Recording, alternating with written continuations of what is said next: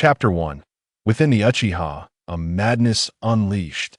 In the land of fire, within the Hidden Leaf Village. At this moment, it is the 55th year of Konoha. On the outskirts of the village lies the residence of the Uchiha clan.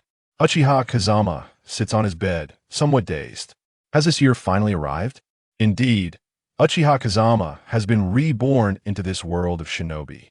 Now, at the age of 16, he experiences firsthand the sting of discrimination and exclusion, especially after the Nine Tails incident, where not only the higher-ups suppressed them, but even ordinary citizens despised the Uchiha. Despite their prowess, the Uchiha were completely sidelined, even driven to the fringes of Konoha following the turmoil. This was no longer mere oppression, it was akin to defecating upon the Uchiha's very existence. Yet, Uchiha Fugaku, this coward, is nothing but indecisive, vacillating between the radical and conservative factions within the clan. Now, he even convenes a clan meeting, claiming it is to persuade everyone to trust Uchiha Itachi, calming the radicals and winning over the conservatives. The mere thought of that treacherous Uchiha Itachi fills Kazama with a desire to eliminate that vile wretch. Alas, he lacks the strength. Though he is not weak and has awakened his Sharingan with 3 Tomo, he stands powerless against Uchiha Itachi, who possesses the Manjiki Sharingan. I hear Uchiha Itachi has become the captain of the Umbu. Now, there are Uchiha among the ranks. Indeed, perhaps this is our best opportunity to change our circumstances. Exactly. Let us hasten. The clan leader has called this meeting, and it must pertain to this matter. The hurried chatter of Uchiha clansmen outside reaches Kazama's ears. Hearing such foolish remarks, Kazama scoffs. These fools, aiding Uchiha Itachi in achieving his objectives, remain lost in their illusions. Truly, the Uchiha are either as dull as swine or as mad as hatters. Damn it, must I still await this night of massacre? Shall I merely sit here and wait for that day to arrive? Curse it, the incompetent Uchiha Fugaku and the trash of Konoha's higher-ups. These wretched beings deserve to perish. No, even if I must die, I refuse to do so in such a humiliating manner. To think that I have traversed worlds without a system, only to be reborn as an Uchiha. Now, it seems I have come here solely to assist Uchiha Itachi in achieving his goals. A torrent of resentment surges within him, and Kazama's eyes instinctively awaken the 3 Tomo Sharingan. Simultaneously, they begin to whirl. The original Tomo transform, exuding an aura of terrifying ocular power. The Tomo morph into 6 small triangles, encircling the central pupil, forming a shattered hexagram. Ding! Congratulations to the host for awakening the Manjiki Sharingan. The Madman system is activated. As long as the host engages in acts deemed insane, rewards will be bestowed. Ding! Detecting the host's fervent madness, ocular power restrictions lifted, Sharingan drawbacks eliminated. With the emergence of the Manjiki Sharingan, a chilling electronic voice resonates. The event unfolds abruptly. Kazama's face, still etched with intense resentment, slowly morphs into a visage of madness. His mouth involuntarily curves into an arrogant grin. This damned system, its timing is impeccable. Moreover, these rewards are clearly inciting me to cause chaos. So, the Madman system, is it? Fear not. I shall show you what true madness entails. Whether it be Uchiha Fugaku or that 3-eyed fool Sarutobi Hiruzen, they shall await their reckoning.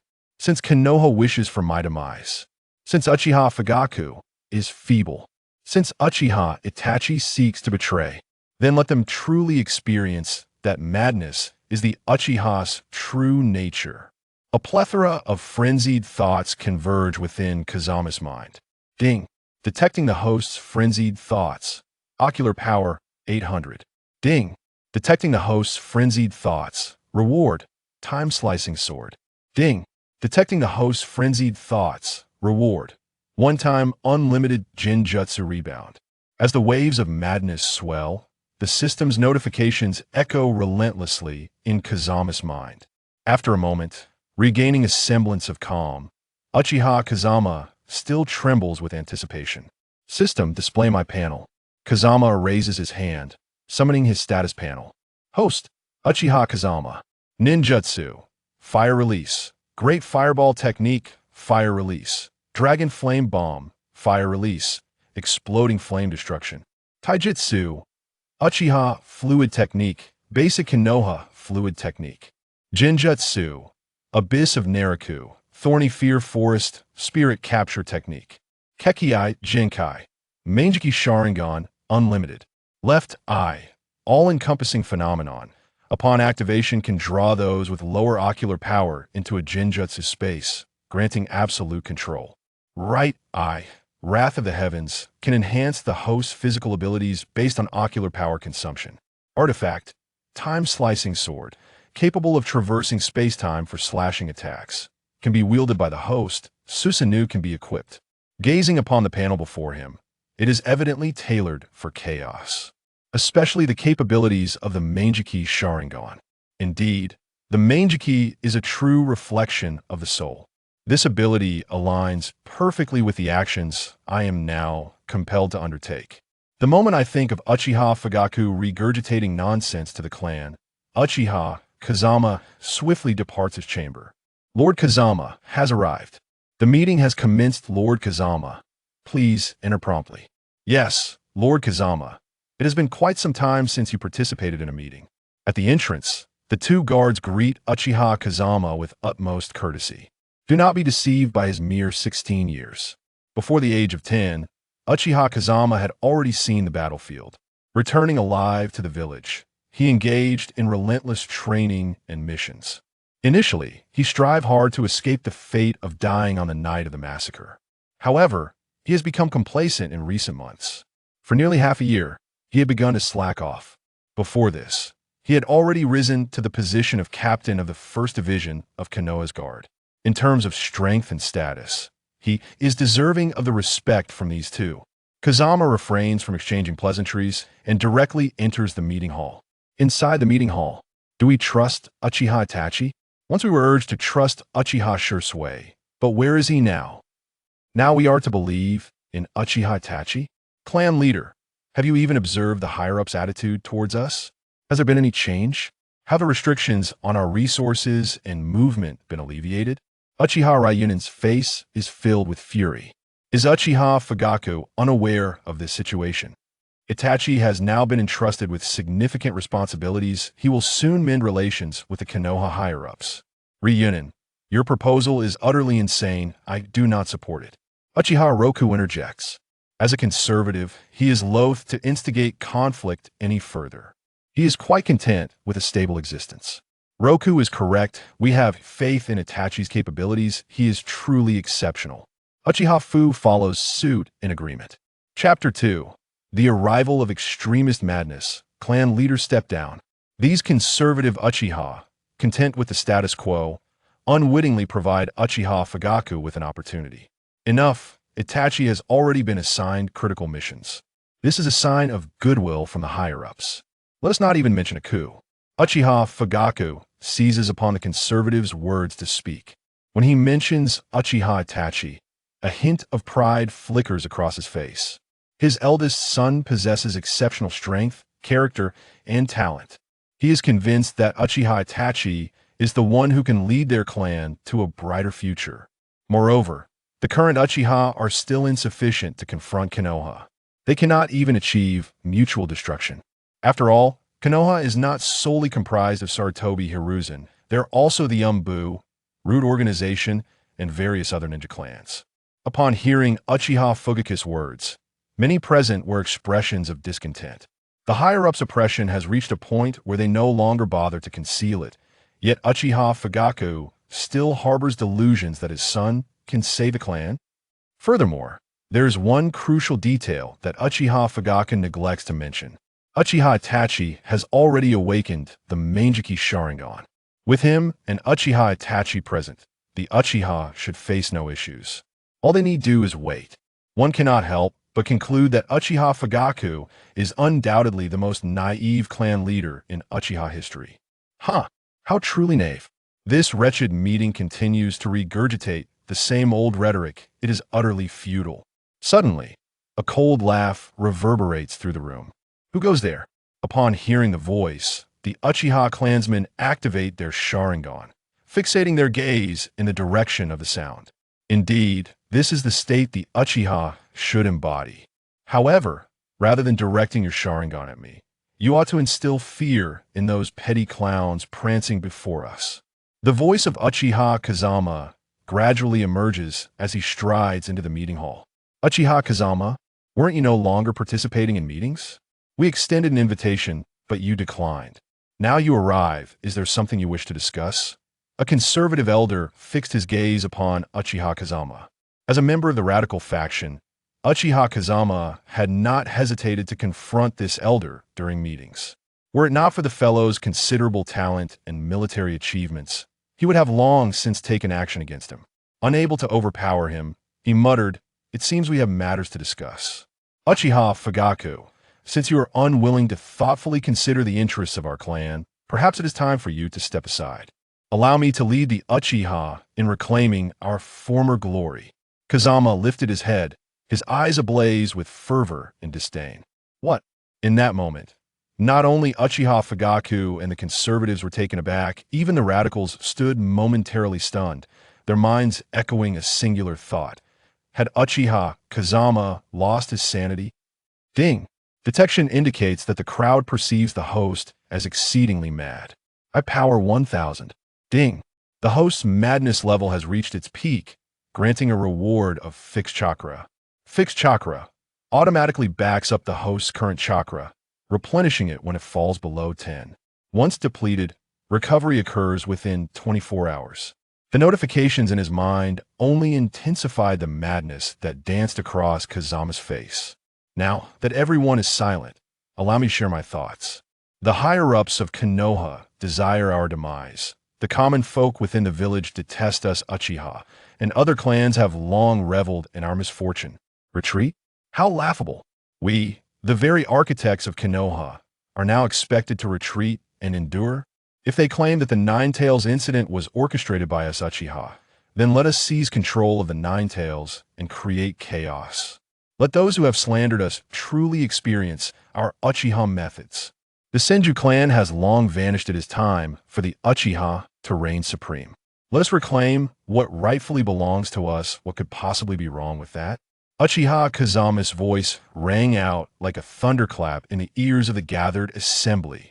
Coupled with his unsettling grin, a chill crept down the spines of the conservatives. Many radicals trembled slightly at his impassioned words. Excitement. They had longed to take such action.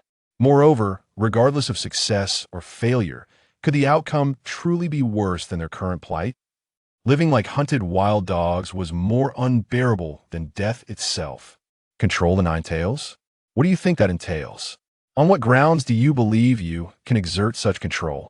Is it that your ludicrous ideas have gone unsupported and driven you to madness? Uchiha Lo, who had just reprimanded Kazama, now shouted once more, setting aside the potential consequences of a coup against the village. Such reckless warfare could plunge the clan into dire straits. Even if they emerged victorious, would the other clans within the village accept them? This fellow was far too reckless, far too heedless of the consequences. He could not be allowed to continue inciting the crowd's emotions. Uchiha Lo, you old fool, are you not simply afraid of death? As for controlling the Nine Tails, since it was I who proposed it, naturally I shall take charge. Surely, that should suffice as qualification? Uchiha Kazama smirked coldly, slightly parting his lips. In an instant, his eyes unleashed a terrifying power, revealing a pair of Sharingan before the crowd. With the sheer terror of his eye power and the characteristics of the Mangeki Sharingan, the radicals could no longer contain themselves and began to rise. You. Even with the Mangeki, you cannot guarantee victory. You must bear the consequences of failure. Hey. Uchiha Kazama dug into his ears, his expression growing increasingly impatient as he interrupted Uchiha Lo's tirade. Do not presume to speak for us as if we share your fear of death. Elder Lo, I have 3 sons, 5 grandsons, and a granddaughter at home. Outside, I have a lover and a 12-year-old son. Is it not merely for this comfortable life that you fear to take risks? Your cowardice should not be cloaked in the guise of clan loyalty. When the Hokage issued orders for us to engage in battle with the Mist Village, I did not see Elder Lo raise such vehement objections. Are we to sacrifice ourselves for the village, yet refrain from fighting for our clan? Today I declare this. I will claim the position of clan leader. A coup I shall initiate. Anyone who seeks to obstruct me, well, surely, none of you desire an enemy with the Mangeki watching over you and your families. Uchiha Kazama's frenzied declarations echoed in the ears of the gathered clansmen. Though his voice was not loud, it caused their breaths to momentarily halt. For no one doubted that the current state of Uchiha Kazama was no jest. Chapter 3. Uchiha Fugaku's Compromise. Kazama, you have gone too far. At this moment, Uchiha Fugaku realized that if he remained silent any longer, events would unfold in a manner beyond his control. Rising to his feet, Uchiha Fugaku fixed his three-tomo Sharingan firmly upon Uchiha Kazama. Have I indeed gone too far? With the Mangeki Sharingan, and your own son having awakened it as well. Yet the Uchiha find themselves in such a dire predicament, you truly are a fool. In Kazama's mind, the system's notifications had reached a fever pitch. Simultaneously, Kazama's eye power surged rapidly. Having just activated his Mangeki Sharingan, Kazama felt confident that his eye power could now rival that of Uchiha Fugaku before him. Even so, he is capable of overpowering his opponent. Moreover, he is quite mad. What is it that you truly intend to do, Kazama? Now, be silent, Uchiha Fugaku. At this moment, either relinquish your position as clan leader to me, for your inaction warrants your removal, or engage me in battle, and let me witness how Uchiha Fugaku, who cowers before the Hokage and Konoha, strikes with conviction before his kin. Of course, once the battle commences. Should I emerge victorious, I shall personally eliminate Uchiha Mikoto and Uchiha Sasuke, and Uchiha Itachi. That treacherous wretch shall not be spared either. Upon uttering these words, Uchiha Kazama unleashed an overwhelming force of ocular power, instantly subjugating the restless conservatives. Kaleidoscope Sharingan technique. All things in nature, despite possessing the three-tomo Sharingan, they remained utterly impotent before Kazama's kaleidoscope, that a group of Uchiha elders brandished their kunai, aimed squarely at Uchiha Fugaku. Meanwhile, Uchiha Kazama grasped a long sword in his hand. Kazama, composure is essential. Even if you were to slay them all, do you truly believe you can coerce me into submission? Uchiha Fugaku's heart trembled. Even he could not hope to control these elders in an instant. They were all seasoned jonin, nearly 20 in number. Even with their three-tomo Sharingan, they were incapable of offering any resistance.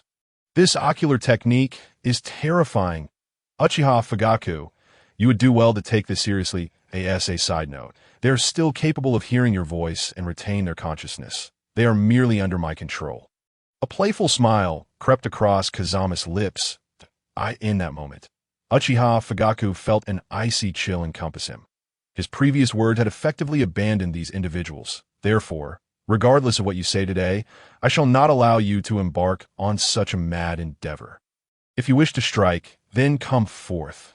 Uchiha Fugaku bravely asserted himself for once. You lot are quite amusing. Uchiha Shursui, after activating his kaleidoscope Sharingan, sought to control Uchiha Fugaku in order to foster peace with the village. To put it plainly, he wishes to transform you into Konoha's lapdog. Following Shursui's demise, Uchiha Itachi activated his kaleidoscope Sharingan, not to seek vengeance, but to inherit that foolish will of fire, serving the higher-ups of Konoha, even receiving orders to annihilate his own clan.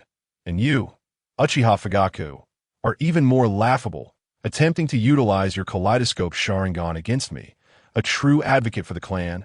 Fools, an assembly of utter fools. Kazama's frenzied laughter and declarations left the assembled elders in shock. Shursui, presumed missing, had activated his kaleidoscope Sharingan, and he was still contemplating how to deal with Uchiha Fugaku, despite now being deceased. Uchiha Itachi possesses a kaleidoscope Sharingan as well, and he intends to eradicate the clan. Although the specifics remain unclear, Kazama's recent words led them to choose to believe him almost immediately. The radicals began to shift their focus on Uchiha Fugaku. What nonsense are you spouting? Uchiha Fugaku was even more astounded. Kazama seemed to have uncovered information he was unaware of. But what had transpired in the interim? Given the current state of affairs, do you still harbor doubts? Indeed you, a fool as stubborn as a pig, are destined to remain ignorant. My fine Uchiha brethren shall not perish at the hands of your treacherous son. Strike. Uchiha Kazama refrained from further words. The radicals had largely been persuaded. The next step was to deal with Uchiha Fugaku. The conservative elders surged towards Uchiha Fugaku. Uchiha Kazama, you have truly lost your mind. You, Captain Leonin, gather your men immediately and eliminate Uchiha Mikoto and Uchiha Sasuke. Then bring the families and children of those conservatives here. Anyone who could jeopardize our plans must be slain. The Uchiha must purge this tainted blood, lest we fail to welcome a new dawn. Uchiha Kazama directed his gaze at Uchiha Leonin. Understood. Uchiha Leonin's eyes trembled. Today marked the most exhilarating moment in over 2 decades. He could no longer endure this suffocating existence. Roy, Natsum, Mori, accompany me. Uchiha Leonin promptly prepared for action. Uchiha Fugaku could only watch. Powerless, he was incapable of neutralizing Uchiha Kazama and the assembly of elders before Leonin and the others made their move. Kazama, the position of clan leader is yours. Do not harm my family. Uchiha Fugaku shouted in reluctant defiance. Unyielding? What to do? Await the slaughter of these elders while his wife and son faced execution. Ultimately, he might not even best Uchiha Kazama. He had no choice but to yield. No, Uchiha Fugaku, former clan leader, you may have misconstrued the situation that I present you with a choice. Join me in eliminating Sarutobi Hiruzen and those shameless, ineffectual higher-ups, or allow your family to perish. Come now, reveal your choice. Kazama extended his hand, momentarily halting Leonin's advance, and regarded Uchiha Fugaku with a mocking gaze. His kaleidoscope Sharingan was insufficient. After all, Uchiha Itachi, that treacherous wretch, would likely not be executing a mission, but rather lurking within the village. Once hostilities ensue, he would undoubtedly arrive. Such a treacherous wretch must be dealt with cautiously. Furthermore, how could Uchiha Fugaku, in his foolishness, presume to sever ties so easily? Were it not for this stubborn fool, the Uchiha would not have descended into such dire straits. Ding! Detection of host displaying erratic behavior. Reward. Instantaneous teleportation scroll X1. Chapter 4. Decimate the Umbu. Confront the Nine Tails. Faced with Uchiha Kazama's coercion, Uchiha Fugaku fell silent. This madman would not merely be speaking idly. However, targeting Sarutobi Hiruzen would undoubtedly lead the entire clan to destruction. The situation concerning Itachi remained uncertain, yet he understood one thing clearly. Should he refuse Kazama's demands now, he would genuinely act to eliminate Mikoto and Sasuke. That I acquiesce. Uchiha Fugaku nodded furiously. Leonin, Natsum, Roy, gather all clan members who have activated their 3-tomo Sharingan immediately. I grant you half an hour to control the families of these elders and bind them with explosive tags. After half an hour, advance toward the Hokage building. I shall signal you with the tailed beast bomb. Upon seeing the signal, strike at the Sarutobi, Shimura, Nara, and Mito families without hesitation. Anyone from other clans who intervenes is to be eliminated on the spot. I shall prepare the necessary tools to summon the Nine Tails. Having spoken, Kazama turned and departed the scene. Uchiha swiftly led the radicals away to prepare. Their blood now coursed with fervor. Observing the substantial reduction in numbers, several conservatives also chose to depart. Uchiha Fugaku wore a grim expression. This was not the time to persuade Uchiha Kazama. He could only hasten to contact his son, Uchiha Itachi. Hopefully, he could prevent Kazama and the clansmen from making a grave mistake. Uchiha Fugaku suddenly recalled certain matters and promptly rushed home. Upon returning, he collapsed onto the ground. Uchiha Mikoto and Uchiha Sasuke were no longer present. Kazama, you scoundrel! Although Uchiha Fugaku had anticipated Kazama might act against his family, he had not expected it to happen so swiftly. At this moment, he found himself without any retreat. Meanwhile, Uchiha Kazama had arrived in the impoverished district in Konoha. There existed an area that resembled a desolate ruin. These were the earliest structures, now in a state of utter disrepair, and here lay his current objective. The child of the 4th Hokage, Namikaze Minato, the Jinchuriki of the Nine Tails, Uzumaki Naruto, without waiting for Uchiha Kazama to proceed. 3 ANBU members materialized before him. Uchiha's people. This is not a patrol zone. You must halt. One of the ANBU issued a stern warning.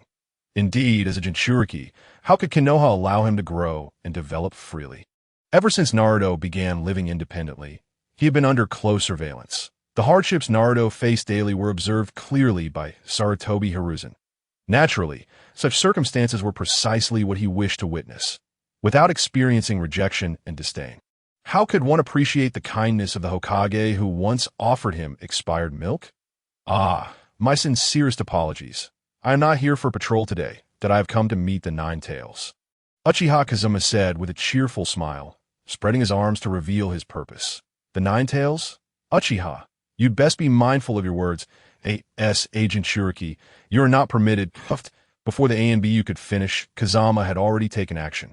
As an elite jonin of the Uchiha clan, his taijutsu was quite formidable. At least, it sufficed against these foolish ANBU. In the blink of an eye, the kunai in Kazama's hand had already pierced the skull of one foe. Naruto no Ana.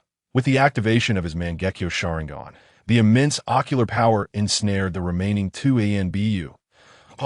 The two raised their kunai and plunged them into each other's hearts. The entire skirmish lasted no more than 3 seconds. After activating the Mangekyo Sharingan, the disparity between Kazama and these mere pawns was insurmountable. With the enhancement of his ocular power, Uchiha Kazama's perception sharpened significantly.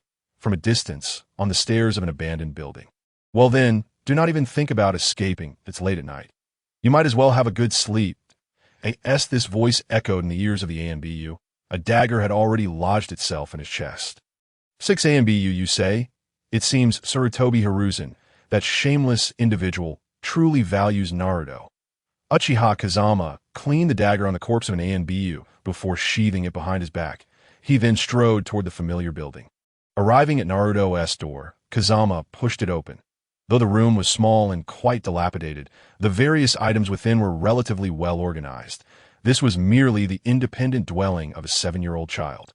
A casual glance revealed the cup noodles and milk that Naruto had tucked away.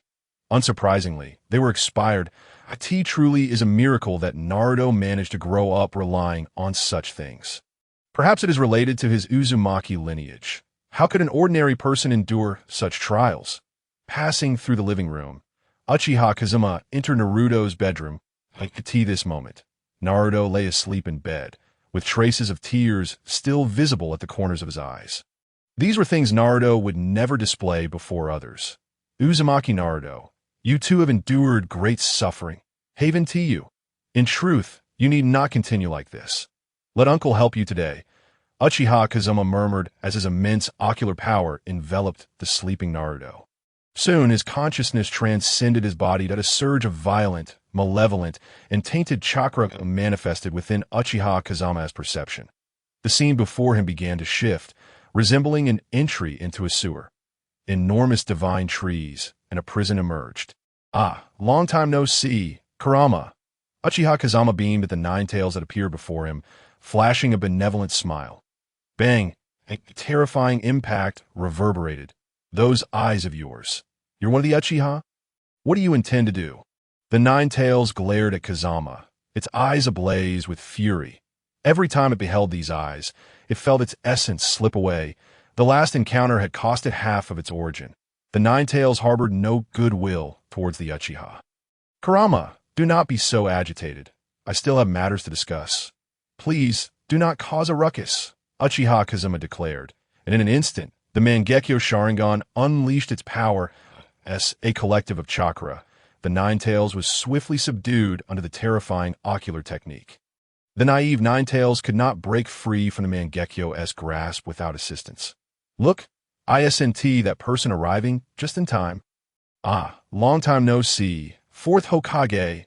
Uchiha Kazama smiled as he turned to the glowing figure that had appeared not far away. Fourth Hokage Namikaze Minato. Chapter 5. Subduing Namikaze Minato. Controlling the 9 tails. As the light and shadow dissipated, the golden-haired, azure-eyed Fourth Hokage appeared before Uchiha Kazama. You are Uchiha Kazama? Namikaze Minato frowned, gazing at Kazama with a hint of confusion. I never imagined the fourth would remember me. However, I presume you did not come here merely to chat. If your intention is to thwart me, you might as well abandon that thought as a mere soul entity. Even a fragment of a soul, you are no match for me, Kazama stated as he extended his hand, placing it directly upon the sealing talisman atop the cage. Release with the infusion of chakra. Blue flames ignited upon the talisman, causing it to vanish instantly. The formidable seal was broken at that moment. The Nine-Tails Crimson Chakra began to extend outward. Kazama, why are you doing this? Moreover, what do you intend to achieve by controlling the Nine-Tails? Namikaze Minato exclaimed anxiously. While questioning Uchiha Kazama, he pressed his hands together and a colossal divine tree descended from above, directly restraining the Nine-Tails' head, temporarily sealing it once more to the ground. What do I intend to do with the Nine-Tails? Naturally, to obliterate Konoha. The calamity of the Nine-Tails that led to the Fourth S demise was unjustly imposed upon our Uchiha clan by the higher-ups of Konoha. Since we cannot escape it, we might as well make it a reality.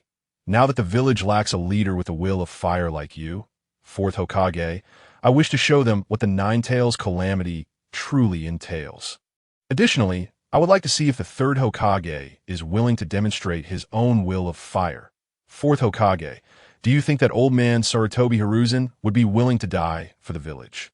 Uchiha, Kazama chuckled, for a smile is indeed the most effective tool for bridging the gap between people. It was evident that Namikaze Minato was moved. Today I will not allow you to leave with the Nine-Tails. Furthermore, you cannot take it away. I have no intention of taking the Nine-Tails. Uchiha Kazama interrupted Namikaze Minato. By the way, your appearance just now indicates that you can see, correct? Or rather, when you appeared, you must have already learned of what has transpired with Naruto. Right? Kazama regarded Namikaze Minato with keen interest. The initially furious Namikaze Minato fell silent upon hearing Kazama's words. He had indeed just learned of Naruto as circumstances over the years. The village's disdain for Naruto. The isolation from other children. The bullying. Naruto was even treated with such contempt that he could not buy anything with money. Namikaze Minato felt certain that something was amiss. However, he had no time to delve into these matters. The Uchiha Kazama before him had clearly gone mad. Reigniting the Nine-Tails calamity would lead to the village's collapse. Kazama, although I am unaware of what actions the higher-ups of Konoha have taken to incite such thoughts in you, have you ever considered that Konoha was founded by both your Uchiha and the Senju clan? Do you truly intend to destroy it? Namikaze Minato urged anxiously. His seal could not hold much longer. If he could not persuade Uchiha Kazama with the will of fire, he would be unable to stop him. Just as Kazama had stated, he was merely a remnant of his soul at present. Precisely because Konoha was established by both the Uchiha and Senju. Now that the Senju clan is no more, shouldn't Konoha be under the dominion of the Uchiha? Sarutobi Hiruzen is unworthy of that position. Furthermore, Fourth Hokage, I am aware that you possess means to thwart me. However, I advise against such actions. Otherwise, I will personally kill Naruto. Please believe that I possess the capability to do so. Upon the conclusion of his words, Uchiha Kazama unleashed his terrifying ocular power once more. The divine tree, which had previously constrained the Nine-Tails by its neck, shattered instantaneously. The Nine-Tails then swiftly dashed to Uchiha Kazama's feet. Admittedly, I still harbor some sympathy for Naruto. As long as the Fourth Hokage can heed my counsel, I shall ensure that Naruto grows up normally. At the very least, he shall no longer consume expired food. After speaking, Uchiha Kazama tossed a scroll to Minato Namikaze and subsequently vanished from the scene. The Nine-Tails followed suit, disappearing as well. Upon witnessing the contents of the scroll, Minato's expression morphed into one of shock and terror. This Uchiha Kazama. Minato felt that the host had become excessively deranged, rewarding him with a 10 to his physique and the Flying Thunder God technique. Minato Namikaze, you ought to be grateful for making the right decision. Once this matter concludes, I shall take care of your child. After Kazama spoke, he turned and exited the room.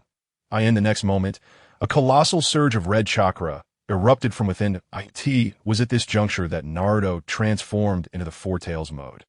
Nine Tails, is that all you've got? Only 4 tails? Kazama mocked, and then his Mangeki Sharingan began to whirl furiously. 5 tails, 6 tails, 8 tails. It was only after reaching 8 tails that he ceased at this point.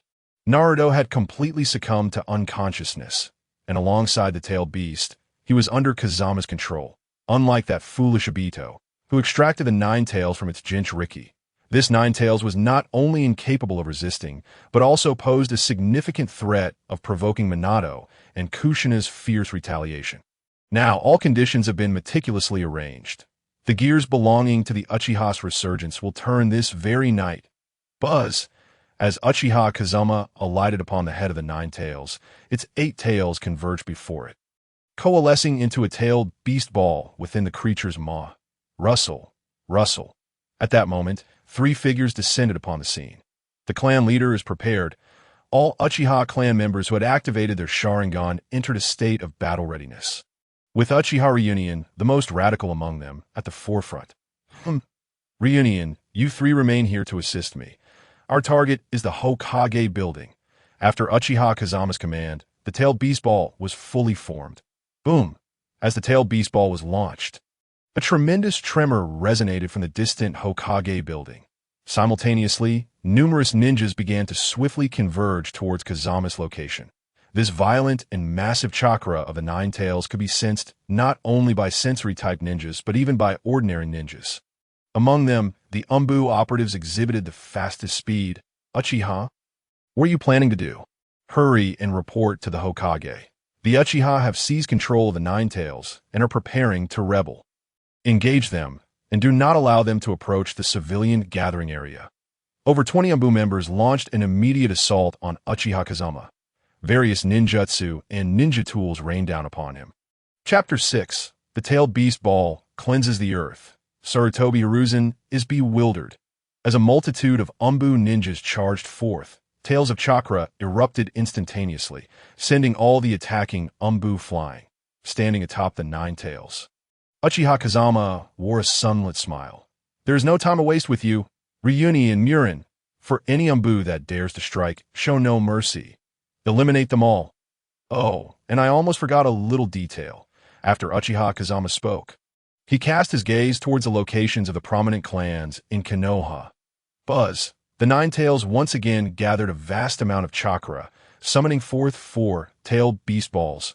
Bang! In the next moment, these 4 tailed beast balls launched forth, directly targeting the clan lands of Konoha's 4 noble clans. The members of the 4 great ninja clans, sensing the tremors of the tailed beast balls, emerged to investigate, preparing to assist Sarutobi Hiruzen at the Hokage building. However, just as they stepped outside, still unclear about the situation, the terrifying tailed beast balls descended upon them, engulfing them in a cataclysmic explosion of chakra. In an instant, the 4 tailed beast balls consumed 80% of the lives of the 4 great clans. The remaining survivors were mostly those fortunate enough to lack strength or had not ventured out to investigate. The sounds of the explosion reverberated, particularly around Uchiha Kazama. The witnesses keenly felt the power of the 9 tails. Memories of that horrific night 7 years ago surged once more in the minds of countless individuals. The 9 tails? Why?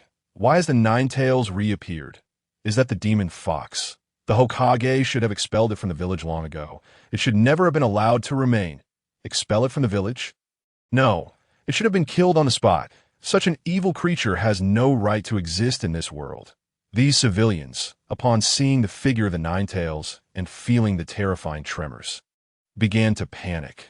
Many Konoha ninjas initiated the evacuation of civilians, ushering them into shelters, quickly arrange the civilians, and then seek out the Hokage.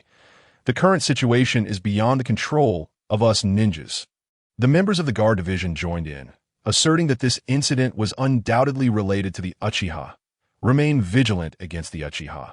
If encountered, engage them immediately.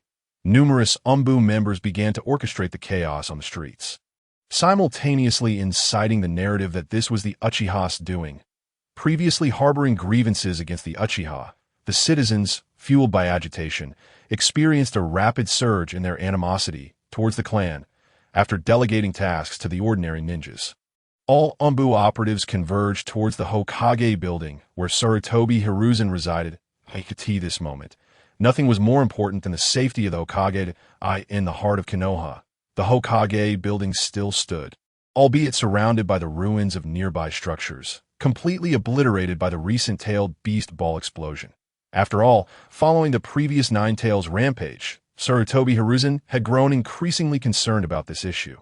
Therefore, within the Hokage building, there were always personnel from the barrier and sealing teams on standby. The recent tailed beast ball was thwarted by the combined efforts of 12 barrier team ninjas, who erected a protective barrier. Hokage-sama, we have verified the situation. It is clear that the Uchiha are responsible. The Jinchuriki has also been controlled by the Uchiha, instigating this latest Nine Tails incident. The civilians have been arranged for evacuation. An Umbu member appeared in the Hokage's office, speaking rapidly. Uchiha, the Hokage-sama. Uchiha Fugaku, accompanied by a multitude of Uchiha ninjas, is advancing towards the Hokage building, expected to arrive in 3 minutes, before Sarutobi Hiruzen could inquire further. Another Umbu member materialized, delivering a piece of alarming news. Uchiha Fugaku is making a move. That shouldn't be the case. What about Danzo? And Itachi? Sarutobi Hiruzen was somewhat perplexed at this moment. Danzo had just proposed and outlined the plan for the Uchiha massacre. With Itachi's involvement, Hiruzen had intended to allow them to proceed with their plan. However, unexpectedly, before they could execute the night of the massacre, the Uchiha erupted in rebellion. Could Danzo's shadow still linger in this affair?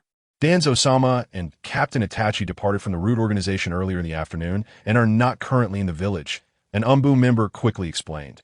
This afternoon, Hokage-sama, your clan territory, as well as the Tsunade clan, the Mito clan, and the Shimura clan have all been struck by tailed beast balls. The location of the root organization has also been bombarded with 3 tailed beast balls.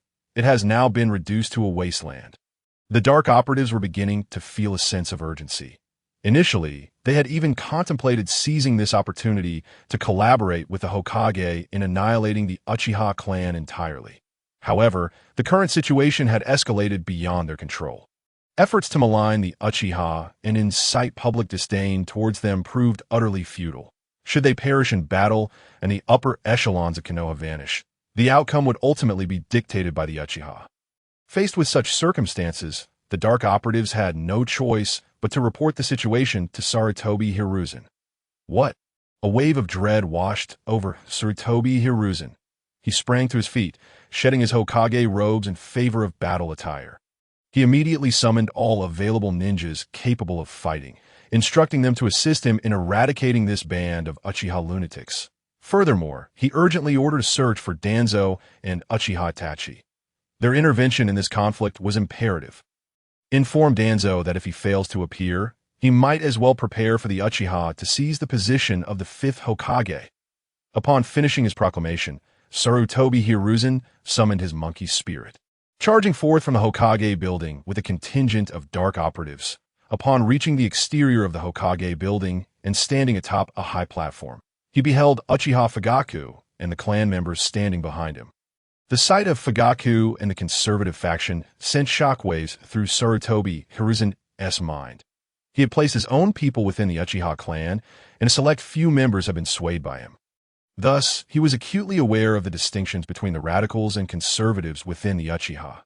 Yet now, as he gazed upon the faces of the conservative faction, he found himself utterly bewildered. Fugaku should not have been here with his followers. The radicals should have been the ones present.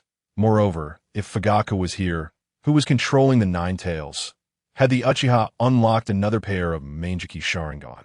The realization sent a chill down Sarutobi Hiruzen's spine. The mere fact that Fugaku dared to appear here indicated that the individual controlling the Nine Tails was more formidable than Fugaku himself. Uchiha Fugaku, are you truly on the brink of treason? At this moment, Sarutobi Hiruzen still clung to a sliver of hope that he could persuade Uchiha Fugaku. After all, if he could convince Fugaku, the pressure he faced would be significantly alleviated. Furthermore, with Fugaku and Itachi's Manjiki Sharingan to counter the Uchiha's controller of the Nine Tails, he could approach the rest of the Uchiha with greater assurance, fire style. exploding flame bomb. Uchiha Fugaku responded to Sarutobi Hiruzen's call with a powerful fire technique. Fugaku was acutely aware that Uchiha FK's perception was undoubtedly focused on him. Any abnormal behavior on his part could prompt FK to take action against Mikoto and Sasuke. With Itachi's whereabouts still unknown and his intentions unclear, Fugaku had resolved to trust FK for the time being, prioritizing the safety of his wife and young son. Standing there, Fugaku also recognized the peculiarity of Itachi's prior actions. Water style, water dragon bullet technique. Sarutobi Hiruzen swiftly countered Fugaku's formidable water technique. He knew he could no longer afford to address the rampage of the Nine Tails. Sending in dark operatives would only lead to their demise.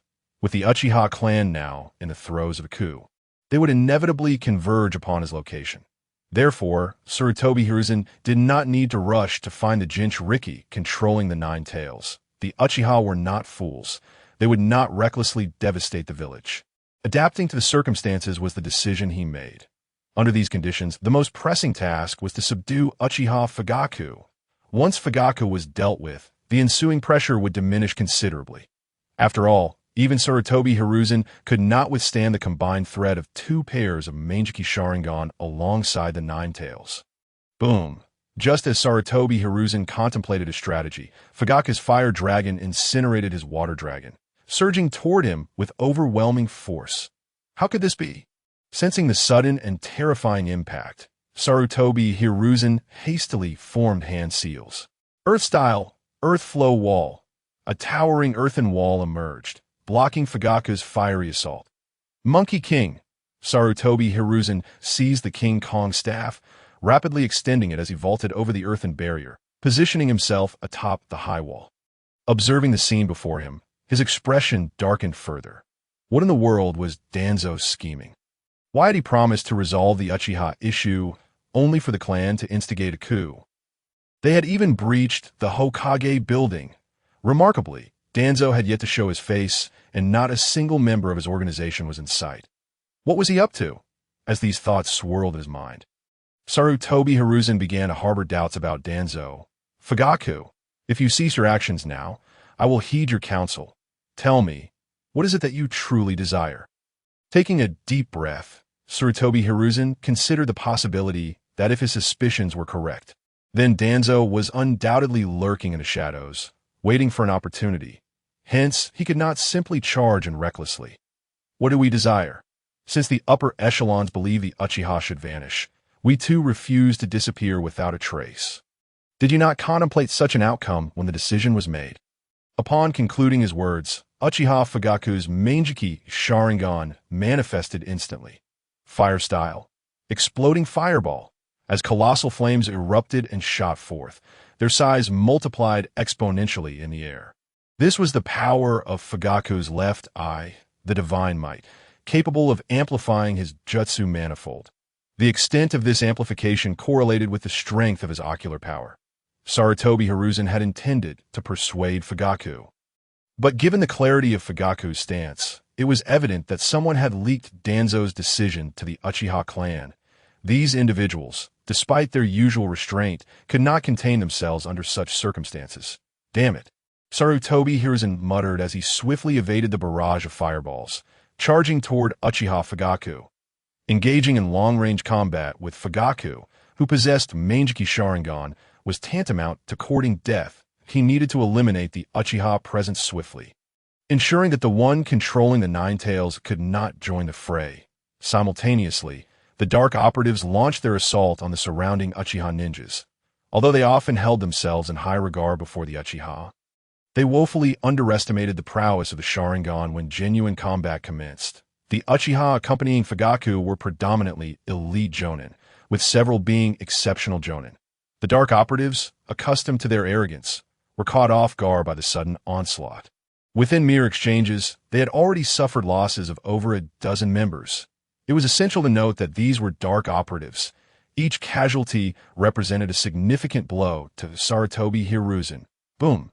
At that moment, the King Kong staff wielded by Sarutobi Hiruzen clashed with a long blade in Fugaku's grasp. Fugaku, you are the head of the Konoha Security Department.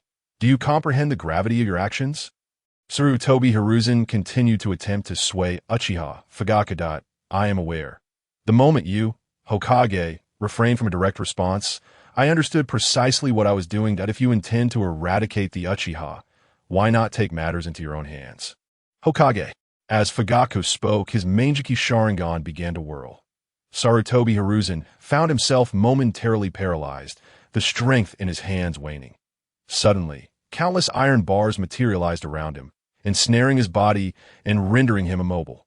Meanwhile, Fugaku's long blade descended toward him.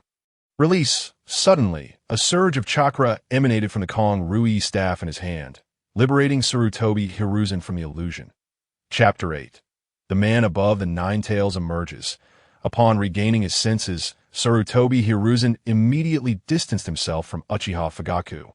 Just moments earlier, had the Monkey King delayed a fraction longer in extracting him from the Jinjutsu, Uchiha Fugaku's long blade might well have claimed his life. Uchiha Fugaku had no intention of granting Sarutobi Hiruzen a moment's respite. If he could slay him now, perhaps Itachi could still be saved. Thus, the tragic fate of annihilation might be averted, allowing Uchiha Kazama to refrain from eliminating Itachi, a father, particularly in the Uchiha clan, a family that places the utmost value on love. In such circumstances, the energy that could be unleashed is monumental. Furthermore, as the battle drags on, the damage inflicted upon the village will only escalate. Even if they succeeded in killing Sarutobi Hiruzen, the Uchiha clan might find themselves devoid of a place in the village. Subsequently, Uchiha Fugaku's Manjiki Sharingan pulsated with fervent energy that, in an instant, a skeletal form enveloped Uchiha Fugaku. His arms extended as muscles began to materialize. Soon, the second form of Susanoo was complete. The hand of Susanoo clenched in mid-air, gradually coalescing into a blue longsword of energy aimed directly at Sarutobi Hiruzen. Uchiha Fugaku had concealed his true abilities remarkably well. "The Monkey King," Sarutobi Hiruzen exclaimed, as the Kong Rui staff elongated in an instant, whisking him away from the scene. Meanwhile, the barrier that had barely withstood the tailed beast bomb was shattered with a single blow. Watching the barrier crumble, Sarutobi Hiruzen felt a surge of dread. Such an assault was beyond his capacity to endure. Even with the Kong Rui staff transformed by the Monkey King, he could not confront Susanoo head-on. Sarutobi Hiruzen was not Danzo, who would think to jab at Susanoo with kunai. After all, even with chakra-enhanced nature transformation, breaching Susanoo was no trivial feat, not to mention, the second form of Susanoo would not remain stationary, waiting for him to mount a counteroffensive in the following moment. The colossal form of Susanoo surged forward, preparing to unleash a swift attack that would obliterate Sarutobi Hiruzen. Super size. Meatball tank. Just then, an orange-red sphere appeared, colliding with the massive Susanoo. Following closely was a shadowy figure, as if someone were skillfully manipulating a yo-yo. The terrifying force compelled Uchiha Fugaku Susanoo to retreat several paces. The Akimichi clan's multiplication technique? That shadow strangulation technique. Without allowing Uchiha Fugaku to utter another word, a multitude of shadows ensnared the entirety of Susanoo. Was it Akimichi Choza in Nara Shikaku? In Yu Yamanaka in Noichi? Uchiha Fugaku pivoted, his Manjiki Sharingan spinning rapidly. The immense ocular power rebounded Yamanaka in Noichi's mind transfer jutsu. Yamanaka in Noichi let out a grunt, nearly stumbling to the ground. Director Fugaku, though we are unaware of the events transpiring. The Uchiha's assault on the Hokage is unequivocally misguided. Stand down before any further harm is inflicted. Narashikaku, too, felt a headache coming on. Their distance from the scene was not insubstantial. Initially, their delay could be justified. But now, with the Hokage tower reduced to rubble, their inaction was indefensible. However, facing Uchiha Fugaku, he was reluctant. Engaging in battle with such a formidable opponent was perilous. "It seems you truly know nothing," Uchiha Fugaku retorted. Refraining from elaborating further, in the next moment, his pupils dilated rapidly, and he expanded the reach of Susanoo to encompass the other Uchiha ninjas. Moreover, a pair of wings sprouted from Susanoo's back. Yet, these wings were not intended for flight. Instead, they converged to shield all Uchiha ninjas within their embrace. Witnessing Uchiha Fugaku's actions, Sarutobi Hiruzen felt a surge of alarm. He immediately began forming seals. Barrier team, quickly. After Sarutobi Hiruzen completed his seals, the surrounding barrier team followed suit. Over 30 jonin from the barrier team, alongside Sarutobi Hiruzen, rapidly constructed a massive barrier. Just as the barrier took form, a tailed beast bomb descended with terrifying might, leveling the surrounding structures to the ground. As the energy of the tailed beast bomb dissipated, a colossal figure emerged from the resulting dust and debris. A gentle breeze swept through, clearing the fog. The tumultuous and ferocious form of the Nine Tails came into view. At that moment, Sarutobi Hiruzen finally recognized the figure atop the Nine Tails. Uchiha Kazama. It was this individual. Sarutobi Hiruzen had a recollection of Uchiha Kazama, the prodigy of the Uchiha clan. Exceptionally talented, diligent in character. Whether in training, missions, or interactions, he approached everything with fervor. Whenever Uchiha Kazama was involved in a mission, no one worried about its failure, for they knew that with Uchiha Kazama present, the task was as good as completed. In the past, amidst the most chaotic regions, Uchiha Kazama single-handedly dispatched hundreds of rogue ninjas while carrying 3 severely injured teammates. Previously, within the confines of the Hidden Cloud Village, Uchiha Kazama carved a path to escort the mission target to safety. When pursued by Danzo, although Uchiha Kazama was unaware that the assailants were Konoha ninjas, he single-handedly felled 13 elite jonin from route. Such exploits might seem slightly insane in the hands of others. But for Uchiha Kazama, they were merely everyday occurrences. Now, this madness was directed at the village. Sarutobi Hiruzen had attempted to reach out to Uchiha Kazama before. Yet, each time, his attempts were effortlessly deflected by Uchiha Kazama's jovial demeanor. Now, upon seeing Uchiha Kazama here, Sarutobi Hiruzen felt an unsettling sense that events were meant to unfold this way. Uchiha Kazama, did you instigate this coup? If you have any demands, please voice them now, and I shall do my utmost to accommodate you. Sarutobi Hiruzen took a deep breath, aligning his emotions to a state of tranquility as he gazed at Uchiha Kazama, slowly speaking. Uchiha Fugaku had either been sidelined or threatened. The de facto leader of the Uchiha clan should be the Uchiha Kazama before him. Thoughts raced through Sarutobi Hiruzen's mind, resolute that this battle must not continue. Otherwise, that old schemer, Danzo, Chapter 9, Revelation, repelling the ninja clan in 10 seconds. Upon hearing Sarutobi Hiruzen's words, Uchiha Kazama's smile widened at Hokage-sama. Is it now that you wish to converse with us, Uchiha? Were you unaware of the persecution our clan faced at the hands of the Root Organization's leader, Shimura Danzo? Do you not comprehend the higher-ups' apprehension and suppression of the Uchiha clan, Hokage-sama? Have you not already resolved to execute the night of Uchiha annihilation against us, Hokage-sama? Uchiha Kazama regarded Sarutobi Hiruzen with a hint of amusement. The latter believed that Uchiha remained blissfully unaware of the situation and assumed that no other clans would be privy to it. After all, the relationship between Uchiha and the other clans had never been amicable. It was a relic of historical grievances. During the Warring States period, the Uchiha clan had frequently clashed with these leaders, sowing seeds of enmity and bloodshed that did not dissipate with the emergence of Konoha. Thus, a mere superficial explanation could suffice for the Uchiha to vanish from the village. However, Kazama had laid everything bare, causing the carefully constructed smile on Hiruzen's face to vanish like a tea that moment. Akimichi Choza had reverted to his original form after having endured the aftermath of the tailed beast bomb in his giant state. Now rendered unconscious, Yamanaka and Noichi glanced at Nara Shikaku, having heard of the unfolding events. Uncertain of how to proceed, Inoichi was taken aback by the gravity of the situation. Shikaku, too, bore an expression of shock and helplessness. Having interacted with Uchiha Kazama, Shikaku understood that Kazama's words were likely true. Faced with such circumstances, he was at a loss for what decision to make. Kazama, at this juncture, had yet to see these events unfold. As the head of the Uchiha clan, he could no longer afford to act with the same recklessness as before. He must consider the welfare of the Uchiha. Should they solidify their reputation as traitors, they would lose any standing in the village. Hiruzen did not deny this, that to do so now could provoke the sensitive nerves of this madman. After all, he had just unleashed a tailed beast bomb without hesitation.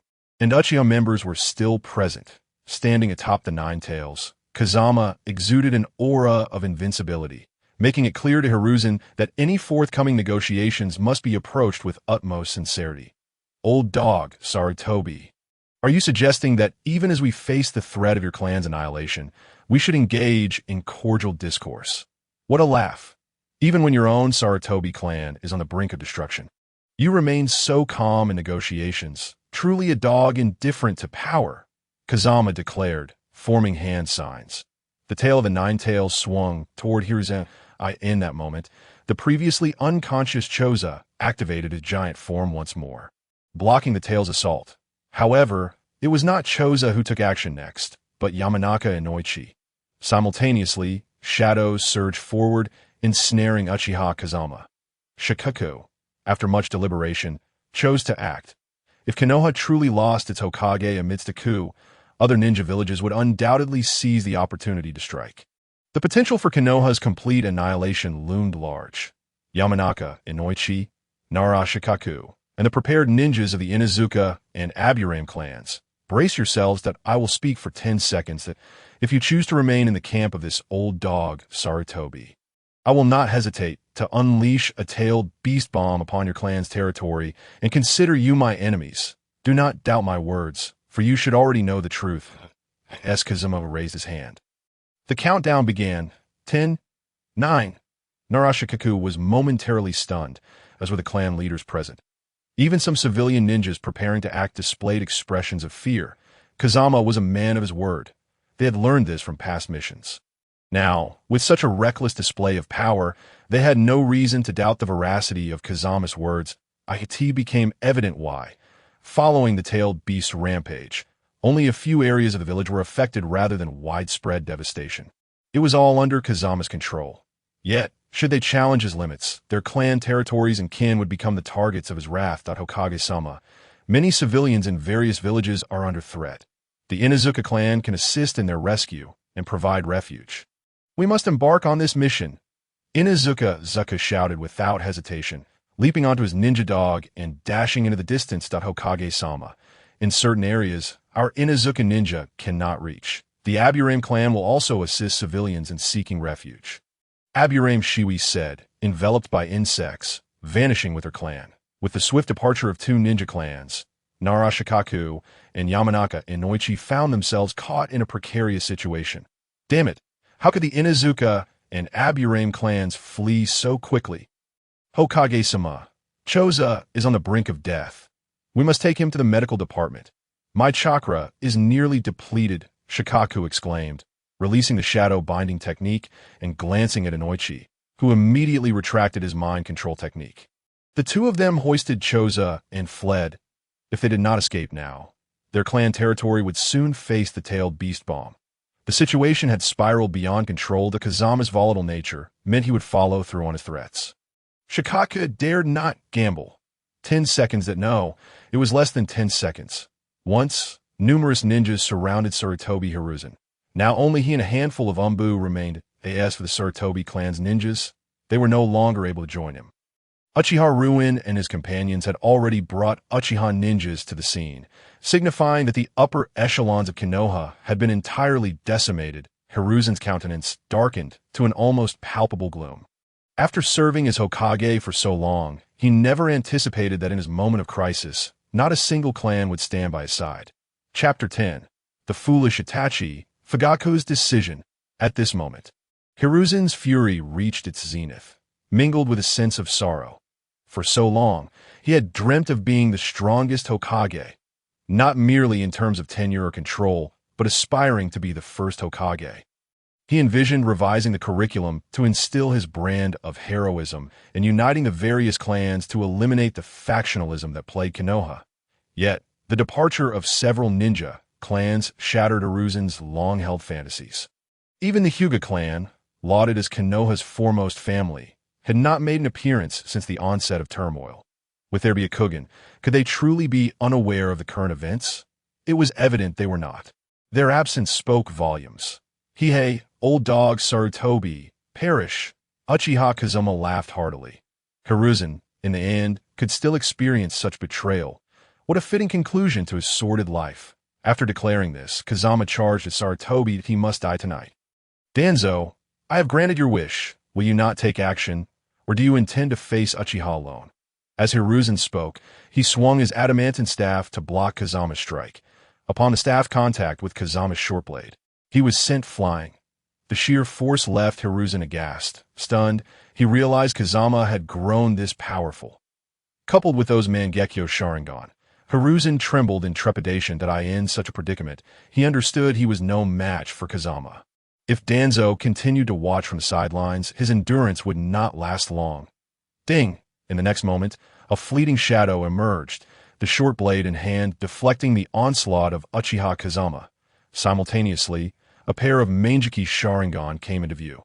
Drawing the collective breath of the Uchiha clan members point one by one, their gazes shifted to Uchiha Fugaku, for the figure that had arrived was none other than his eldest son, Uchiha Itachi. Itachi, who had been proclaimed by Fugaku as the future captain of the Umbu, destined to serve the clan, the very embodiment of his pride. Previously, when Kazama insinuated that Itachi might have betrayed the family, they had refrained from voicing their doubts, yet the disbelief lingered. Now, however, their faith had been shattered. Uchiha Itachi had thwarted Kazama's attack, shielding Sarutobi Hiruzen. In what manner of predicament were they now? Was Itachi not astute enough to comprehend? Even as the clan stood opposed to the higher echelons of Konoha, he still positioned himself before their leader, Uchiha Kazama. This was a clear declaration of his allegiance. Kazama, have you truly embarked upon this treacherous path? Is this the culmination of your upbringing? Before Itachi could utter another word, Fugaku charged forward, delivering a kick that sent Itachi sprawling. Observing Fugaku's urgency, Kazama could not help but smirk. Fugaku still clung to a glimmer of hope. Unbeknownst to him, Itachi's heart had long since strayed from the clan. Yet, Kazama did not intervene. If Fugaku insisted on taking matters into his own hands, then so be it. Father, do you truly intend to follow this madman? He has led our clan down an irreversible path. If this continues, the Uchiha may vanish entirely. Is this what you wish to witness? Itachi's face was a mask of fury and anguish. He had once believed his father understood him. He had exerted every effort to prevent the annihilation of the Uchiha clan. By eliminating the radical faction, he had hoped to secure the clan's place within the village. Moreover, he had taken it upon himself to do so. Why could his father not wait a moment longer for him to execute this noble act? Did he not possess a sense of righteousness? Are you aware of the plan for our clan's extermination? Fugaku did not respond to Itachi's inquiry, but instead regarded him with grave intensity. Even now, he harbored a flicker of delusion that I am aware. However, the higher-ups have assured me that if we eradicate the radical faction, the remaining clan members devoted to the village will be spared. Father, you too can survive. Our family can endure. Once we cleanse the clan of those warmongers, we can usher in a brighter future. Itachi spoke rapidly, appearing somewhat frenzied. He could not fathom how his father could fail to comprehend him. Itachi's current reckless actions were propelling the clan toward its demise. At that moment, Itachi was utterly consumed by madness, oblivious to the absurdity of his words. You have agreed to turn against the clan's ninjas. Have you? Itachi, I am deeply disappointed in you. You choose to trust outsiders over your own family. If this is your path as a shinobi, then let it end here. Upon uttering these words, Fugaku's Mangekyo Sharingan began to whirl once more. The crimson sinew surged forth, a skeletal fist descending upon Itachi. Fugaku had entirely lost hope that Kazama's assertions were indeed true. Had it not been for Kazama's reckless actions tonight, they might have perished without even understanding how. There would be no opportunity for regret. Wind release. Vacuum sphere. At this juncture, Danzo also made his move. The dream-eating beast behind him lunged at the Nine Tails. Meanwhile, Danzo unleashed a wind technique directed at Kazama. After Fugaku had engaged Itachi, Kazama had prepared to strike at Sarutobi Hiruzen. However, Danzo's intervention disrupted Kazama's assault. The gust of wind approached. Kazama raised his hand, a sphere of black energy materializing within his grasp. With a muffled thud, Kazama seized Danzo's wind technique and effortlessly dispelled the volatile chakra. Chapter 11. The Terrifying Uchiha. Upon witnessing Danzo's intervention, members of Root surged forward, engaging the Uchiha clan's ninjas in fierce combat. As Sarutobi Hiruzen breathed a sigh of relief, his animosity toward Danzo reached a boiling point. If only Danzo had acted sooner, his Umbu would not have suffered such heavy losses. Furthermore, he was dissatisfied with the lack of control over the Root members. Once this crisis passed, Hiruzen would undoubtedly hold Root accountable. Simultaneously, the Uchiha clan could not be allowed to persist. The emergence of their prodigies was far too rapid. During Hiruzen's tenure, numerous talents had sprung forth. Those whom Hiruzen deemed geniuses were all on the level of a Kage. His former comrade, Uchiha Kagami, the previous clan leader, Uchiha Fugaku, the former Umbu captain, Uchiha Sure-Sui, now the current Umbu captain, Uchiha Itachi, and standing before him, the present Uchiha clan leader, Uchiha Kazama, who posed a direct threat to his life. The Uchiha must be eradicated.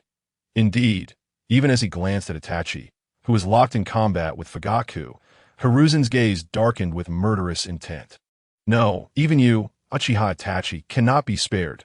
Those with the gene of madness must not be allowed to endure, let alone those who harbored animosity toward him. Such a lineage must be extinguished from this world. Of course, he could not reveal this. He had to bury these thoughts deep within. Approaching Danzo swiftly, he scoffed, "So, you plan to wait until I'm dead to make your move?" Hiruzen stood beside Danzo, irritation palpable in his voice. "I had other matters to attend to, hence my tardiness. Yet, I have brought Uchiha Itachi along with me. Now, let us together bring down Uchiha Kazama. If this situation escalates further, it will not bode well for Konoha." Danzo deflected the question with a casual remark. Deftly avoiding the issue of his earlier absence, he seized upon Hiruzen's vulnerabilities. To dwell on such matters now would only allow him to escape once more, leaving Hiruzen to confront the situation alone. "Humph, you old dog." Before Hiruzen could continue, Kazama's voice rang out. The previously smiling Shimura Danzo's expression darkened upon hearing Kazama's words. "You are not as clever as you think. Old dog, if you let me dispose of Sarutobi Hiruzen first, would it not be easier to achieve your goal?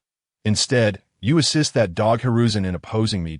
You truly believe he won't seek retribution once he survives?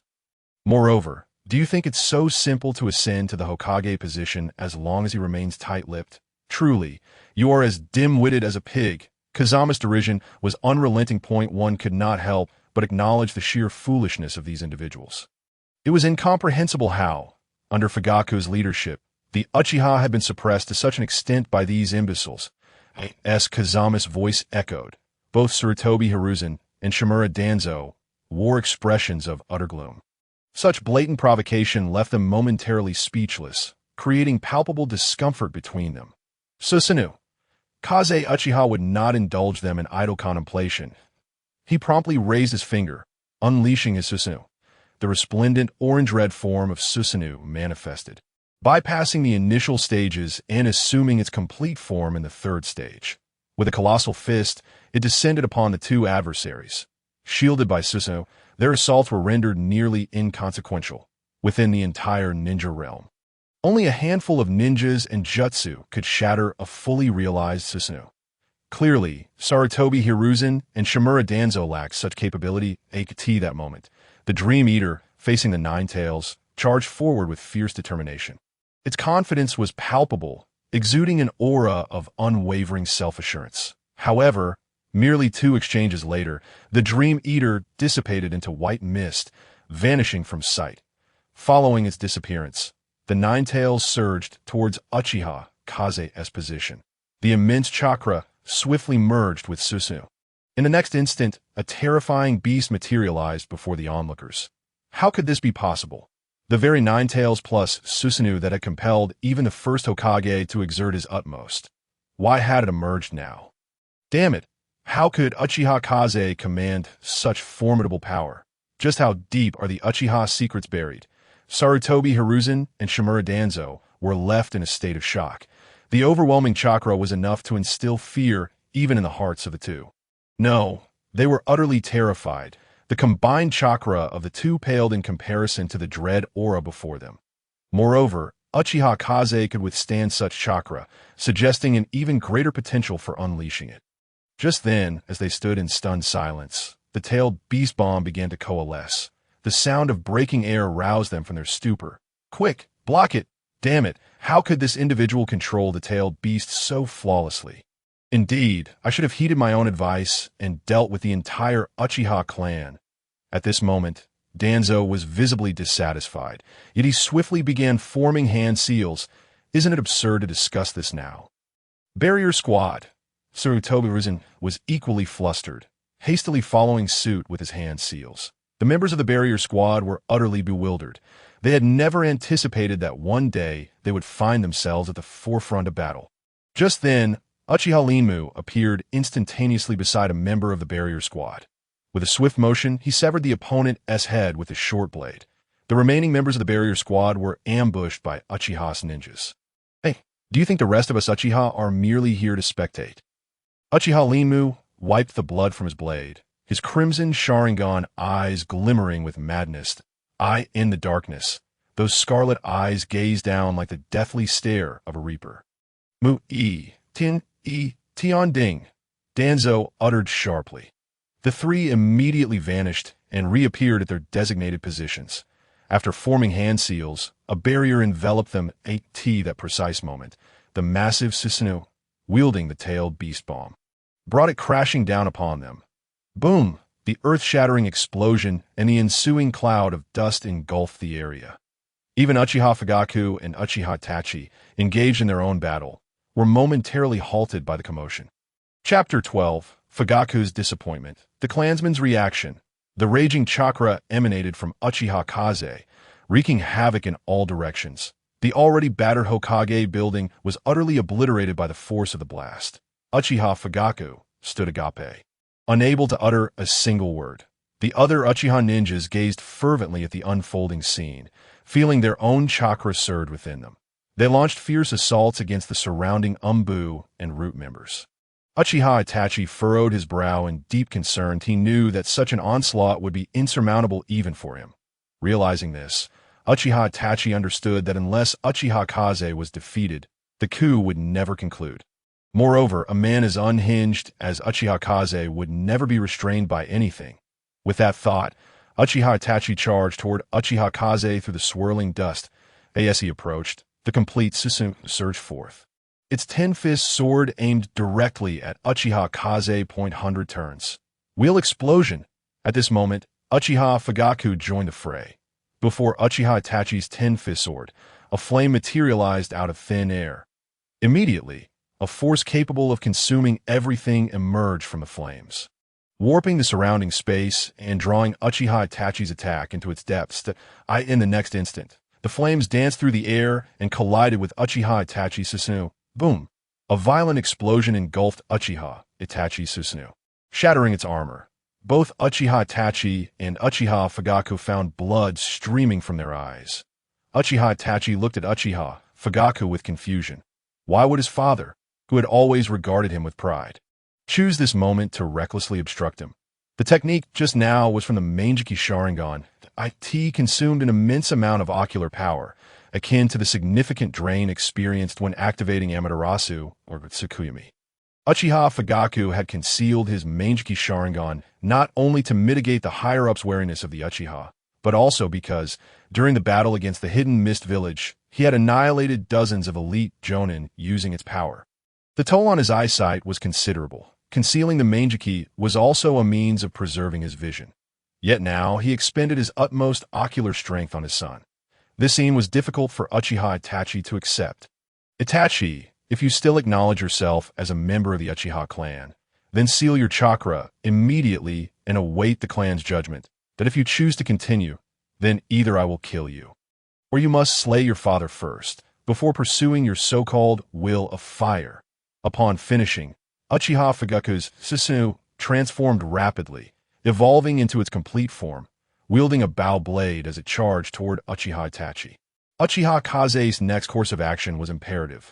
The Uchiha had no path of retreat left. Even the conservative factions understood that if their actions failed tonight, death awaited them. Uchiha Itachi, could he truly be so foolish? Did he still harbor expectations for such a situation? Father, you have strayed onto a perilous path. If you are willing to join me in subduing this madman Uchiha Kaze, we may still have a chance. Do you not see? How many of our clansmen have already perished due to this upheaval? Do you truly wish for the Uchiha to become a pariah in the village? Uchiha Itachi's anger flared. Had his 10-fist sword struck Uchiha Kaze, he was confident he could seal him away to that point. There would still be room for resolution. Uchiha Fugaku offered no reply to Uchiha Itachi, instead engaging him in combat. At that moment, Uchiha Fugaku was utterly disillusioned. Meanwhile, various ninja clans were closely monitoring the developments at this location. Riku, should we not intervene? If Uchiha Kaze fails, the Hokage will surely come after us in the heart of the mountains. Yamashiro Hai spoke with a hint of unease. Such a sudden change was truly overwhelming in the span of a single night.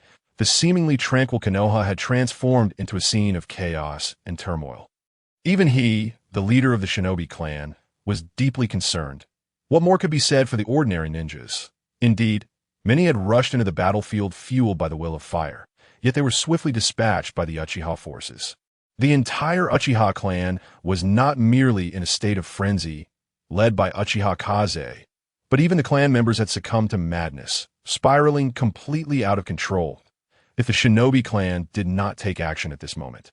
The outcome of the Uchiha's defeat would not bode well to not fret. Regardless of which side emerges victorious, we shall remain largely unscathed, Narashikaku stated slowly. If the Uchiha prevail, they will need the shinobi clan to solidify their foothold in Konoha. If the forces of the Hokage triumph, Sarutobi Hiruzen will require our assistance even more. After all, the Umbu have suffered severe losses, and the upper echelons of the clans are nearly decimated. Without the shinobi clan's aid, Sarutobi Hiruzen cannot contain Danzo. He organized his thoughts and communicated them to Yamashiro Hai. Yet, Yamashiro Hai remained anxious. Come now, let us eat something. Since we have distanced ourselves from the battle, there is no need to dwell on such matters. Akimichi Choza suggested, appearing the most composed among them. In truth, he had long harbored dissatisfaction with Sarutobi Hiruzen. Just as the Yamanaka and Inazuka clans had unhesitatingly distanced themselves, so too had they grown weary of Sarutobi Hiruzen, who had lurked in the shadows and allowed the fourth Hokage, Namikaze Minato, to perish during the last Nine Tails incident. Why would they genuinely offer their assistance now? Within the Hyuga clan, the clan leader posed a question. Shall we remain passive? What if the Uchiha emerge victorious? Will they not suppress us? After all, we're the foremost clan in Konoha. An elder of the clan expressed his concerns. Assist them? No. We need only maintain our strength. Regardless of who triumphs, they will need our alliance, Hyuga Hayashi replied with a composed demeanor. Sarutobi Hiruzen had likely thought he could marginalize the Hyuga clan, but he had not anticipated such a turn of events. Had the Uchiha not been cornered, this situation would never have arisen. It was entirely a case of self-inflicted wounds. He was not foolish enough to sacrifice his clan members to aid Sarutobi Hiruzen. Chapter 13. Requesting the Third's Sacrifice. The silence among the shinobi allowed some ordinary ninjas to grasp the gravity of the situation. Every life mattered. The Uchiha had descended into madness, and anyone who dared to enter the battlefield would be mercilessly targeted and slain. Sarutobi Hiruzen had previously believed that ninjas embodying the will of fire would rally to his side. However, he had overestimated their resolve. The fear of death predominated among the majority, especially in such an internal conflict. Whether they intervened or merely watched from the sidelines, the eventual beneficiaries would not be them. Gradually, the dust settled. Sarutobi Hiruzen and Shimura Danzo stood in disarray amidst the ruins. At that moment, Uchiha Kaze dispelled his Susanoo and stood upon the head of the Nine Tails. Wild madness etched across his face as he gazed at those before him. Uchiha, cease your actions. Since our Hokage wishes to parley, I shall grant him this opportunity, considering he blocked one of my tailed beast bombs. Uchiha, assemble. Uchiha, Kaze commanded, and all remaining Uchiha swiftly gathered around him. Initially, There had been 125 members of the Uchiha clan. Now, only 82 remained combat-ready. The rest were either gravely injured or had perished. Even Uchiha Fugaku had ceased his pursuit of Uchiha Itachi and retreated to join Uchiha Kaze. The Uchiha ninjas stood resolutely behind him, their eyes ablaze with fervent admiration for Uchiha Kaze. The remaining ninjas from Root and the Umbu collectively sighed in relief as they quickly returned to the side of Sarutobi Hiruzen and Shimura Danzo. Their encounters with the Uchiha had been the most harrowing battles of their lives, devoid of any semblance of technique.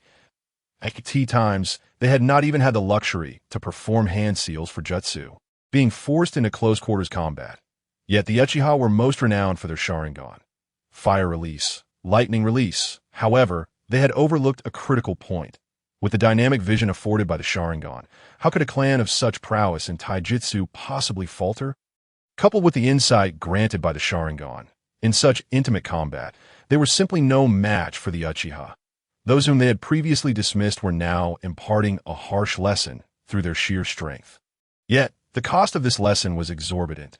A sea of corpses lay testament to their realization.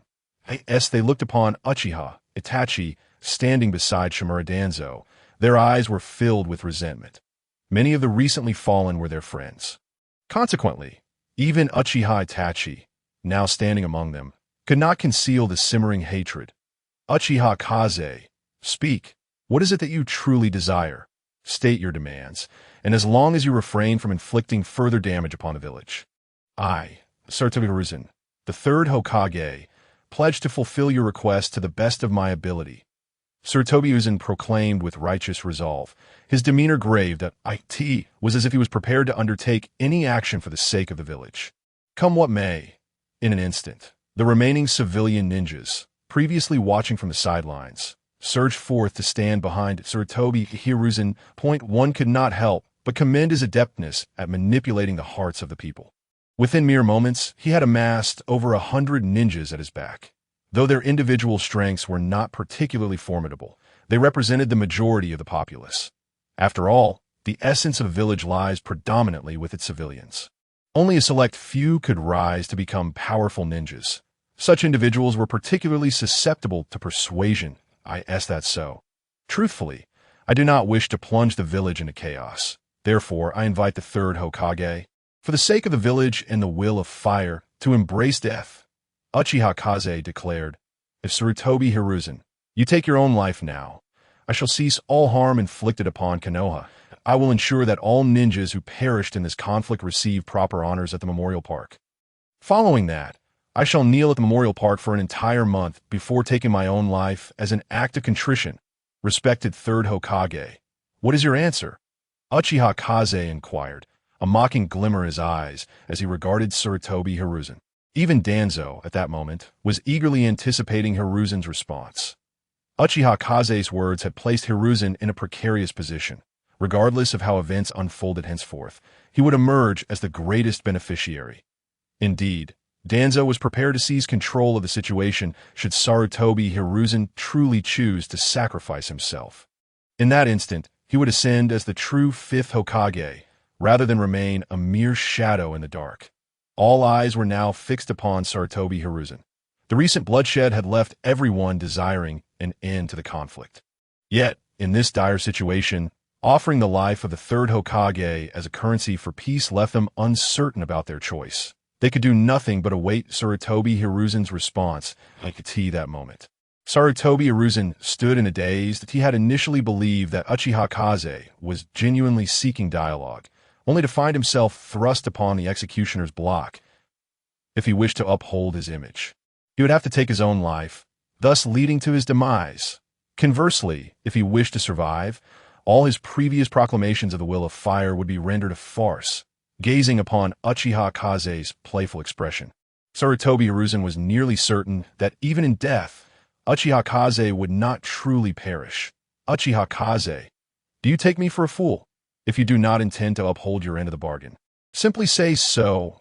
Today, if you wish for my death, then I shall preserve the pride of my Uchiha. Do not presume that everyone shares your obsession with power as the very essence of existence. The mere fact that I stand here today, alongside the Uchiha signifies my unwavering commitment to their cause, for which I am willing to sacrifice everything. Come forth, Third Hokage, and face your demise." Uchiha Kazama abruptly interrupted Sarutobi Hiruzen's words. Stunned, Hiruzen found himself momentarily paralyzed, searching instinctively for an escape from Shimura Danzo, hoping for assistance. However, Danzo appeared utterly detached, resembling an indifferent spectator, in fact, when Hiruzen glanced towards him. Danzo turned his face away, denying Hiruzen the slightest opportunity for connection. The situation had escalated beyond mere tension. It was as if a blade was poised at his throat, leaving him with no option but to face death. Chapter 14. Sarutobi Hiruzen is driven to desperation. This alarming turn of events had drawn the attention of many ninjas, who began to monitor the unfolding situation. Should Hiruzen truly take his own life? Followed by Uchiha Kazama's act of repentance, it would undoubtedly mark the most monumental incident in the history of Konoha's founding. Danzo, do you believe I should place my trust in the Uchiha? Reluctant to involve himself, Danzo recognized that the outcome was advantageous for him regardless of whether Kazama or Hiruzen perished. His position would remain unscathed, perhaps even bolstered, allowing him to control the Uchiha clan through Itachi. I respect the decisions of the Hokage.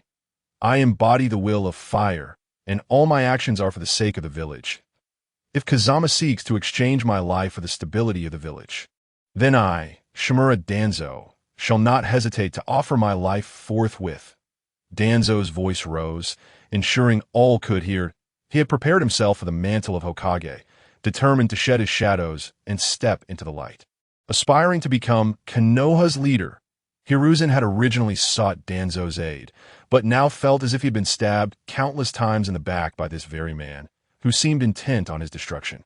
At that moment, Hiruzen experienced a profound sense of isolation, for even the Umbu stood by, awaiting his fate. The Sarutobi clan had been utterly dismantled, leaving only Asuma, who was away on a mission, as the last surviving member. Previously, Hiruzen believed he maintained control over Konoha, secure in the knowledge that as long as he remained, the Sarutobi clan would endure.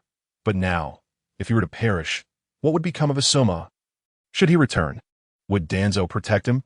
Most likely, within a year, Asuma would be marginalized to the edges of society, and the Sarutobi clan would fade into obscurity. Uchiha Kazama, I understand your intentions. You wish for me to take my own life, allowing you to unleash your wrath upon these innocent ninjas. If that is the case, then I shall vanish alongside you, bearing the title of Hokage. Upon uttering these words, Hiruzen began to weave hand seals. As familiar symbols emerged, a wry smile crept across Kazama's lips. This man was evidently unwilling to embrace death so easily. The technique he was channeling was the infamous forbidden jutsu, Reaper Death Seal. Wait! Danzo's heart jolted with alarm that he knew that if Hiruzen invoked the Reaper Death Seal at this juncture, Kazama would surely perish, and he might be drawn into the abyss alongside him. After all, he had just refused to assist Hiruzen. Danzo was all too familiar with Hiruzen, just as Hiruzen was with him. Danzo, did you not claim you would sacrifice everything for the village? If so, join me in unleashing the Reaper Death Seal. I shall seal Uchiha Kazama, while you seal Uchiha Fugaku. If you refuse, I will drag you down with me.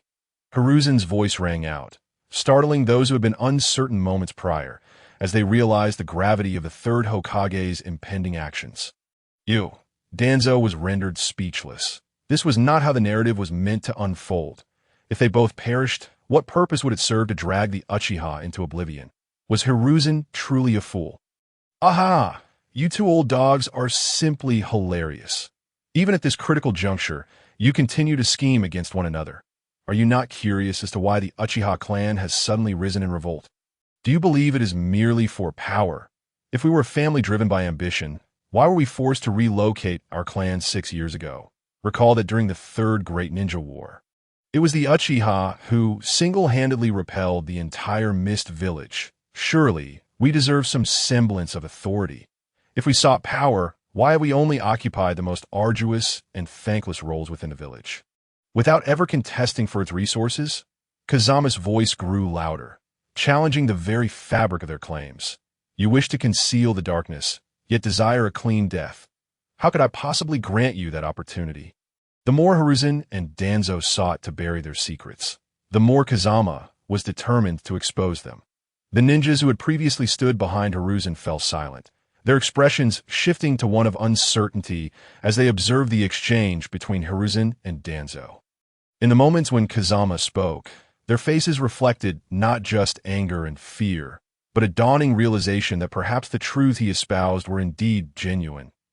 If they had been pushed to such extremes, could they maintain a fade of composure? Would they descend into madness? The answer remained uncertain, for they lacked the luxury of insanity, strength that was the ultimate arbiter of all matters. Now, the Uchiha clan possessed the right to revolt, a clear assertion of their right to resist. If this were indeed the case, what then justified their continued presence at this juncture? Silence. At that moment, Hiruzen could no longer contain himself. If he were to die here today, his legacy in Konoha would be tarnished, branded as a man consumed by power, a tyrant suppressing his fellow ninjas, a despicable figure. Even his association with Danzo would be laid bare, ensuring that even in death, he would earn the scorn of all Konoha ninjas. Hiruzen could not accept such a fate. He must survive to protect his honor. Uncertain of what Kazama knew, Hiruzen realized he could not allow him to continue speaking. Bang! In the next instant, Uchiha Linmu, Uchiha Xiaomu, and Uchiha Wai launched themselves into action, blocking Hiruzen's advance on Kazama. What? Feeling guilty now?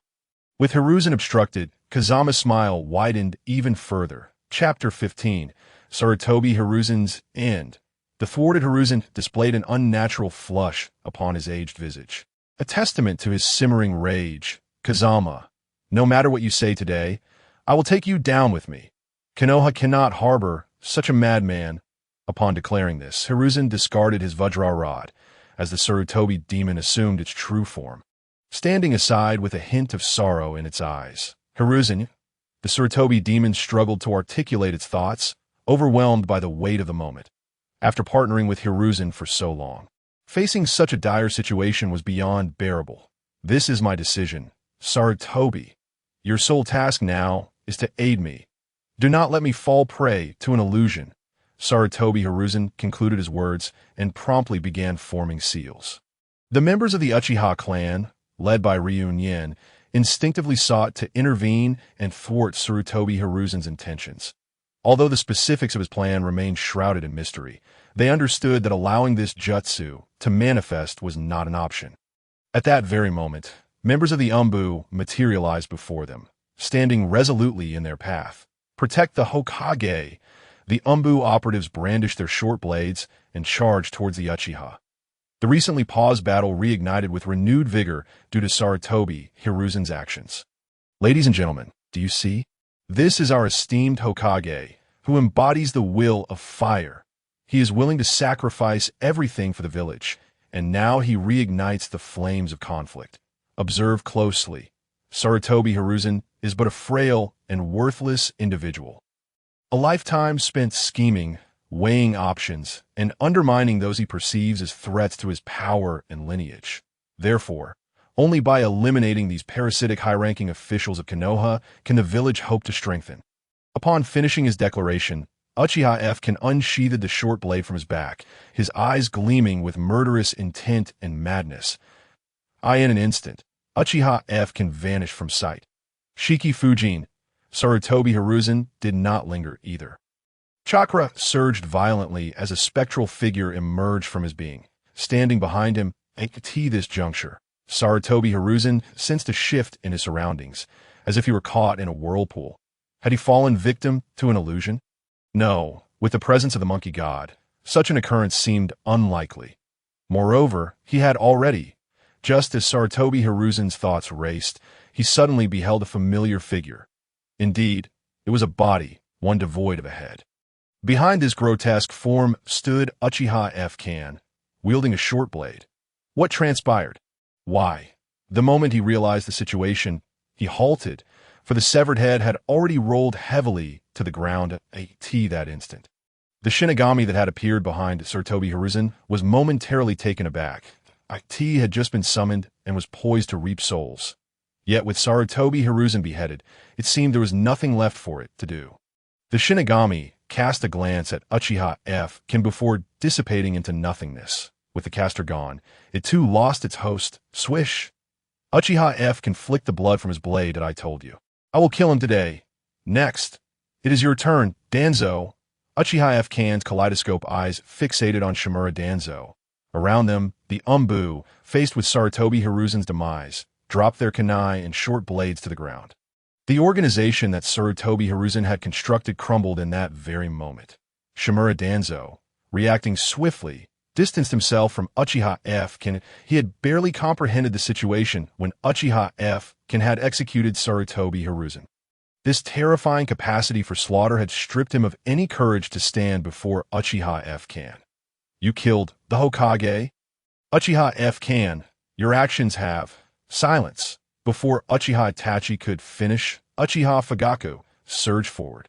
Without further ado, he summoned Sito, instantly striking at Uchiha Itachi. Interrupted by Uchiha Fugaku, Uchiha Itachi found himself unable to speak. The power of Uchiha Fugaku, now wielding Susa, remained formidable. Now, if you all lay down your weapons and return home to rest, I will hold no grievances against you.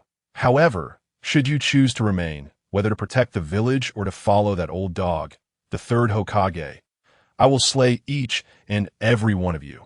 This is for the stability of the village. Uchiha F. declared, an irrepressible smile gracing his lips. Such grandiloquent rhetoric could be uttered by anyone as long as the blade did not fall upon them. They would never feel the sting. In the face of Uchiha F. words, some of the civilian ninjas stood in stunned silence. The valor displayed by the third Hokage moments prior had indeed inspired a desire to follow him. Yet, Sarutobi Hiruzen had not committed suicide. He had not laid down his life for the village's tranquility. He had chosen to attack Uchiha F. Although the outcome was his death, the motivations had diverged entirely. Those capable of attaining the rank of CH Nin or J Nin were not fools. After being subjected to relentless indoctrination, to suddenly see the core of that indoctrination become a mockery was jarring. Moreover, Uchiha F. had not indiscriminately attacked these ordinary individuals. Many began to waver. Was the will of fire truly unsuitable for the higher-ups, only targeting the common ninjas? Are you still oblivious to the death of the fourth Hokage? A voice unexpectedly boomed, and one knew who had shouted. Upon hearing this proclamation, the civilian ninjas promptly vanished one by one. The remaining Umbu numbered a mere handful, standing in a stupor. Is it possible to withdraw from the Umbu now? Suddenly, an Umbu clad in a goat mask spoke, his voice hoarse. After uttering these words, he removed his mask. Luo Chuan? You actually joined the Umbu after graduation. Uchiha Ryu Nien exclaimed in astonishment upon recognizing the figure. Luo Chuan, a civilian prodigy, had been his contemporary. Even during their training battles, Luo Chuan had managed to outshine him. Having survived the life-or-death struggle against the Umbu, Luo Chuan's survival spoke volumes about his strength. Yes, I joined the Umbu right after graduation. However, the tasks I undertake are far from what I envisioned, that we do not protect the village. We handle matters shrouded in darkness. I never anticipated that I would leave the Umbu in such a manner. Luo Chuan lamented, a hint of relief tinged with sorrow in his tone. Chapter 16. The Liberation of the Umbu, the Futility of Izanagi. As Luo Chuan's words fell, the remaining Umbu members also removed their masks. These Umbu ninjas were predominantly youthful, mostly in their 20s, and were all once prodigious civilian ninjas from the Ninja Academy. It appeared that the ninjas who had abruptly vanished during their last mission had all entered the Umbu. Unlike ninjas such as Hitaki Kakashi, whose membership in the Umbu was common knowledge due to his lineage, most Umbu ninjas kept their identities concealed. After all, they were tasked with protecting the Hokage and executing special missions, necessitating their anonymity. Graduating from the Ninja Academy, they should have blossomed in the light, yet they were thrust into the shadows. They transformed from bright youths into wanderers of darkness. In the moment their masks shattered, each face illuminated like a beacon in the night. At least now, they shone brightly in their own lives. Amidst this turmoil, Uchiha F. remained unperturbed. for he knew that those of his clan would handle the situation. At this moment, Uchiha F can advance step by step toward Shimura Danzo. Uchiha F can. I promise you, once I become Hokage, your clan will be the foremost in Konoha. I will restore to you all that was rightfully yours. Moreover, unlike Tsurutobi Hiruzen, I will not restrict your development. Your clan's territory will be preserved. You shall become the guardian family of Konoha. Swish! Before Danzo could respond, Uchiha F had already appeared before him in an instant. His short blade piercing into Danzo's chest, piercing his heart that Danzo's eyes widened in shock as the members of his root organization rushed frantically towards him. After all, Danzo held dominion over their cursed seals. And with his death, the fate of those seals remained uncertain. Yet, among them were also Danzo's staunch loyalists. After all, he had orchestrated his plans for many years, and there were bound to be those who followed him with genuine conviction. Swish! The members of the root organization lunged forward, but in a flash of silver light, they were transformed into lifeless corpses. Haha, is this truly the full extent of your root organization's power? Pathetic, utterly feeble. Uchiha Kazuma brandished a short blade, his left hand forming a series of seals. Lightning release. Godspeed! As the technique was unleashed, a layer of white-blue lightning chakra erupted around Uchiha Kazuma's body, causing him to vanish from sight. The surrounding root members, caught unawares, found their necks shattered, blood spraying forth in torrents. Over 30 members of the root organization fell victim to Uchiha Kazuma's onslaught, their lives extinguished. At that moment, only Danzo remained before him. That you're not dead, are you? Danzo, don't waste my time. Today, you shall surely perish, Uchiha Kazuma declared, pointing his blade towards the distant Shimura Danzo, though he should have been dead. Danzo calmly raised his head to gaze at Uchiha Kazuma, lifting his hand to unravel the seals binding him, slowly peeling away the bandages. Suddenly, a white arm emerged, adorned with grotesque and fearsome eyes. A multitude of Sharingan appeared upon Danzo's arm. The onlookers were left in shock, especially the Uchiha clan members, whose rage became uncontrollable upon witnessing the eyes. Anger, you say? Ha, I too possess the Sharingan. Moreover, anger is a trait of the weak. Since you insist on ignoring my warnings, then embrace your demise. Wind release. Shuriken, Danzo proclaimed, unleashing a barrage of wind-infused shuriken that spiraled toward Uchiha Kazuma, with formidable wind techniques and the insight of the Sharingan. Danzo showcased considerable prowess in controlling his ninjutsu. Dozens of wind shuriken plummeted with incredible speed, the sound of slicing air ringing painfully in the ears. That moment, deep gashes marred the ground where Uchiha Kazuma had stood. Suddenly, with a smile still gracing his face, Danzo's body was abruptly cleaved open, blood gushing forth once more. Shock was evident in Danzo's eyes. He had not even registered a reaction. Now, he could not comprehend how Uchiha Kazuma's attack had landed upon him. Danzo's presence had faded, only to reappear beside his previous position, his wounds mysteriously healed. Yet, 2 eyes on his arm had already closed. Izanagi, do you understand? The truth is, Izanagi is a forbidden technique that our Uchiha clan has long discarded. Not because it is overwhelmingly powerful, but rather because it is utterly useless. It merely alters a single death without providing any substantial assistance that in a close matchup, it might be a divine technique. But your current strength pales in comparison to mine. Thus, you are merely deepening your understanding of death through this self-imposed punishment, which seems quite fitting for you, Shimura Danzo. Uchiha Kazuma observed Danzo with a playful expression. He still possessed 9 Sharingan, granting his opponent 9 chances to evade death. How delightful! You are a madman, Uchiha Kazuma. Do you truly believe that after stirring up such chaos in Konoha, the Uchiha will still have a place here? Soon enough, you will be ostracized by the entire village. Even the daimyo will never recognize someone like you as Hokage. When that time comes, the village's resources will be cut off, and your clan will be unable to sustain the village. Danzo's demeanor shifted to one of desperation, that he knew he needed to find a way to stabilize Uchiha Kazuma, for he was acutely aware that failing to persuade him would lead to repeated deaths at the hands of this lunatic. He had just been effortlessly dispatched by Tsurutobi Hiruzen, and in quick succession, he had already lost 2 of his eyes rebirth capabilities, This terrifying might had proven one thing. Uchiha Kazama could easily slay him time and again. As Kazama gazed at the trembling Danzo, his smile widened. The previously contemptuous Danzo had now resorted to bargaining with Uchiha Kazama. "Old dog Danzo, do you truly believe that your word can restrain me? Apologies, but today, nothing will prevent your death," Uchiha Kazama declared, launching another surprise attack on Danzo without hesitation. Danzo, now utterly terrified, felt as though his very soul was being shattered. He had never encountered Uchiha Kazama's method of assault. It was as if Kazama's blade was already poised at his throat, piercing his heart. Even with his Anaji, he could not withstand the onslaught. In an instant, Uchiha Kazama could claim one of his eyes. Had it not been for the wood-release cells enveloping those Sharingan, Danzo would have suspected Kazama could snatch away the eyes from his arm in an instant. Wood-release, Hedgehog. Danzo suddenly sensed an imminent threat, unleashing a burst of wood-release energy from his arm, launching a multitude of wooden spikes in all directions. Yet, even amidst this 360-degree defense, Danzo's head was severed.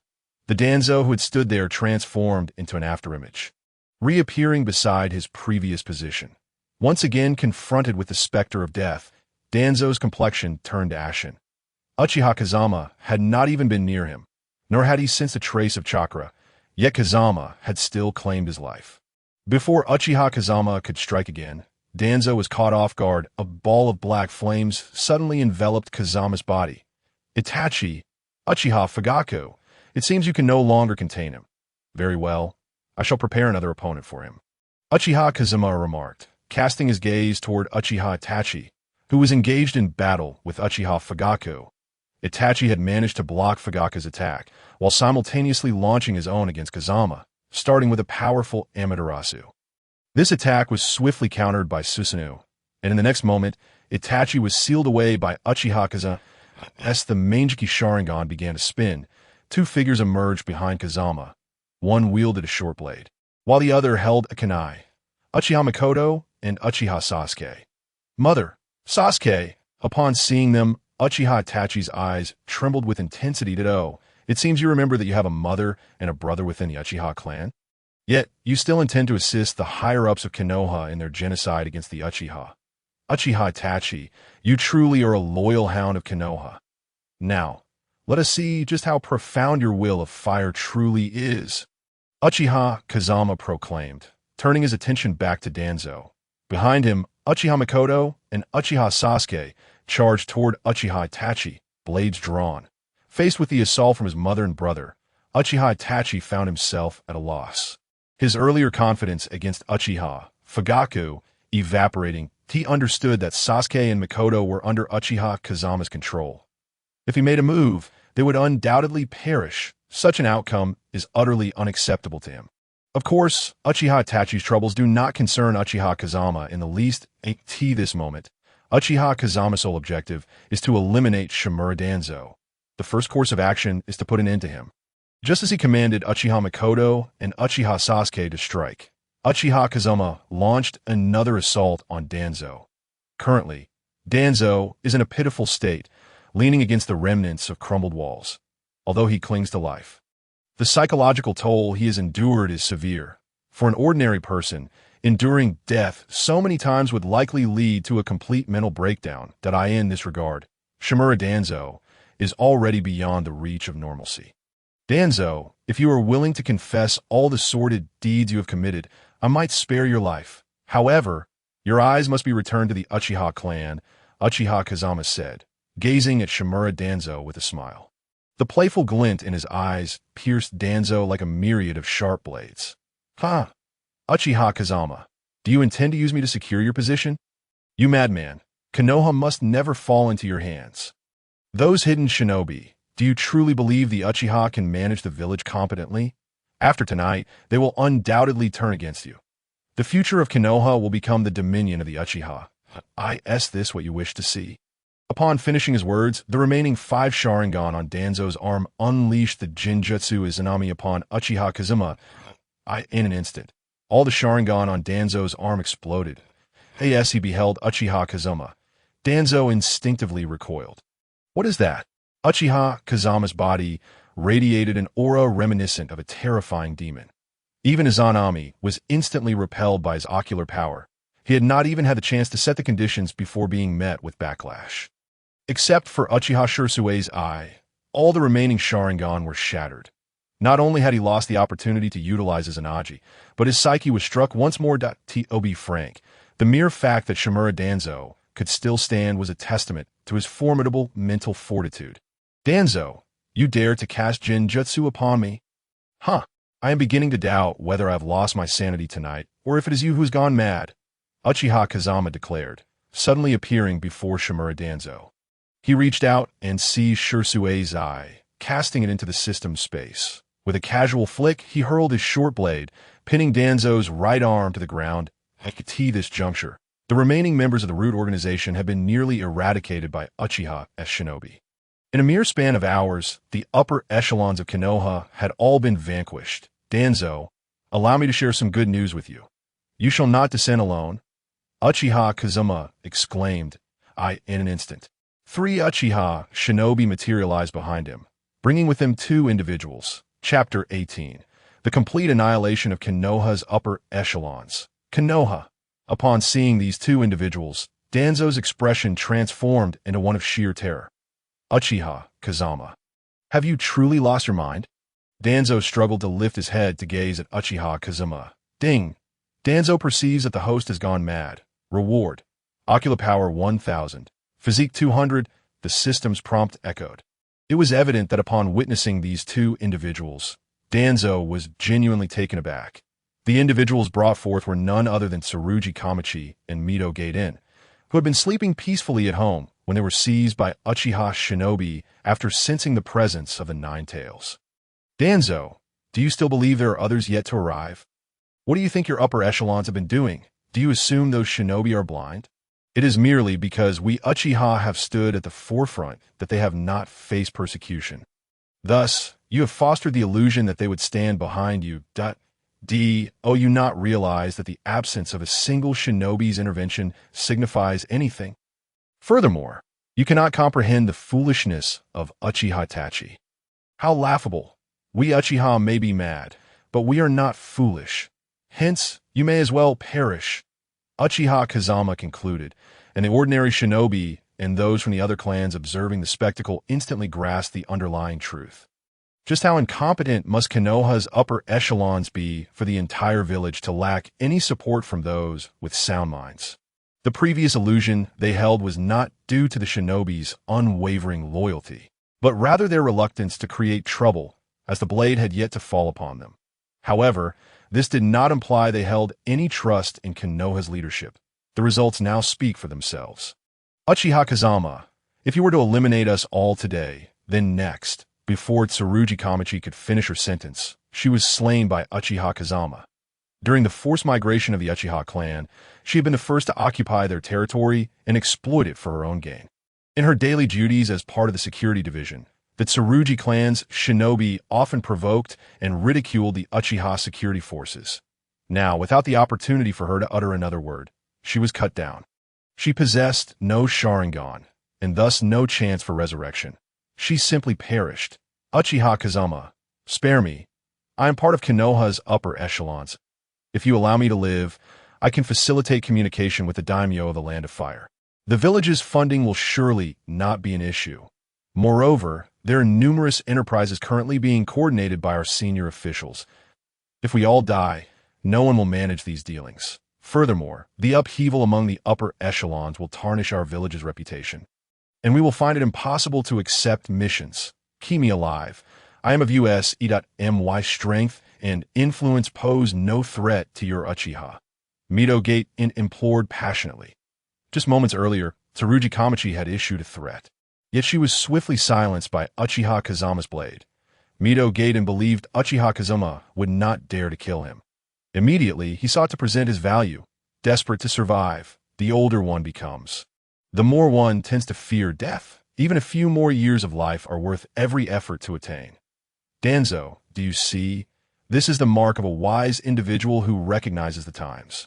You have failed to comprehend your own status and have foolishly coveted that which does not belong to you. For the sake of such trivial matters, You have treated the entire Konoha as your personal possession.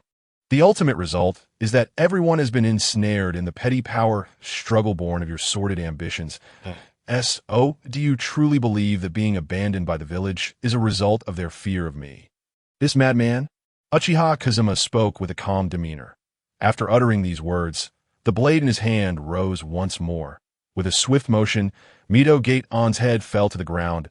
At this juncture, Shimura Danzo had fully grasped the extent of Uchiha Kazuma's madness. This individual would heed no circumstances. His intentions would not be swayed by trivial gains. Even when Mito Gate had bowed his head and promised to serve Uchiha Kazuma, he was still slain? What chance did Danzo have? The answer was, of course, none. Uchiha Kazuma, you are indeed formidable, and you possess the means to slay me. However, I am not the fool Sarutobi Hiruzen. I shall not grant you any opportunity for regret. Let us descend together and meet the past Hokages. They will enlighten you, the malevolent Uchiha, on what constitutes truth. After Shimura Danzo spoke, the right hand on the ground instantly spread wildly, in an area spanning several hundred meters. It ensnared all living beings. The white columnar cells resembled the tentacles of a monstrous creature. As the crowd struggled to break free, they discovered that these columnar cells were imbued with seals. Not only did they bind their chakra and bodies, but they also siphoned away their life force and chakra. Within mere breaths, many fell into unconsciousness. That moment, the tentacles surrounding Uchiha Kazama were the most colossal, for he had provided the greatest amount of chakra. After absorbing Uchiha Kazuma's chakra, these columnar cells surged exponentially. Now, apart from Uchiha Kazuma's head, his entire body was completely enveloped. I know such a method cannot kill you. So what about this? Danzo exclaimed. Laughing maniacally, he then severed his right arm and instantly appeared before Uchiha Kazama, tearing open his clothing to reveal the four-symbol seal underneath. With the appearance of the seal, blood began to spout from Danzo's body. Uchiha Kazama, even if you... Just as Danzo was fervently attempting to take Uchiha Kazama with him into oblivion, his chakra abruptly ceased. The four-symbol seal on his body vanished. And even the columnar cell remnants began to wither. A great tree sprouted from the spot where Danzo's arm had been, while his body lay severed into two pieces, a kunai embedded in the region of his heart. Chapter 19. To slay Uchiha Itachi again. With Danzo's demise, Uchiha Kazama closed his Manjiki Sharingan. Although endowed with the Indra's body, which allowed him to disregard the aftereffects of the Manjiki Sharingan, he would still experience eye fatigue from its excessive use. After all, during the recent slaying of Danzo, Kazama had utilized the time-slicing blade multiple times. When he unleashed the four-symbol seal, he had also traversed time and space to eliminate Danzo. This space-time ocular technique, while immensely consuming, could effectively annihilate an opponent if the release conditions were met. Uchiha Fugaku, you must exert yourself a bit more. The entire clan is watching your decision. Of course, if you find yourself unable to act, I shall intensify the assaults of Uchiha Sasuke and Uchiha Mikoto. If this is what you wish to witness. Upon finishing his words, Kazama reopened his recently closed Manjiki Sharingan, enhancing the ocular powers of Uchiha Mikoto and Uchiha Sasuke as well. Chief, I will handle it. Uchiha Fugaku nodded, and in an instant, blood flowed from his eyes and a fierce ocular power erupted forth, for he understood that at this juncture, Uchiha Itachi remained in an attacking stance. There was no turning back now. Observing this scene, Uchiha Kazama found it somewhat amusing that in his memories, Uchiha Mikoto and Uchiha Fugaku had calmly accepted death when confronted with Itachi's blade. Itachi had likely informed them that by killing them, the entire Uchiha clan could be spared. Yet now, akin to the spirit of fire espoused by Sarutobi Hiruzen and Shimura Danzo, their words were mere rhetoric. When faced with the prospect of sacrificing their lives for the village, they chose only to resist. It was indeed a farce. After a reckless eruption, Uchiha Fugaku entered its complete form, sprouting a pair of wings and wielding a long blade, charging directly toward Uchiha Itachi. Faced with his father's full-force assault, Itachi made a resolute decision. Father, please join me in slaying the demon of the Uchiha. Thus, he continued, I am sorry. With that, Uchiha Itachi swiftly drew the Tenseigan and thrust it toward Uchiha Fugaku. He had to eliminate his father first to have a chance against Uchiha Kazama. Otherwise, Fugaku would remain an insurmountable mountain before him. Just as the Tenseigan was about to connect with Fugaku's Susanoo, a large hole suddenly appeared in Itachi's chest, revealing Uchiha Kazama standing behind him. You, who could be so ruthless towards your own father, yet cling to that laughable spirit of fire, what are you persisting for? Is it that your genius cannot afford a single blemish? Or are you truly so foolish as to have been deceived for so long, still unwilling to accept reality? Or perhaps you have genuinely fallen victim to Shursue's Kodoamatsukami. Kazama's voice resonated behind Itachi. Simultaneously, Itachi's Susanoo crumbled. Turning with great difficulty, he gazed at Uchiha Kazama. A cough of blood erupted from his lips. Witnessing this, Uchiha Fugaku felt a pang of sorrow. This was his son, whom he had always trusted and took pride in. Although Fugaku was unaware of the effects of the Tenseigan, he understood that after that strike, he might be utterly slain, as he felt an intense life-threatening danger. Itachi truly wants to kill me. But why? I am your father. I act to protect Mikoto and Sasuke and you. Uchiha Fugaku murmured, the Mangeki fading, his Susanoo disappearing as he sat on the ground in a disheveled state. Itachi clearly heard his father's voice. Turning slowly, he gazed at Fugaku with a look of profound sorrow. He had no explanations to offer, nor could he justify his choices. The path he had chosen was already a dead end. Standing at such a conclusion, perhaps it was destined. Father, there is little I can do now. You must safeguard the Uchiha. The rest is up to you. After saying this, Uchiha Itachi turned his gaze toward Uchiha Kazama. The Mangeki Sharingan manifested, spinning rapidly. Tsukuyami. Immediately, a tremendous ocular power was unleashed, pulling Uchiha Kazama into the realm of Tsukuyami. You must die here. Otherwise, both the village and the clan will ultimately perish under your insane methods. Prepare yourself, just as Uchiha Itachi raised his short blade, intending to pierce Uchiha Kazama's heart. The surrounding illusion shattered and reformed. The wielder of the short blade transformed into Uchiha Kazama, while Uchiha Itachi found himself bound to a cross. The moon in the sky morphed into the shape of Kazama's Mangeki. Your ocular power is too weak to draw me into an illusionary realm as a member of the Uchiha. Do you not know that ocular techniques are determined by ocular power? Even Shursue's Kodoamatsukami falters against my superior ocular prowess, much less your technique, which falls within the same category as my Mangeki. Uchiha Itachi, the village and the clan will remember you, but you shall be forgotten, a mere shadow of your former self. And your brother, Uchiha Sasuke, I shall take him as my disciple and inform him that you are the disgrace who betrayed the clan, one who sought to slay his mother. Brother and father, so rest easy and embrace your demise. Uchiha Kazama concluded his words, relentlessly plunging the short blade into Uchiha Itachi's body. The intense psychological torment, compounded by Kazama's remarks, shattered what little remained of Itachi's already fragile mental state.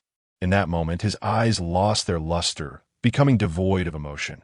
Observing such a state in Itachi, Kazama extended his hand and cruelly gouged out his eyes, sending them flying to land beside Danzo's lifeless form.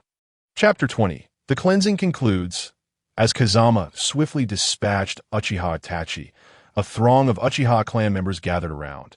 Simultaneously, Kazama lifted the Genjutsu from Uchiha Mikoto and Uchiha Sasuke. This is mother, Uchiha Sasuke murmured, still dazed from the dispelled illusion. However, upon catching sight of the fallen Itachi not far away, his eyes widened in horror. Brother! Brother! Sasuke instinctively attempted to rush forward, only to be restrained by a firm hand. Father? Turning to see Uchiha Fugaku grasping him, confusion etched across his features, Sasuke exclaimed, "That S my brother! Father S favorite brother, and my favorite brother too! Itachi is dead," Fugaku spoke softly. Mikoto stumbled slightly, but quickly regained her composure. Although she was unaware of the full circumstances, the aftermath of the battle was evident. They had fought in the village. Moreover, she recognized the figure beside Itachi. Danzo, one of the higher-ups in Konoha. A mere glance around the battlefield revealed the bodies of Kurama Shikaku, Mito Gaidon, and Sarutobi Hiruzen. The leadership of Konoha lay slain here. The Uchiha clan members appeared to have just emerged from a fierce battle. Clearly, it was the Uchiha clan that had taken action and emerged victorious. Regardless of what had transpired, she knew she could not succumb now. Impossible. How can my brother be dead? He is so powerful. Father, didn't you say I could never match up to him?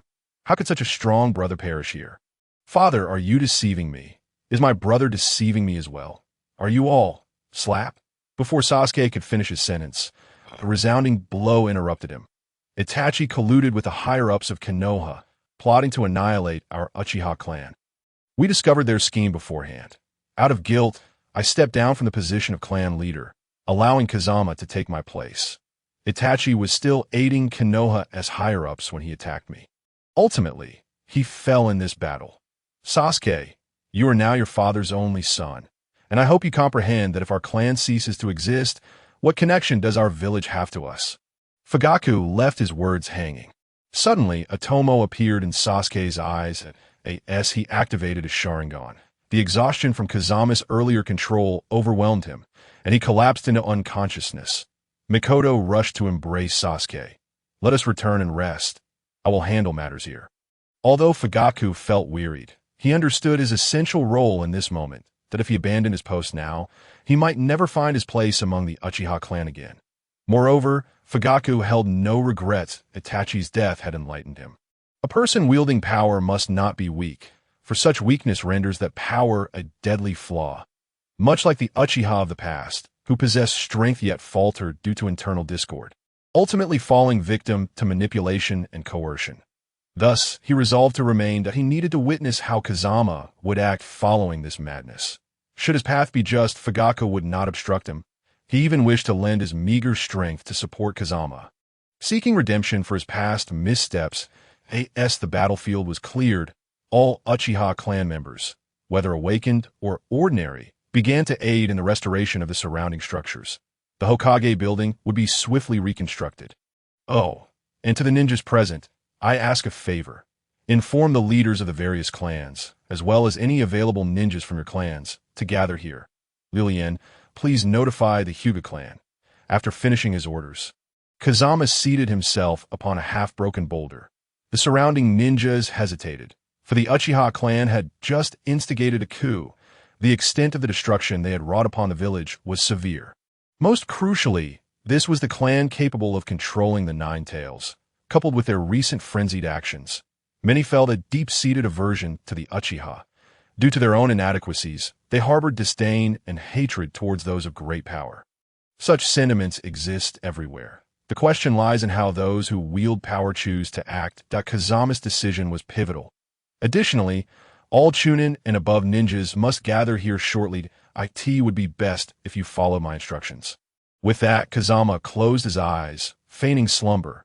Upon hearing his words, some ninjas' expressions soured. They remembered how they had been considered the backbone of Konoha during Sarutobi Hiruzen's tenure. Yet now, Kazama barely deigned to acknowledge them.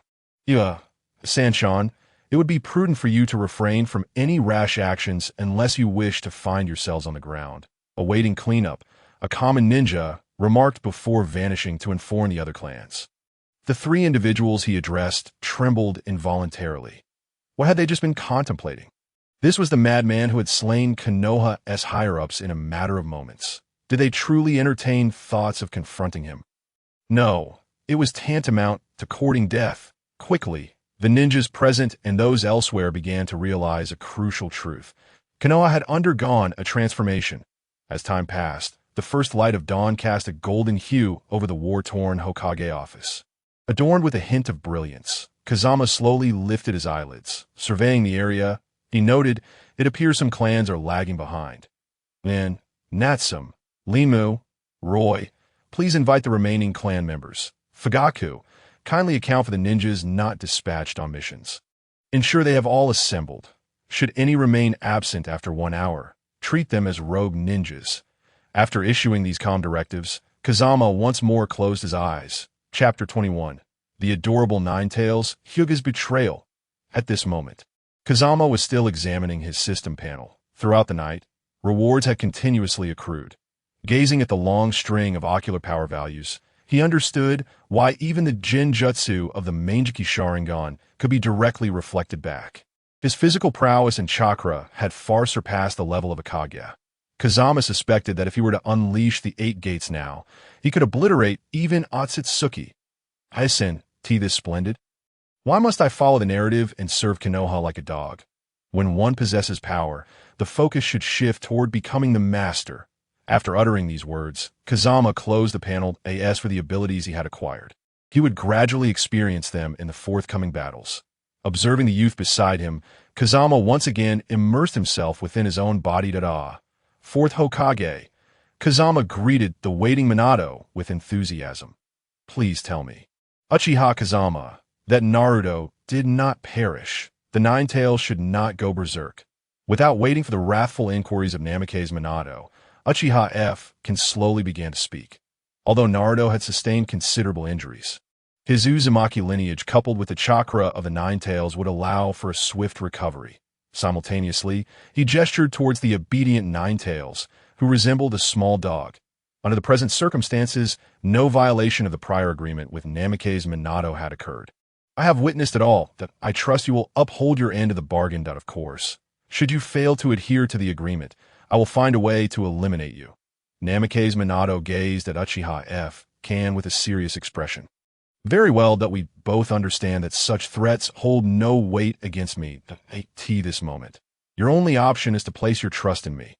Upon finishing his statement, Uchiha can wave his hand and approach the Nine Tails. With a swift kick, he struck the Nine Tails, who lay feigning death on the ground. Indeed, the Nine Tails harbored no desire to engage with either of them. Namake's Minato had cruelly severed him in two and sealed one half within the body of an infant, while the other half, belonging to the Uchiha with the Manjiki Sharingan, was an adversary he could not contend with. The Nine Tails had originally intended to remain dormant until they vanished. However, Uchiha Kan's sudden kick forced him to rise. Whimpering, and glare at Uchiha unable to express his resentment. Kurama, grant me a portion of your essence. Furthermore, ensure you coexist harmoniously with Naruto. Although it appears that tailed beasts cannot be slain, I possess methods to torment you. Thus, it would be prudent for you to behave. As Uchiha spoke, the Manjiki slowly manifested. Upon sensing the overwhelming ocular power emanating from Uchiha Kurama extended his hand and relinquished a share of his chakra to him. Very well. Despite Kurama's feelings of indignation and fury, he dared not act defiantly before Uchiha The vastness of that ocular power made it abundantly clear that he had no capacity for resistance. See, I have stated that the Nine Tails is quite obedient. Therefore, there is no cause for concern. Naruto will grow at an accelerated pace under my tutelage. When the opportune moment arises, I shall reclaim the Nine Tails from within your body. With that, Uchiha can vanish from the scene. Namake's Minato, observing the docile Nine Tails before him, found himself deep in thought. If the Nine Tails could accompany Naruto in his growth, then Namake's Minato smiled, realizing that such an arrangement seemed most fitting. In turn, he too disappeared from the location. The Nine Tails, having witnessed the departure of these formidable individuals, finally collapsed onto the ground, savoring a moment of tranquility. In the Hyuga clan's territory, the clan leader received news. Uchiha Yunin had just arrived. He proclaimed that if they did not reach the Hokage building within half an hour, they would be deemed traitors. A ninja from the branch family of the Hyuga clan hastened to the clan's hall. His face etched with helplessness. As a member of the branch family, he had no opportunity to stand before the main family members. Had it not been for the urgency of the matter at hand, he likely would not have qualified to enter this space at all. What? Clan leader, the Uchiha clan is utterly arrogant. When the Third Hokage was in power, they would not dare treat us this way. Indeed, clan leader, we cannot simply submit. I refuse to believe the Uchiha are truly insane enough to act against us. If they dare to proceed in such a manner, it will undoubtedly provoke resistance from all ninja clans. Precisely, the Uchiha should be seeking to appease us, yet they adopt such an attitude.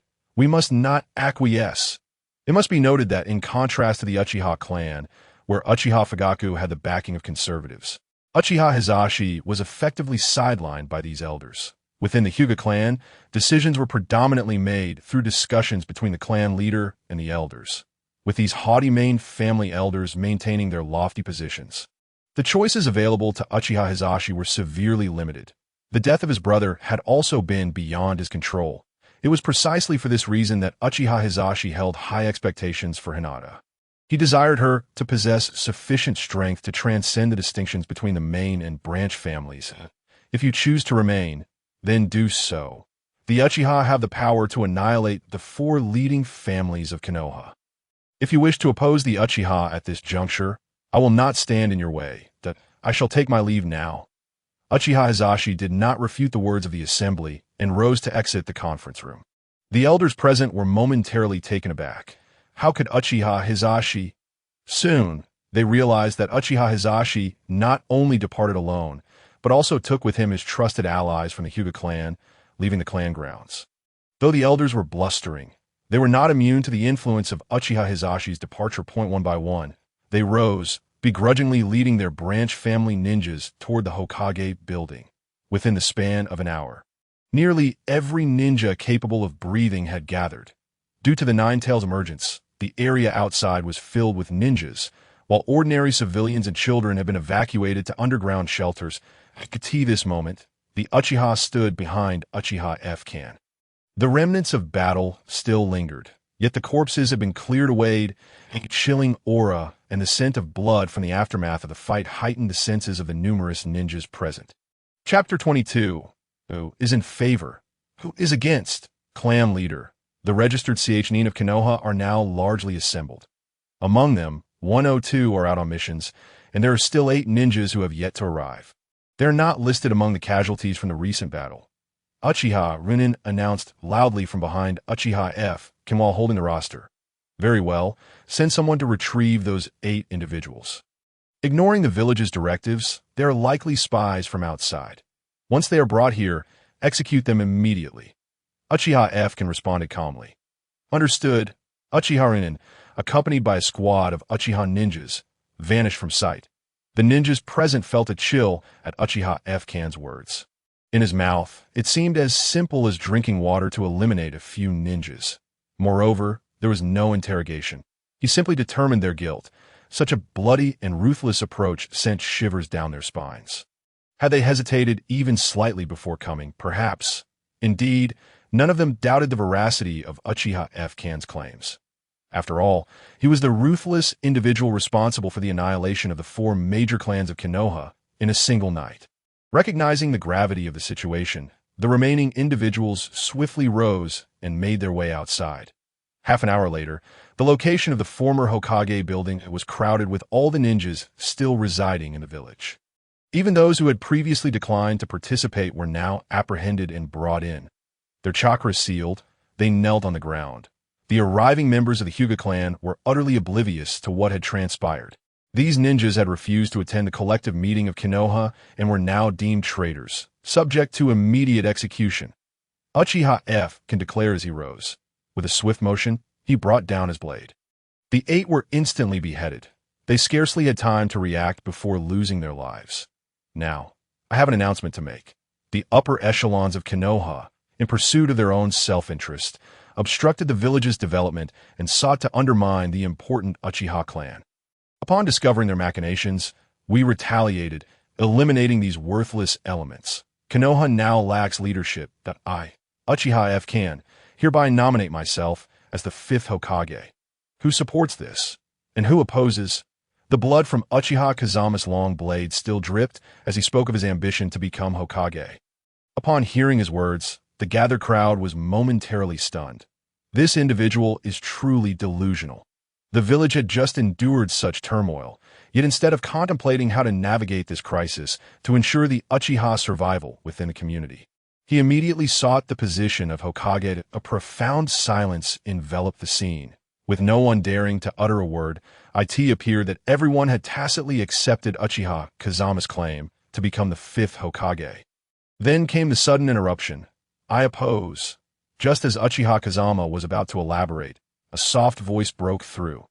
Hinata. Kazama squinted, directing his gaze towards the Hinata clan section. That moment, a middle-aged man, shot him a disdainful glance, exuding confidence as he was certain that Kazama would not dare retaliate against him in front of so many witnesses. After all, for Kazama to ascend to the position of Hokage, he required the backing of the ninja clans. Should Kazama act against the Hinata Hizashi would not simply stand by idly. Does the words of Hinata Hizashi represent the sentiments of your clan? Uchiha Kazama disregarded the middle-aged ninja and focused on Hinata Hizashi, who wore an expression of clear discontent. Was this man a fool? With everyone else silent, he chose to be the lone dissenting voice. The opinions expressed by each member of the Hinata clan are solely their own. Personally, I have no objections to your becoming Hokage, Hizashi declared. This was an opportunity. Hizashi recognized that he might not even need to wait for Hinata Hanabi to grow stronger to resolve the issues between the branch and main families. Hinata Zaimu was taken aback by Hizashi's words. He could hardly fathom being betrayed by his own clan leader. So, that's how it is? Fine, then I can make my choice. After speaking, Uchiha Kazama vanished from sight, reappearing in an instant to seize Hinata Zaimu by the head, smashing it forcefully into the ground. With Kazama gripping his face, Zaimu found himself unable to utter a sound, his limbs flailing helplessly. Uchiha Kazama. Ew. Before Hizashi could continue, Kazama unleashed a surge of power. It was known that at this moment, his physical strength surpassed that of any entity in the ninja world that Zaimu's had exploded, showering the area in crimson. Well then, the dissenters have been dealt with. Is there anyone else who opposes? Kazama rose to his feet, surveying the onlookers with a serene smile, though it was nearing noon. His smile instilled a chill in the hearts of those present, as if they were being scrutinized by a creature from the abyss. Previously, some ninjas had been swayed by Zaimu's words, but now they all averted their gazes. Fearful of drawing Kazama's attention and facing a similar fate, it seemed no one dared to oppose any longer. Yet another member of the Hinata clan stood up. He was Zaimu's father. Unable to contain the fury boiling within him as he witnessed his son's demise, he charged at Uchiha Kazama, but his palm passed right through Kazama's form. Is this the body flicker technique? Hinatamon's eyes widened in shock.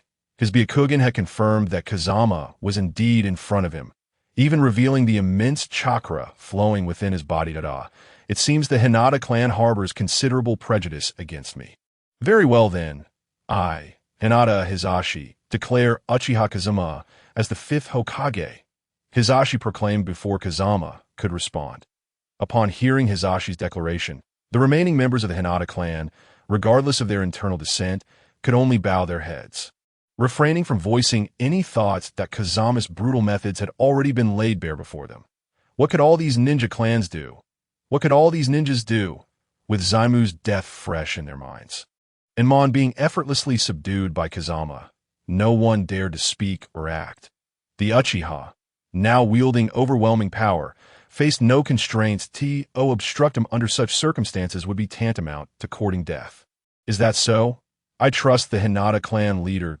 Kazama's hand clenched tightly, enveloping Hinata Mon in a crackling surge of lightning. The Mon's last breath escaped without a sound, silenced by Kazama's ruthless grip. The onlookers, gripped by unease, found themselves devoid of any desire to resist. For the time being, refraining from opposition meant they would not meet immediate death. We, the Nara clan, endorse Uchiha Kazama as the 5th Hokage. We, the Yamanaka clan, we, the Akimichi clan, support Uchiha Kazama as the 5th Hokage. In a swift moment, various ninja clans and the assembled ninjas made the most prudent choice. Some hesitant ninjas, though silent, refrained from voicing any dissent. Thank you all for your trust. Due to the absence of the higher echelons of Konoha, we shall bypass the succession process that I shall now commence with the new appointments. Kazama began, his voice steady. Nara Shikaku, you shall serve as my aide, assisting with the daily affairs of Konoha. Hearing Kazama's words, Nara Shikaku paused briefly before stepping forward. Thank you for your trust, Hokage-sama, he replied, taking his place to the side. Serving as the Hokage's aide was a position of considerable authority, previously held by the enigmatic Danzo, who had never been formally appointed. Shikaku was filled with speculation. The most likely scenario was that the Uchiha would consolidate power entirely within their grasp. Yet the very first appointment was to make him the Hokage's aide. Upon receiving this news, Shikaku felt as if he had misheard. Next, Yamanaka Kahii shall serve as the head of the intelligence division, overseeing the interrogation unit, with the unit leader remaining as a Biki. Kazama continued, and Kahii stepped forward. Thank you for your trust, Hokage-sama. Thirdly, Inazukazuku shall lead the Konoha Guard, alongside Aburame Shibi as the deputy captain. The restructuring of the Konoha Medical Department was underway, with the minister provisionally appointed and Ibuki serving as deputy minister. Each department was assigned, an important position remained, the Konoha Security Division. The head of the Konoha Security Division shall be Hinata Hisashi. The division will be restructured under the Hinata clan's supervision, Kazama concluded, leaving Hisashi in a state of disbelief. Had he truly heard his name, along with that of his clan? Thank you for your trust, Hokage-sama. Hinata Hisashi stepped forward, his expression grave as he spoke. The position of the guard department is indeed crucial. However, due to the previous actions of the Uchiha clan and their inherent issues, compounded by the machinations of the higher-ups, the reputation of the guard department within the village has suffered greatly. This has led to mutual exhaustion. There is no need for hasty gratitude. Minister Hisashi, I have something to discuss. The so-called cage bird or Hyuga clan should be abolished. Only then can the full potential of the Hyuga clan be revealed, rather than the current state where the incompetent can occupy positions of power merely due to their lineage, while the talented are constrained by the caged bird. Uchiha Kazama spoke calmly. His words detonated within Hisashi's heart like a thunderclap. The caged bird, the distinction between the main house and the branch house. How could Uchiha Kazama suddenly bring this up? I object. Even though we have supported you in becoming the 5th Hokage, this matter falls squarely within the internal affairs of the Hyuga clan, and the Hokage has no right to intervene. At this moment, an elder from the main house of the Hyuga clan stood up, his face contorted with rage.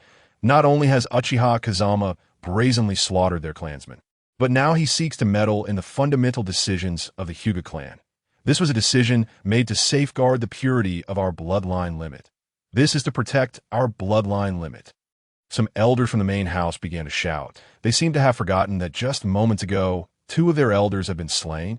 Enough! What protection of the bloodline limit are you talking about? Such an excuse is truly audacious. That is it not merely to maintain your so-called main house's interests while suppressing the branch house. If you were truly strong, you could simply eliminate those coveting the Byakugan. Does only your Hyuga clan possess a bloodline limit? Have we Uchiha ever relied on a caged bird to protect our bloodline limit? When Danzo seized our Uchiha eyes, I simply killed him. If others wish to stir trouble, eliminating them is the best way to protect our bloodline limit. Rather than persecuting our own by the way, I am merely informing you, not seeking your opinions. Uchiha Kazama's calm voice resonated. The surrounding civilian ninjas, as well as the clan ninjas, looked on in astonishment at Uchiha Kazama and the Hyuga clan. It seemed the Hyuga clan was under scrutiny. Indeed, what Uchiha intended to do was far from pure. The Hyuga clan, known as the foremost family in Konoha, appeared to be targeted for annihilation by the Uchiha. Many began to distance themselves from the Hyuga clan. Now, among the members of the Hyuga clan present, some from the branch house wore expressions of confusion, while others from the main house seethed with anger. We shall adhere to the arrangements of the Hokage. Hisashi quickly interjected. This was not only for his own plans, but also to protect his clansmen. Chapter 24. Hisashi's decision. Hisashi understood that if the clan members continued to confront Uchiha Kazama, they might lose even the opportunity to accept his arrangements. At this moment, Uchiha Kazama's gaze fell upon Hisashi. Minister Hisashi, you are a wise man. I shall not involve myself further in the intricacies of this situation. As the elders of the Hyuga clan have stated, this is your internal matter. However, if it affects the overall combat strength of the village, I have an obligation to intervene. Uchiha Kazama spoke slowly. Some of the previously agitated elders of the Hyuga clan fell silent. With Hisashi speaking, any further rebuttal would only serve to slap their own faces for how to handle the matter moving forward. They could deliberate upon returning to their clan grounds. Now, I have one final announcement. For the next 3 years, all ninjas completing missions in Konoha will receive 100 of the remuneration directly. Furthermore, after completing a mission, I will open a redemption window within the mission department. Mission points can be exchanged for money, weapons, and jutsu. Anything within the village's purview can be redeemed here too, and there are even Hokage experience cards. As long as your points are sufficient, you can exchange for anything you desire from the village. To make Konoha stronger, we will need everyone's efforts moving forward. Uchiha Kazama declared, his voice rising with fervor. The civilian ninjas, who had initially thought this village meeting did not concern them, now gazed with shining eyes. Missions? Let us go accept missions. Hurry, the mission department should be opening now. Let us go, in an instant. These ninjas vanished from the scene. Unlike clan ninjas, ordinary ninjas relied heavily on village missions for their income, with over 80% of their funds stemming from missions.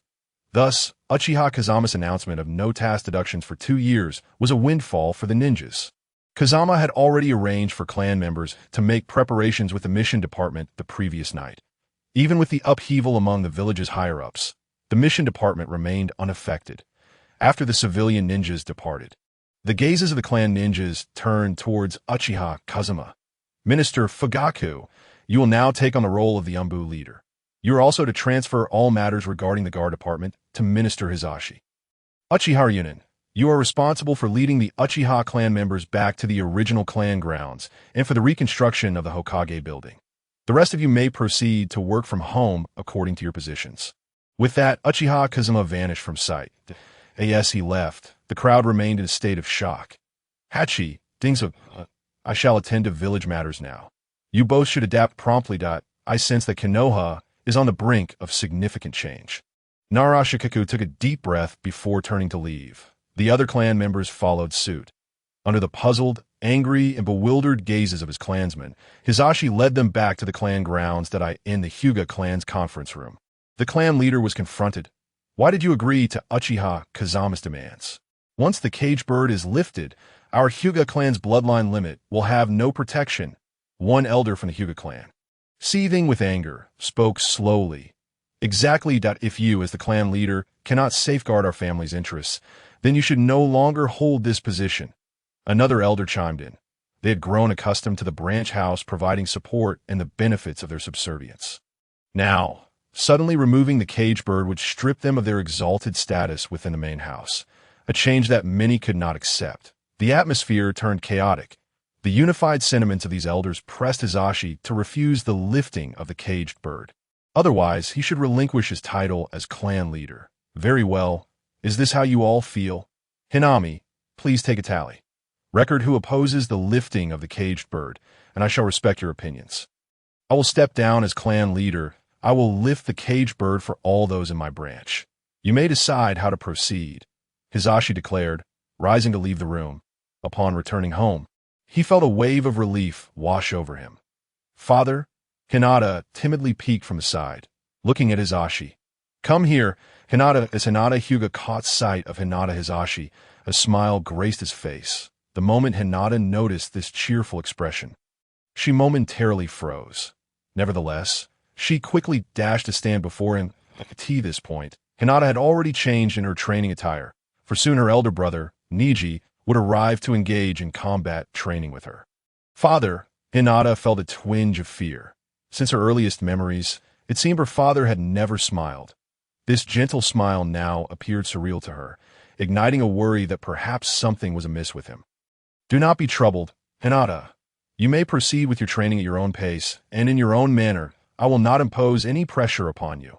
Moreover, Niji will be residing with us from now on. Hinata Hizashi assured her, his smile unwavering.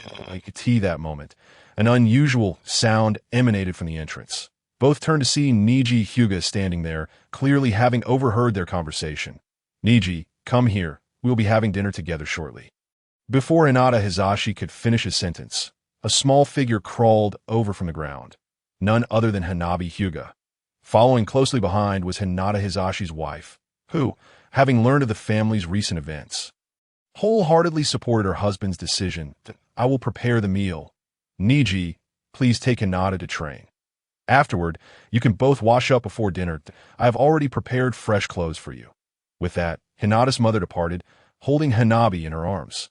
Brother Niji, Hinata reached out and grasped Niji's hand, prompting him to finally react.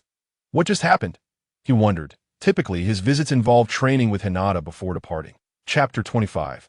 Family and Financial Concerns. After dinner, Hinata Hizashi did not conceal anything from Niji. Niji was a remarkably gifted child, having witnessed his father's death at a young age, which accelerated his emotional maturity. He consistently exhibited a composed demeanor, perhaps as a protective mechanism, presenting a cold facade to the outside world. Yet in terms of training and strength, he had displayed formidable talent, surpassing even his father, Hayashi, and his uncle, Hizashi, by a considerable margin. Without the constraints of the caged bird seal, Niji would undoubtedly become an even more formidable force in a short span of time. To lift the caged bird seal, why clan head? Niji exclaimed, standing abruptly, his Byakugan trembling slightly at this moment.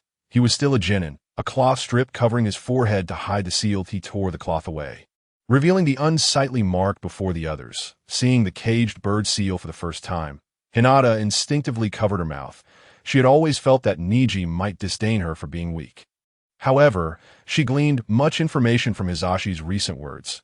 The events of the past, I could not prevent. Thus, my only course of action is to aid your growth. Once your abilities reach a certain level, you will be able to eradicate this family's archaic practice. However, the Fifth Hokage has already issued orders to lift the caged bird seal. That I have agreed to this. The elders of the clan may disagree, but their opinions will not sway me. Let us eat. Niji, Hizashi continued, resuming his meal in quietude. Niji stood frozen in place, his body that had trembled with anger now stilled. He observed Hizashi eating, alongside Hinata watching him. Conflicting emotions began to churn within Niji. That on one hand, it felt as though the perseverance he had upheld for years was rendered a farce. That on the other, the prospect of lifting the caged bird seal appeared promising. Niji found himself at a loss for how to confront Hizashi. The once resolute determination to forge ahead now faltered. Niji, he is my younger brother. Hizashi spoke softly. Those words bore a little emotional fluctuation. The simplicity of his statement stirred a tempest within Niji. Uncle, I understand. Niji did not rebind the cloth but cast it aside, returning to his seat at the table. Hizashi, upon hearing Niji address him as uncle, felt his resolve solidify that he never wished to relive the sorrow of the past, nor did he want his descendants to endure such pain. After the meal, Hizashi proceeded to lift Niji's caged bird seal. With it removed, Niji noticed a remarkable transformation in his Byakugan. His perception and vision had sharpened significantly. Go now. Practice with Hinata. You need not return tonight. I will prepare a room for you from now on. You shall reside with us. We are, after all, family. Hizashi declared before slowly departing. In the days that followed, the Hokage building rose swiftly amidst the frenzied tasks undertaken by the ninjas. The Hokage's cloak had finally arrived for Uchiha Kazekage, and upon donning it, he certainly appeared dashing, albeit somewhat hindered in combat. Hokage, Konoha's finances are currently facing some challenges. The damage to our infrastructure, coupled with the cost of missions, has depleted our reserves, Nara Shikaku reported. His expression grave. Isn't the village's expenditure covered by the daimyo? Kazekage inquired, casting a curious glance at Shikaku.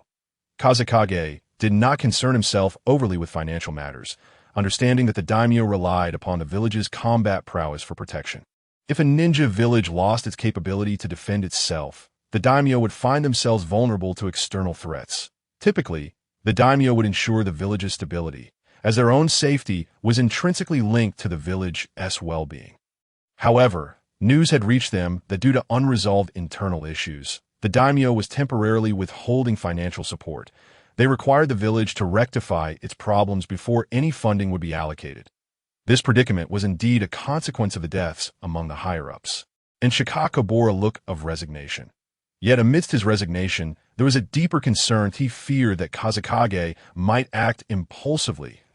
If we do not receive any funding within a week, then the safety of the daimyo and the Fire Country's officials will no longer be Konoha's responsibility.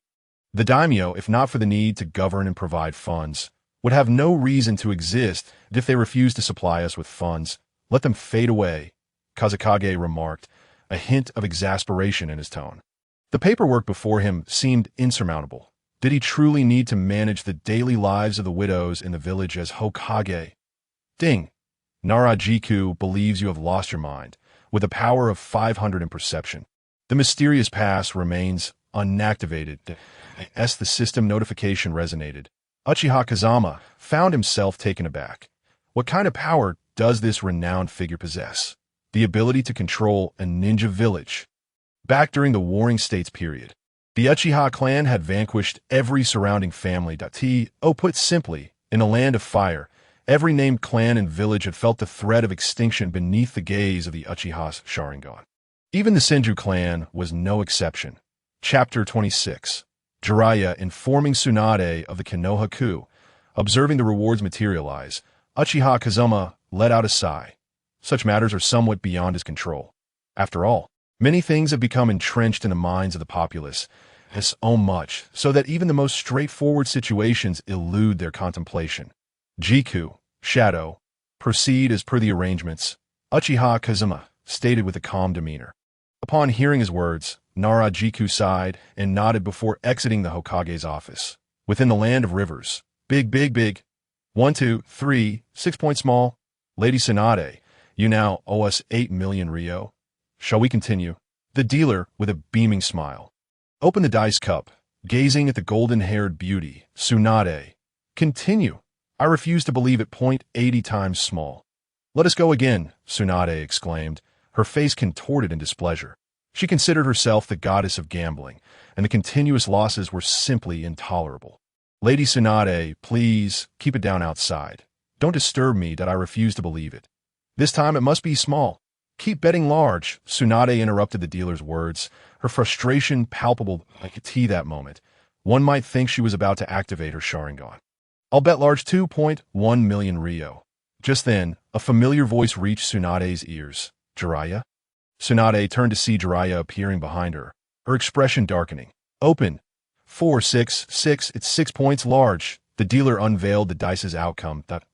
Lady Tsunade. It appears we owe you an additional 2 million ryo. And here's your 1 million ryo. The dealer, momentarily taken aback, handed the chips to the legendary gambler. Lady Tsunade was always accompanied by a white-haired man. Jiraiya. His presence signified that she was about to win. Thus, the dealer felt a twinge of concern. If Tsunade were to win, his own job would be in jeopardy, perhaps even leading to dire consequences from his boss. You have come to see me for a reason. Haven TU? Let us go. It's time to exchange for money. See, I told you it would come up small, Tsunade said, blissfully clutching her chips as she exited. One cannot deny that the thrill of winning was indeed exhilarating. Had Jiraiya arrived while she was losing, he would likely have faced her wrath soon. The two found themselves at a dining establishment. After sitting down and ordering, Tsunade produced a flask of sake. Speak. Are you here to persuade me to return to the village again? She inquired, taking a delicate sip from the flask. Not quite, that I've come to discuss some issues that have arisen in the village. Jiraiya replied, looking at Tsunade with a hint of exasperation. Over the years, he had either been pursuing Orochimaru or attempting to coax Tsunade back to the village. The events of the past were now distant memories. Yet he hoped she could let go and move forward toward her own future instead of remaining trapped in nostalgia. However, every attempt at persuasion had ended in failure. Village matters. I'm neither concerned nor interested. If you choose to stay, let us just enjoy a meal and drink together. Should you wish to discuss village affairs, prepare to be thrown out, Tsunade retorted, irritation lacing her words. During mealtime, she detested hearing Jiraiya bring up the village. That place was one she had no desire to return to. Once a source of her happiness, it had transformed drastically. The closest individuals to her had all passed away, and the once peaceful village had devolved into a mere tool of power for others. A village like that was not one she wished to revisit. Lost in these thoughts, Tsunade raised the flask to her lips once more. This was precisely why she dreaded encountering Jiraiya. Each meeting forced her to confront painful memories. The old man is dead. Jiraiya took a deep breath before revealing the events transpiring in Konoha to Tsunade. Upon hearing this news, Tsunade's hands trembled around the flask. Shizen, upon hearing this, embraced her pig and exited the private room. As the forthcoming revelations and Tsunade's reactions were unsuitable for his presence, silence enveloped the room for a moment. I ess it because of Shimura Danzo.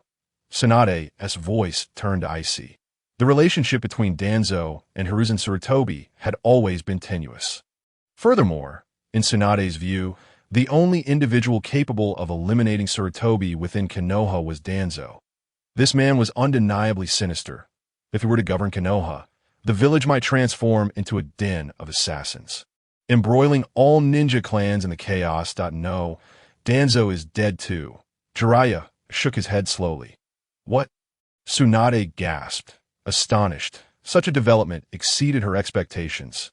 Both the Hokage and the leader of the root organization had perished. It was Uchiha's doing. Reports indicate that the higher-ups in Konoha were preparing for an extermination plan against the Uchiha. Upon learning this, the Uchiha genius Uchiha Kazama activated his Manjiki Sharingan, directly controlling the Nine-Tails Jinchuriki to instigate a coup against the village. In a single night, the entire Konoha leadership was slaughtered. Now, Uchiha Kazama has ascended as the 5th Hokage. Jiraiya conveyed the intelligence he had gathered to Tsunade. Upon receiving this news, Tsunade felt utterly bewildered.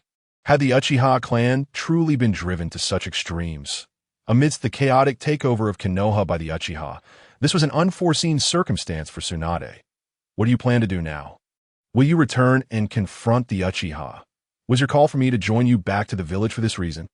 Tsunade sighed heavily, her tone reflecting a newfound seriousness as she fixed her gaze upon Jiraiya. Currently, I lack much more information about the village. I am unaware of the changes that have occurred since the Uchiha's rise to power. Therefore, would you accompany me back to the village to investigate? If the Uchiha manages things well, perhaps. Jiraiya trailed off, looking at Tsunade, that he understood that he had to undertake this task. Having passed through the land of Earth, he had decided to visit Tsunade along the way. If Tsunade could accompany him back, then, Chapter 27, Asuma returns to the village, battle on the horizon. Tsunade fell silent once more. Such circumstances indeed posed significant danger for Jiraiya to return alone. However, Tsunade, Jiraiya, if I were to ask you not to concern yourself with village matters, would you be able to comply? Tsunade spoke slowly, her eyes revealing her I cannot. Regardless of whether you wish for me to accompany you back to the village, I will return. Jiraiya lifted the wine jug and poured himself a glass. Once more, silence enveloped the two. Soon, the meal was served. After dining, Jiraiya observed the somewhat aloof expression on Tsunade's face, choosing to say little. After settling the bill, he departed, aware that he needed to swiftly return to assess the village's situation. As for Tsunade, he had already apprised her of the circumstances. He would not impose his will upon her. It was ultimately her choice.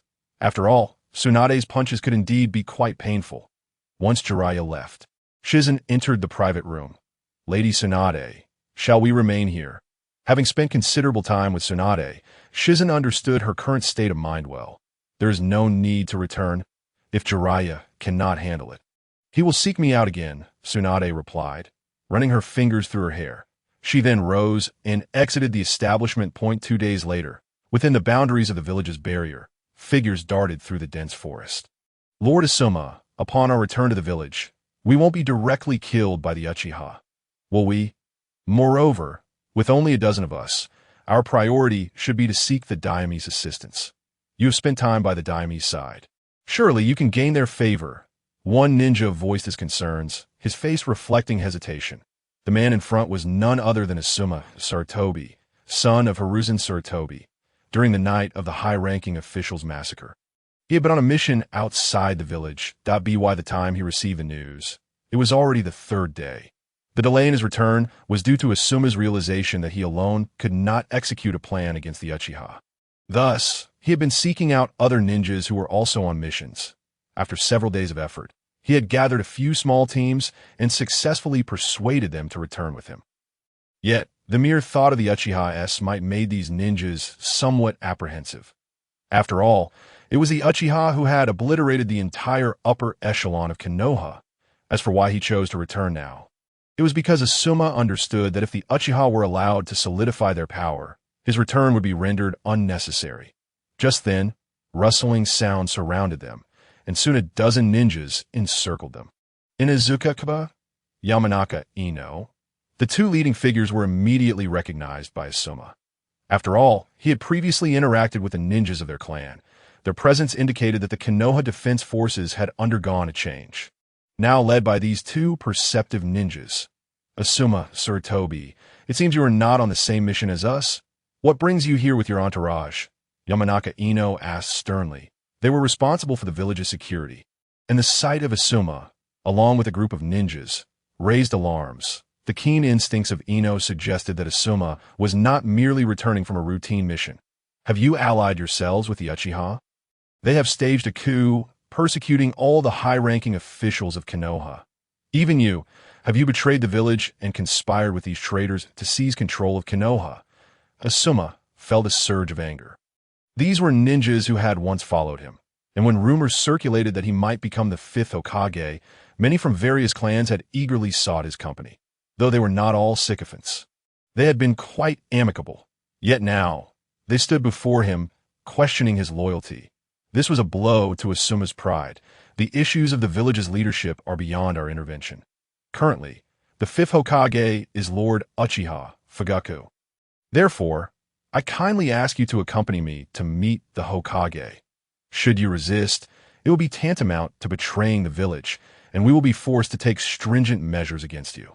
Yamanaka Ino stated flatly. Asuma's lofty demeanor and unwarranted arrogance were particularly distasteful to Ino.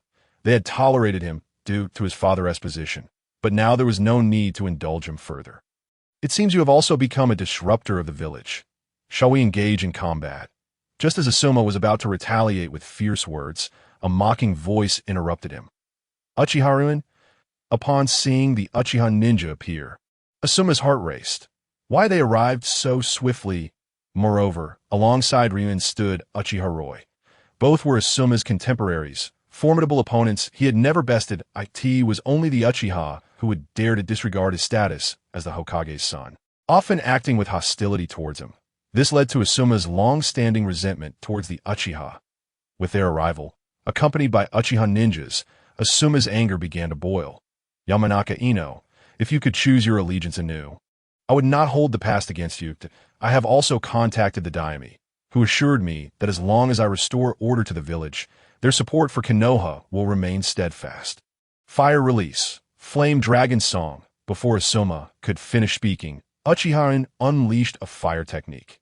Instantly, the surrounding Uchiha ninjas drew their short swords and attacked Asuma's group. Yamanaka Ino hesitated momentarily, but soon joined the assault against Asuma and his comrades. Asuma, initially intending to engage in verbal sparring, felt his rage intensify. He quickly leaped back, exclaiming, "Fire release." Ash pile burning. A massive cloud of dust erupted from his mouth. Boom! The sound of an explosion and the ensuing dust cloud engulfed the area. Asuma realized that to rally other ninjas against the Uchiha, he needed to secure victory in this battle. Drawing two chakra blades, he charged forward. Chapter 28. Kakashi and Guy stumble into battle within the dense cloud of dust, which obscured the advantages of the Uchiha Sharingan. Asuma aimed for Uchiha Roy, rushing towards him. With a chakra blade infused with wind chakra, he sliced through the surrounding dust. Clang! Uchiha Roy's short sword met his strike. The metallic clash echoing as the tremendous force pushed Roy back. Without pause, Asuma twirled, leaping into the air. The wind chakra blade erupted with power, granting Asuma an acceleration that sent him hurtling towards Uchiha Roy. Lightning release. Great Thunder Hammer. Uchiha Roy inhaled deeply, channeling lightning chakra into his short sword, transforming it into a formidable hammer. Wind release. Is it? Let us see if your cutting force can withstand my lightning hammer. Roy's resolve was unwavering, his Sharingan gleaming like a tiger awaiting its prey. With explosive strength, he prepared to strike the airborne Asuma. Bang! A dull thud resonated as their attacks collided, creating a shockwave that dispersed the surrounding dust. The two combatants found themselves suspended in mid-air. Uchiha Roy suddenly broke into a grin as the dust cleared. The scene around them came into full view. in just a few minutes of battle. The ninjas Asuma had brought back lay lifeless in pools of blood. They had been utterly annihilated. Regarding the Uchiha clan, aside from 2 minor injuries that would heal swiftly without immediate medical attention, the others appeared remarkably at ease. Sarutobi Asuma, do you believe that Konoha still holds a place for you in your Sarutobi lineage? It is reminiscent of the time when the higher-ups of Konoha sought to erase the Uchiha from the village. Now, Konoha has become devoid of your Sarutobi territory. Upon finishing his words, Uchiha Roy felt a shift in the chakra surrounding his Raijin. Like swift lightning snakes, it surged towards Sarutobi Asuma, sensing the formidable chakra of the lightning release. Asuma exerted force in his hands, utilizing the reaction to swiftly evade the attack's range. Prepare to meet your end. The voice of Uchiha Linyan echoed behind Sarutobi Asuma. This moment, Uchiha Linyan was enveloped in a layer of lightning release. Moving with extraordinary speed, his kunai, akin to the fangs of death, lunged directly towards Asuma's heart, that Konoha's great whirlwind. Just then, a green figure materialized on the scene. The powerful kick sent Uchiha Linyan reeling. Following this, a white-haired man stood protectively before Sarutobi Asuma. What on earth is happening? Why are the ninjas from within the village battling here? The white-haired ninja spoke. Hatake Kakashi? My guy. Uchiha Roy sheathed his short blade. Gazing at the two before him, they had been executing a secret mission, thus temporarily severing ties with the outside world. Upon returning to the village, they were met with such a scene. Though the circumstances were unclear, the notion of ninjas from the same village attacking one another was undoubtedly wrong. Hence, he intervened to stop it. Liunyan, what has transpired? Might Guy and Uchiha Liunyan were classmates. They had trained together in combat. And for Might Guy, who was somewhat simple-minded, anyone he trained with was a friend. Even the proud Uchiha, after experiencing Might Guy's formidable taijutsu, held a deep admiration for him. Thus, they naturally became friends. Might Guy, Hatake Kakashi, the Uchiha have rebelled, striking against the higher-ups, and have now usurped the position of Hokage at Ai. Along with these ninjas, returned to inquire about the situation, only to be ambushed here. Those companions were slain by ninjas from their own village. Can you not see such blatant betrayal of the village? Sarutobi Asuma exclaimed vehemently. Even with the two present, his voice resonated with righteous indignation. Asuma understood that if he could not persuade Hatake Kakashi and Might Guy, he would likely perish here. The only chance lay in amplifying the commotion, which could potentially alert other powerful ninjas to the situation, thereby rallying forces to oppose the Uchiha Dada. You two have returned. And Jiraiya, back in the village, come and witness this. After all, he is your teacher's son, and I believe you are eager to learn about the entirety of this coup. Are you not? At that moment, an excited voice resonated from the direction of the Konoha gate. Even Jiraiya, who had been concealed nearby, slowly emerged. The instant Sarutobi Asuma laid eyes on Jiraiya, he felt as though he had swallowed something distasteful. Just moments ago, he was on the brink of being killed, and Jiraiya had not intervened. Yet now, upon Uchiha Kazama's arrival, he chose to step forward. Moreover, judging by his demeanor, it was evident he had no intention of engaging. Rather, he seemed intent on gathering information. In an instant, Sarutobi Asuma found himself harboring resentment towards Jiraiya. Upon emerging, Jiraiya said nothing, merely observing Uchiha Kazama. This man, who had obliterated the Konoha higher-ups and subdued the entire village with his clan's might, now occupied the Hokage's seat. Just by Uchiha Kazama's appearance, Jiraiya could discern his presence. It was well known that Jiraiya possessed top-tier skills in intelligence gathering. Thus, concealment had become second nature to him. Lord Jiraiya. Might Guy and Hatake Kakashi greeted Jiraiya respectfully. Jiraiya nodded, still fixated on Uchiha Kazama.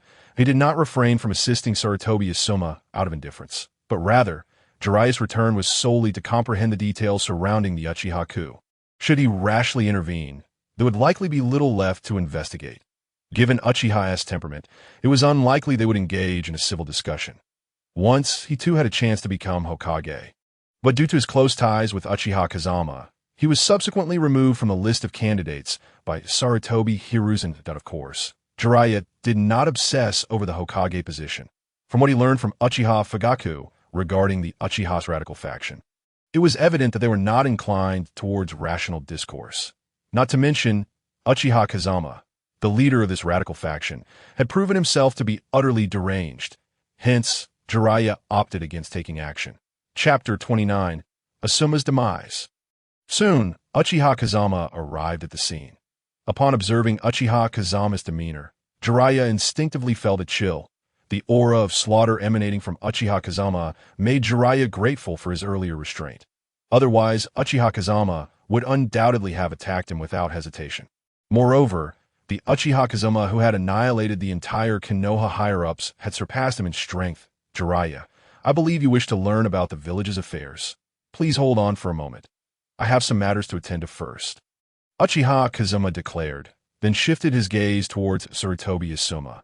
Under Uchiha Kazama's intense gaze, Sarutobi Asuma felt a wave of paralysis wash over him. That murderous intent was akin to an invisible shackle, ensnaring his entire being. Sarutobi Asuma, do you intend to bring others to disrupt the current tranquility of Konoha? Hatake Kakashi, what was your intention in intervening just now? Uchiha Kazama pressed on with his inquiries. Sarutobi Asuma was momentarily taken aback, for that was indeed his intention. Yet now, how could he confess such a thought? His sole leverage upon returning was the coup orchestrated by Uchiha Kazama and his followers. If he answered Uchiha Kazama's question, he would forfeit the moral high ground. I am uncertain of the situation, but it is unequivocally wrong for comrades from the same village to engage in mutual slaughter. Kakashi articulated his perspective. He was not a staunch adherent of the will of fire, but he held his own path as a ninja. Under normal circumstances, he would not strike against his fellow villagers. Kakashi, your eyes belong to the Uchiha, do they not? Given to you by Obito. Uchiha Kazama began to speak slowly. Hearing this, Hatake Kakashi fell silent. Ever since he obtained the Sharingan, while the Uchiha regarded him with disdain, they had not taken action against him. They were aware that Obito, the fool, was Kakashi's comrade, that I had been willingly gifted to him by Obito. Kakashi understood that his ability to retain a Sharingan was due to the Konoha higher-ups suppressing the Uchiha. Otherwise, it would have long been reclaimed by the Uchiha. Now, with Uchiha Kazama suddenly broaching the topic, he found himself at a loss for how to respond. But by the way, Kakashi, there is something I believe you ought to know. The once great genius ninja of Konoha, renowned throughout the ninja world and known as Konoha's White Fang, was none other than your father, Hatake Tsukumo. Did you ever question the circumstances surrounding his death? Uchiha Kazama's voice resonated, prompting even Jiraiya to feel moved that it had been a long time since he had heard the title of Konoha's White Fang. The genius, lost to history, often evokes nostalgia. Yet the name of Konoha's White Fang was seldom mentioned. Furthermore, it was a fact that his death had been quite humiliating. Such a genius met with such a tragic end. After taking several deep breaths, Kakashi still found himself unable to articulate his thoughts. This incident was orchestrated by the higher-ups of Konoha. At one point, the reputation of Konoha's White Fang had reached its zenith. Many proclaimed that the Fourth Hokage was none other than Hatake Tsukumo. However, the leaders of Konoha sought not an uncontrollable Hokage. Thus rumors began to circulate. The very individual who labeled Hatake Tsukumo a failure and a disgrace for prioritizing his comrades over missions was none other than the ninja Sarutobi Shinji, whom he had rescued. Under the instigation of Konoha's higher-ups, the ignorant masses began to unleash verbal assaults against Hatake Tsukumo. Ultimately, this led to the tragic suicide of the prodigious Hatake Tsukumo. This is the extent of Konoha's higher-ups' machinations. They would sacrifice anyone for their own power. These events are not fabrications of my imagination. Jiraiya should be aware of some of this, shouldn't he? As Uchiha Kazama spoke, he glanced at Jiraiya, who was frowning in the distance. Kakashi's gaze also shifted in that direction. Jiraiya was momentarily taken aback, remaining silent in rebuttal. Such matters had indeed been addressed by Tsunade when she confronted Sarutobi Hiruzen. Furthermore, she had even given Sarutobi Shinji a sound thrashing. Yet Hatake Tsukumo was already deceased, and no matter how furious he and Tsunade were, they found themselves powerless to alter the outcome. Although unsure of how Uchiha Kazama came to possess this knowledge, it seemed that he was not particularly insane.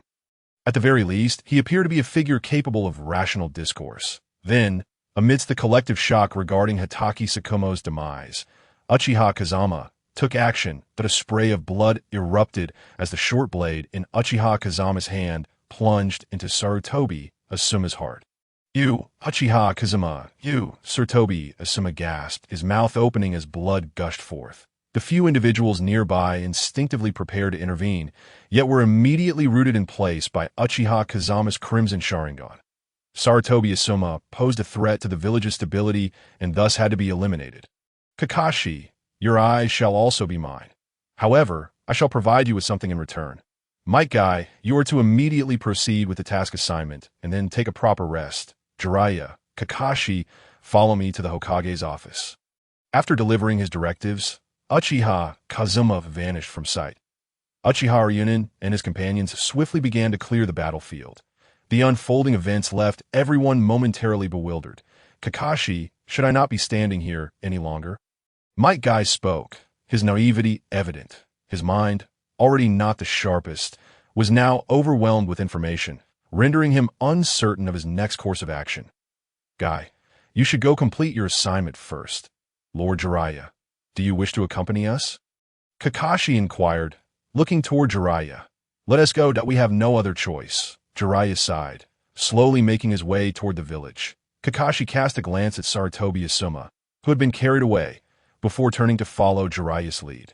The scene was swiftly tidied up, as though nothing had transpired, while Sarutobi Asuma's plans to incite the village against the Uchiha had abruptly come to an end. Within the Hokage's office, Uchiha Kazama sat in the Hokage's chair, attending to the documents before him. Jiraiya and Kakashi stood by, awaiting Uchiha Kazama's words. Chapter 30. Seizing Kakashi's Sharingan. After half an hour had elapsed and Uchiha Kazama completed his paperwork, Nara Shikaku entered, bringing a pile of documents requiring Uchiha Kazama's signature. "Nara Shikaku, must you be so ridiculous? What is this? Does the Matsushita family require my signature for a restroom renovation?" "Enough." Jiraiya and Kakashi have returned. "We have some special matters to address, which will likely consume a considerable amount of time. Therefore, I entrust these trivialities to you." Having said this, Uchiha Kazama took Jiraiya and Kakashi and headed toward the conference room. Uchiha Kazama found these mundane matters quite exasperating. Point one could only wonder just how twisted Sarutobi Hiruzen had been for such trivialities to necessitate the signature of a village leader. Uchiha Kazama had no desire to deal with such matters any longer. He needed to find an opportunity to delegate these responsibilities elsewhere. In the conference room, Kakashi and Jiraiya exchanged glances at the changing expressions on Uchiha Kazama's face, both feeling somewhat helpless. This Hokage appeared less inclined toward work. Just then, the door to the conference room swung open. "Why hi, Kurenai?" Uchiha Kazama was taken aback at the sight of the incoming ninja. What could possibly bring her here at this moment? "Hokage-sama, did you kill Asuma?" Why hi Kurenai's expression was grave as she coldly interrogated him. "Indeed, I did." "Never mind, you can see for yourself," Uchiha Kazama replied, swiftly casting a genjutsu that drew Waihai Kurenai into an illusory realm. "Sarutobi Asuma. Waihai Kurenai. She was destined to be mine. I am no mere sycophant. I merely crafted an illusion of love for her, and once she becomes mine, she shall adhere to my every whim." Sarutobi Asuma. As for her father, Sarutobi Shinji, my father required his power, yet this old fool perished on a mission. I even had to console that foolish woman because of it. I shall soon have her under my control. Each of his words echoed in Waihai Kurenai's ears, igniting her fury. Not only was her father slain in defense of the Hokage, but now he was being belittled by Sarutobi Asuma. Although she could not fathom why these thoughts invaded her mind, Waihai Kurenai recognized that such sentiments were indeed uttered by Asuma. When the genjutsu lifted, Waihai Kurenai gazed at the striking Uchiha Kazama with a conflicted expression. This man, aside from rivaling the readers in charm, possessed an undeniable allure toward women. Moreover, Uchiha Kazama had presented her with the truth that Waihai Kurenai, if you have no pressing matters, please sit down and take notes. Eventually, I will require someone to assist me as the Hokage's secretary. Uchiha Kazama spoke as he noticed Waihai Kurenai frozen in place. Me, secretary.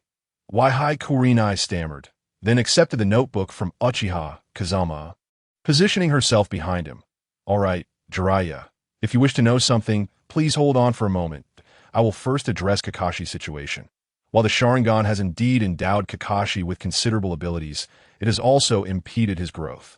It is worth noting that he once thrived without the Sharingan. However, his rate of development has evidently stagnated in recent years, likely due to the incompatibility of the Sharingan. Thus, it is best to reclaim it for now. As Uchiha Kazama concluded his statement, Kakashi felt a sudden pain in his left eye. The Sharingan was forcibly removed, and in its place, a gentle energy emerged. A tingling sensation coursed through him, observing the soft radiance emanating from Uchiha Kazama's hand. Jiraiya was momentarily stunned. Minutes later, Uchiha Kazama lowered his hand. This power of the sun is truly remarkable. However, I wish the system would grant me a bit more. Uchiha Kazama made a sardonic remark. Meanwhile, Kakashi Hatake had fully regained his sight. After the restoration, Kakashi felt as though the chakra within his body began to replenish. Previously, he had been in a state of significant depletion, with over 60% of his chakra dedicated to sustaining the ocular demands of the Sharingan. Now, with the sudden absence of the Sharingan, his chakra naturally began to recover. Thank you, Lord Fifth Hokage. Kakashi bowed respectfully to Uchiha Kazama. Though the eyes had originally belonged to Obito, perhaps it was time to return them to the Uchiha clan. He, too, deserved to lead a life of his own. Contemplating these thoughts, Kakashi's mindset underwent a transformation. Sensei? At that moment, the voices of two young children broke through. Sasuke, Naruto. Upon seeing the two little ones enter, a smile graced Kazama's lips. He gently called out to them, and the two rushed to stand before Uchiha Kazama.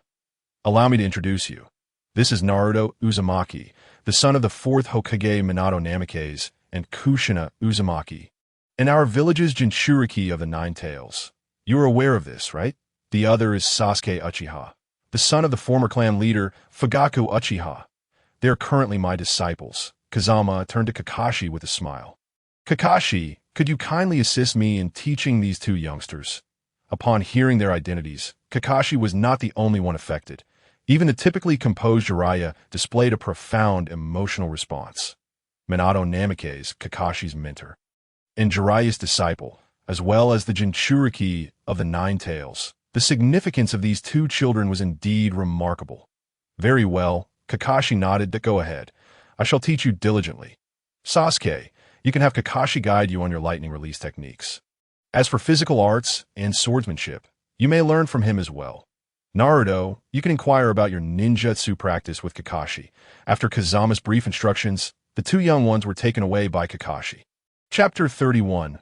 Obvious Issues, Simple Solutions. As Kakashi departed with the children, Jiraiya's puzzled gaze fell upon Uchiha Kazama. What was this fellow up to? The Jinchuriki of the Nine Tails was casually mentioned, and he even revealed Naruto's identity. Did he not worry about the rampage of the tailed beasts or potential attacks from other villages? Was it truly wise to expose Naruto to such scrutiny? A plethora of questions left Jiraiya momentarily at a loss for which to address first. Jiraiya, is Tsunade still unwilling to return to the village? At this juncture, Uchiha Kazama shifted his focus to Jiraiya Point, one of the legendary Sannin of Konoha, alongside Tsunade, if they could return to the village. It would indeed be beneficial. Their strength was essential for the cause. Hokage, what exactly are you planning? Jiraiya inhaled deeply before speaking. Naturally, to provide Konoha with a better developmental direction, Kazama continued, by the way, Jiraiya, if possible, please provide me with information regarding Orochimaru. I actually have a degree of admiration for him. As for Tsunade, I will also strive to persuade her to return. Let's strike a bargain. While I am away from the village, could you attend to some internal matters? Uchiha Kazama spoke with a smile. You intend to leave the village? Jiraiya felt his mind momentarily falter. During such a critical period, Uchiha Kazama was not focused on consolidating his position, but instead planned to depart. At this time, not only the ninjas within the village, but even those from other villages were closely watching the movements of the fifth Hokage. Leaving the village now was undoubtedly a poor choice. If the feudal lord refuses to provide funding as Hokage, I must make an appearance, correct? If they persist in their refusal, then perhaps we should consider replacing the feudal lord of the Land of Fire. Uchiha Kazuma spoke with a calm demeanor. Ding! Jiraiya deemed the host to be insane, rewarding him with a sage body and a special path to Sage Land. As the system's notification chimed, Uchiha Kazuma helplessly rubbed his forehead. In the Hokage's office, Jiraiya gazed at the towering pile of documents before him. Along with various matters requiring his attention, he appeared utterly dazed, even sitting there in a state of unconsciousness. Uchiha Kazama had brought him here and then left with Yugao Yuzuki. It felt as if he had been caught in an involuntary draft. Most importantly, Narashikaku was an absolute workaholic, offering him no respite. Jiraiya began to comprehend why Uchiha Kazama wished to leave the village. However, at this moment, Uchiha Kazama did not depart. Instead, he returned to the Uchiha clan's territory.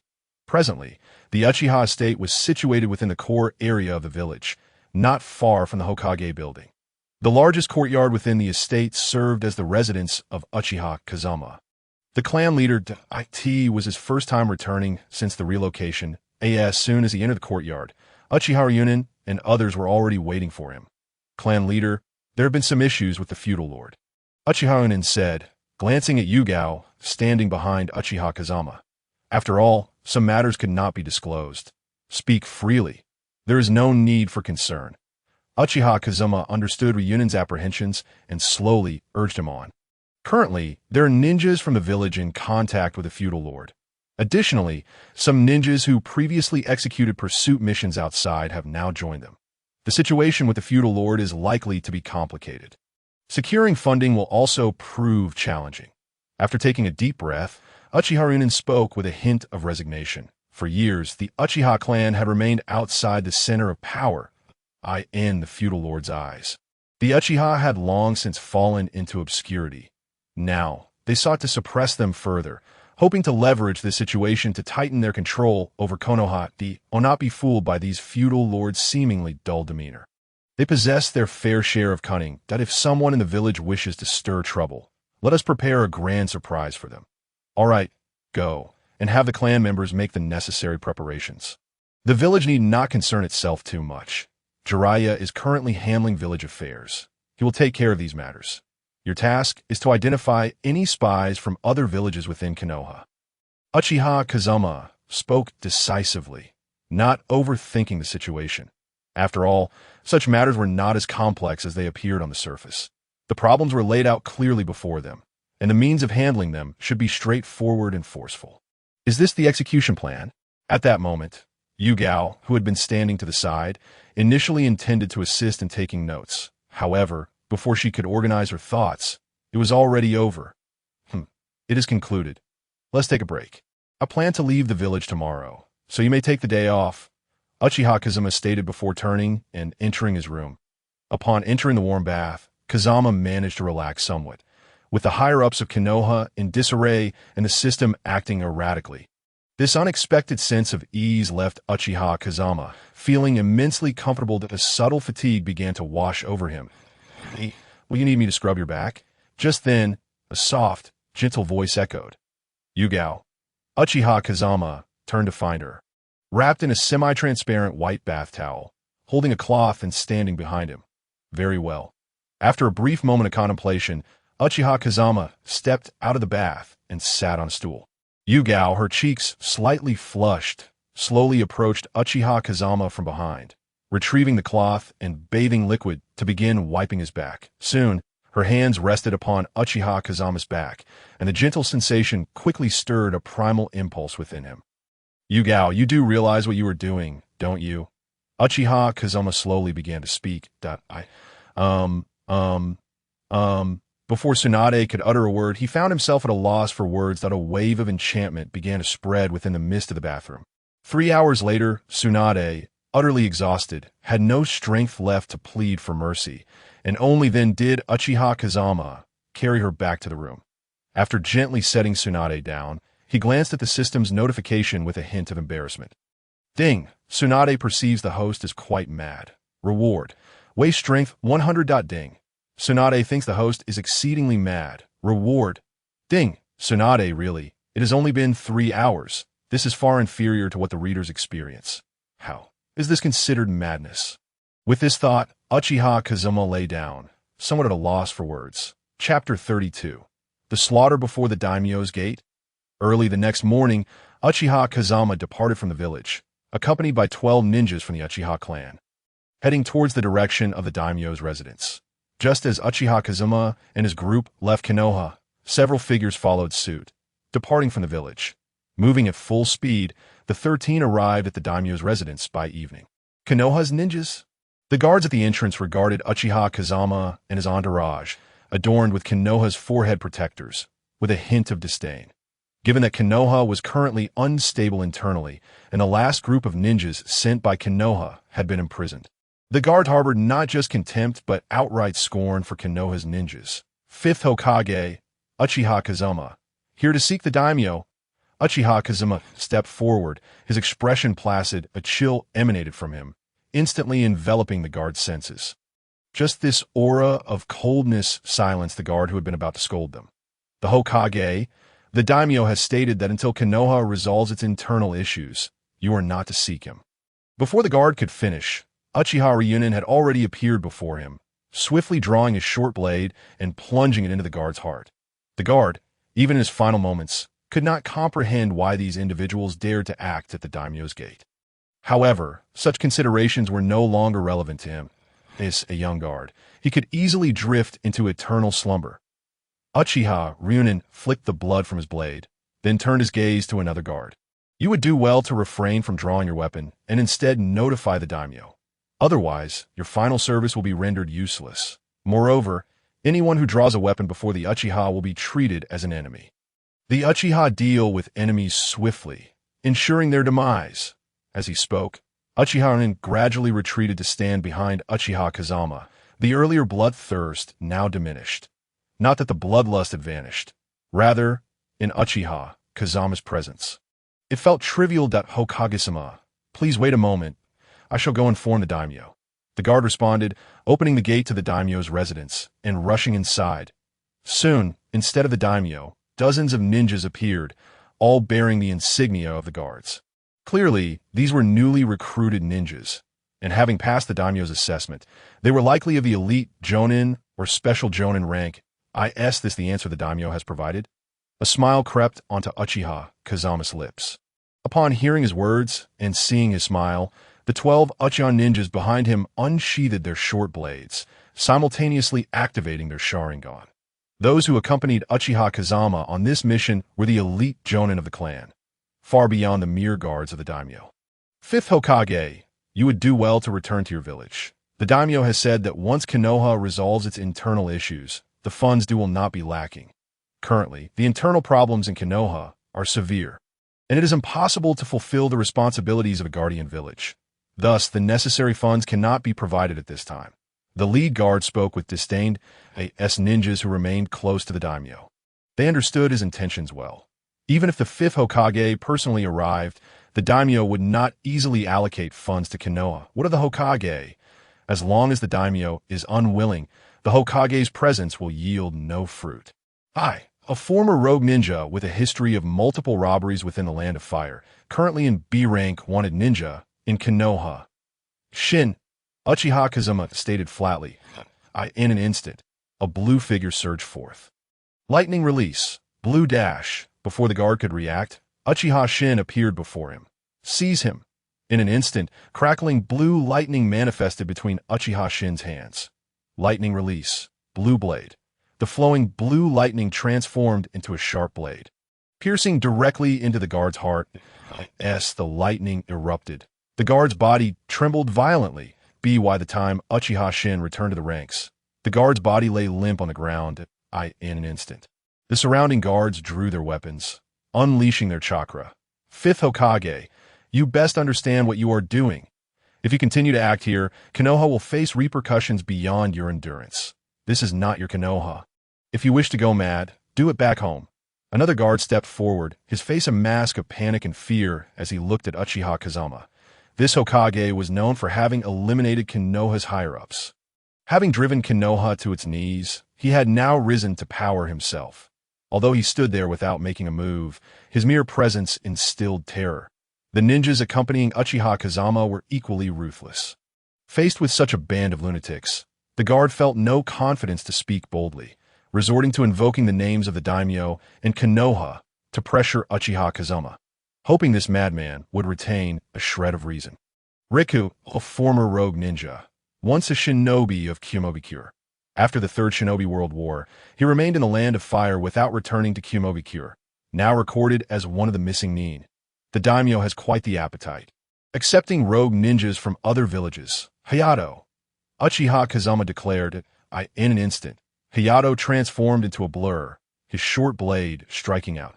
When Hayato's form rematerialized behind Uchiha Kazama, Riku's body shattered like a broken mirror. Collapsing into pieces on the ground, this moment, the guards instinctively took a step back. However, that step did nothing to ease their anxiety. Were the Uchiha truly mad? Did they not realize the grave consequences of acting at the daimyo's residence? Ding! Zay believes you are all mad. Reward, 1,000 chakra. Ding! Luo believes you are all mad. The notifications rang out swiftly. This world had been ill for too long. Perhaps they had all forgotten that this was a world where strength reigned supreme, not one where power held sway. Chapter 33. Steel release? A joke. Let us proceed to meet the daimyo. Uchiha Kazama slowly began to speak. He lifted his foot and strode directly towards the mansion of the daimyo. The guarding shinobi, although each of them assumed a combat stance, dared not step forward to obstruct Uchiha Kazama. The ninjas following Uchiha Kazama were simply beyond their capacity to contend with. The oppressive aura and fear emanating from Uchiha's crimson eyes awakened an ancestral dread deep within their bloodlines once more. Inside the daimyo's mansion, the daimyo sat regally upon a lavish seat, surrounded by a plethora of exquisite delicacies and fine wines, and a hint of inebriation lingered on his face. The fifth Hokage has arrived. Should we truly ignore them? Might this lead to complications? Expressed the worried minister of the Land of Fire, Shinhide. Previously, he was the one who liaised with Konoha. Shinhide was acutely aware of the formidable strength of Konoha's higher-ups. Furthermore, Uchiha Kazama, who could obliterate Konoha's elite overnight and perfectly control the tailed beasts, was undeniably a terrifying individual. Most concerning was that this person was a madman, one who disregarded rules that in such circumstances. Provoking an uncontrollable lunatic would be an unwise decision. Rest assured, Minister, the village requires funds to function, though we are the providers of those resources. If one cannot recognize their own position, there is no need to extend any resources, declared the daimyo, raising his cup and taking another drink. Upon hearing the daimyo's explanation, Shinhide's unease did not dissipate. In fact, it only intensified. Engaging in logic and reason with a madman was clearly a ludicrous endeavor. Yet now, he found himself utterly powerless. Although he was the liaison with Konoha, all resources and funding required the daimyo's approval. Contemplating this left Shinhide feeling utterly drained. Minister Shin, you still hold those individuals in too high regard. Without the support of the Land of Fire, a mere village cannot stir any waves. Just wait. When those fools find themselves in dire straits, they will grovel before us like dogs, spoke another minister slowly. A wine cup in hand, he relished gatherings that suppressed powerful ninjas. What if those individuals were strong? In the face of absolute resources and overwhelming power, they could only bow their heads to him. Only docile dogs were needed, not formidable wolves. Suddenly, just as he raised his cup to his lips, a kunai swiftly pierced the back of his neck.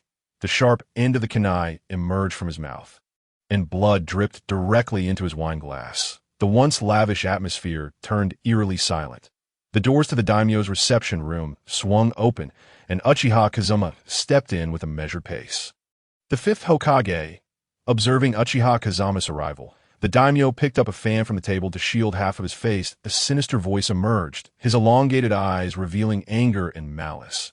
Daimyo, where are my people? Uchiha Kazama inquired calmly. The Uchiha Nagasawa, who had been sent to request funding, had not returned. According to reports, he had been detained by the daimyo. Uchiha Kazama's foremost concern was not the funding issue, but rather the whereabouts of Uchiha Nagasawa, the Konoha ninja from last time. He disrespected the daimyo and has been imprisoned, replied one of the daimyo's burly guards, stepping forward to stand beside the daimyo. Bang! At that moment, Uchiha Roy sprang into action. His short blade instantly found its way to the burly man's neck, followed by the sound of metal clashing. The blade in his hand shattered at that moment. Bang! Before Uchiha Roy could react, a massive fist struck his head. In an instant, Uchiha Roy transformed into a puff of white mist and vanished, leaving behind only a wooden log. Substitution jutsu. Quite impressive reflexes. You don't truly believe that my presence here, guarding the daimyo, can be compared to those trash outside, do you? I am a powerful shinobi who wields steel release. Before the burly man could finish his sentence, a line of blood appeared across his neck. Blood gushed forth. Forcibly interrupting his words, he clutched his neck in terror, gazing at Uchiha Kazama in horror. Just moments ago, it was Uchiha Kazama who had made his move. But why? He had activated steel release, so how could he still be slain? He could only sense that Uchiha Kazama was responsible, yet he could not comprehend how he had executed the attack. Steel release. You dare to flaunt such a trivial bloodline limit? Uchiha Kazama scoffed. Under his time-slicing onslaught, any defense was rendered illusory, unless one possessed the ability to perceive the temporal and spatial conditions of the strike. Such defenses were futile. Time-slicing onslaught allowed him to find the unactivated steel release user and cleave him down. Such defensive measures were utterly ineffective against Uchiha Kazama, upon witnessing their comrade's demise. The remaining two quickly positioned themselves in front of the daimyo. Minister Shin, if I recall correctly, you were the one who communicated with Konoha's higher-ups previously, correct? Uchiha Kazama redirected his gaze toward the visibly terrified Shinhide. Rather than the daimyo, he recognized this individual. During a previous escort mission, Uchiha Kazama had protected him. Fifth Hokage, this incident is entirely a misunderstanding that we do not wish to trouble Konoha. The main issue is, Fifth Hokage, are you attempting to betray the land of fire? At that moment, a familiar voice reached Kazama's ears, accompanied by a recognizable chakra. These individuals certainly didn't waste any time. Upon hearing this voice, Shinhide's words halted. These individuals were also vital members of Konoha. Since others from Konoha had arrived, it was prudent to observe how Uchiha Kazama would handle the situation. After all, the rationale they had provided was that there were unresolved issues within Konoha. The corners of the daimyo's mouth curled into a smile once more. The two prominent clans of Konoha. Since they are now here, let us see if they are truly worthy of trust. This is an internal matter for Konoha, as an outsider and observer. This spectacle is certainly worth witnessing. Chapter 34. If Hinata does not believe, then they shall all be slain. Upon hearing that voice, Uchiha Union's expression shifted. How dare these individuals? Just as the Uchiha ninjas behind him were about to make a move, Uchiha Kazama raised his hand to stop them. Although I am aware that the Hyuga clan intends to stir trouble, I did not anticipate you would resort to such foolish means. Uchiha Kazama remarked with a renewed smile. As he spoke these words, there was no hint of emotional fluctuation, yet they landed like a heavy hammer upon the chests of the dozens of Hyuga ninjas facing them. Uchiha Kazama, I know you are powerful. However, I have come bearing the might of the strong shinobi from my clan, led by that coward Hyuga Hisashi. We have brought a total of 17 elite jounin, 45 jounin, and 68 special jounin. Even if you Uchiha take action, you cannot possibly slay us all here. Moreover, this is the daimyo's estate. If you attack fellow village ninjas, you will be deemed incapable of effectively managing the village. The very things you wish to obtain will forever remain out of your reach. Hinata, with a sardonic expression, spoke up. He had meticulously calculated every aspect of these events. Even the detainment of Uchiha Nagasawa was a result of his scheming with the daimyo. All he needed was to find a way to restrain Uchiha Kazama, and then he would have no further concerns. Uchiha Kazama was simply too young, and previously he had been relentlessly executing missions, utterly oblivious to matters of management. Moreover, in the intricate game of politics, his influence would be minimal. Even so, Hinata couldn't help but feel a twinge of relief that Uchiha Kazama had brutally purged the higher-ups of Konoha. In this manner, the entire village would ideally fall under the governance of the esteemed Hinata clan. They had maintained this prestigious title through years of diligent management. Now, With Uchiha Kazama's ascendance, he not only failed to rely on them, but began to suppress them, even slaughtering their kin. Such actions were intolerable to the staunch members of the Hinata clan. Since the Uchiha had taken such drastic measures, it was only fitting to let them experience the true essence of political machinations. You just claimed that I couldn't annihilate all of you, did you? Do you truly believe that if I can effortlessly slay the daimyo's guards, I would hesitate against you? Samsara, upon uttering these words.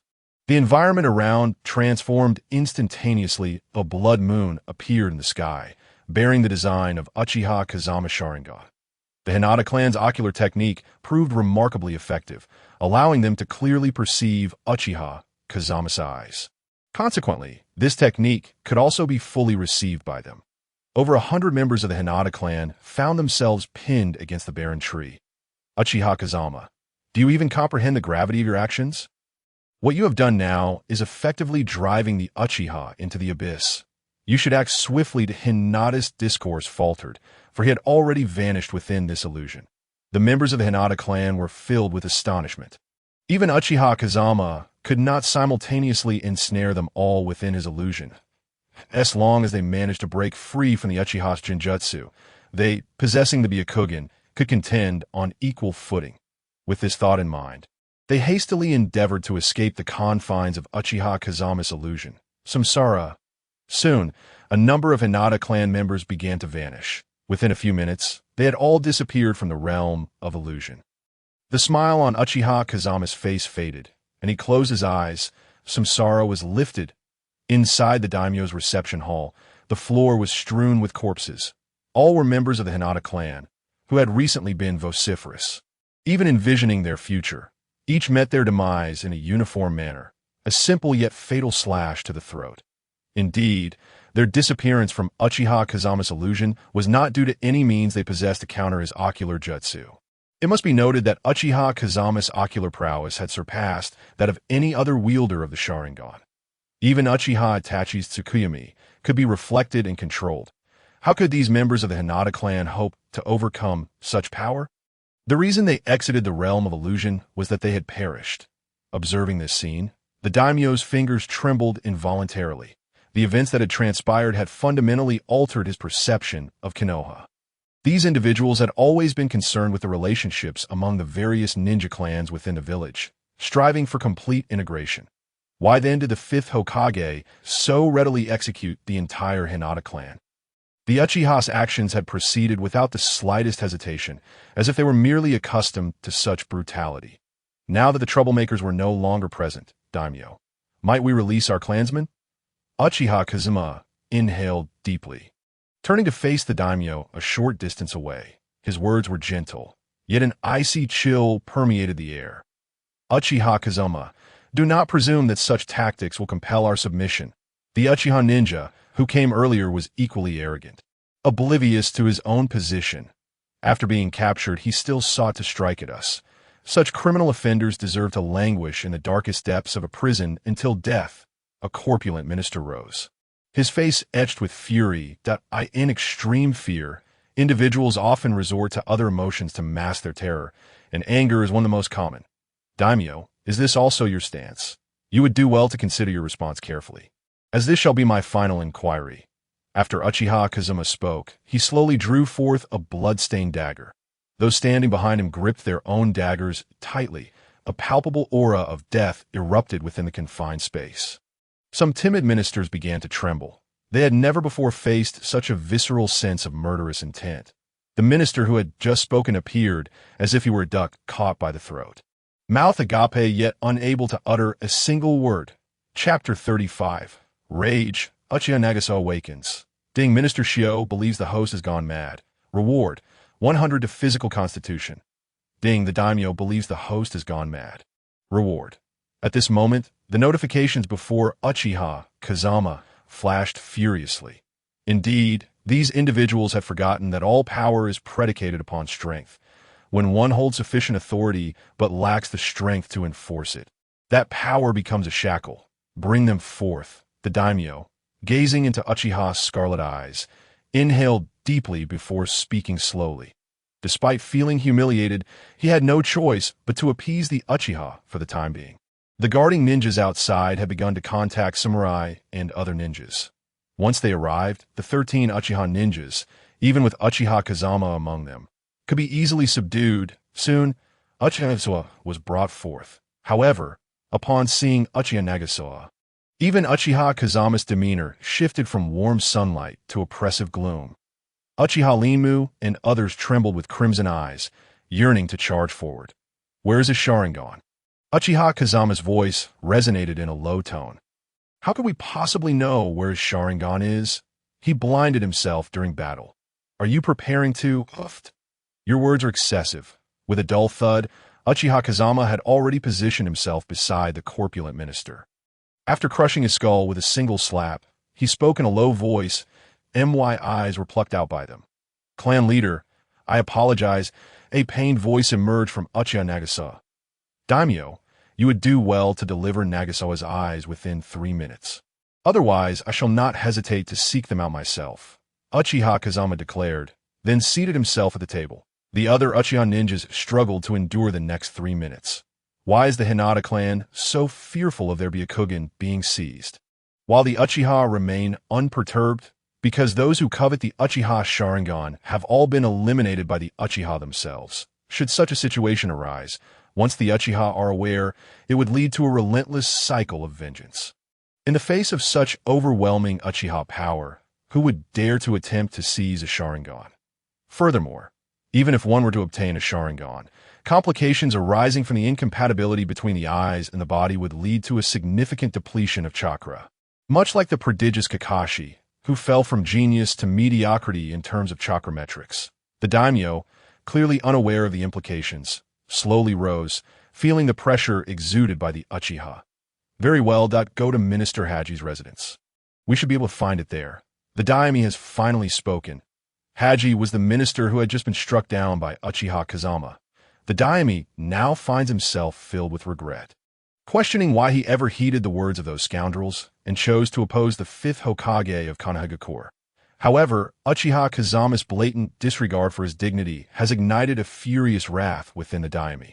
If circumstances allowed, he would still seek to see Uchiha Kazama perish. From the moment Uchiha Kazama arrived at the daimyo's estate until now, scarcely half an hour has passed. Yet, the bloodshed of the Uchiha has already cast a dark shadow over the entire estate. Soon, a group of ninjas arrived, each holding 2 peculiar glass vials containing the very eyes of Uchiha Nagasawa. "Excellent. Daimyo, you truly are remarkable." The terrifying chakra within Uchiha Kazama erupted with ferocity, though he had been engaged in executing the system's tasks. He harbored deep emotional ties to comrades like Uchiha Nagasawa, with whom he had fought for many years. Now, the latter had merely come to submit a funding request, only to have his eyes brutally extracted. An overwhelming rage surged, amplifying Uchiha Kazama's chakra. The wooden pillars surrounding him began to crack, as the sheer force of his chakra inflicted tangible damage. At this moment, the guarding ninjas rushed in, converging around the daimyo to ensure his safety. Yet Uchiha Kazama did not immediately take action against the daimyo. Instead, he approached Uchiha Nagasawa. "Nagasawa, your eyes have been returned to you. But remember, some things must be reclaimed by your own efforts." Uchiha Kazama extended his hand, placing the Sharingan back into the socket of Uchiha Nagasawa. With the activation of the power of sunlight, Uchiha Nagasawa's vision was swiftly restored. "I am aware, clan leader," he declared, as the power of his left eye surged dramatically, subsequently elevating the potency of his right eye. The 3 tomo twisted and transformed into a state of lightning, the central pupil beginning to spin. Indeed, Uchiha Nagasawa had activated his Manjiki Sharingan at that moment. "Take action. Eliminate all those who have dared to strike at you. Slay anyone who attempts to impede your efforts," Uchiha Kazama instructed, steadily advancing toward Minister Shinshu. Concurrently, Uchiha Nagasawa rose to his feet. Dark thunder, soul of the underworld. The Manjiki Sharingan world, conjuring a long blade of black lightning in his grasp. Inscribed with the characters for soul of the underworld, the Sharingan reflects the depths of one's soul. Uchiha Nagasawa's intent was clear, to send all these foes to the netherworld. In an instant, Uchiha Nagasawa vanished. Technique, true 10 shadows. In the next moment, 10 phantom figures emerged and solidified, each wielding a blade of the soul of the underworld, directly confronting the guarding ninjas who had previously besieged him. Uchiha Kazuma was unconcerned about the unfolding battle. Uchiha Nagasa, possessing the Mangeki Sharingan, was more than capable of clearing the area. Uchiha Kazuma now stood face to face with Minister Shinshu. Minister Shinshu, to what extent have you been involved in this affair? He picked up the sake bottle before Shinshu. Taking a sip, I oppose this matter. However, I am merely one who bears responsibility for your village. Yes, that's so. Then, would you care to assume the position of daimyo? Uchiha Kazama inquired with a smile. Initially, Shinshu had anticipated that Uchiha Kazama intended to kill him, especially given the former's previous decisive actions. As a minister involved in negotiations with Konoha, he feared the repercussions. Yet he did not expect Uchiha Kazama to pose such a question. Looking at Shinshu, who appeared taken aback, Uchiha Kazama sighed with exasperation. Minister Shinshu, if you are not interested, I shall seek another candidate. The position of daimyo is one that any individual could fill for me. Even a dog could occupy that place without issue. Uchiha Kazama had no time to squander on the power struggles of daimyo, as, well-versed in the unfolding narrative, his true objective lay beyond the ninja world. However, if I were to take that position, the ministers aligned with the daimyo would not support me, Shinshu replied, hesitantly. Yet he still bore a sense of resignation. Managing the entirety of the Land of Fire is far more intricate than overseeing a mere village. The various administrative roles are numerous, and many of the ministers are of the daimyo's faction. Once the daimyo encounters a crisis, it is these very ministers who will swiftly respond and seize control of the Land of Fire. It would be unlikely for me to be considered. Compile a list of those who would obstruct you, that I shall handle it. However, I expect that once you assume this position, you will address our funding issues at Konoha, ensuring that any matters concerning the village are dealt with promptly. The rest can proceed as usual. Uchiha Kazama articulated his simple conditions with deliberation. At that moment, Minister Shinshu appeared as though he had been struck by a deluge of fortune. The impotence in his gaze gradually transformed into astonishment, culminating in sheer jubilation. His eyes quivered, followed by tremors coursing through his body. He wished to articulate something, yet found himself speechless that I, clan leader, have inadvertently killed the daimyo during the recent battle. Before Shinshu could voice his thoughts, Uchiha Nagasawa materialized behind Uchiha Kazama, relaying the developments of the conflict. Shinshu turned to look, only to find that the once guarding ninjas had dwindled to at least half remaining in their positions. While the daimyo's head had been severed, his body and head lying in separate places, this was no mere accident. It was a calculated assassination targeting the daimyo. Even a fool could discern that the fifth Hokage of Konoha had not come here solely for matters of funding. The daimyo's previous insistence on withholding funds had driven these frenzied individuals to their limit. Thus, when the daimyo refused once more, it seemed they had resolved to eliminate him as for the excuse of accident. It merely served as a warning to Shinshu. He would do well to cooperate, lest he find himself the next victim of such accidents. Now that the daimyo had unwittingly perished, present me with your list of personnel you deem likely to obstruct your ascension to the position of daimyo. Those guarding ninjas have already been persuaded and will ensure your protection moving forward. Uchiha Kazama's voice, though not loud, resonated chillingly throughout the meeting hall, reaching the ears of all present. Minister Shinshu, we are not adversaries. Nor are we the daimyo. We are allies. I shall be the first to support your ascension to daimyo, exclaimed one minister, while another added, indeed, we have always believed in your capabilities, and it is only through capable leadership that the Land of Fire can grow stronger. The ministers who typically shared a tenuous relationship with Shinshu suddenly shifted their focus to him, their expressions now obsequious as they vied to express their newfound allegiance. Thank you, Fifth Hokage, for your assistance. That I believe we are all wise individuals, united in our desire for the prosperity of the Land of Fire. For the time being, I have no individuals to eliminate. However, should any disturbances arise in the future, I will not hesitate to seek your aid once more. Chunshio bowed respectfully to Uchiha Kazama, his face adorned with a benevolent expression. Yet, within Chunshio's smile, Uchiha Kazama discerned a ruthless undertone. The words he spoke were intended both to admonish these individuals and to ensure their attention. After all, the vast apparatus of the state, if entirely replaced in a short span, could yield unfavorable consequences. Thus, it was prudent to keep them for the time being. Should they prove useful, personnel could be gradually infiltrated and replaced. If not, they would be left to their own demise, at which point a cleanup could occur, as for security concerns. With these guardian shinobi present, he felt no trepidation. These indulgent individuals wielded little power. Moreover, behind Shunshio stood the fifth Hokage of Konoha. "This is your decision, and I shall not interfere," he declared. "Next, please arrange for someone to contact Narashikaku from our village regarding the funding. We shall take our leave for now." Upon finishing, Uchiha Kazama promptly led a contingent of Uchiha shinobi away from the scene. From their arrival at the daimyo's residence, the assassination of a member of the Hyuga clan, to the daimyo's sacrifice and the confirmation of the new daimyo, the entire process took less than 4 hours.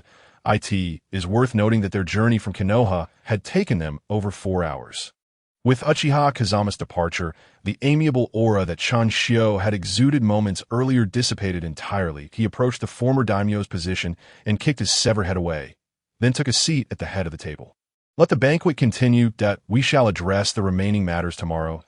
As for the succession ceremony, it is unnecessary. Everyone should focus on their respective duties," Shunshio proclaimed, lifting a cup of wine to his lips. The assembled ministers exchanged glances, and one by one, they raised their goblets and began to drink. Despite the lingering scent of blood in the air, they suppressed their physiological discomfort and continued to toast and celebrate. Meanwhile, in the village hidden in the clouds, what? The fifth Hokage of Konoha is truly that Uchiha Kazama who instigated the coup. The shinobi of Konoha actually witnessed him ascend to the Hokage position through violent means. The fourth Raikage's face was etched with disbelief upon receiving the latest intelligence. When he first heard the news, he had deemed it erroneous. However, upon further confirmation, the reports remained consistent. Furthermore, the shinobi of Konoha seemed to have accepted this Uchiha as their Hokage. Chapter 37. The reaction of the shinobi villages simultaneously within the Raikage's office in the village hidden in the clouds. They were killed. Where are the detailed reports? The fourth Raikage's brow furrowed deeply over the years of his tenure as Raikage. The village's shinobi had never suffered such heavy casualties. A total of 72 shinobi active within the Land of Fire had been deployed for the cleanup operation against Konoha, and all 18 had perished. Moreover, their corpses had been largely disposed of. Even the 18 shinobi sent out later had been slain within the Land of Grass. The situation was similar for other villages. Ra spoke nervously, as a long-standing informant for the fourth Raikage. This was the first time he reported such devastating losses that he was well aware of the fourth Raikage's temperament, and such events would surely provoke a fierce reaction.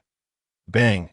In an instant, one of the most perilous professions in the shinobi world was starkly illustrated as the fourth Raikage smashed his fist onto the table, shattering it. How dare Konoha? It seems that years of peace have bestowed upon them a delusion of invincibility. He exclaimed, "Prepare for war. We shall declare it upon Konoha. I want to see what audacity they possess." He hoped fervently that they would not follow the cowardly example of the third Hokage, who surrendered without a fight. The fourth Raikage's countenance darkened with fury at that moment, due to his agitation. The lightning chakra within him surged forth, causing his hair to stand on end. The shinobi present trembled. The fourth Raikage was known to strike when enraged at Raikage-sama. Do we truly intend to declare war? Pei stepped forward, her voice laced with concern. Although she held no fear of Konoha, the village's recent weakness had caused many to forget its former glory atop the shinobi world. Yet, Pei recognized one crucial truth. The shinobi of Konoha could not be underestimated. The intelligence indicated that not only were the ninjas of the village hidden in the clouds targeted, but those from several other major villages faced similar fates. Over the past few months, Konoha had eliminated an excessive number of shinobi. Such a phenomenon was far too peculiar. It did not align with Konoha's typical behavior. It could be inferred that Konoha possessed some hidden trump card, prompting such radical actions. Of course, it was also possible that the newly appointed fifth Hokage had undertaken these aggressive measures for the sake of his own reputation. Regardless of the motive, Pei-Rei resolved that any assault on the ninjas of the village hidden in the clouds warranted preparations for war. Pei-Rei summoned all shinobi of Chunin rank and above immediately. Prepare to depart. I shall lead the charge, commanded the fourth Raikage decisively. The Raikage had a steadfast tradition. Whenever war loomed, he would personally take command. The third Raikage had met his demise during an ambush by the village hidden in rocks. No. At this moment, Killer Bee burst into the room. He had been waiting outside for a while. Fully aware of the unfolding events, what? The fourth Raikage looked at Killer Bee in astonishment. It was known that Killer Bee did not partake in village decision-making, merely being the Raikage protected younger brother. His sudden appearance, coupled with opposition to the Raikage decision, displeased the fourth Raikage. Raikage, we need to investigate this matter further. The current Konoha is not the same as before, even if we intend to strike. We must ascertain Konoha's present situation before proceeding. Killer Bee's expression was grave. For someone of his lively demeanor, to speak so seriously indicated the weight of his words. The cunning individuals of Konoha believed we would hesitate, which is precisely why they dare to undertake such reckless actions. If we grant them time to prepare, we may find ourselves in a precarious position. B. You need not concern yourself with village matters. Stay safe within the village and protect it. That I will handle everything else.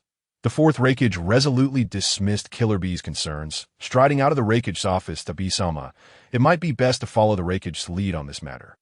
The number of shinobi casualties has exceeded that of the previous year, all at the hands of Konoha. Thus, this war is unavoidable. Pei-Rei approached Killer Bee, her tone tinged with resignation, as the village's strongest Jinchuriki. Killer Bee's voice carried weight, yet, I understand, Killer Bee responded as he departed. Shortly thereafter, he sought out the two-tails Jinchuriki, within the village to Bisama. Upon encountering Killer Bee, Yoru greeted him with respect. You are aware of the situation, I presume. Remain in the village and guard it. I intend to accompany AI. Should any issues arise, I will support AI. Killer Bee articulated his intentions. However, listen to me, Killer Bee interjected, cutting off Yoru's response before departing. Meanwhile, within the village hidden in the rocks, the Tsuchikage had received the intelligence. Our ninjas, along with those from the Hidden Cloud Village and the Hidden Sand Village, have been mercilessly slain by the denizens of Konoha. The assailants were none other than the subordinates of the rogue ninja, Orochimaru, who had just returned to the village. The ninja within the Land of Fire have also been systematically eradicated.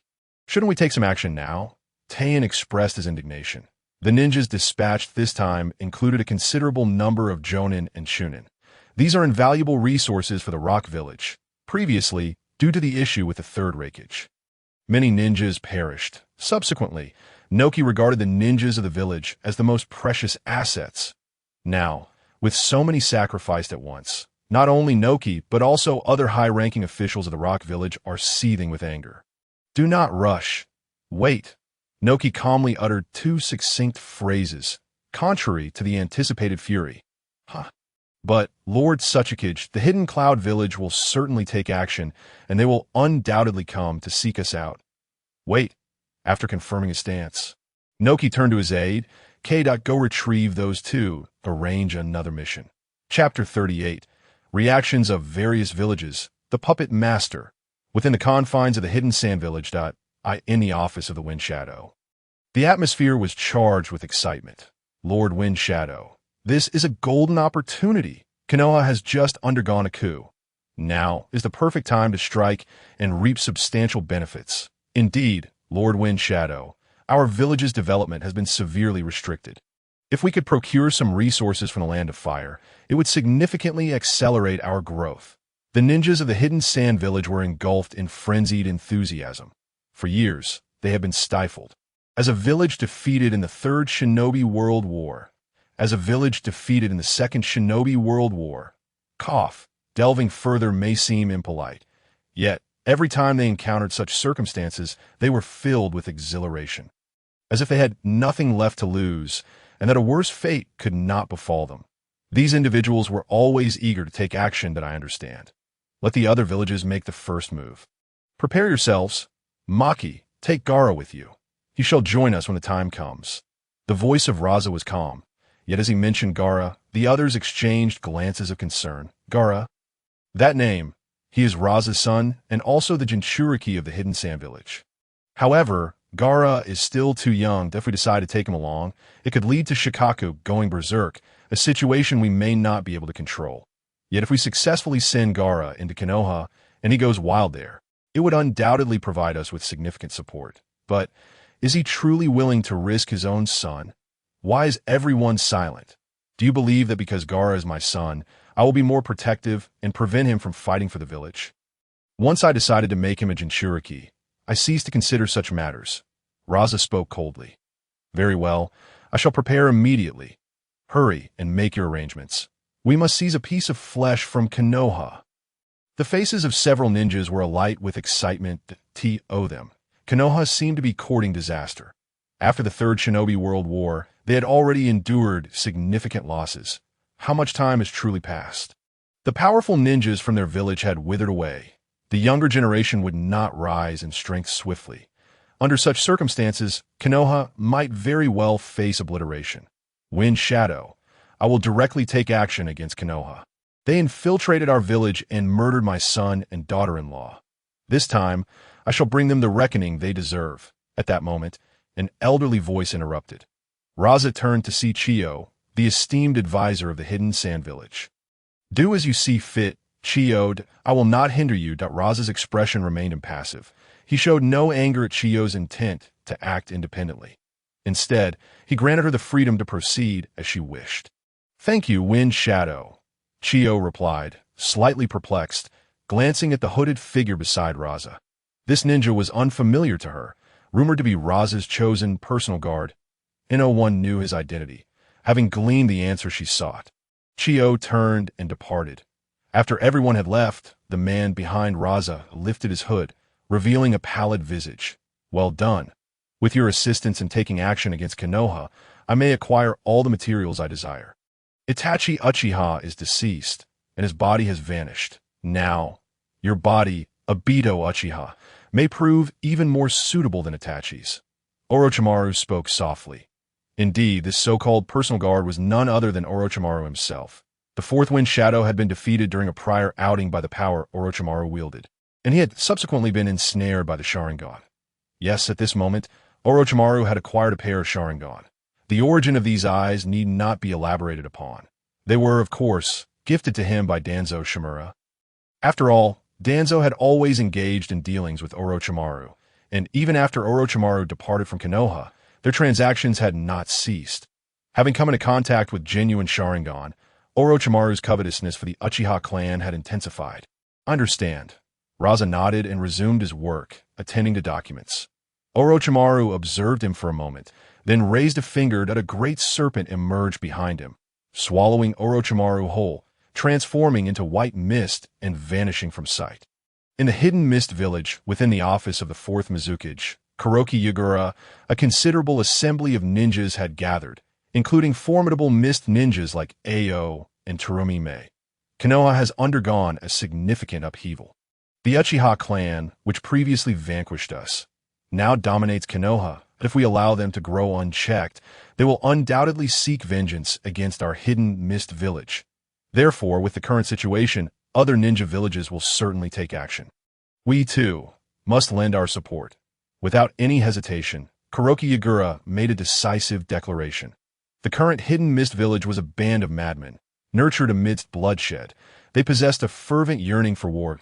Yes, soon as Kuroki Yagura uttered these words, the majority of the mist ninjas eagerly began their preparations. Though Terumi Mei harbored concerns, she could not oppose Kuroki Yagura's decision. Once all had departed, two figures appeared in the room. At the forefront was Obito Uchiha, donning the guise of Madara Uchiha. The other was Kisame, known as the Beast Without Tails. Are we truly going to strike Konoha? Should we not devise a plan beforehand? Kisame revealed his sharp teeth, a cruel smile gracing his face. Obito nodded slightly. Return. This time, I shall plunge Konoha and the entire world into the darkness I have prepared. With that, Obito sank into the ground, vanishing from sight. Kisame, exhilarated, turned and left. Chapter 39. Super S-Rank Ninjutsu. In a span of 4 days, Uchiha Kazama had returned to Konoha. Within the confines of the Hokage's office, Nara Shikaku, visibly fatigued and sporting dark circles under his eyes, presented a dossier at Hokage-sama. The budgetary issues have been resolved. However, a considerable influx of rogue ninjas from neighboring villages has been observed within the Land of Fire, and there have already been violent confrontations involving our village's shinobi. It was evident that Nara Shikaku was in a state of overwork, a testament to his arduous dedication. Kazuhiko, you should take a moment to rest. I will delegate these matters to others, Uchiha Kazama replied. Taking the document with a measured calmness, such a valuable aide as Shikaku was not someone Kazama could afford to lose to exhaustion. Rest assured, Jiraiya-sensei will handle the other village affairs, he added, interrupting Shikaku's response. With a glance at Jiraiya, who also bore the marks of fatigue, Shikaku inhaled deeply and hastily exited. He indeed required respite. With the budgetary concerns alleviated, he was momentarily free from his duties. After Shikaku's departure, Jiraiya stepped forward. Hokage, how do you intend to address these rogue ninjas? The shinobi from other villages are the most challenging to manage. A single misstep could ignite conflicts between villages, leading to large-scale confrontations. The current situation is ill-suited for such clashes. More challenging to manage? Jiraiya-sensei, I wish for you to comprehend one crucial point. Our village's ninjas are the priority we must focus on. If outsiders have begun to provoke us, they must be prepared for the irreversible consequences, Uchiha Kazama stated, his eyes gleaming with a fierce resolve. Upon hearing these words, Jiraiya understood Kazama's determination. Indeed, the fifth Hokage could not be analyzed through the lens of conventional thought. Hokage-sama! At that moment, Uchiha Unin entered the office. Are we prepared? Kazama inquired with a smile. Yes, everything is ready. All individuals, including those who have come forward, have assembled. Reunion confirmed. Excellent, Jiraiya-sensei. I entrust the village's affairs to you for the time being. I will go to retrieve Tsunade back to the village. With that, Uchiha Kazama rose and vanished from the office. Jiraiya momentarily stood in bewilderment within the now empty Hokage office before picking up a document from the table. Upon reading its contents, his expression hardened. Jiraiya slowly approached the window, gazing down at the streets of Konoha. Uchiha Kazama was leading a group towards the village's entrance. Perhaps a peculiar glint flickered in Jiraiya's eyes as he returned to his desk to address the village's myriad matters. At the village entrance, Nagasawa, you will lead the team. My objective is total annihilation. There will be no interrogations, no attempts to extract information, and no captures. Death is the fitting conclusion for them, Uchiha Kazama commanded. Understood, Hokage-sama, Uchiha Nagasawa affirmed before disappearing with 30 members of the Uchiha clan. Meanwhile, Uchiha Kazama departed in another direction. AUT the Uchiha clan's training grounds. Lightning release. Lightning beast without hand seals. Sasuke lifted his hand, instantly gathering a sphere of lightning chakra. He moved swiftly. The chakra began to morph into a distinct shape. With his Sharingan activated, Sasuke adeptly controlled the lightning in his grasp. Boom! As the lightning was unleashed, it surged towards a massive boulder, transforming into ferocious beast heads that crashed into it, shattering the stone. Well done, Sasuke. Your training for today is complete. Your talent in lightning release is indeed formidable. Continue to strive. And once you master the transformation of shape into nature, coupled with precise control, your lightning release will undoubtedly surpass my own, Kakashi Hitaki remarked, stowing away his book, his expression one of astonishment as he regarded Uchiha Sasuke. If judged by the standards of the Third Shinobi World War, Sasuke was already qualified for the battlefield. Yet in these peaceful times, the younger generation had ample opportunity for training.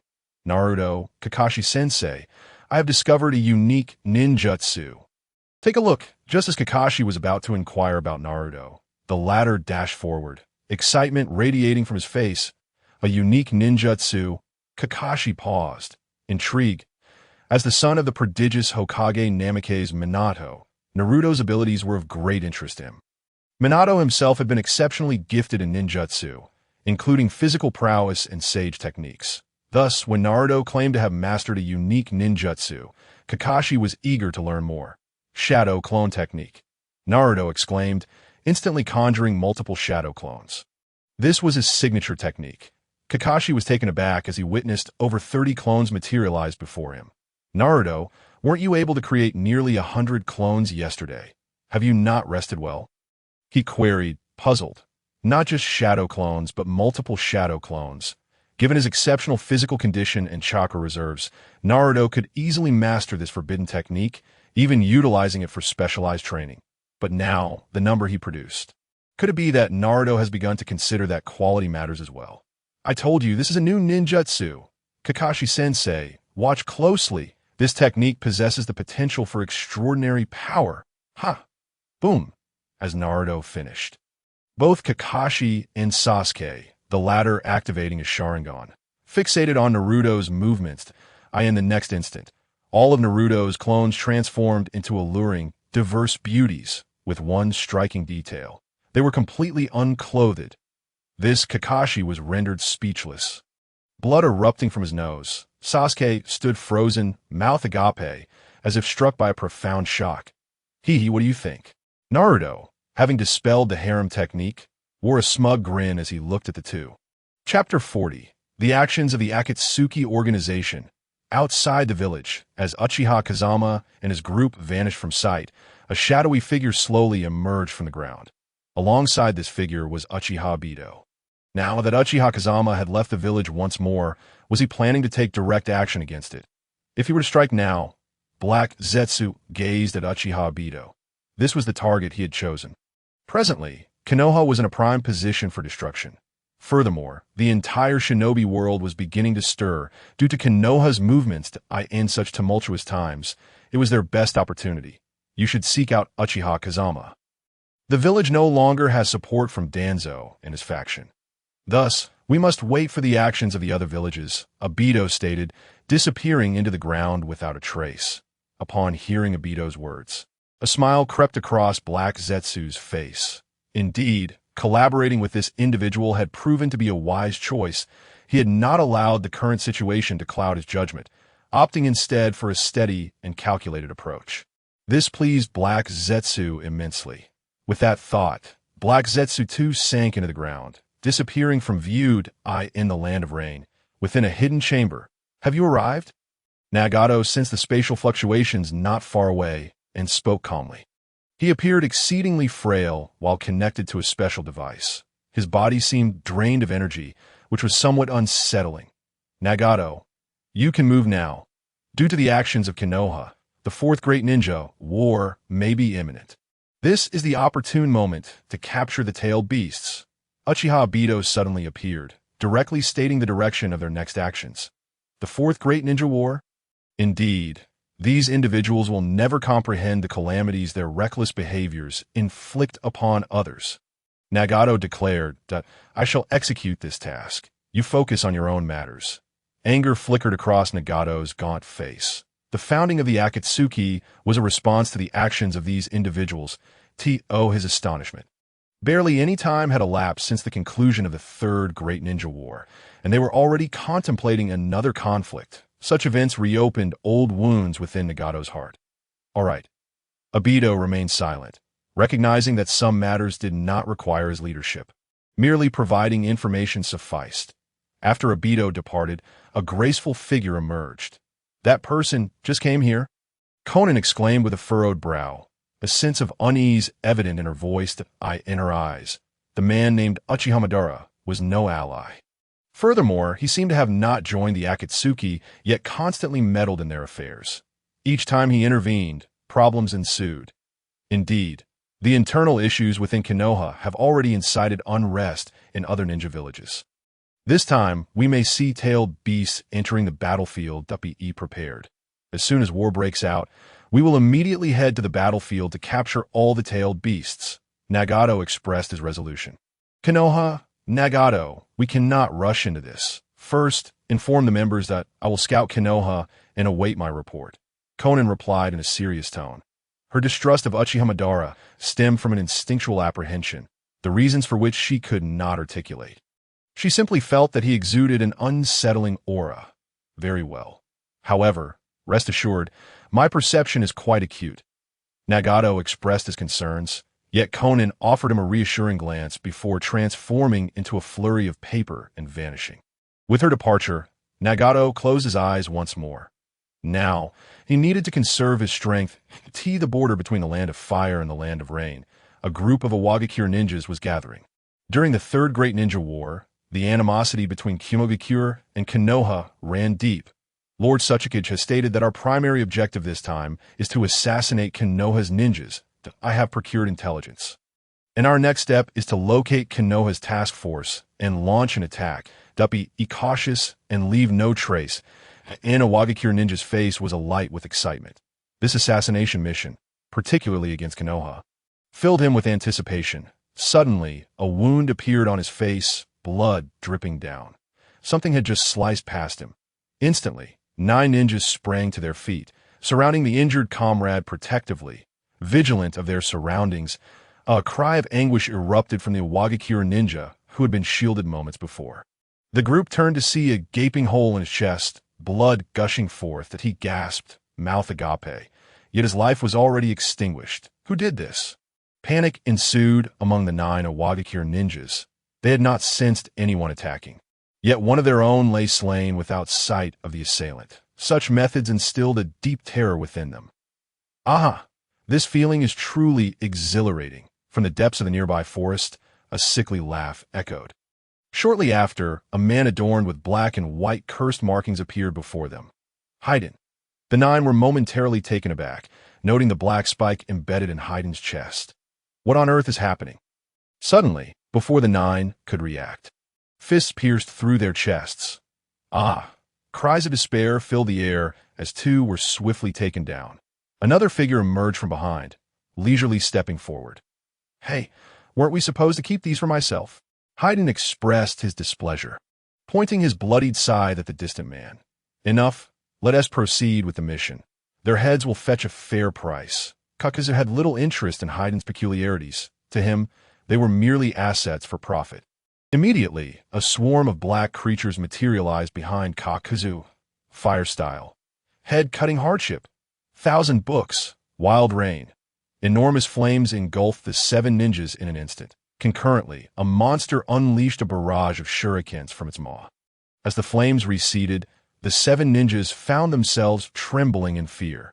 They had barely managed to withstand the fire technique with their combined earth style, yet the subsequent shurikens left them with numerous wounds. Damn, these bastards! Before they could contemplate further, they were struck down by a multitude of injuries and collapsed to the ground. Chapter 41. The Akatsuki's Operation 2. Exhilarating. Lying on the ground, Haiden, his body riddled with deadly spikes, wore a bizarre expression. With a smile, he let out a euphoric shout. Exhilarating! Bang! Kakazu paid Haiden no mind, moving towards the fallen ninjas and tossing their bodies together. After binding them with ropes, 5 black creatures emerged from his body. Hoisting the 10 corpses, they approached Haiden, kicking him lightly. Get up. I'm off to exchange these for money, Kakazu declared before vanishing from sight. After a brief moment, Haiden rose, shouldering his bloodied scythe and departing. In the land of whirlpools, a group of Kirigakure ninjas was hastily advancing. Suddenly, they came to an abrupt halt as 2 figures appeared before them. I truly wonder why I must accompany you on such a task. I say, JZ, have you ever met the leader? I'm eager to make his acquaintance, Orochimaru remarked, licking his snake-like head, excitement gleaming in his eyes. Let us focus on the mission AS for the leaders' meeting. You can address that yourself, Zabuza stated, drawing his executioner's blade. Zabuza, what are you doing here? Excellent. Since we VE cross paths, you'd best bring your executioner's blade back with you. In your life too. Mist technique. The Kirigakure ninja exclaimed, unleashing the mist technique. Instantly, the group vanished into the fog. You Kirigakure ninjas truly are unchanging. This combat style was already deciphered during the Third Great Ninja War, and yet you still rely on it. Orochimaru expressed his exasperation, raising his hand. Serpent S formation. As he spoke, Orochimaru prostrated himself on the ground. Instantly, countless serpents erupted from his mouth, spreading outwards. With the snakes released, Orochimaru rose, noting the growing issues within his body. It seems I must hasten my pace. Orochimaru, feeling the state of his own body, let out a self-deprecating smile. He then raised his right hand, summoning a gust of wind chakra. In an instant, Orochimaru vanished from his original position. Indeed, fighting alongside this individual was quite intolerable, that Zuki Shirzong coldly remarked, before brandishing his beheading sword and charging forward. Within the technique of misconcealment, one must possess sufficient perceptual acuity as a member of the ninja swordsman hailing from the village hidden in the mist. Zuki Shirzong's perceptive abilities were formidable. After swiftly plunging into the mist, he initiated the battle. Although he originated from the mist village, Zuki Shirzong felt little sense of belonging there. Thus, he showed no mercy when engaging in combat. "I've got you!" 3 ninjas from the mist village suddenly appeared beside Orochimaru, their kunai aimed directly at him. Swoosh, swoosh, swoosh. Orochimaru raised his hand and instantaneously unleashed wind release. Cutting, the bodies of the 3 ninjas transformed into blood mist, scattering across the ground. Although Orochimaru could no longer perceive everyone's positions amidst the mist concealment technique, the serpents he released served as his eyes. Hence, the surprise attack under the guise of the mist proved utterly futile.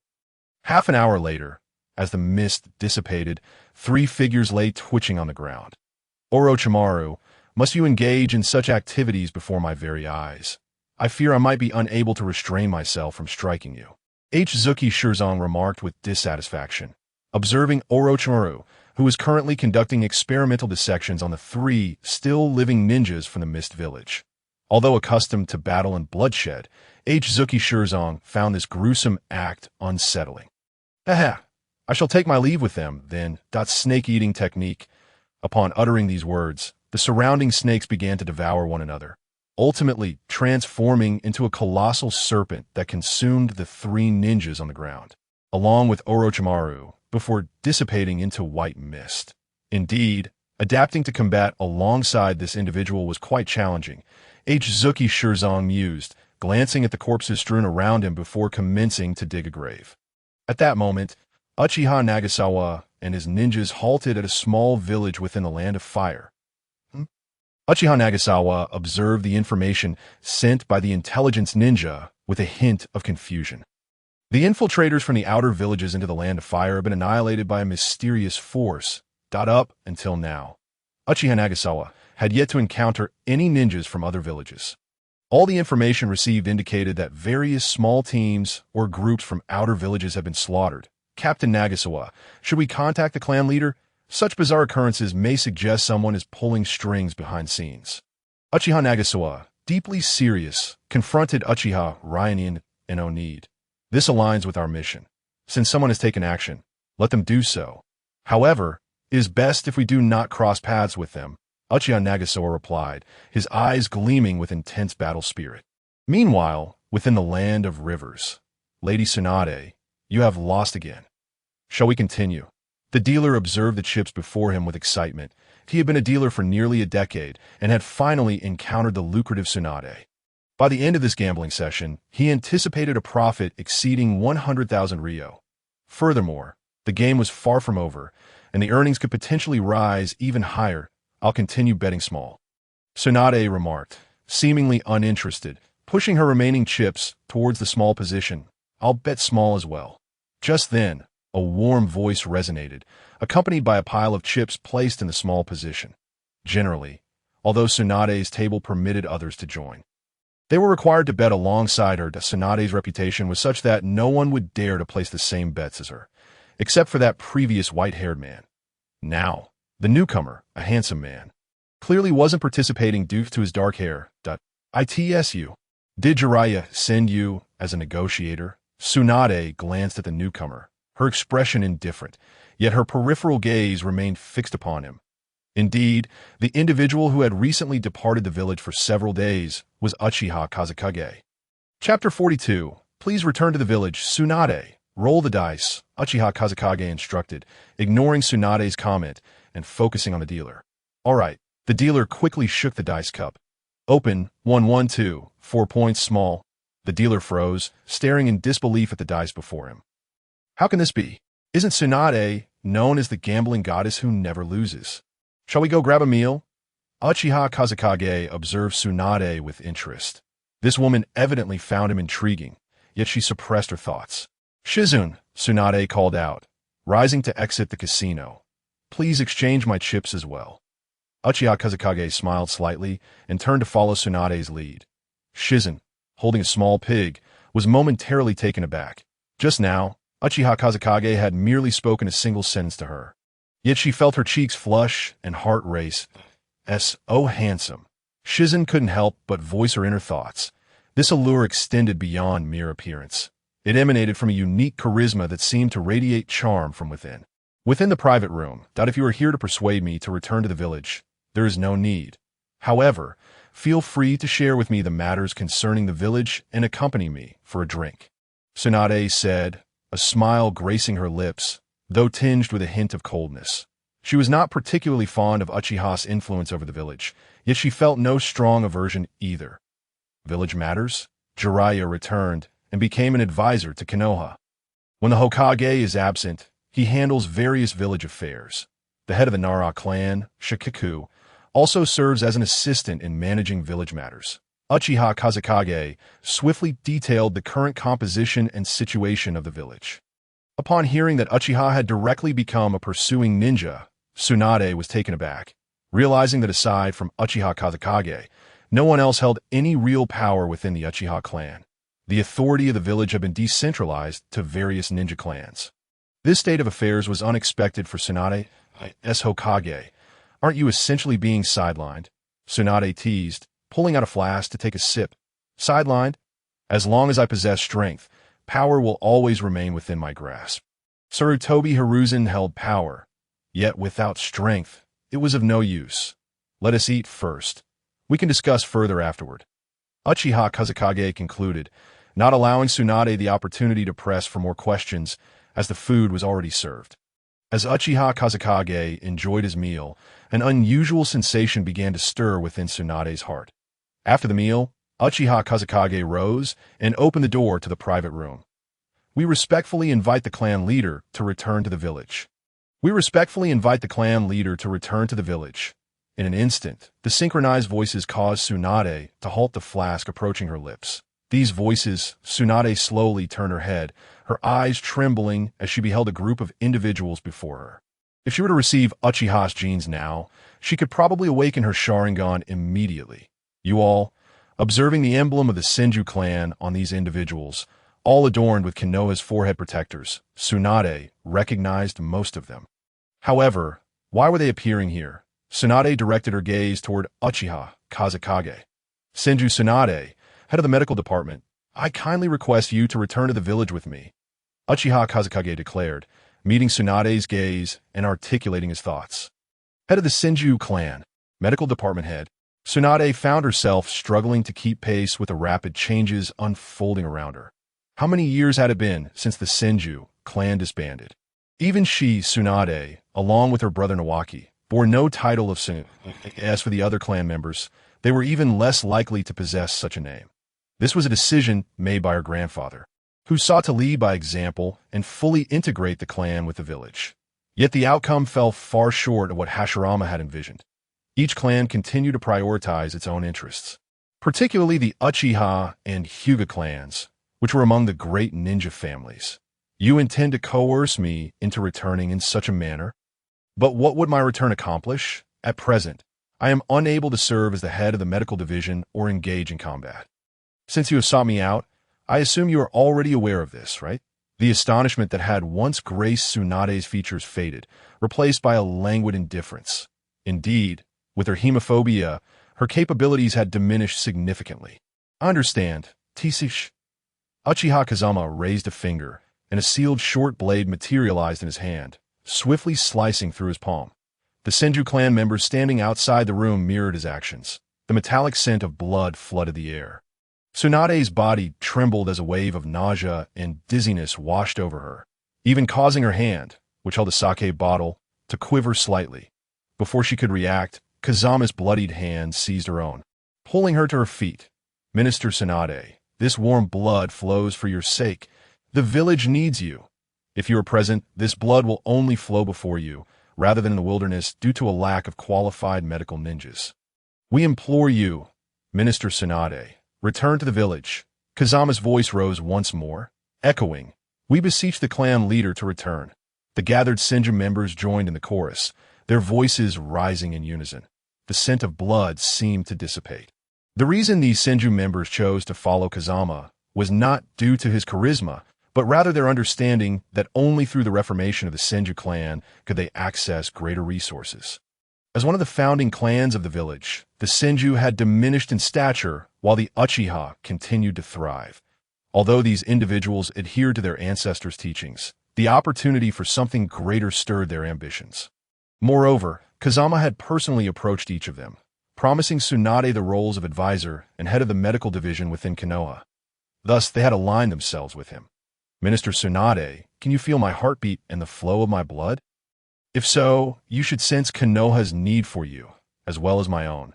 Kazama drew closer to Tsunade, his voice gentle. The allure bestowed by the system's rewards manifested at that moment. Tsunade, who typically recoiled from physical contact and suffered from hemophobia, found herself momentarily captivated by Kazama's resolute gaze. Her body ceased to tremble, and her breath steadied. In that moment, Tsunade was profoundly affected by the conviction reflected in Kazama's eyes. "You all should tend to your own wounds. You will accompany me for a drink." Tsunade freed herself from Kazama's grasp and turned back towards the room. Kazama smiled. "You all should settle yourselves for now. We will return to the village first thing in the morning." After saying this, he followed her into the room and closed the door. Bathed in the moonlight, Kazama observed Tsunade, her cheeks faintly flushed. "Minister Tsunade, please refrain from calling me that. I have yet to give my consent." She began, but her words were interrupted as Kazama physically silenced her. Feeling the warmth of his lips, Tsunade's pupils dilated, and she instinctively pushed Kazama away, raising a hand to gently touch her reddened lips. A trace of crimson and a faint metallic tang lingered. Looking at Kazama, she noticed that a small cut had formed at the corner of his mouth that moment. Her hemophobia did not resurface. As if the red tint on her lips were not blood at all. "You dare!" Kazama seized Tsunade's hand, ensnaring it within his embrace. The moonlight cascaded down like a delicate veil over them. Soft murmurs escaped the air, yet Kazama's gentle actions did not waver. Though Tsunade had initially been filled with indignation, she found herself halting her resistance. Gazing into Kazama's striking visage, something within her seemed to awaken. A beguiling aura began to emanate. Ultimately, Tsunade succumbed to the warmth of the moment, becoming increasingly eager and engaged. In the dead of night, after a spree of playful antics, Tsunade lay languidly upon the soft couch. Kazama gently draped his Hokage cloak over her flushed form. "Rest well. Tomorrow, we return to the village," he said, settling beside her and grasping her hand tightly. In this room, amidst the tumultuous ninja world, an unusual calm enveloped them. The formerly furrowed brow of Tsunade relaxed, and she drifted into peaceful slumber, untouched by the outside world's disturbances. As the first light of dawn broke, a soft glow permeated the room. Tsunade opened her eyes to find Kazama's clear gaze awaiting her. "You didn't sleep last night?" A curious sensation stirred within her, as if she could perceive the remnants of their wild escapade reflected in his eyes. "I feared you might flee," Kazama replied with a smile. "All this just to ensure my return to the village." Tsunade's expression turned icy, her words tinged with reproach. "No, it is an unexpected delight," Kazama insisted. "Now, put on your clothes. Let us return to the village." With gentle hands, he assisted Tsunade to her feet. Despite her vibrant exterior, Tsunade was still a woman at heart. Wrapped in Kazama's trust and fervor, she felt her defenses crumble. His commanding presence was not merely to seize power, but to win her affection. Coupled with his undeniable charm and impeccable looks, Tsunade found herself in trance. As they stepped out of the room hand in hand, they were met by a throng of Senju clan members. Leading the group was Senju Fukaze, who approached with a cloak emblazoned with the Senju clan emblem. "We implore the clan leader to return." Fukaze declared resolutely. "We beseech the clan leader to return," echoed the others in perfect unison. Witnessing this scene, Tsunade felt a tumult of emotions. Her grandfather, Hashirama Senju, had disbanded the clan with his own hands. Yet here she was, poised to reforge the Senju. But as her gaze involuntarily drifted towards Kazama. Her resolve solidified. "To the village," Tsunade proclaimed, accepting the cloak from Fukaze and donning it with authority. Shizen had gathered their belongings and stood behind Kazuma. The group strode purposefully away from the village of the Land of Rivers. By noon, they had crossed into the Land of Fire. Kazama, who had been leading the way, suddenly halted. Tsunade grasped her hand, causing the others to pause as well. "What is it?" Tsunade began to inquire when a hat was placed atop her head. The Hokage's hat? Kazama had just pulled it from his space and placed it upon her. The unexpected gesture left her somewhat perplexed. "I have matters to attend to. You lead them back for now. Shizun, please take good care of Tsunade. She can be quite hopeless in daily matters," Kazama instructed, casting a glance at Shizun. "Understood, Hokage-sama." Silence immediately straightened her posture and spoke earnestly. "I am not a fool," she retorted. Her cheeks puffed in indignation.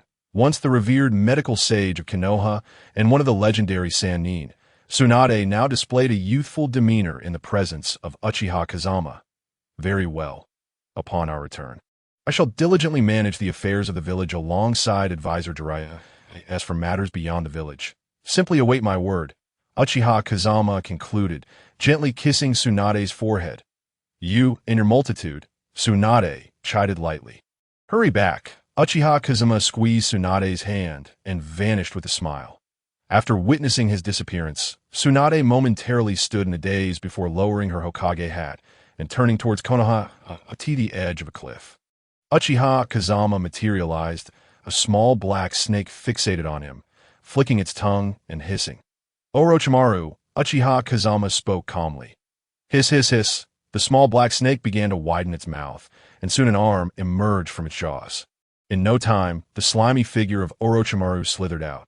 "Your sensory skills are impressive, Fifth Hokage," Orochimaru remarked, revealing a sinister smile as his gaze fixed intently on Uchiha Kazama.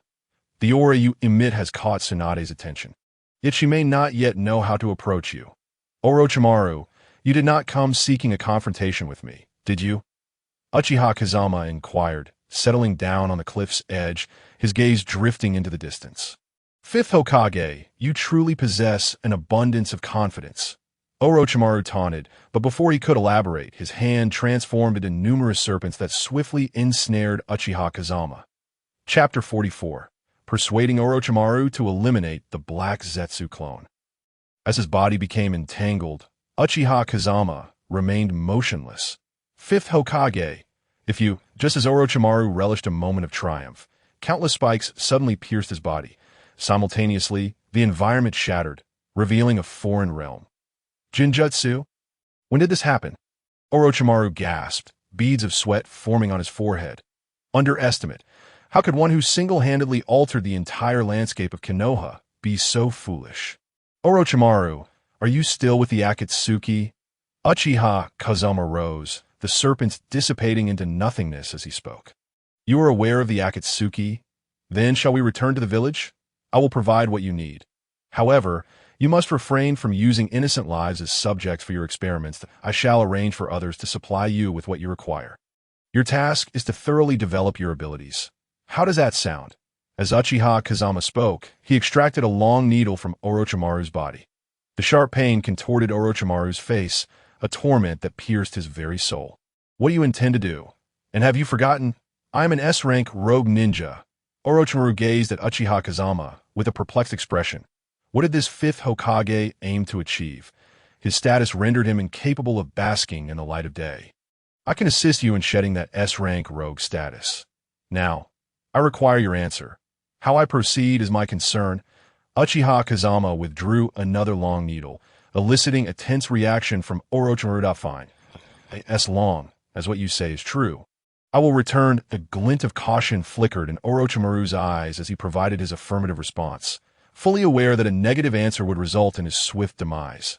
"Very well." Uchiha Kazama turned to sit down, and the spikes that had bound Orochimaru vanished. The surroundings reverted to their original state, intensifying Orochimaru's astonishment. This man's genjutsu surpassed anything he had encountered before.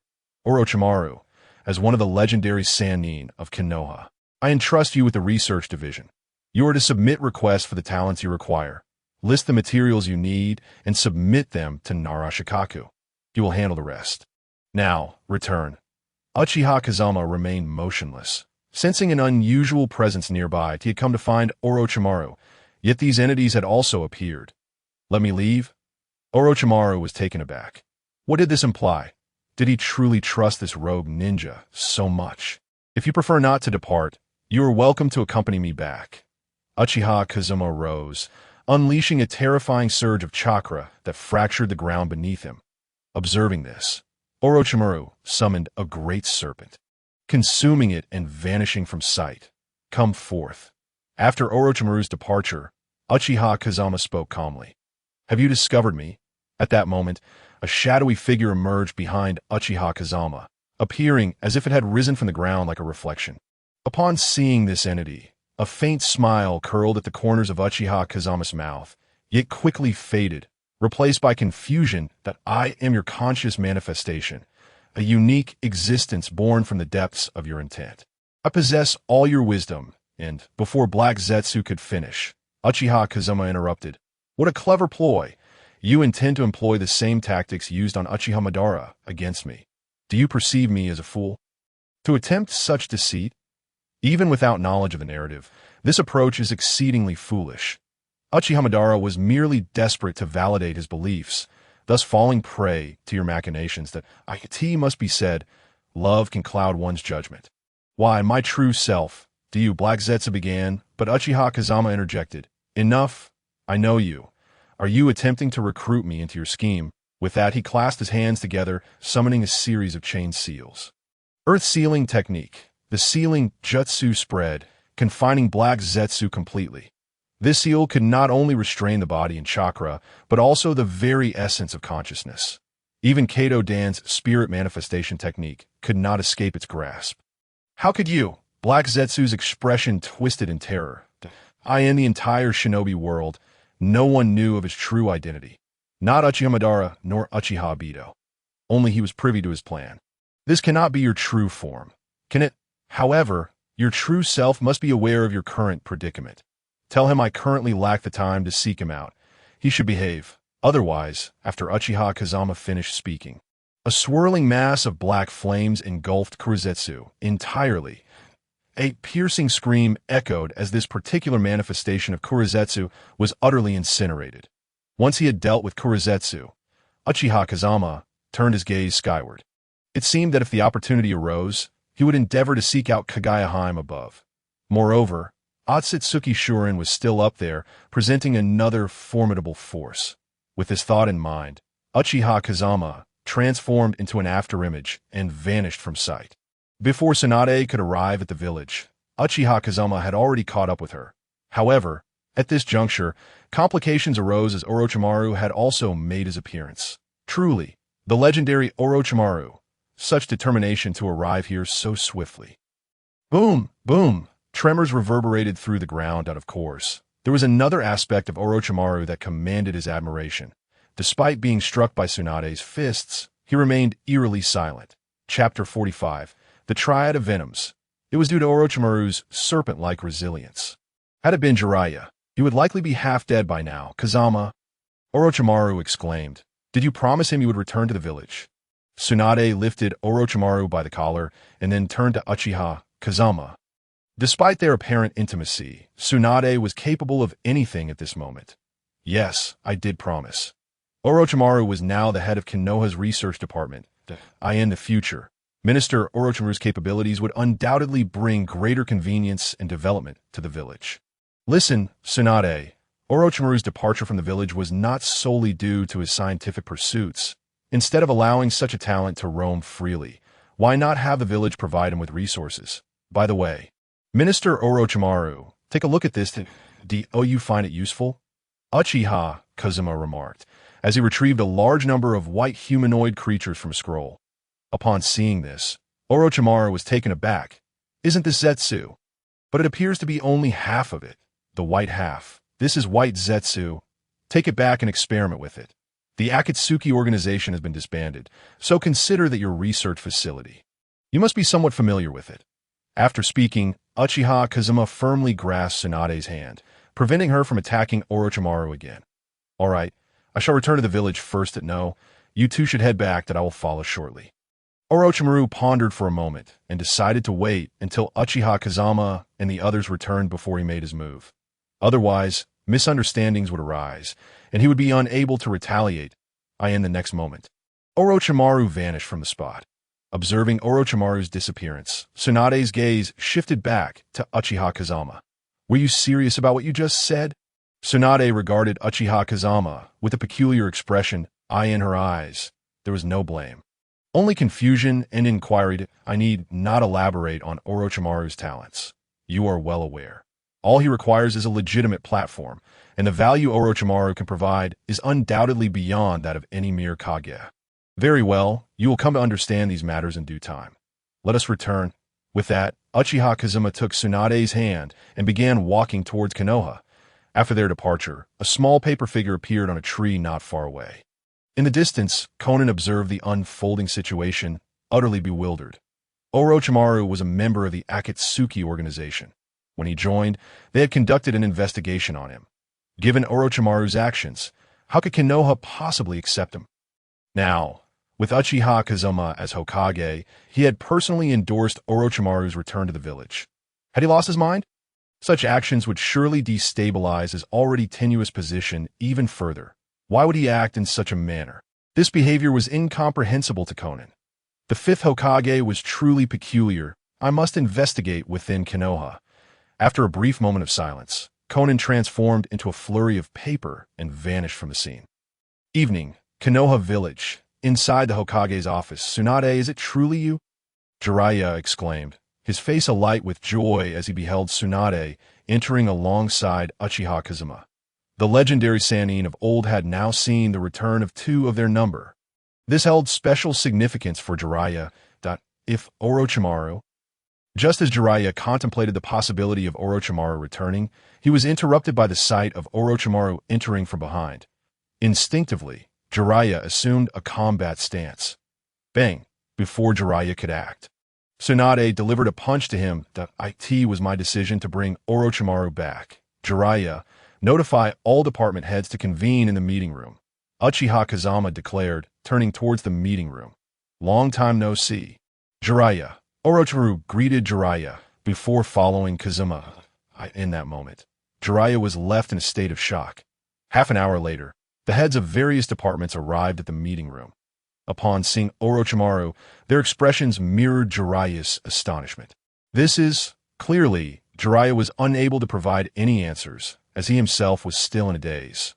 Kurenai, please take notes that I have two important announcements to make. The first is the reformation of the Senju clan. With Tsunade, Senju assuming the role of clan leader. She will also serve as the head of the medical department.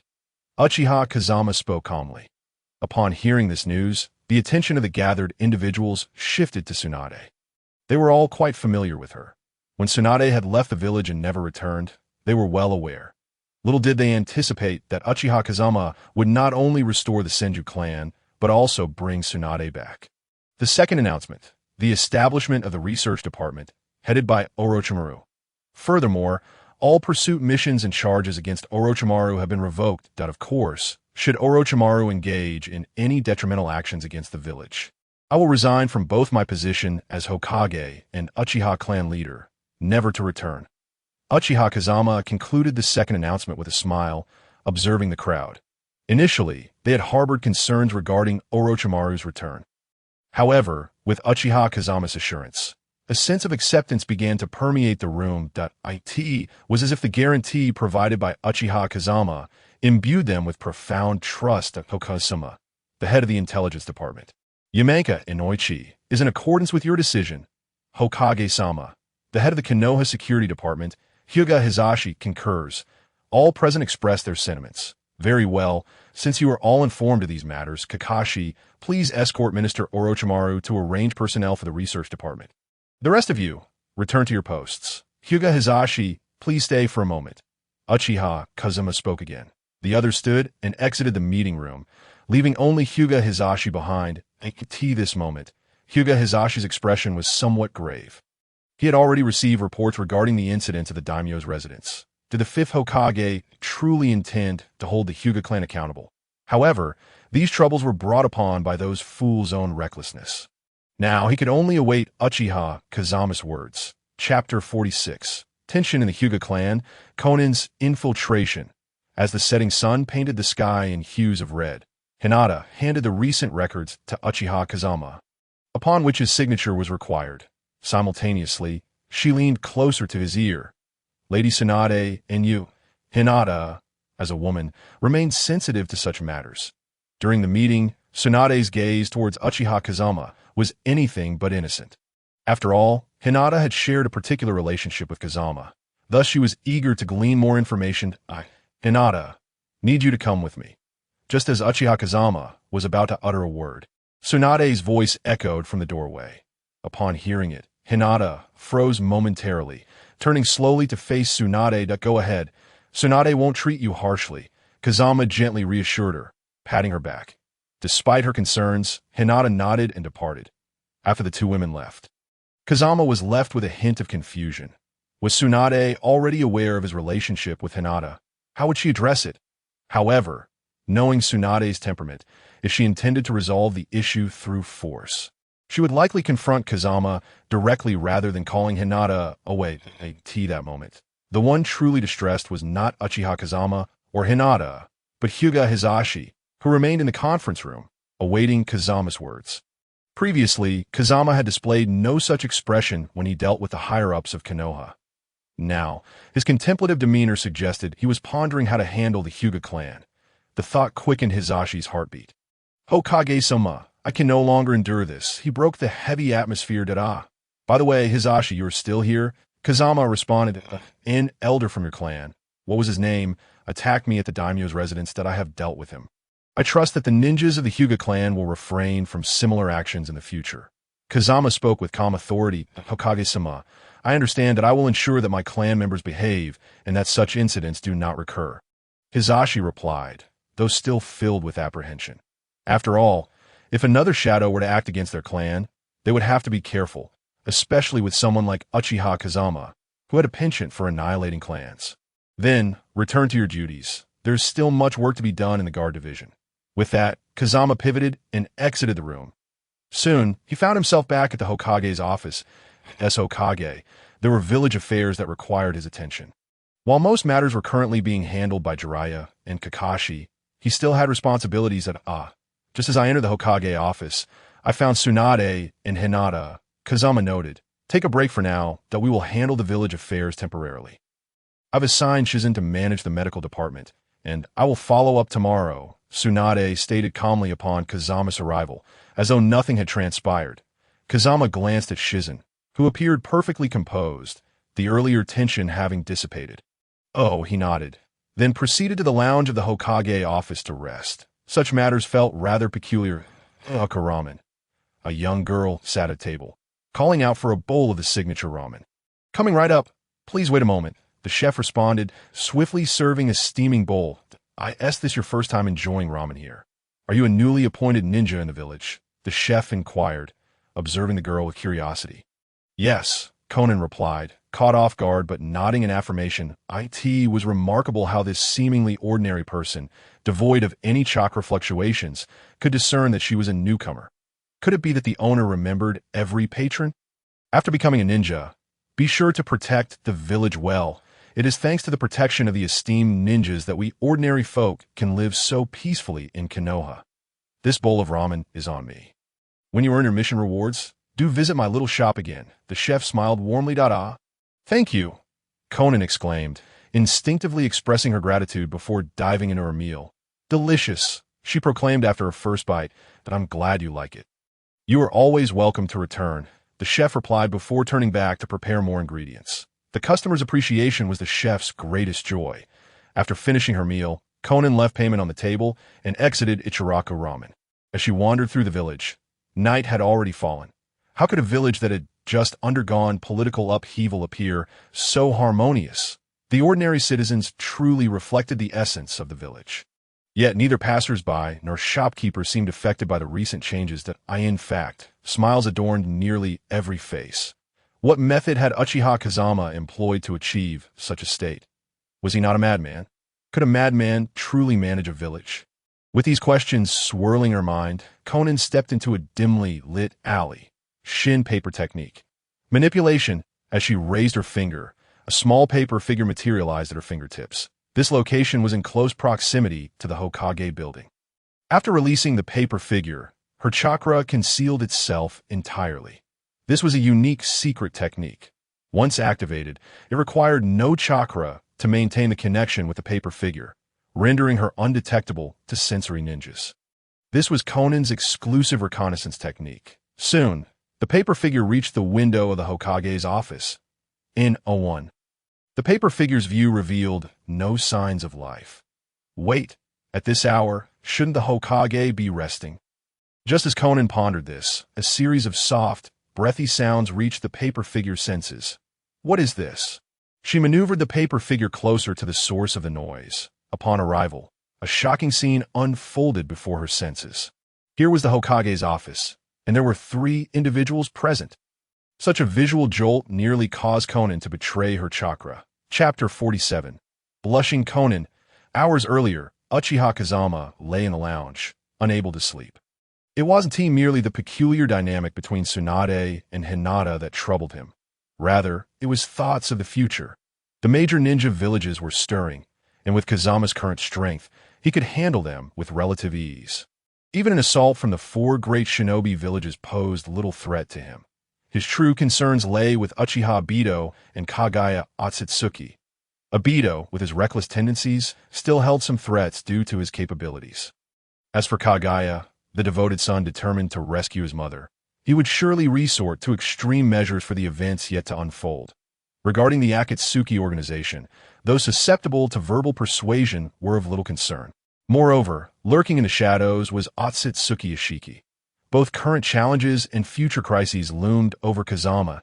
He had no intention of leaving these matters to Naruto and Sasuke, the younger generation, with the system at his disposal. He could not afford to slack off. Preparations needed to be made before disaster struck. As he contemplated these issues, time slipped by. Soon, darkness enveloped the sky. Creak, the faint sound of a door opening broke the silence. Hinata. Uchiha Kazama sensed the presence of Hinata Kurenai, casting a curious glance towards the doorway.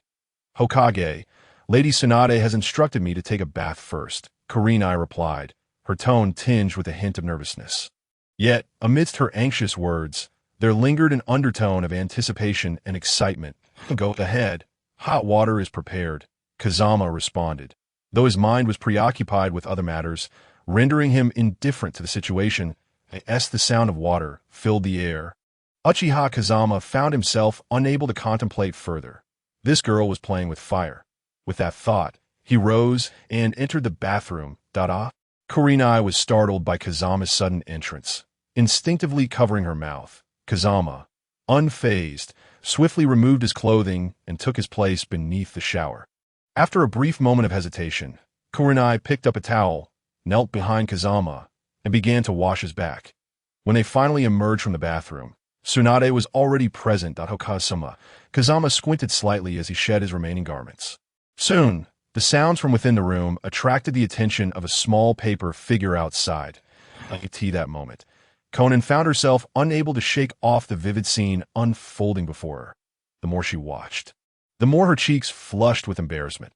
How could he be so impressive all alone? Moreover, that big guy was truly something. Time passed slowly, and Conan's face grew increasingly crimson. 3 hours later. Is this guy truly a madman? Why is it taking so long? At this point, Conan's breaths quickened. Ding! Conan perceives the host as a madman. Physical enhancement card 2. Physical recovery card 2. Ding! Conan firmly believes the host is absolutely insane for carrying on in the Hokage's office. Without waiting for the system's notifications to continue, Kazama silenced them. This moment, he needed to focus. Otherwise, how could he justify his actions before the 2 lovely ladies? Another hour passed, and the ordeal came to an end. Gazing at the 2 women sound asleep, the pent-up frustration within Uchiha Kazama dissipated. Now, he need not concern himself with anything else. He only needed to enhance his own strength. Only by mastering power could he ensure it was not a mere illusion. Upon returning to the Hokage's office, Kazama's gaze drifted to the window. Conan, who had been blushing and flustered, suddenly held her breath. For Kazama was now looking in her direction. Had he discovered her? No, that was not it. She had completely blended into her surroundings. Even with the fluctuations of chakra, Kazama would only perceive the small paper figure, not her true presence. With this realization, Conan felt a wave of relief wash over her. It's quite late. Perhaps one should rest rather than eavesdrop. Just as she exhaled, a familiar voice reached her ears. What? Are you quite interested in these matters? You. Conan instinctively formed hand seals, summoning a flurry of paper, shurikens, and kunai. Adopting an aggressive stance, so sensitive. Aren't we? Put those away. If the security team catches you, there's no escaping. Come here, are you looking for me? Kazama spoke calmly, entirely unfazed by her prickly demeanor. You? Conan found it hard to fathom how the very person she had just witnessed engaging in intimate activities could now stand before her so nonchalantly. Was he truly a normal person? You have two choices now. First, leave the village. Second, if there is something you wish to understand, come with me. While resting in the Hokage's office, Kazama had been contemplating the Akatsuki organization, hoping to connect through Orochimaru. Little did he expect Conan to arrive at his doorstep. Nagato's Rinnegan was indeed quite useful. Kazama held no sympathy or recognition. What he sought was power. Acquiring the Rinnegan was undoubtedly the fastest route. Of course, incorporating the Akatsuki into his forces would also be advantageous. Humph. Conan scoffed, remaining silent as she transformed into a flurry of paper, vanishing from sight. Truly, she was the perfect paper figure wife. Kazama scratched his head. Vanishing in an instant. The village's affairs were managed by Jiraiya, Tsunade, and others. For now, there was nothing pressing to address. Thus, Kazama returned to the Uchiha clan grounds, not far from the Hokage building, upon arriving at his residence. Several individuals appeared before him, and no need to stand on ceremony. Come in, Kazama said flatly. Despite their initial confusion, the others followed suit into the courtyard. Clan leader. The four stood before Kazama, expressions filled with admiration. Although they were a few years his senior, in the Uchiha clan, strength held more weight than age. Chapter 48. The Secret of the Manjiki. Conan amidst the chaos.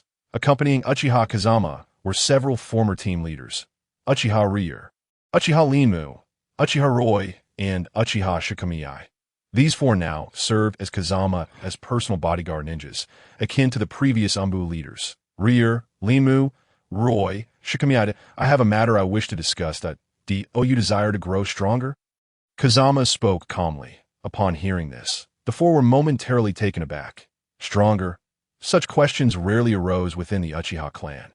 After all, who would refuse the chance to become more powerful? Could it be that the clan leader intended to impart some special forbidden technique to them? Perhaps something akin to Izanagi or Izanami?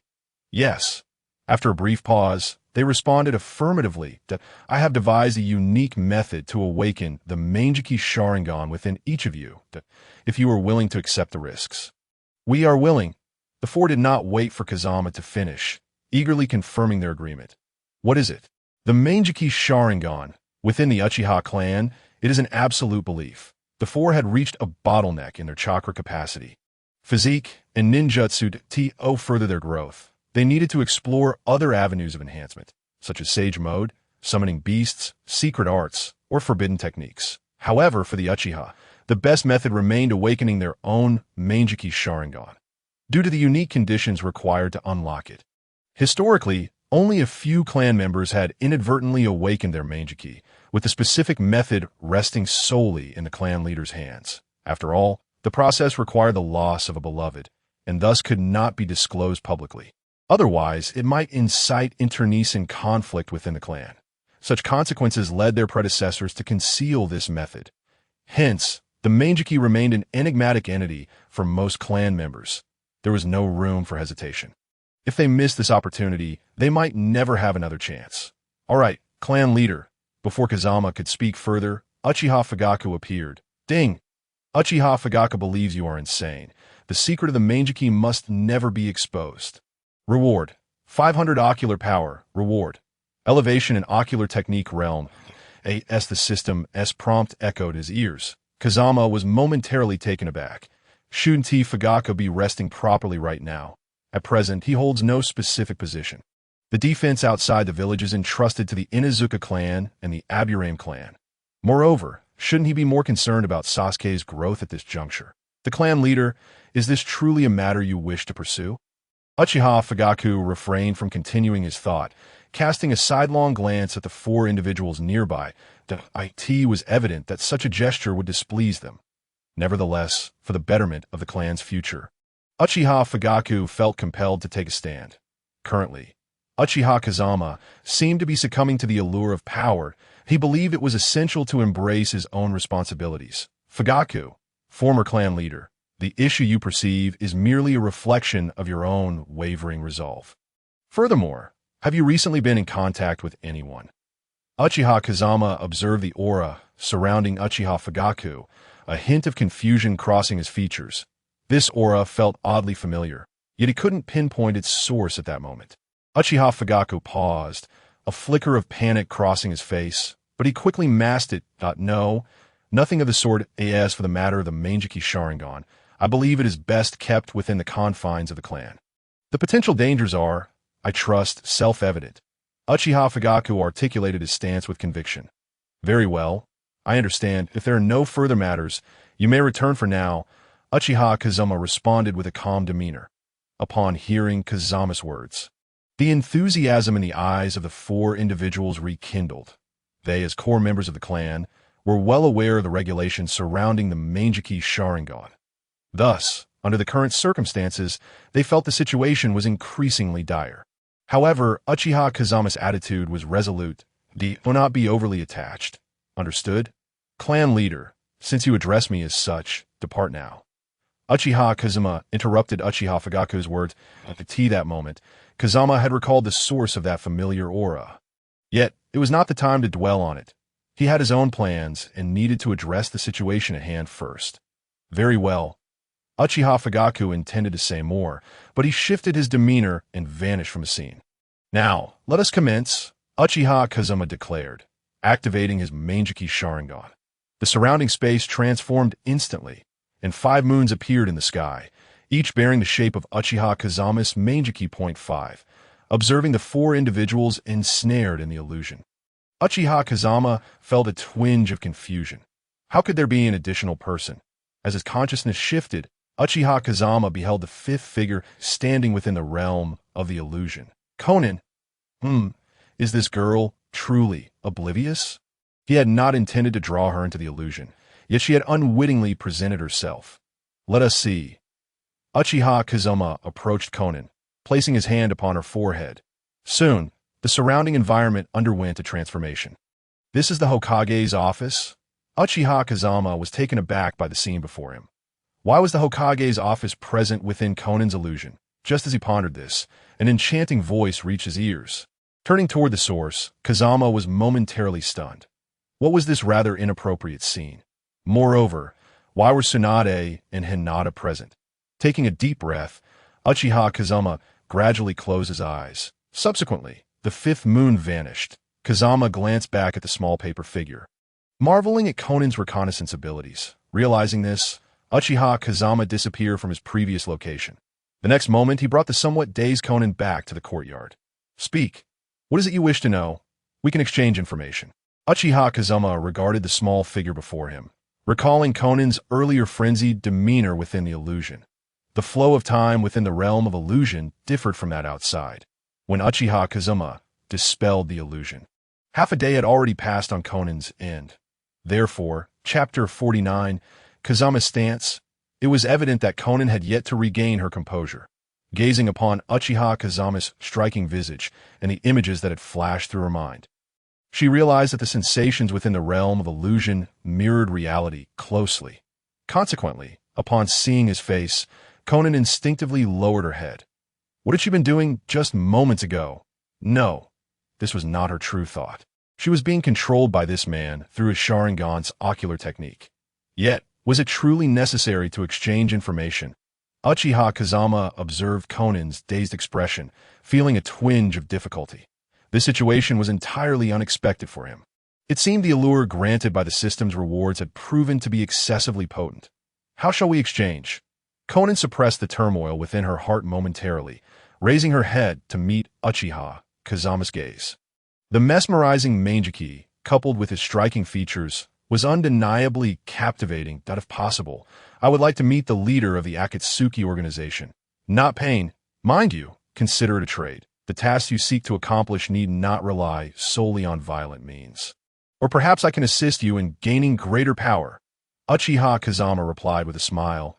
I am aware of Nagato. I am also cognizant of your intentions, as long as I am present. You shall not lay claim to the tailed beast that I am well informed. Thus what you need to divulge is merely what you wish to know. Kazama calmly interrupted Konan's words. His statements shifted Konan's perception of him. This was certainly not an unhinged individual. At the very least, he was not a mindless maniac. Currently, other villages are preparing to strike against your Konoha. Are you not concerned? Under such circumstances, how do you intend to assist us in the Akatsuki organization? Konan inquired. Given his awareness of so many matters, it was unlikely that this fifth Hokage remained oblivious to the actions of other villages. Therefore, what would he do? I am aware. The fourth Kazakage of Sunagakure. Raza is now under our control. Although there are few warmongers within Sunagakure, they could be dealt with accordingly to AS for Kirigakure. Our Uchiha clan has previously repelled them. Do you think I would still harbor concerns now? As for Kumobikure, they are formidable opponents, but that fourth Raikage is merely a muscle-brained fool. A modicum of strategy will suffice to handle him. Iwagakure, on the other hand, has a now elderly Inoki, who lacks the vigor of his youth. A mere threat will suffice to deter him from acting rashly. In conclusion, should they dare to approach, I shall not hesitate to eliminate them all. Uchiha Kazama articulated his thoughts in a calm manner, as if discussing a mere choice between hot pot or barbecue for dinner. Indeed, this man was an unequivocal lunatic, should the Akatsuki organization truly confront an individual of such caliber. Uchiha Kazama's displayed prowess left Konan with no doubt regarding his capability to eradicate the Akatsuki organization. I shall relay this matter to Nagato. Very well. I have other matters to attend to. Konan, you may either return or wait for me, and I shall accompany you to meet Nagato, the individual you suspect. I am acquainted with as well, and he is one of my targets. Uchiha Kazama concluded, diverting his focus away from Konan to this moment. The priority was not on women, but rather on the four clan members before him. Maintaining the Mangeki required substantial ocular power and chakra, necessitating careful management of his chakra reserves. Konan remained silent. Had Uchiha Kazama just referred to Uchiha Madara? Indeed, they were all Uchiha. Yet, with her mind already racing with wild thoughts. Konan's thoughts grew even more convoluted, leading her to vacantly sit aside. Within the realm of illusion, Uchiha Union awakened from slumber, surveying his surroundings. The scent of blood. Had something happened in the village? Uchiha Union swiftly rose to his feet, seizing a short blade nearby, and dashed outside. Upon exiting the room, the surrounding scene rendered him momentarily dazed. The lifeless bodies of his kin lay sprawled amidst pools of blood. Before Uchiha Union could fully comprehend the situation, he felt a sticky substance in his hand. Instinctively glancing down, he discovered that his short blade was drenched in crimson. Blood also stained his own body. Leonian, hurry! A voice pierced the air. Turning to look, he saw Uchiha Linmu and Uchiha Xiaoma, both impaled by a long sword that a closer inspection revealed Uchiha Itachi and Uchiha Fugaku. Why? Where is the clan leader? Next, it will be your turn. How regrettable it is. Had you continued to slumber peacefully, you might have departed this world without suffering. Uchiha Fugaku's voice was cold and unyielding. The sight of familiar corpses sent Uchiha Leonion's Sharingan into a frenzy, his ocular power surging in response. Uchiha F sensed the shift in his ocular strength, a smile creeping onto his lips. Indeed, the annihilation orchestrated by Uchiha Itachi was most effective in awakening the fury and sorrow within the hearts of their kin, particularly upon witnessing the tragic demise of close companions. Such a shock, if one possessed sufficient potential, would inevitably unlock the Mangeki Sharingan. Uchiha F-Kan's design was that the awakening of the Mangeki would enable one to escape from the illusion. The ocular powers of the three were rising. Much to F-Kan's satisfaction, I could see the border of the Land of Fire. Lord Raikage, All the ninjas we dispatched to the Land of Fire have perished. Currently, we cannot ascertain who is responsible. However, the likelihood points to Konoha, as she expressed his frustration before the Fourth Raikage, originally intending to gather intelligence. Now all the dispatched ninjas had vanished without a trace. In that case, let us strike directly at Konoha in no need for further intelligence collection. This time, other villages have also sent ninjas into the Land of Fire. If we initiate the attack, Konoha will once more face the onslaught of the four great shinobi villages. With that, the Fourth Raikage vanished from sight. To that moment, others surged towards Konoha. The Fourth Raikage had made his move. Disseminate the information from this side. Uchiha F-Kan, what a farce this Fifth Hokage is. This world has long since rotted. Let us commence our actions. Uchiha Obito declared, sinking into the earth, that he had a task that must be accomplished. To initiate the moon, I plan ahead of schedule. Chapter 50, Speculation confirmed, target selected. In Konoha's Uchiha clan grounds, early morning. Xiaonan had somewhat recovered, her gaze falling upon Uchiha FK, and, this moment, Uchiha F-Kan's eyes were streaming with blood, his complexion exceedingly ghastly. Could he have maintained the Manjiki Sharingan's ocular technique from last night until now? This individual is truly insane. If this continues, he may very well. Just as Xiaonan was taken aback, Uchiha F-Kan's ocular power surged once more. Simultaneously, F-Kan turned to face Xiaonan. Ding! Xiaonan perceived his actions as madness, granting him an increase of 1,000 ocular power and 200 physique. Indeed, Xiaonan's awareness had just provided Uchiha F-Kan with a substantial boost, an entire 1,000 ocular power.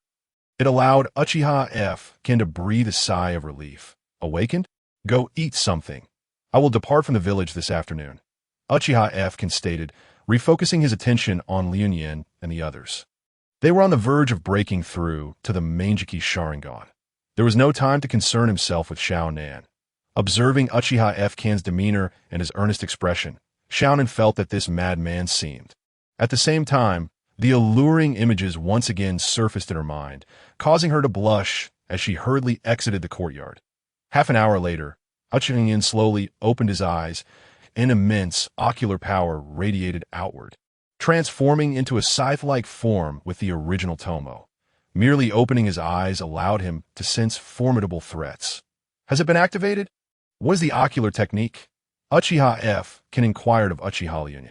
Clan leader, Uchiha Liu Yin's malevolence suddenly dissipated, his expression somewhat dazed as he beheld Uchiha F-Kan.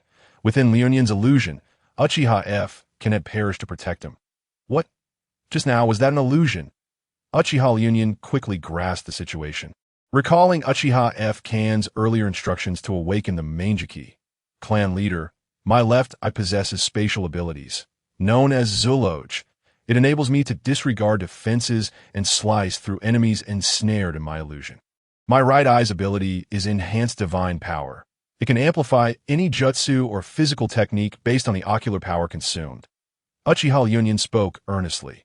With the awakening of the Manjiki Sharingan, his ocular power had significantly increased. It can be said that, at this point, ordinary Jainin would face instant annihilation before Uchiha Liu Yin. Anyone unable to withstand the onslaught of his illusion would have no chance of survival.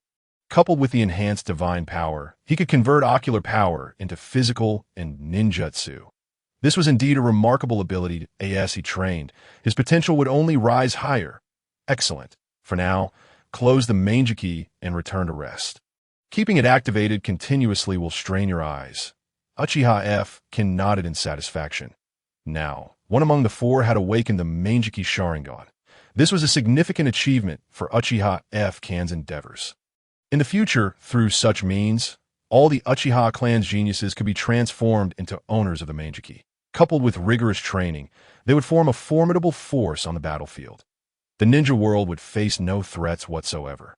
With the Manjiki awakened, even Tsutsuki could be slightly challenged. This was undoubtedly effective power. Uchiha Liu Yin closed his Manjiki and departed the scene. When Xiaonan returned after a meal, only Uchiha F-Kan remained. Thank you. Uchiha F-Kan extended his hand to receive the ramen Xiaonan had brought back. After such considerable exertion, he needed to replenish some energy. After finishing the ramen, he inquired, "Ichiraka ramen is quite delicious, isn't it? What do you think? Have you considered settling down with us in Konoha? The land of rain is truly not suitable for living." Following his meal, Uchiha Fken stood and gazed at the dazed Xiaonan.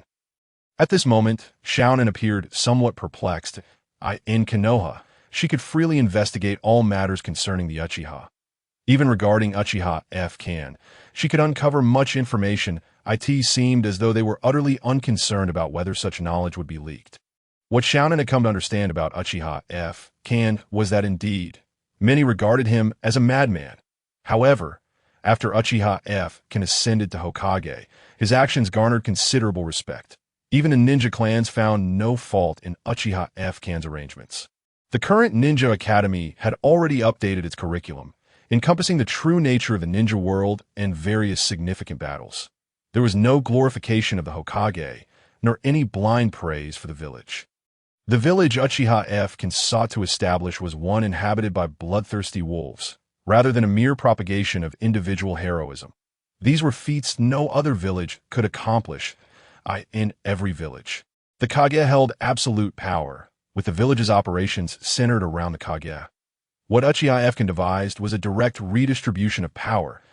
I must return first to inform Nagato. Also, regarding that Uchiha Madara matter. You may not be able to return to the land of rain for the time being. Before Xiaonan could finish her words, Uchiha Kazama abruptly interrupted her. Why? Xiaonan lifted her head to meet Uchiha Kazama's gaze, which had returned to normal, because he is likely en route to the Hidden Cloud Village or the Hidden Stone Village. Those ninjas who were ambushed and slain within the Land of Fire were orchestrated by your Akatsuki organization. Correct? Therefore, you should be aware that other villages are currently preparing to strike at Kanagacore. The plan you previously devised for capturing the tailed beasts is likely to be executed at this very moment. Uchiha Kazama spoke with a smile. The reason for his speculation regarding these two villages was due to Tsunagekyu's weakness. As for Kirigakure, it had been decimated by Obito's machinations. How much do you know? Xiaonan exclaimed in astonishment. How could Uchiha Kazama gain knowledge of a plan that had yet to be put into action? Orochimaru. No, the members were unaware of this mission, but such details were irrelevant. Let us proceed, Uchiha Kazama declared, stepping forward as he left behind a shadow clone to inform Tsunade of his intentions, before departing the village with Xiaonan, setting off towards the Hidden Cloud Village. Simultaneously, the ninjas of the Hidden Cloud Village were swiftly approaching Kanagacore. Chapter 51. The Assault of the Hidden Cloud Village. Prepare for battle. Their paths were aligned. Noon. Uchiha Kazama sensed a massive chakra disturbance in the distance. Faster than I anticipated, standing on the edge of a cliff, Uchiha Kazama gazed into the distance. The colossal chakra signatures were rapidly advancing, their target unmistakably aimed at Kanagacore. It was the forces of the Hidden Cloud Village. As the Hokage, you should not be leaving the village at this critical juncture, Xiaonan remarked, looking at Uchiha Kazama. Under such circumstances, regardless of Uchiha Kazama's peculiar intentions, it would be prudent to hold off on any actions until after repelling the forces of the Hidden Cloud Village. Wouldn't it? I have faith in the village. However, since we find ourselves in this situation, let us offer them a gift, Uchiha Kazama stated, forming hand seals. Summoning jutsu? Witnessing Uchiha Kazama's hand seals, it was indeed the sign of a summoning technique. Yet, why was he performing it on himself? And what of the summoned beast? Sensing the immense chakra and observing Uchiha Kazama's seals, there was no sign of a summoning creature. Buzz! In the next moment, a vast amount of tailed beast chakra enveloped Uchiha Kazama's form, coalescing into the visage of a colossal fox head. The Nine Tails? Wait, aren't you the Jinchuriki of the Nine Tails, a mere child? At this moment, Xiaonan was utterly bewildered. The massive fox head opened its mouth, gathering a tailed beast bomb within. Boom! In an instant, the tailed beast bomb was unleashed in the distant gorge. A terrifying explosion erupted, sending plumes of dust soaring into the sky. Let us move. The actions of the Hidden Cloud Village are surely within his knowledge. He must be nearing the Hidden Cloud Village by now, that if we delay, it could lead to complications. After speaking, Uchiha Kazama swiftly grasped Xiaonan's hand and a layer of lightning chakra enveloped them both, and they vanished from their location. Meanwhile, at the epicenter of the explosion, over 100 ninjas from the Hidden Cloud Village were grievously injured by the tailed beast bomb. Simultaneously, due to the suddenness of the event, some ninjas were unable to evade in time, disintegrating into nothingness beneath the blast. AI. That was a tailed beast bomb. The Nine-Tails tailed beast bomb. The ninjas of Konoha have discovered us. Continuing forward is futile now. Moreover, just ahead lies the sensing range of Konoha. Karabi anxiously reported to the Fourth Raikage. The Nine-Tails tailed beast bomb. Isn't the current Jinchuriki of the Nine-Tails just a child? How could he control the tailed beast to release a tailed beast bomb? The Fourth Raikage's expression darkened as he assessed the situation, his face resembling that of a sooty pot bottom. It must be the Fifth Hokage. He can control the tailed beast. He must have brought the Jinchuriki with him. AI. This war is truly ill-fated. The Uchiha now dominate Konoha, and their ocular techniques pose a significant threat to the tailed beasts. If the Nine Tails can be controlled instantly, what of the 8 tails within me? Karabi lamented. The Fourth Raikage was fully aware of the gravity of the situation, yet now was not the time for hesitation. Continue advancing. Since Konoha has discovered our presence, we will split our forces and launch an assault. I refuse to believe that 1/5 Hokage can thwart us all.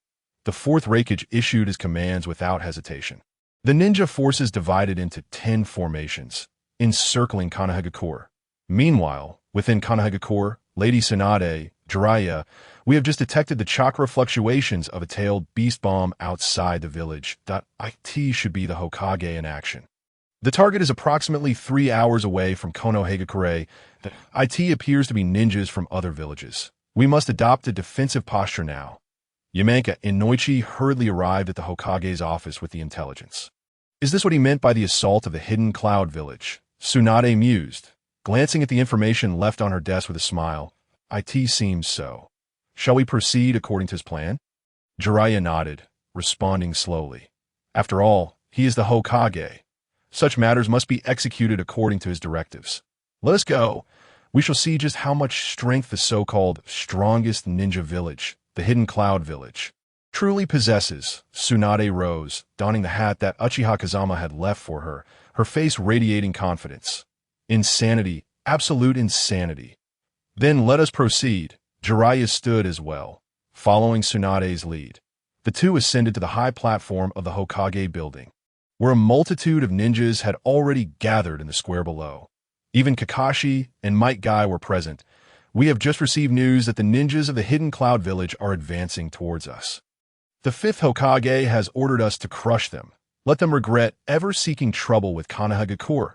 Battle! Tsunade raised Uchiha Kazama's hat, exclaiming passionately, "Battle! Battle! Battle!" The crowd echoed her fervent cries, a thunderous roar rising from below.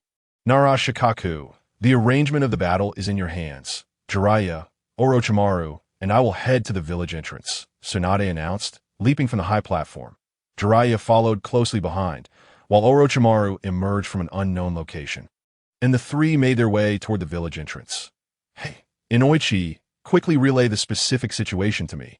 Simultaneously, inform the intelligence department to contact all remaining ninjas within the village. I need you to assign them tasks.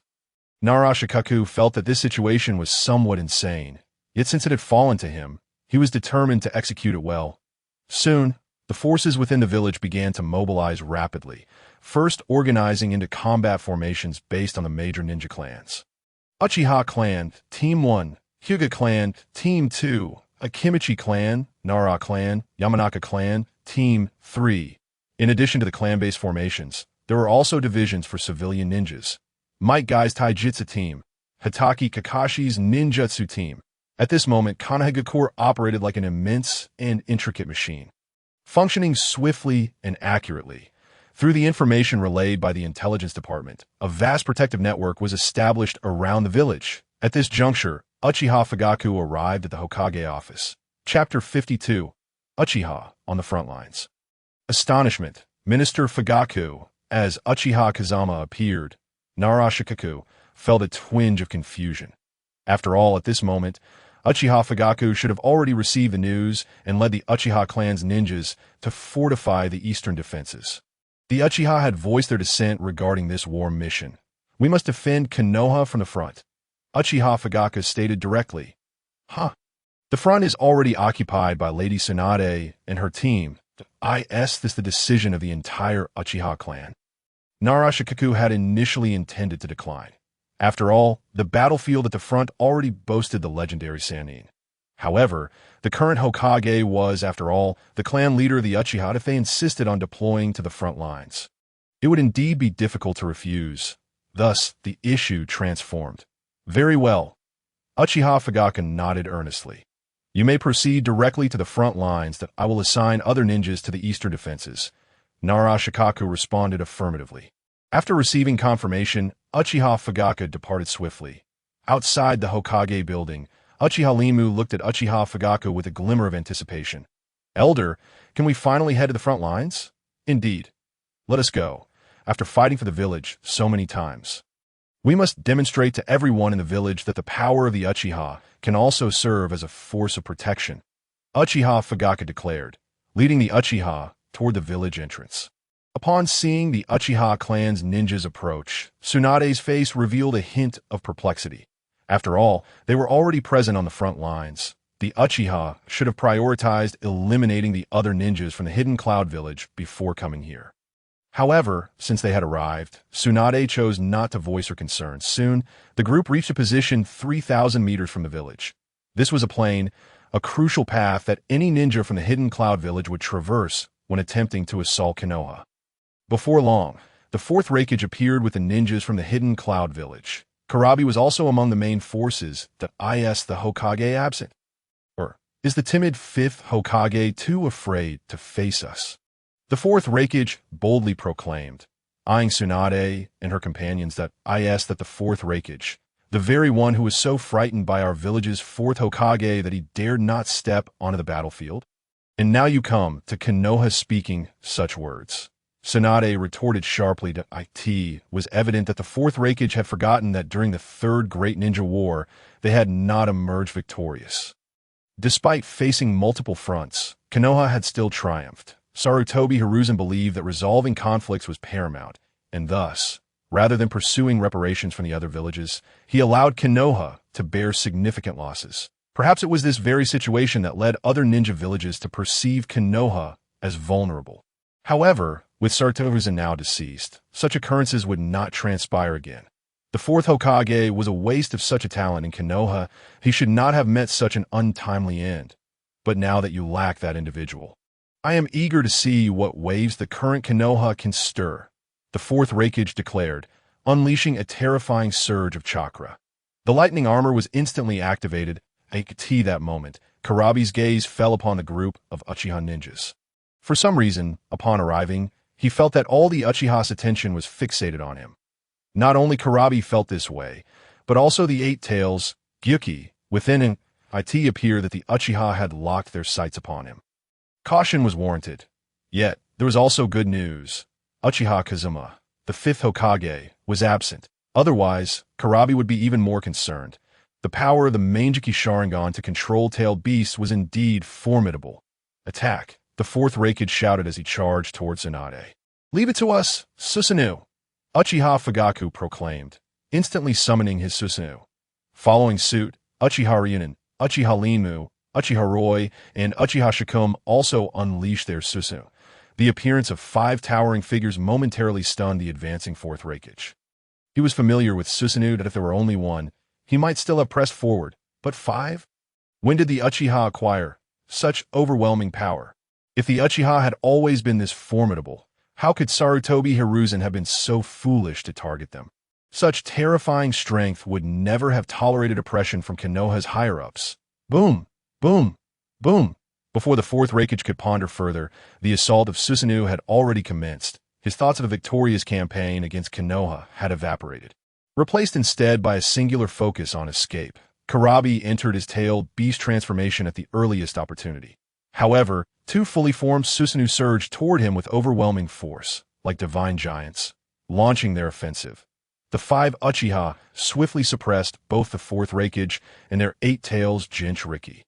"Attack! Use all our strength to eliminate every ninja we can," Tsunade immediately issued her command.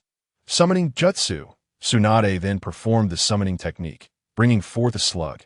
"Slug, I entrust this to you," she said as the slug began to divide, slithering toward the surrounding ninjas. With the slug's presence, each ninja effectively gained a medical companion, maximizing their safety.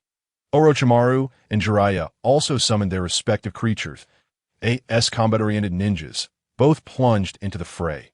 Jiraiya even activated his Sage mode, aiming to conclude the battle as swiftly as possible.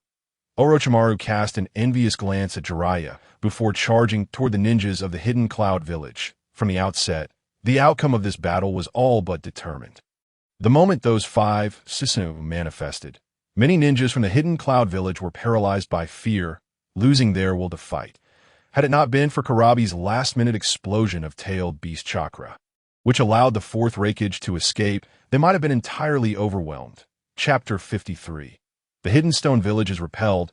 The Hidden Sand Village shifts. The battle transitioned from an oppressive start to a hasty conclusion. Not only the ninjas of the Hidden Cloud Village, but even those from Konoha were caught off guard. Tsunade and her companions turned their attention to the five Uchiha. Lady Tsunade, Lord Jiraiya. "We Uchiha will head to other battlefields now. This is our forte," Uchiha Fugaku stated before vanishing in an instant. Uchiha Ryunin and the others followed suit without uttering a word. The Uchiha were professionals in battle. Their clan had once triumphed over an entire village. How much more so now, when they had grown stronger than before? The ensuing battles held even less suspense than the front lines. The ninjas from the Hidden Cloud Village were already at a disadvantage, awaiting their own leader's victory on the front lines to come to their aid. Instead, the reinforcements arriving were from Konoha, and notably, the Uchiha.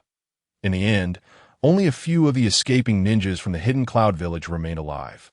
In the distance, Han halted his advance, his towering figure trembling slightly. "Han, if we do not quickly reach the battlefield, it may affect the outcome of the battle. Are we to believe Konoha has become so weak that they cannot withstand even a brief assault from the Hidden Cloud Village?" On one side, Huangtu gazed at Han with a hint of astonishment. As the vice-captain of this troop, he certainly had a voice in matters. No, it is Yunin village that has already retreated. Han articulated the situation he had perceived. Upon hearing Han's words, Huangtu was momentarily taken aback. Yunin village has retreated? With his understanding of Yunin village, such an occurrence seemed utterly implausible. The fourth Raikage has always harbored some unique sentiments towards Konoha. During the Third Shinobi World War, he was repelled by Konoha's fourth Hokage, Minato Namikaze. From that point onward, the fourth Raikage had yearned to take action against Konoha. Yet, throughout this process, he faced repeated setbacks. It was only after Minato's demise that such ambitions remained unfulfilled. The death of Minato left the fourth Raikage unable to rectify the regrets of the Third Shinobi World War. Now, with Konoha embroiled in turmoil, he would undoubtedly strike with all his might. But how much time has passed? Not even half an hour, and they've retreated? However, Huangtu was acutely aware of Han's character. He would not speak falsely. Why would Yunin village withdraw? Is it because Konoha has once again made some concession? Huangtu, still somewhat unconvinced, inquired further. "No," Han replied. "The Uchiha clan, 5 individuals possess powers akin to that of deities. The Mangeki Sharingan. Furthermore, the legendary Sannin of Konoha have returned. In less than half an hour, the front line has collapsed. The Uchiha pursued their advantage, nearly annihilating all the remaining Yunin shinobi. We must leave quickly. Otherwise, we may not be able to depart safely," Han stated, rising and heading in the opposite direction of Konoha. Upon hearing this, Huangtu hastily followed suit. Iwagakure had initially come to join forces with Yunin village for battle. Now, they had not even had the opportunity to strike before being sent retreating. Meanwhile, in the southwest, the Suna shinobi forces, which had been advancing towards Konoha, suddenly halted. Yunin village has retreated? How can this be? Hasn't the fourth Raikage always sought to act against Konoha? This war was initiated by them. Why would they withdraw now? Chiyo's face was etched with displeasure. After all, Suna had invested substantial resources to participate in this conflict. Unlike Iwagakure, which had merely dispatched a fraction of its forces, they had committed their entire strength. If they were to return now, it would result in significant losses that the resource-poor Suna could ill afford. Moreover, Chiyo had her own personal vendetta against Konoha. She wished to strike not only for her village, but also to settle her own grievances. We have underestimated the Uchiha clan in the past. Their hidden strength is astonishingly formidable. Moreover, Konoha's fifth Hokage, Uchiha Kazama, has yet to make a move. Raza interjected. What shall we do now, Wind Shadow? Chiyo shifted her gaze to Raza. After all, she was merely a consultant. The next course of action depended on Raza's judgment. Our objective remains to confront Kirigakure. Raza abruptly changed the subject. Kiri? Not only Chiyo, but even Maki and the other Suna Jonin looked utterly bewildered. Their mission was to extract certain benefits from the Land of Fire. What does this have to do with Kirigakure? Furthermore, has Kirigakure already entered the Land of Fire? Chiyo quickly realized that Raza's suggestion to shift their target to Kirigakure indicated that this shinobi conflict had now entangled Kirigakure as well. However, Kirigakure was far too distant from Suna. Even if they engaged in battle with Kirigakure, the benefits would be minimal. Indeed, Kirigakure has arrived here, albeit they should be within the borders of the land of Whirlpool. Prepare yourselves. Our focus will now shift to Kirigakure. If we can repel them with all our strength, we will then be in a position to negotiate with Konoha. This is the most prudent choice at present, Raza declared with a serious demeanor. Upon hearing Raza's words, Chiyo's expression revealed contemplation that if they proceeded this way, it would indeed be a viable option. However, once such a shift was made, her vendetta would remain forever unresolved. She might even have to collaborate with Konoha. This was a scenario Chiyo was unwilling to accept, at least not for now. We should leave this place at once. If Konoha's reconnaissance shinobi discover our presence here, we may find it impossible to change our course later. Let us depart. Raza wasted no time, leading the group towards the land of Whirlpool. Meanwhile, Uchiha Kazama had arrived in the land of lightning. With Konan following closely at his side, this moment, she appeared as though ensnared in a jinjutsu.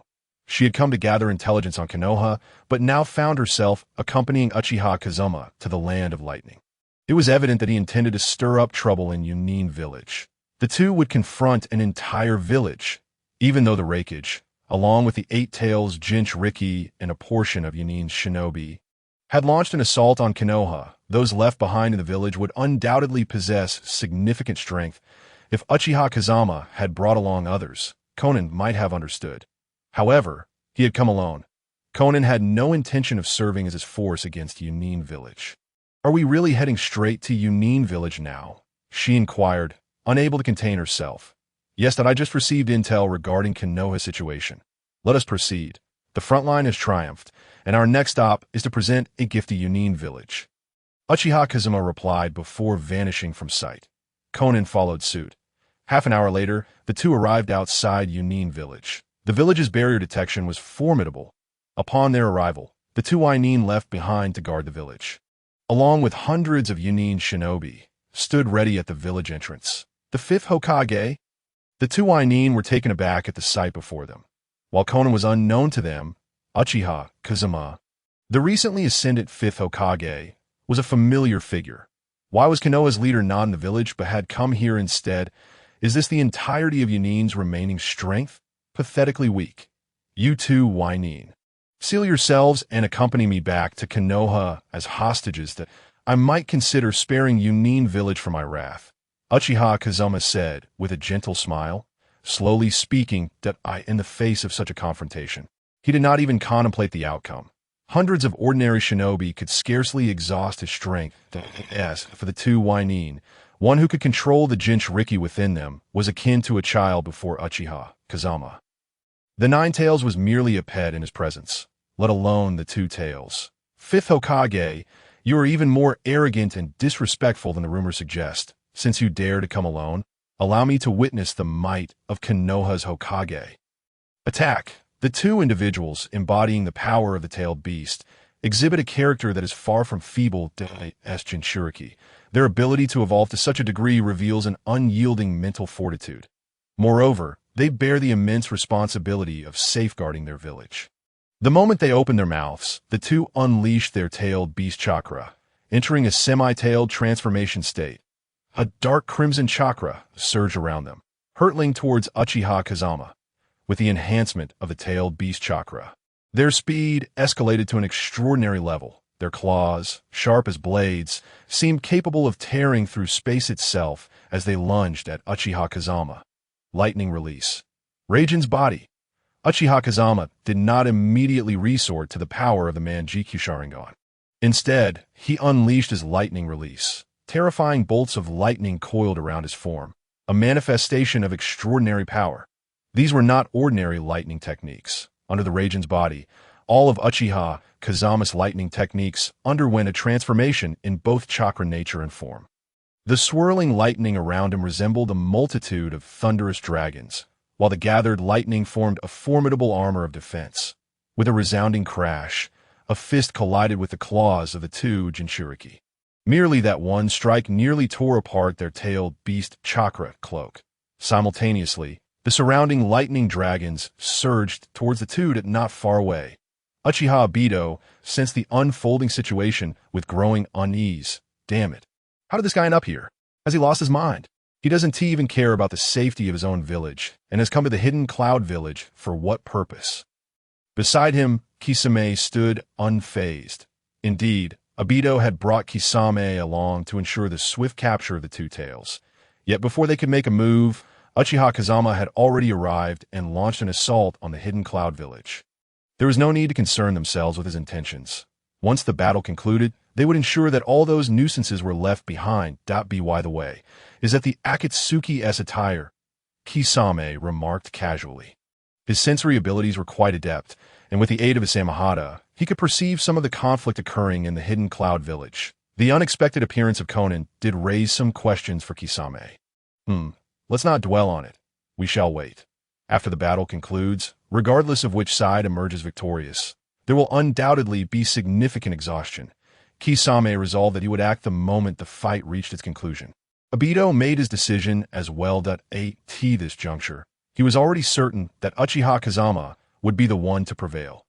Thus, his task was simply to await the moment Kazama was depleted by the ninjas of the hidden cloud village.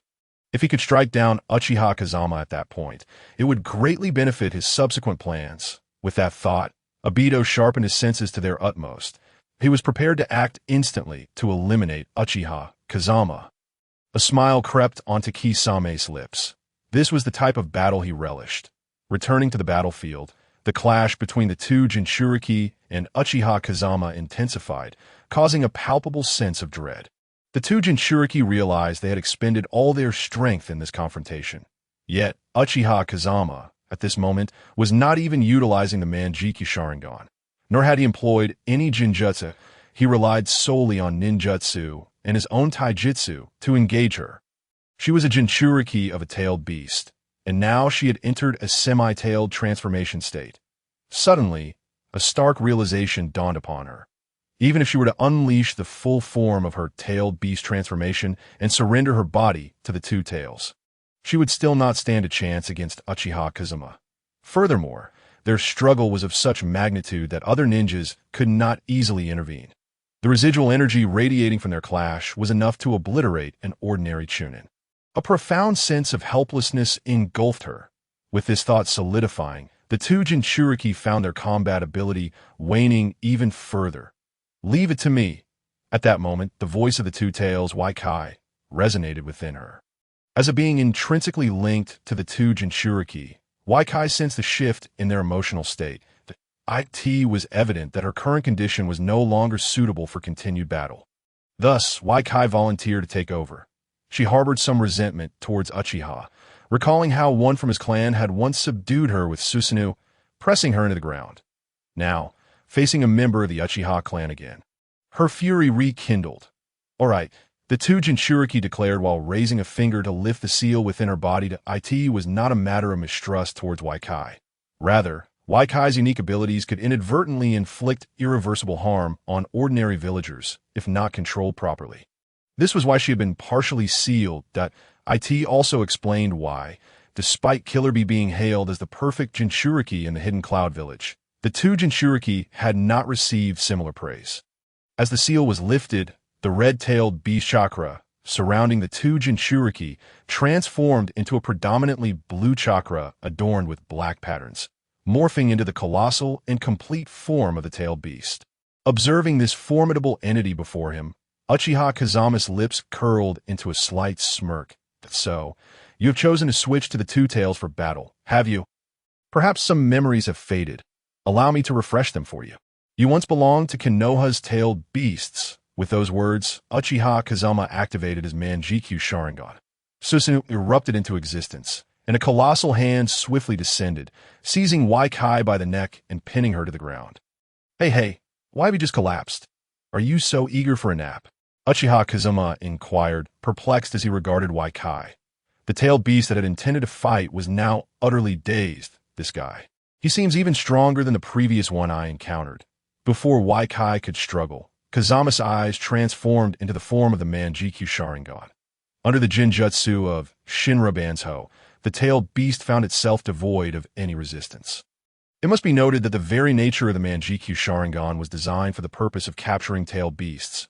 Much like Uchiha Bito, with just one eye, could control the three tails and the fourth Mizukage. Uchiha Kazama's prowess far surpassed Obito's in terms of ocular power. For Jinchuriki, the tailed beasts were not shackles or constraints. Rather, they served as protectors. Once the tailed beasts emerged from their Jinchuriki's body, or the Jinchuriki fully transformed, they were left nearly defenseless against the Manjikyu Sharingan. Had Killer Bee not been able to promptly return the eight tails, GY Ki, to his body on the battlefield, it was likely that GY Ki would have been left behind in Konoha when faced with 5 pairs of Manjikyu Sharingan.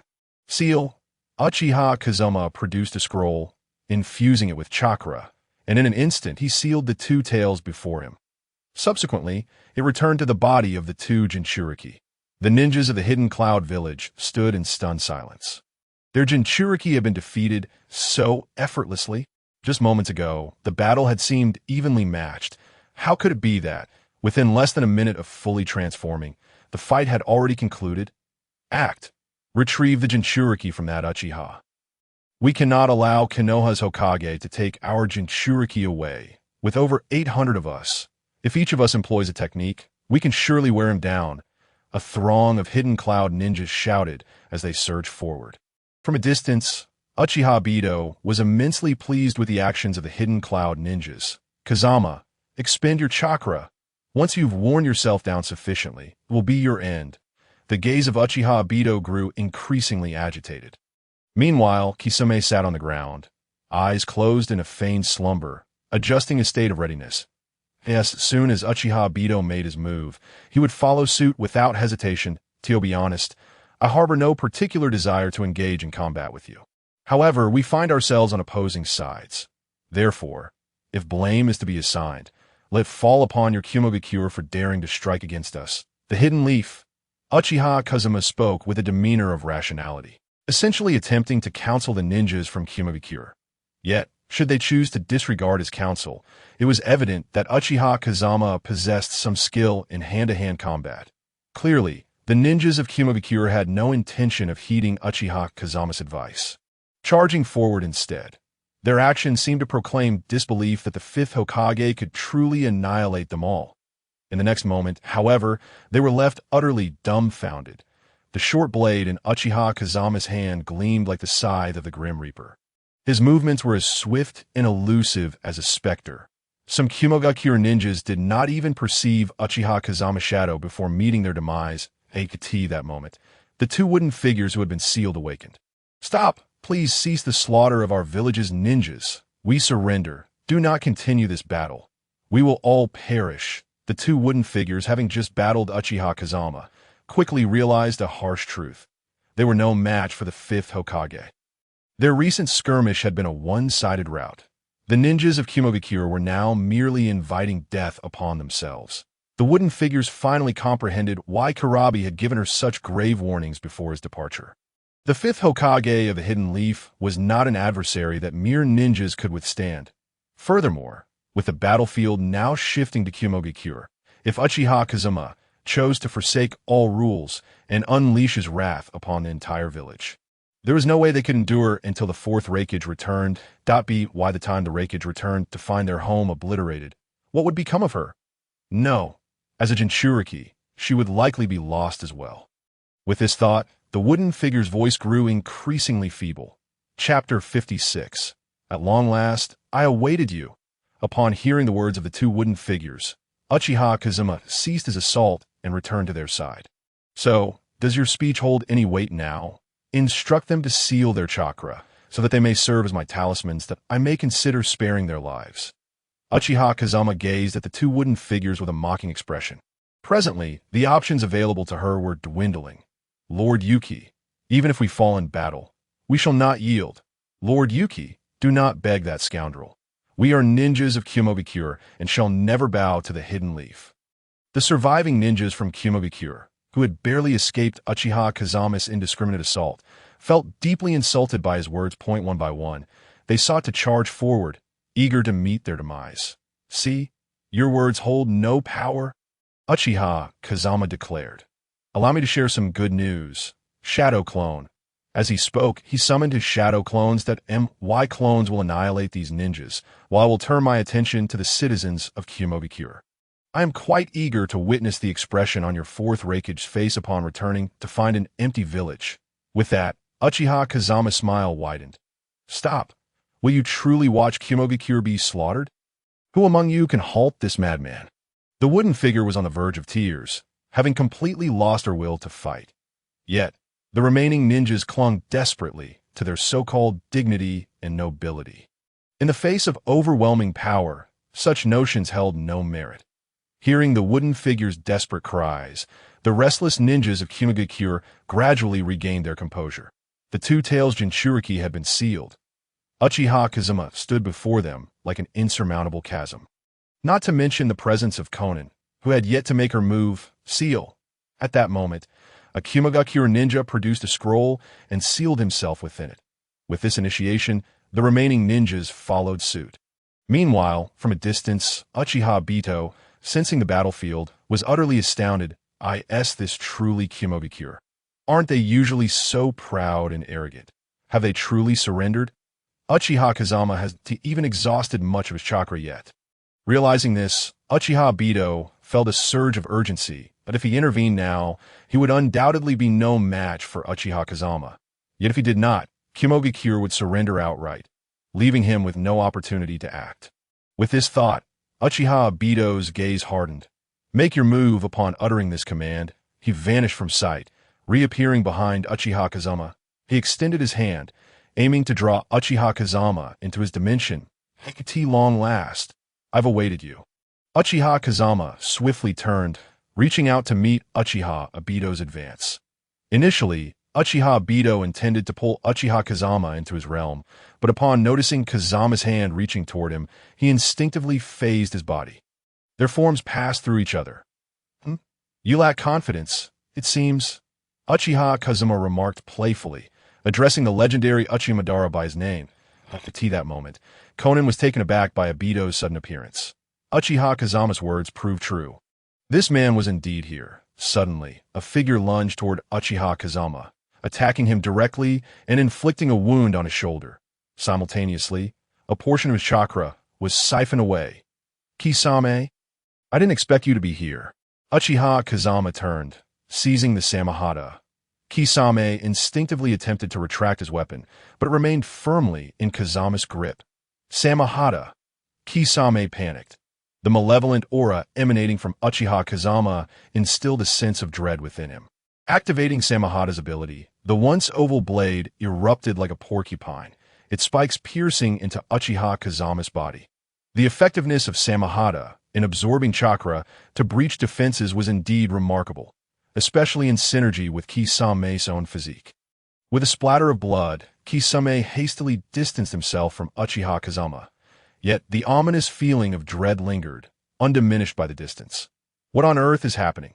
Kisame's body trembled uncontrollably, for the wound he inflicted upon Uchiha Kazama had fully healed. The regenerative capacity, coupled with the overwhelming chakra, was astounding. The mere absorption of a small amount of chakra had caused Samahata to swell several times in size. If Kisame could not swiftly deplete this chakra, He would face difficulties in using Samahata to absorb chakra again, as it was a living entity. Furthermore, if it absorbed an excess of chakra, it would spiral out of control, rendering even Kisame incapable of containing it. Now that you have all made your moves, it is my turn. With that, Uchiha Kazama appeared beside Kisame in an instant, delivering a powerful kick that sent Kisame flying in one fluid motion. He sees Samahata. You best remain silent, or I shall end your life. In the hands of Uchiha Kazama, the Kenjutsu, a ferocious struggle ensued. It had transformed into a weapon, yet it remained so restless, a vast aura of murderous intent enveloped the Kenjutsu. As a living being, it was acutely sensitive to such malevolence. Moreover, the Kenjutsu was aware that if Uchiha Kazama desired its demise, he could effortlessly achieve it. It quickly fell silent. Meanwhile, Kisame, from a distance, struggled to rise. Nearly losing consciousness that a mere flying kick had nearly cost him his life. Flying Thunder God? Uchiha Obito was taken aback. This was the signature jutsu of his mentor. Why were the Uchiha employing it now? With this thought, Uchiha Obito instinctively checked for a mark on his body, fearing he had already been branded. Don't bother searching. Within this range, there is no escape. Before Obito could locate the mark on his body, Kazama's voice echoed. This fellow, bang! Just as Obito prepared to unleash Kimui to evade Kazama's assault, an overwhelming ocular power abruptly interfered with his release of Kimui. In the next moment, he also felt Kisame's agony. A single kick had damaged his kidneys and fractured several bones. Chapter 57. Drive Obito away, claimed Kisame. With just 2 strikes, both Obito and Kisame were rendered uncertain. Each possessed considerable strength. After all, Uchiha Obito had once dared to challenge Konoha directly. Yet now, before Uchiha Kazama, he felt an overwhelming sense of despair. What extent had this individual's ocular power reached? It could even disrupt his Kamui. This was a first for Uchiha Obito. Indeed, the activation of your ocular techniques requires a toll on your ocular power. If it is affected, can you no longer access that space? Uchiha Kazama regarded Obito with a hint of mockery. Water release. Water break. Just as Uchiha Kazama prepared to continue his assault on Uchiha Obito, a tremendous surge of chakra erupted. Immediately, a colossal water sphere enveloped the surroundings. The shinobi from Kumogakure, who had sealed their own powers, were swiftly drained of chakra within it, collapsing to the ground one by one. Even Konan, at the first opportunity, hastily led the wooden figure to escape the sphere's confines. After all, this was a jutsu that indiscriminately absorbed chakra. Even she would be affected if caught within. Furthermore, with Kisame and Uchiha Obito being members of the Akatsuki, Konan was eager to witness Kazama's strength firsthand. Should he defeat these two here, she would undoubtedly persuade Nagato to collaborate with Uchiha Kazama upon her return to the Land of Rain. A terrifying adversary only brings despair. This technique? Uchiha Kazama turned to face Kisame. This fellow was indeed troublesome, especially within such a jutsu that could continuously restore chakra, coupled with his unique water release techniques. Sighing, Uchiha Kazama activated his Manjiki Sharingan. Just as he resolved to use Susanoo, the Kenjutsu broke free from its restraints and lunged into Kisame's hands. The next moment, Kisame began to merge with the Kenjutsu, transforming directly into a shark-like form. Uchiha Madara, did you never inform Kisame why I was able to kick him away so effortlessly just now? Now, retrieving Kisame is truly foolish. After Uchiha Kazama expressed this, he vanished once more to know. Kisame, quickly. Puff! Just as Uchiha Obito prepared to alert Kisame, Uchiha Kazama had already appeared behind him. With a swift motion, his short blade severed Kisame's head. At that moment, the immense water sphere shattered. Kisame's lifeless body fell to the ground, and the Kenjutsu also separated from him. Yet now, the Kenjutsu coiled around Kisame, appearing reluctant to part. What do you think? Have you considered joining me? Uchiha Kazama approached the Kenjutsu with a smile. Uchiha Kazama, if I were you, I would have fled by now. You truly believe I cannot kill you? Uchiha Kazama turned to Uchiha Obito, his murderous intent intensifying. Sensing the overwhelming aura emanating from Kazama, Obito swallowed back the words he had intended to speak and activated Kimui, sinking into the depths to vanish from sight. Why let him escape? Konan, accompanied by the wooden figure, now stood beside Uchiha Kazama, her expression rife with confusion. Given Kazama's character, he should have opted to eliminate such an opponent outright. An entity as formidable as Uchiha Madara, if not dealt with now, would undoubtedly bring catastrophe in the future. I do not wish to kill him at present. Enough, do not concern yourself with this matter. Kisame, are you truly prepared to die, or would you prefer to converse? Uchiha Kazama chose not to elaborate further with Konan. His primary focus now lay on Kisame that if he could recruit this fellow's unique abilities, it would be advantageous that, of course, if he truly sought death, then he could be allowed to meet his end. Why do you know that I am not dead? Kisame emerged slowly from the Kenjutsu. Upon witnessing this monstrous transformation, Konan was taken aback. This fellow feigned death? Her perception was remarkably acute, yet she had sensed nothing amiss. The question you need to answer is whether you are willing to follow me, not to inquire about my intentions. Uchiha Kazama spoke calmly. Ding, Konan thought you were insane for attempting to recruit an enemy. Reward. Random Manjiki Sharingan ability experience card 2. I could see this moment. The system notification chimed. Uchiha Kazama glanced at Konan in confusion. Why not recruit those with potential, regardless of whether they are adversaries? Hehe, I am indeed not your match. But you cannot insult me in such a manner. I would rather perish than allow you. Water release. Water prison technique. Kisame swiftly formed seals and unleashed a water prison, encasing himself within. Seeing this, Uchiha Kazama felt somewhat exasperated that Kisame's unwavering trust and loyalty towards Uchiha Obito were indeed difficult to alter. After all, his aspirations aligned with such beliefs. Just as Uchiha Kazama felt regretful that Kisame could not be retained, a sudden realization struck him that this moment, utilizing this ability, was truly Kodo Amatsukami. Upon uttering these words, Uchiha Kazama activated the ability. Indeed, one of the two randomly rewarded Manjiki Sharingan abilities was the most powerful Jinjutsu. Kodo Amatsumi in an instant, Kisame's movements ceased. Uchiha Kazama forcibly altered Kisame's will and consciousness, thus nullifying the water prison technique. Kisame lifted his head, gazing at Uchiha Kazama. The opportunity to train freely is rather enjoyable. A peculiar expression crossed Kisame's face. Hearing Kisame's words, Konan was momentarily stunned. What was this fellow saying? Hadn't he just been resisting? How could he suddenly, subconsciously, she shifted her gaze to Uchiha Kazama. From now on, remain by my side, that I shall make you stronger, Uchiha Kazama declared, refocusing his attention on the Kumogakure shinobi before him. Why, Murin, you have 10 minutes to arrange your village's personnel. Afterward, depart with me. Upon hearing Uchiha Kazama's words, Murin felt no hesitation. The multitude of Kumogakure shinobi corpses scattered around was a testament to Uchiha Kazama's restraint. Otherwise, they would have all met their demise. Chapter 58. Obito and Zetsu's preparations. 10 minutes later, a group departed from this place. Meanwhile, within Yunin village, the ninjas were all downcast. Apart from the considerable depletion of their own chakra, they were also grappling with the sense of helplessness encountered in the face of Uchiha Kazekage. Only a single individual had arrived from Konoha. Even though this person was the Hokage, they were still outnumbered by hundreds. Among them was even one of their own Jinchuriki. It was difficult not to feel defeated.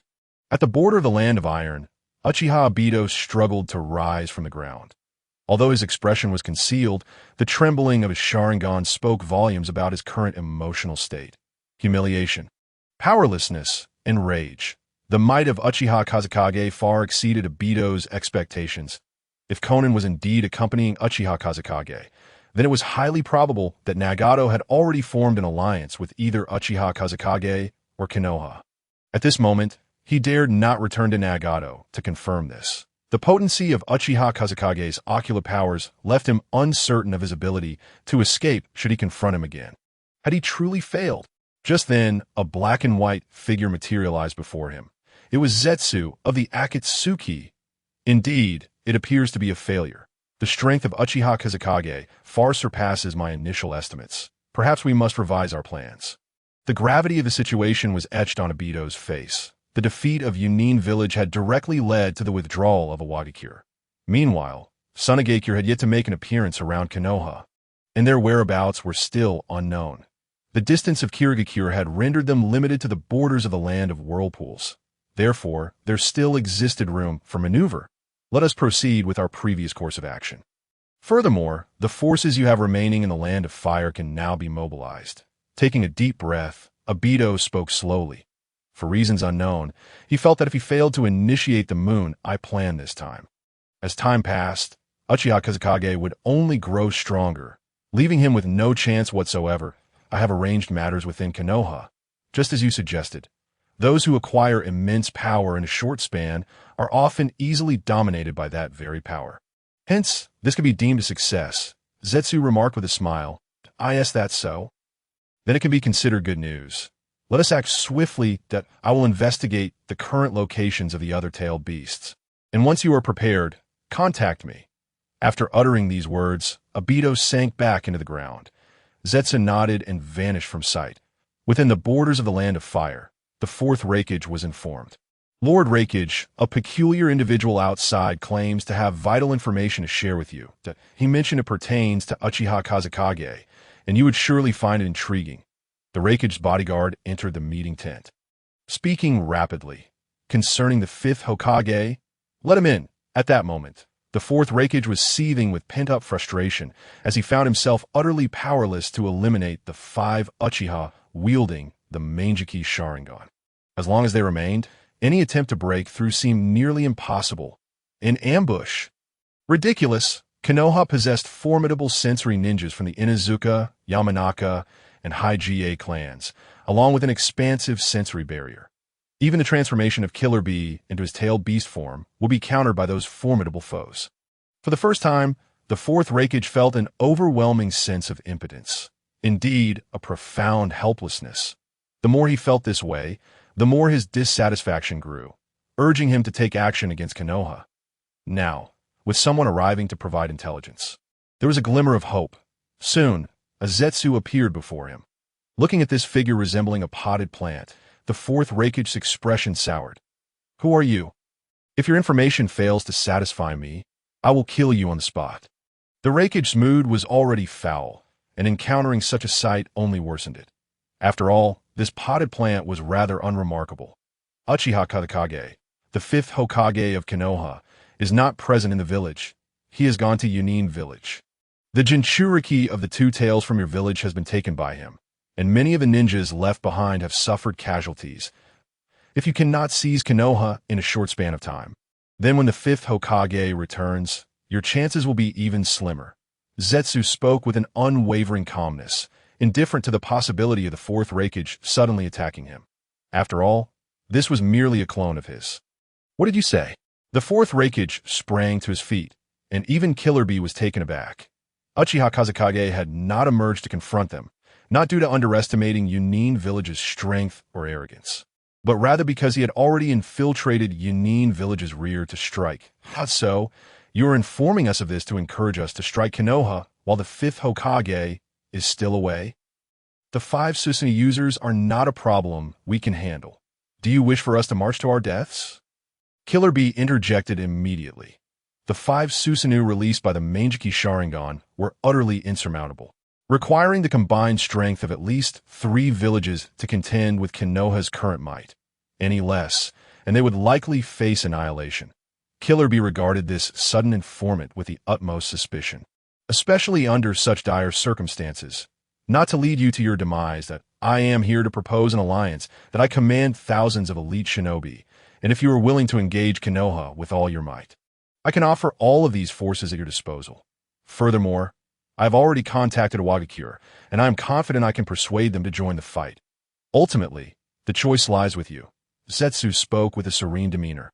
Having discerned Killer Bee's intentions, however, he was not concerned. After all, the pressing urgency did not rest with him. Upon hearing Zetsu's words, even Killer Bee fell silent. Zetsu's sincerity was evident. The conditions he presented were exceedingly favorable. The 4th Raikage, who had previously hesitated, immediately resolved his gaze that if you can provide a substantial number of shinobi and persuade a Wagakure to join the fray, then I assure you that Yunin village will commit fully to the battle. But first, I wish to know your true motives. The fourth Raikage spoke with a grave expression. He was unwilling to let this opportunity slip away and did not wish to return to Yunin village empty-handed. Though the village faced threats, returning now would yield no benefit. Only by utterly vanquishing Konoha could they atone for this conflict. Should they fail, he risked becoming the most foolish and incompetent Raikage in history, a title he vehemently wished to avoid. My motive is to exact revenge on Konoha. This matter is rather intricate, but what you need to know is that I can provide you with a significant number of shinobi. And I harbor an irreconcilable hatred for Konoha. If you choose not to believe such reasoning, I can depart at any time. Zetsu spoke with unflinching calmness. The fourth Raikage was already swayed by the proposition. Zetsu had achieved his objective. Now, even if he wished to leave, the fourth Raikage would likely not permit it. Thus, Zetsu refrained from elaborating further. Time was of the essence. Uchiha Kazekage was exceedingly swift. If they could not seize Konoha within 2 days, their opportunities would dwindle to nothing. Very well. We shall prepare for battle. Yes, soon as we perceive that the ninjas from a Wagakure have arrived on this battlefield, we shall launch our attack without delay. The fourth Raikage's face displayed an unwavering determination. Very well. Then I eagerly await the opportunity to fight alongside the fourth Raikage on the battlefield. After declaring this, Zetsu turned and strode out of the tent. Upon reaching the entrance, Zetsu glanced back at the fourth Raikage. The ninjas I mentioned have already remained here. I trust this indicates my sincerity. With that, Zetsu sank into the ground, vanishing from sight. Raikage-sama. At that moment, Kishi rushed in, somewhat panicked. Outside, a multitude of ninjas had appeared. We must investigate. Before Kishi could finish, the fourth Raikage could no longer contain himself.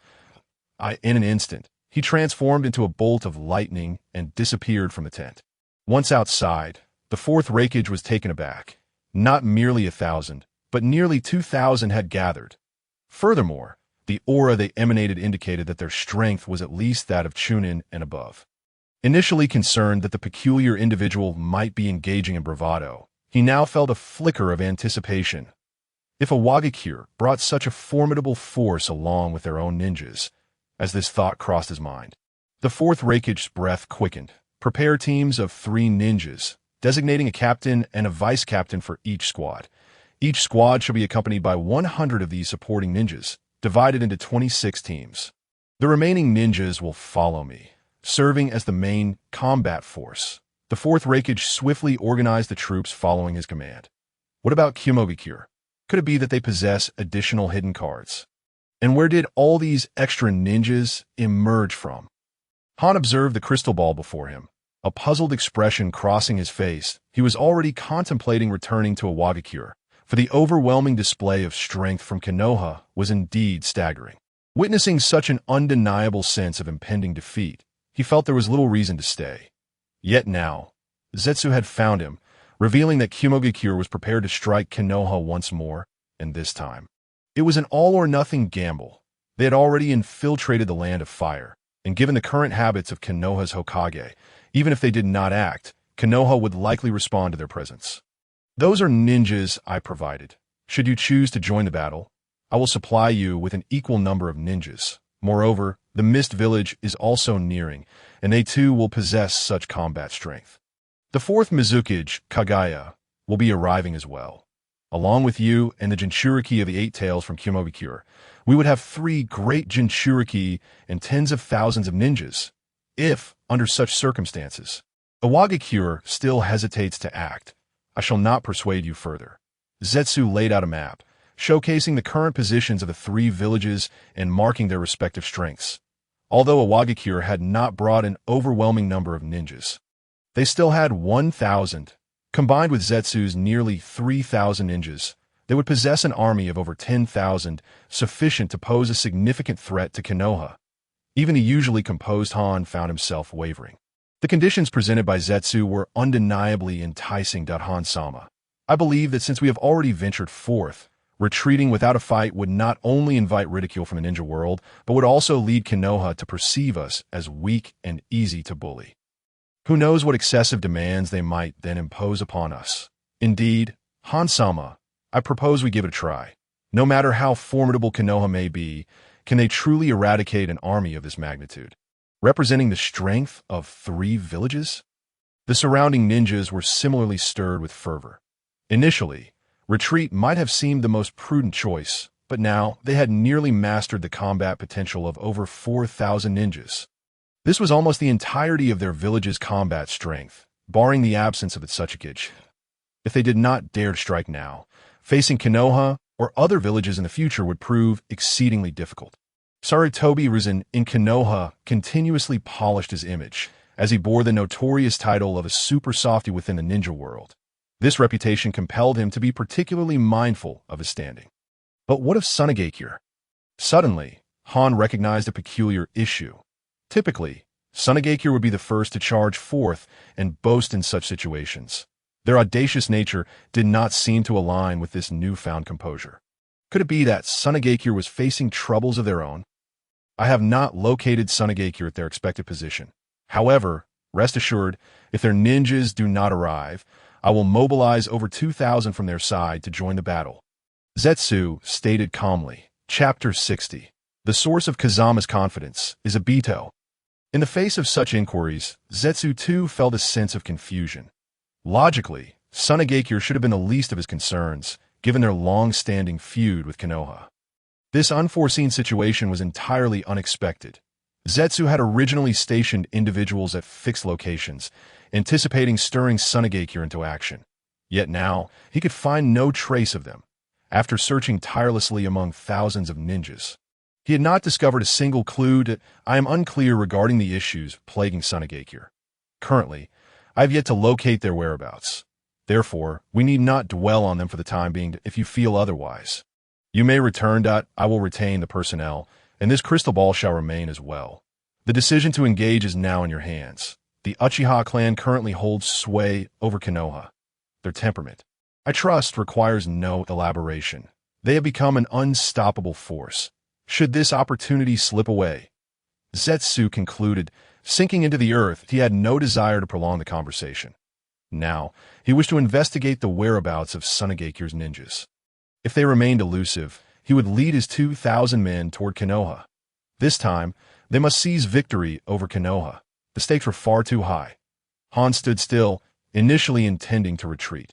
However, now, gazing at the intelligence in his hand and the substantial reinforcements sent by the mysterious figure, he found himself conflicted, but he understood that returning at this juncture would likely mean that no one would ever be able to challenge Konoha again. Yet, bringing these forces into conflict would also entail immense risks, irreparably damaging their relationship with Konoha. Han-sama, we will heed your command. Once you make a decision, we shall not voice any dissent. Han-sama, for the sake of our village, we cannot simply retreat. If we return now, Iwagakure will never lift its head again. The Iwagakure ninjas before Han predominantly yearned for battle. They were ninjas in their own right, possessing their own shinobi way and pride, even though Konoha was formidable. With so many resources at their disposal, if they still hesitated to act, they might as well abandon the path of a ninja altogether. Very well, let us depart. Han took a deep breath and made his decision. At the same time, he arranged for sensory ninjas to relay the situation back to their village. There was no time to wait for a response from the village. The moment was now. Thousands of ninjas swiftly advanced toward Konoha. Given that their route diverged from Kumogakure, their distance to Konoha was identical. Thus, they need not converge with Kumogakure, but could charge straight ahead, with the Mist Village approaching from the east. Once they joined the fray, even Konoha, regardless of its strength, would find itself stretched thin. Most importantly, Konoha had numerous ninjas currently occupied with missions. This was a singular opportunity, simultaneously at the border of the Land of Moon. Are you not in a hurry to return? In the current circumstances, are you truly unafraid of those desperate from the hidden villages? Xiao Nan inquired curiously, gazing at the halted Uchiha. Kazama, I cannot return so hastily. If I were to return now, the battle would reach its conclusion that I wish to observe their trump cards. Once they reveal their hidden strengths, I shall make my return. It should take approximately a day. Fear not, for the current Konoha is exceptionally strong. Uchiha Kazama replied with a smile. Not to mention that there are 5 members of the Uchiha clan who have awakened the Manjiki Sharingan, along with the legendary Sannin, the leaders of the major ninja clans, and their respective clan ninjas. These individuals are the elite among the elite. Previously, when Uchiha Kazama had issued numerous missions, he made a rather unique decision. That is, missions should not be undertaken by elite ninjas of Jonin rank or above. Rather, they were intended for Chunin, designed to be simpler tasks. Essentially, these were meant to boost performance metrics. In truth, Konoha's current strength still maintains above 80. Compared to the era of Sarutobi Hiruzen's leadership, it stands at a level of 200. Yet, the entire ninja world still perceives Konoha through the lens of Sarutobi Hiruzen's administration. Thus, with this thought, Uchiha Kazama's smile grew even broader. Becoming your enemy was the greatest blunder of the Fourth Hokage. If possible, I would wish to persuade him to cease hostilities. The Waimurin, feeling somewhat powerless, spoke up. At present, she is merely a captive. Uchiha Kazama did not eliminate her at once, nor did he seize her tailed beast. Moreover, he spared the lives of the majority of the village's ninjas and civilians. This has led to a transformation in the Waimurin's perception of Uchiha Kazama. She even found his unique charisma somewhat captivating. Alas, they stand on opposing sides. Persuasion? The Fourth Raikage's temperament suggests he would rather perish by my hand than admit his decision was flawed. Uchiha Kazama scoffed. Such an arrogant and conceited individual. Persuasion would prove futile. Only by inflicting pain upon him or outright defeating him would yield any results. If any missteps occur within this, will you regret it? Xiaonan suddenly turned her gaze towards Uchiha Kazama.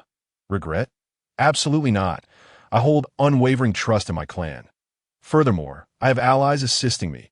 Uchiha Kazama replied with a smile. Allies? Who? Xiaonan looked at Uchiha Kazama, bewildered. What manner of existence could inspire such confidence in him? Uchiha Madara, Obito. Uchiha Kazama stated with a smile. Upon hearing those names, Xiaonan was rendered speechless. Uchiha Madara? That man is truly insane. Uchiha Madara would likely wish to eliminate Uchiha Kazama rather than assist him. This entire situation was instigated by that very individual. Well, I cannot divulge the specifics at this moment. Kisame, you are to proceed to the land of whirlpools, and upon encountering the Mist Village's ninjas, assist the Sand Village in their battle. I will resolve matters here as swiftly as possible.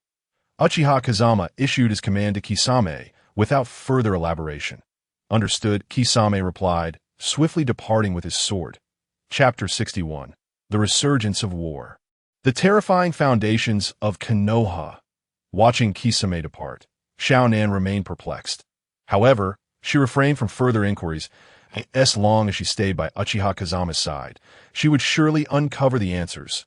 Meanwhile, within the Land of Rain, Nagato pondered in a hidden chamber. Xiaonan had been gone for some time, and battles among the ninja villages had erupted. She ought to have returned by now. Most notably, Uchiha Madara had not sought him out either. This struck Nagato as peculiar. How could that man possibly endure this situation? Unbeknownst to Nagato, Uchiha Obito was currently too fearful to approach him. As Nagato's perplexity deepened and Obito's worries intensified, Uchiha Kazama strolled leisurely. The Cloud Village had already launched an offensive against Konoha, closely followed by the Stone Village. Naturally, Konoha retaliated without delay, with 2 villages attacking simultaneously. Alongside a surge of mysterious ninjas, Konoha swiftly organized a counterforce. This time, Uchiha joined Tsunade's side, fighting alongside the legendary Sannin. Meanwhile, Uchiha Fugaku led the response against the ninjas from the Stone Village. The battlefield was initially divided into 2 zones. In front of the formidable ninja assembly stood the Fourth Raikage and Killer Bee. Konoha, you would do well to contact your Hokage and release our village's Jinchuriki. Prepare for reparations, and perhaps we may refrain from attacking Konoha, with such a multitude of ninjas at his disposal. The Fourth Raikage brimmed with confidence, perhaps having forgotten the humiliation of fleeing from Konoha just days prior. Prepare for battle. This time, everyone shall hold nothing back. Engage with the intent to annihilate, Tsunade declared. Unleashing her Byakugan no Jutsu, she shot forth like a cannonball, the force shattering the ground beneath her. Those ninjas positioned at the front were immediately struck down by the impact of her punch. At that moment, Jiraiya surged forward. Accompanying him was Itachi, who unsheathed his massive short sword, slashing at the surrounding foes. Thud! The ninjas who had been grounded suddenly amalgamated, catching Itachi's colossal blade in their grasp. Simultaneously, the surrounding ninjas charged recklessly forward. Even when faced with legendary Sannin, they exhibited no fear or retreat. Boom! Boom! Boom! Suddenly, the great serpent emerged, its maw agape as it charged toward the ninjas of the Cloud Village.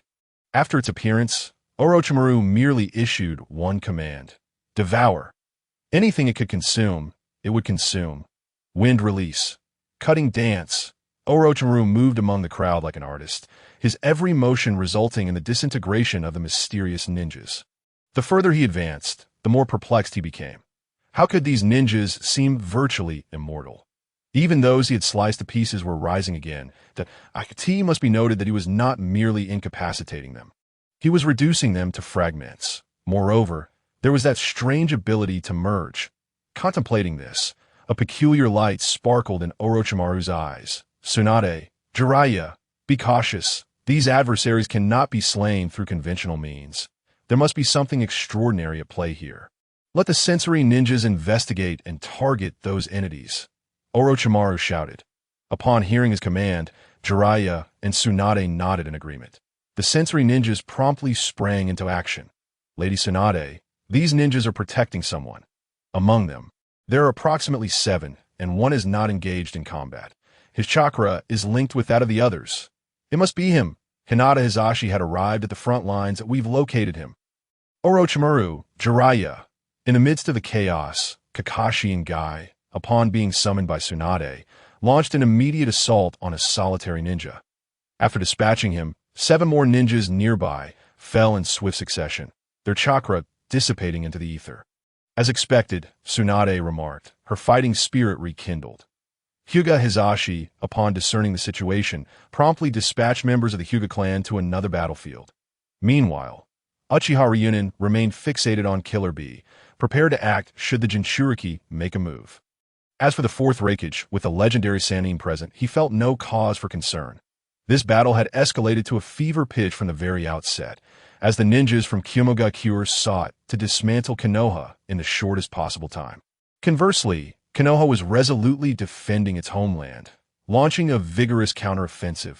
Previously, there had been some dissent among the higher echelons of Konoha regarding the return of Orochimaru, Jiraiya, and Tsunade.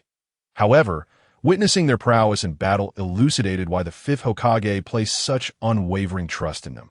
In the village, they handled affairs seamlessly, yet once they set foot on the battlefield, their mere presence transformed into a beacon of hope for their comrades. The legendary Sannin had weathered the storms of the Ninja World War, and previously engaged in combat far from the village, showcasing their remarkable capabilities. With Konoha consistently undertaking the lion's share of missions in the ninja world, the elite ninjas from various clans quickly intensified the conflict. Tsunade was the first to clear the white Zetsu before her, positioning herself directly before the fourth Raikage. This the foundation of your return. These pathetic beings, she scoffed at the Raikage, though I cannot dismiss them entirely. I must express my interest. Thank you for the gifts, she added, as Orochimaru had also dealt with the white Zetsu on his side, even seizing the opportunity to seal their corpses. Well then, no need for further words. If you stand before us as an enemy, be prepared to descend into the abyss, Jiraiya declared, advancing while entering Sage Mode. He had already attained a pseudo-Sage Mode by the time he stood beside Tsunade. Facing the 3 of them, the fourth Raikage's expression remained stoic, yet his heart bore the weight of concern. Why had the ninjas from Iwagakure not yet resolved their skirmish? He had drawn most of Konoha's firepower to this location. At that moment, Han shared similar thoughts. They were besieged by 4 Susanoo avatars relentlessly attacking their forces, even when the Hyuga clan members approached to reveal the weaknesses of the white Zetsu. They were already on the verge of being overwhelmed. The prospect of providing support to the fourth Raikage seemed daunting, let alone ensuring their survival without being swiftly defeated. Chapter 62. Kisame vs. Kankuro. As the battle raged on this front, fierce combat erupted elsewhere. Under the leadership of Raza, Suna had reached the land of whirlpools. Upon arrival, they quickly sensed the presence of Mist Village ninjas, after a brief encounter that spanned the night. Hostilities began. Wind Shadow. Mist Village intends to attack Konoha as well. Chiyo exclaimed while maneuvering her puppets against the Mist Village ninjas, casting a sideways glance at Raza. Until now, she struggled to comprehend Raza's actions. Originally committed to striking Konoha, he abruptly altered course, that if they ceased hostilities now and advanced together toward Konoha, they could still make it in time, as it was merely a day's journey away. Execute the combat mission. Advisor Chiyo, I have made my decision, Raza announced, standing firm, grains of sand swirling around him as he directed them toward the distant Mist Village ninjas. Meanwhile, Gaara stood at Raza's side, tightly gripping his clothing, remaining silent. Eye in his eyes, he was merely a war machine. With no tasks to perform, all he needed to do was stand resolutely. Even with his father nearby, Gaara's expression remained cold and unyielding. Wind Shadow, are you defying my orders, Advisor Chiyo? Raza turned his head, fixing a serious gaze on Chiyo. Although she held considerable influence within the village, on the battlefield, only one voice could command that Raza's word was law. Even Chiyo had no choice but to comply with his directives. Water release. Great breakthrough. At that moment, a figure emerged on the battlefield. With a single jutsu, the surroundings were engulfed in a deluge. Raza manipulated the sands to extract the ninjas from Sunagakure from the fray. Chiyo reacted a moment too late. Within the water sphere, her chakra threads were dissolved, leaving her puppets stranded. That Kisame? Terumi Mei's face contorted in confusion upon recognizing the figure within the water sphere. A rogue ninja from the Mist Village and wielder of one of the legendary swords, the Samahata. Why was Kisame here? More importantly, whose side was he on? Kisame. The chakra emanating from Kankuro surged forth, his gaze sharp as he fixated on Kisame, the bearer of the Samahata. He felt exhilarated upon sensing the chakra of the Three Tails. Simultaneously, he absorbed a portion of that chakra, causing Kisame's body to swell as he lunged towards Kankuro. Being alongside Obito, he was acutely aware that Kankuro was currently under Obito's control. Thus his immediate priority was to subdue Kankuro. Everything else could wait. Kankuro, taken aback, nonetheless retaliated against Kisame's assault, transforming into his beastly form and engaging in a fierce struggle. The Three Tails proved formidable, were it not for the water sphere enabling Kisame to continuously absorb chakra. It would have been arduous for him to contend with Kankuro, particularly in his fully transformed state. Within the water sphere, Terumi Mei had already led the Mist Village ninjas out of its confines. The tailed beast, in its transformed state, posed a significant threat, even more so than the enemy. What was Kisame's true intention? Terumi Mei's expression grew grave. Lady Terumi, should we continue to engage the ninjas from Sunagakure? Aoi inquired, a puzzled expression etched on his face, and oh rush. There are formidable ninjas approaching. Kisame did not come alone. Terumi Mei replied slowly. As Kisame appeared, she sensed an unusual and powerful chakra fluctuation, though it emanated from a distance. As if intentionally remaining far away while radiating its chakra without drawing near. Let us wait. As long as the ninjas from Sunagakure remain inactive, we shall observe the situation with Kisame. Terumi Mei harbored reservations about Kankuro as well.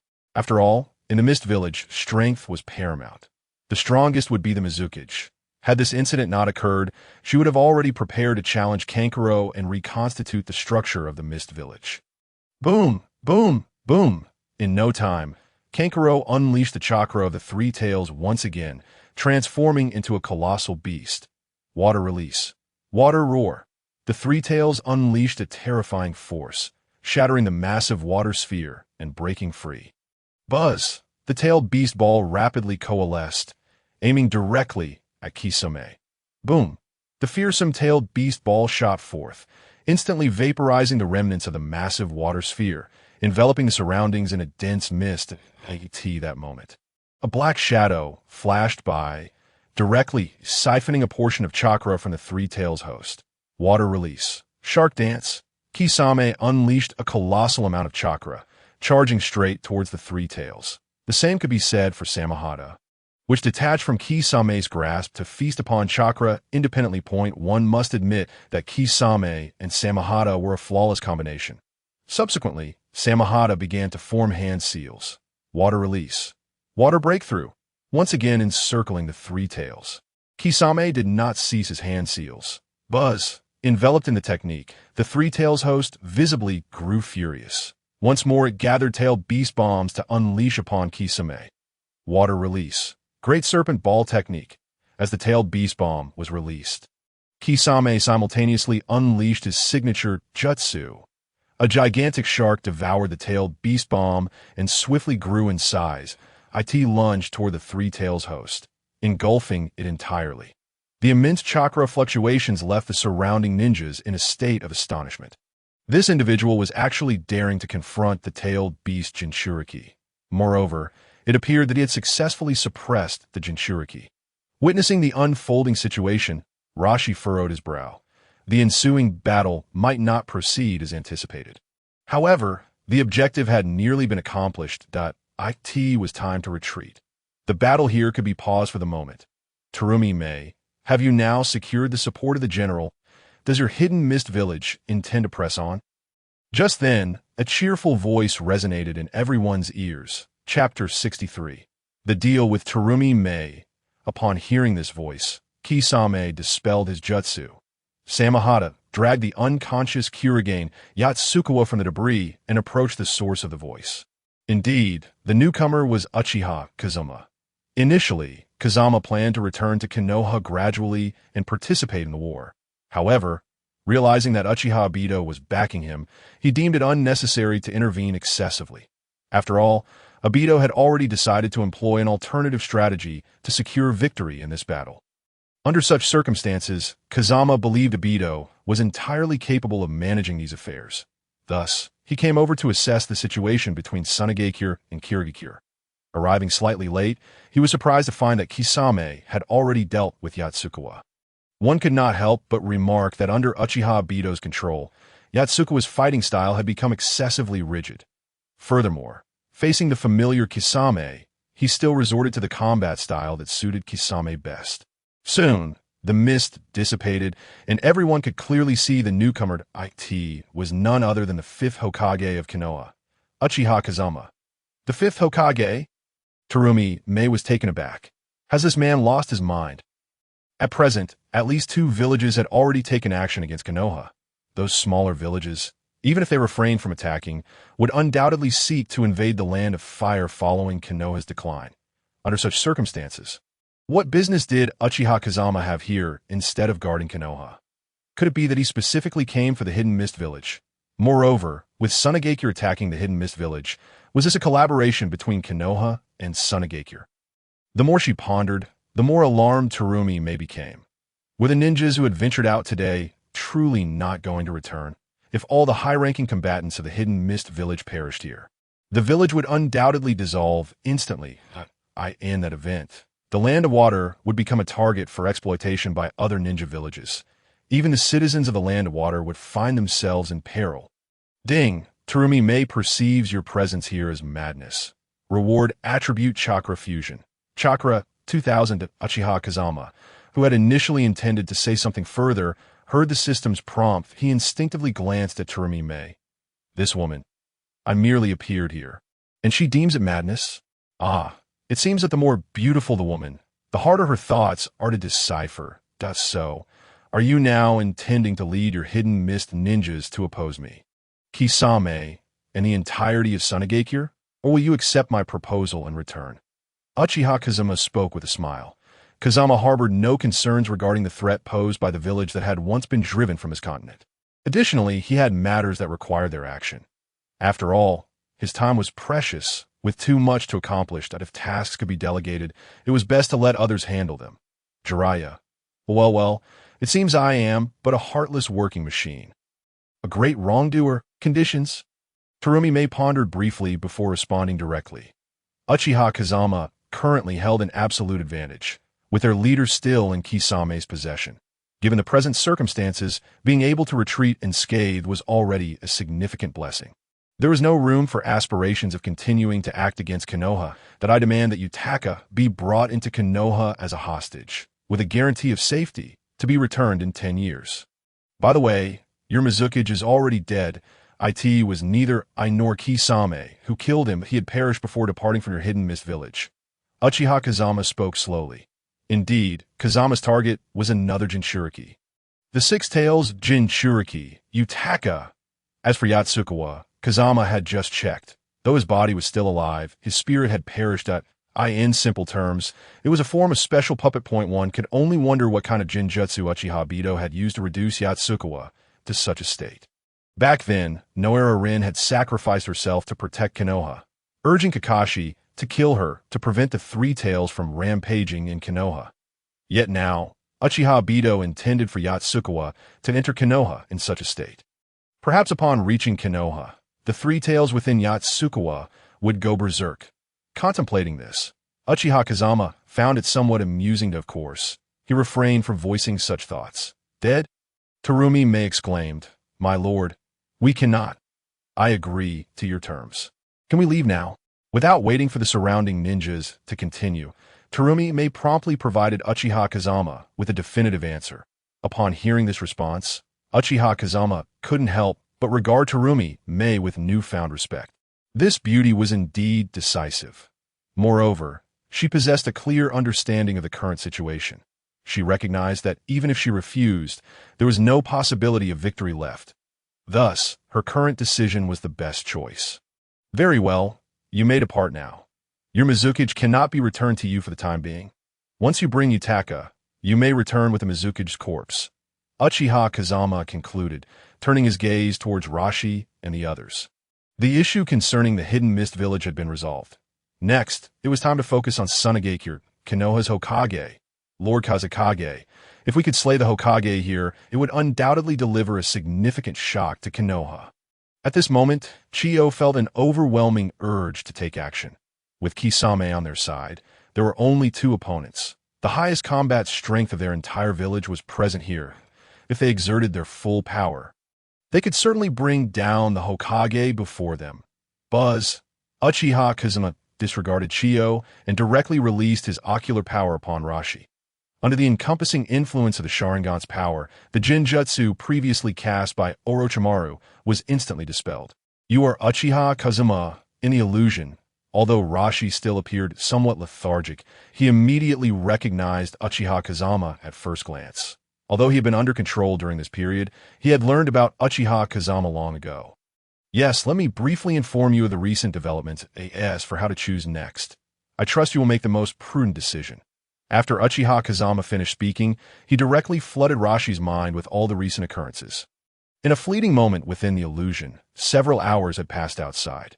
Once the Jinjutsu was lifted, Rashi's gaze cleared, yet he found himself ensnared in an even deeper vortex. Chapter 64. Instantaneous Defeat of Chiyo and Sasori. At this moment, Luo Sha, despite having regained his own will, found himself uncertain about the decision he was about to make. Gazing at the man before him, a flicker of doubt arose within him. So, you're now the Hokage of Konoha? Luo Sha spoke slowly. Indeed. Moreover, whatever I decree, no one in Konoha shall oppose. Uchiha Kazama replied affirmatively. Upon hearing this, Luo Sha's expression shifted once more. Konoha, being comprised of multiple ninja clans, posed a far greater challenge to manage than other ninja villages. The mere fact that Uchiha Kazama could assert such authority was enough to astonish Luo Sha. What is it that you require of me? Luo Sha pondered for a moment before speaking. The Jinchuriki shall be entrusted to me for the time being. Tsunagakure need not continue participating in this war among the ninja. Return home and preserve your strength. If you lack resources, seek me out, and I shall arrange for assistance. Of course, you must also eliminate any elements within your village that harbor hostility towards Konoha. Uchiha Kazama expressed his demands with a calm demeanor. The mention of the Jinchuriki and the unstable factor of Chiyo indicated that, although Uchiha Kazama's terms seemed generous, they bore an undeniable air of dominance. Most crucially, Uchiha was acutely aware of his current predicament. He had no other options. Refusal? That would mean immediate death. Furthermore, the shinobi from Sunagakure behind him would likely not fare much better. Their entire village had come forth. If they perished here, Sunagakure would be all but extinguished. Though he was uncertain of Uchiha Kazama's true intentions in presenting him with such an option, at this juncture, no alternative decision seemed more fitting that I accept. Uchiha replied with a resigned bow of his head. You shall not regret this decision, Uchiha Kazama asserted, and in an instant, the illusory space around them shattered. Wind Shadow. Now is the best opportunity. Forgive me, Wind Shadow, but I must take action, Chiyo declared, disregarding whether Uchiha agreed or not. As she raised her hand, commanding the surrounding puppets to spring into motion, attacking Uchiha Kazama from all directions. Some wielded kunai for ranged assaults, while others charged forward with long blades, with a swift sound. As these weapons struck, a layer of black flame enveloped Uchiha Kazama's form. Puppets? Poison? Merely trifles. Uchiha Kazama scoffed, immediately beginning to weave hand signs. Wind release, spiral shuriken. A powerful gust erupted, unleashing countless wind blades that radiated outward. The chakra threads controlling the puppets were severed instantaneously. Before Chiyo could re-establish her connections, Uchiha Kazama had already appeared beside her, raising his short blade. Bang! The next moment, a metallic clash echoed that a puppet materialized before Chiyo. Although perplexed, she seized the opportunity to swiftly distance herself from Uchiha Kazama. I did not anticipate you would resort to such measures, Uchiha Kazama remarked, as the short blade instantly ignited in black flames. Severing the puppet's arm, the flames swiftly spread across the puppet's body. The notion of continuing to utilize it was now impossible. Due to the unique materials used in their creation, puppets typically possessed formidable durability. However, against a blade imbued with the flames of Amaterasu, they were as fragile as tofu. That moment, a figure emerged from a nearby tree. Sasori, even if she must perish, it shall be by my hand. You lack the qualification to kill her, Sasori proclaimed as he removed his long scarf and produced a scroll from his back. You just called puppets garbage, did you not? Today, let me demonstrate what true puppet mastery entails. With that, Sasori unfurled the scroll, and in an instant, hundreds of figures materialized behind him. Their chests opened, and chakra threads surged forth. Unlike Chiyo's method of manipulation, these chakra threads would reconnect any severed links in a short time if even one remained intact. The sheer volume was indeed impressive. However, Uchiha Kazama lifted his gaze toward Sasori. Oh, you truly believe that sheer numbers can overcome me? What has given you such a delusion? Uchiha Kazama retorted before raising his hand. Multiple shadow clone technique. In the next instant, a multitude of Uchiha Kazama appeared around them. Nine tails. Following this, the chakra of the nine tails surged forth, entering its tailed beast transformation. This left Sasori, who had intended to launch an attack, momentarily stunned. A Jinchuriki of the nine tails? Isn't that just a child? And this fellow, before Sasori could contemplate further, all the threads connecting his puppets were severed. Consequently, his 100-machine manipulation became a mere joke. As those puppets were destroyed the moment they lost control. Puff! In the next moment, Uchiha Kazama materialized before Sasori, reaching out to extract his core. Sasori! Chiyo's eyes instantly filled with rage, while she had been taken aback and angered upon witnessing Sasori transform his body into a puppet. Seeing him slain by Uchiha Kazama caused her heart to ache. With a piercing scream, Chiyo produced another scroll and released 10 puppets that charged towards Uchiha Kazama. Lightning release. Thousand Thunder Seal. Uchiha Kazama swiftly wove hand signs, releasing a torrent of lightning. These bolts transformed into a barrage of kunai that rained down. Each kunai struck precisely at the joints of the puppets, as the terrifying lightning erupted. The puppets were rendered to mere scrap. That I warned you. These trifles are of no use before me. Wind Shadow, you have witnessed this. She initiated the attack first. Uchiha Kazama stated nonchalantly. He then vanished once more.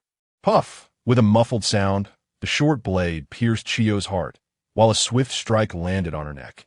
She was unable to utter a single word before being slain. The so-called two top-tier puppet masters of Sunagakure could not withstand even 10 minutes against Uchiha Kazama. Watching such a scene, Luo Sha felt a twinge of sorrow, yet he found himself powerless to intervene. Take these puppets back with you. You will surely need them. Gaara, come with me, Uchiha Kazama declared, fixing his gaze upon Gaara. Chapter 65. The Adorable Tailed Beast. At this moment, the shinobi of Sunagakure looked towards Luo Sha. The Hokage of Konoha was demanding to take their village's Jinchuriki. Such a thing was unimaginable. Gaara, you shall accompany the Hokage of Konoha to Konoha. Luo Sha's voice resonated softly. Wind Shadow-sama, we cannot leave. We must return to the village. Luo Sha did not bother to glance at Gaara, turning instead towards the direction of Sunagakure, observing Luo Sha's actions. The shinobi of Sunagakure, despite their hesitations, could not defy his orders and followed him away from the scene. Soon, only Uchiha Kazama and the three of them remained. Allow me to introduce myself. I am Uchiha Kazama, the Hokage of Konoha. Our village's Jinchuriki is of a similar age to you. You should be able to become friends. Now, let us depart. Uchiha Kazama concluded his words and turned away, heading towards the direction of Konoha. Gaara lifted his gaze, surveying his surroundings. He remained silent, quietly trailing behind Uchiha Kazama. That night, the quartet arrived at the edge of a small stream and paused. Gaara, alone, seated himself beneath a grand tree, wearing an expression that seemed to repel strangers. Aside from this demeanor, he exhibited no signs of vigilance. He had so simply been forsaken by his own father. What was there left to guard against? Kazama. Konan approached Uchiha Kazama, her brow furrowed in confusion. Given Kazama's previous actions, he had always shunned trouble. Why, then, had he suddenly decided to take Gaara back to Konoha? The tailed beasts. Could it be that Uchiha Kazama's true aim was also these tailed beasts? My disciple, Naruto, is a Jinchuriki as well. The Nine-Tails Jinchuriki and the son of the fourth Hokage. Due to the incident involving the Nine-Tails rampage in Konoha, the fourth Hokage perished during that tumultuous time. Moreover, the devastation wrought by the Nine-Tails led the villagers to harbor a deep-seated aversion towards Naruto. From a young age, he bore the burden of sins that were not his own. Uchiha Kazama recounted Naruto's plight in simple terms. While the narrative seemed straightforward, one could only ponder how a child could endure life amidst such pervasive malice from the entire village. Merely contemplating this reality illuminated the difficulties involved at that moment. Gaara, seated not far away, displayed a flicker of interest. Though he remained silent, he no longer exuded the same aura of isolation. He yearned to learn more about the Nine-Tails Jinchuriki. For reasons unknown, Gaara felt an odd inclination, a sense that this individual named Uzumaki Naruto might share some bond with him. As darkness enveloped the sky, Kisame ventured out to keep watch. After all, many would undoubtedly seek to target them now. Konan, meanwhile, stayed close to Uchiha Kazama. Gaara continued to sit beneath the great tree, his eyes wide open. "Aren't you going to sleep?" Kazama inquired, observing Gaara's weary demeanor. "I do not require sleep, nor do I need your concern," Gaara replied coolly, as if he had isolated himself from the world. "Actually, you could sleep. It's merely Shikaku, the one tail. After all, even if it were to appear, it wouldn't pose a threat to us. Besides, we are not from the same village. Why would you worry about harm coming to us?" Uchiha Kazama teased, taken aback by Kazama's words. Gaara paused, lifting his eyes in puzzlement. "Cute?" he echoed, his expression one of disbelief. That was a tailed beast, a representation of evil. Cute? Was this person mad? Indeed, tailed beasts are quite adorable in their own right. "Now, sleep. Children who do not sleep will not grow tall," Kazama urged gently. Before Gaara could respond, a hand seized his head and forcefully slammed it against the tree behind him, instantly sending him into a deep slumber. "Huh." Konan observed the scene with a bemused expression. Kazama, it seemed, could be quite ruthless even with children. Kazama, Genjutsu would suffice. This violent method. Just as Konan was about to voice her opinion, a unique chakra began to emanate from Gaara. The crimson chakra gradually enveloped his form, swiftly initiating his transformation into a semi-tailed beast state. Gaga gaga, at last. I have emerged. Today, I shall obliterate you all. A piercing voice echoed. The colossal chakra gathered rapidly, and soon, Shikaku, the one-tail, materialized before them. Even Kisame hurriedly retreated upon witnessing the tailed beast. In the presence of Kazama, this creature was akin to a mere pet. So, this is Shikaku. Conan regarded the beast with an odd expression. With Gaara now unconscious, Shikaku had fully taken control of the body. Adorable, isn't it?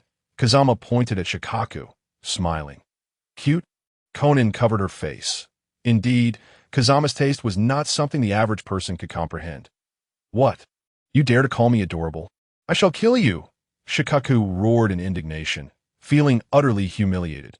With a swift motion, Kazama drew his blade and effortlessly severed Shikaku's wind release attack. Following this, his Sharingan manifested, unleashing its terrifying power. Susanoo rapidly coalesced, its skeletal hand reaching out to seize Shikaku by the neck. Enough of your noise. Is it wrong for me to say you are cute? The crimson hues of the Sharingan radiated a menacing aura. In that moment, Shikaku realized that the figure before was not someone it could provoke. The sheer terror emanating from Kazama's eyes reminded it of a certain lineage, the Uchiha. Shikaku hesitated, recalling the innate suppressive power that the Uchiha clan possessed over tailed beasts. At this juncture, Shikaku began to regret its decision to emerge from Gaara's body. It had been content to remain within. Why had it chosen to reveal itself? Try to act tough only leads to a beating. In your presence, tailed beasts can indeed be deemed cute, Conan remarked, covering her face in exasperation. After a brief discussion with Shikaku, they reached an agreement. It would cooperate with Gaara's training and refrain from going berserk in the future. Chapter 66. Gaara is confused. Iwagakure retreats. Raikage is furious. A sudden bright light struck, causing Gaara discomfort as he emitted a sound of protest. Instinctively, he raised his hand to shield his eyes. Oh no! Gaara appeared to suddenly recall something. Instantly sitting upright, he scanned his surroundings, discovering no signs of widespread destruction and realizing he had not been relocated. Aside from a slight ache in his head, everything seemed unchanged since he had fallen asleep. The reason for Gaara's heightened sensitivity lay in the fact that the tailed beast within him often caused chaos whenever he succumbed to slumber. It was precisely for this reason that he had endured the scorn of the villagers. After all, to ordinary people, tailed beasts were monsters, and those who bore them, the Jinchuriki, were monsters among monsters. Whether due to fear or Gaara's status, the villagers dared not confront him directly. They could only harbor contempt and disdain in the shadows. But I'm awake. Eat something. We need to move a bit faster today, or we might miss the grand finale. A familiar voice suddenly chimed in. It was the individual who had introduced himself as the Hokage of Konoha and taken him away yesterday. Why hadn't Shikaku gone berserk? He had fallen asleep. Did anything unusual happen last night? Gaara lifted his gaze toward Uchiha Kazama, who was offering him a grilled fish, concern etched across his features, for reasons unbeknownst to him. Gaara felt an overwhelming desire to meet the Jinchuriki of Konoha, Uzumaki Naruto. Despite being fellow Jinchuriki, how had that individual managed to become the disciple of the Hokage, forge friendships, and laugh joyously? Those were things he had never possessed. In fact, he had never even dared to hope for them. Thus, his concern grew ever more fervent. Unusual? Well, your little cutie from within did make some noise before returning, Kazama replied, placing the grilled fish in Gaara's hands with a gentle demeanor.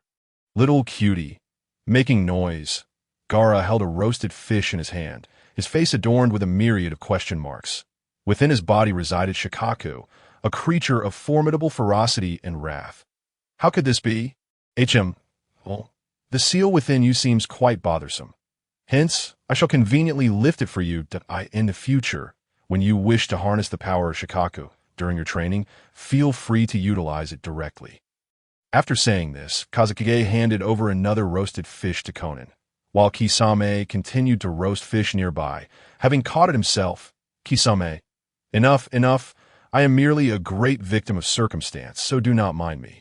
After a brief moment of bewilderment, Gaara instinctively glanced at his abdomen. He reached out with his senses, and indeed, the seal had vanished. Merely a slight perception allowed him to delve into his own body.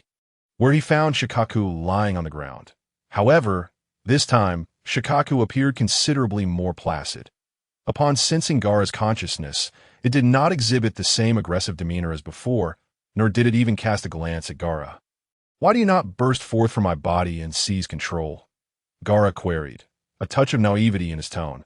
Although he had previously maintained an aloof and intimidating facade, he was still but a child. Such matters that surpassed his comprehension filled him with profound curiosity. "If I were to rush out, I would be beaten," Shikaku replied, a hint of grievance in its voice that it recalled how, the night prior, it had willingly agreed to Uchiha Kazekage's request, only to be met with accusations of insincerity and relentless beatings that ultimately resulted in the loss of a portion of its essence. Now, Shikaku had no desire to emerge. It suddenly found a sense of contentment within Gaara's body.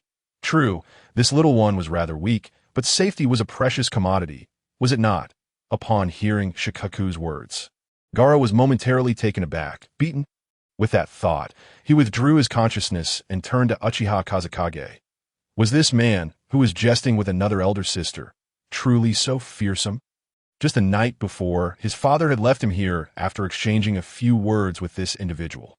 The same applied to Shikaku, whose apprehension was even more pronounced. "Hurry and eat. We must depart in 10 minutes, even if you have not finished." Just as Gaara pondered this, Uchiha Kazekage's voice rang out once more. Though not particularly loud, the undeniable authority in his tone was palpable.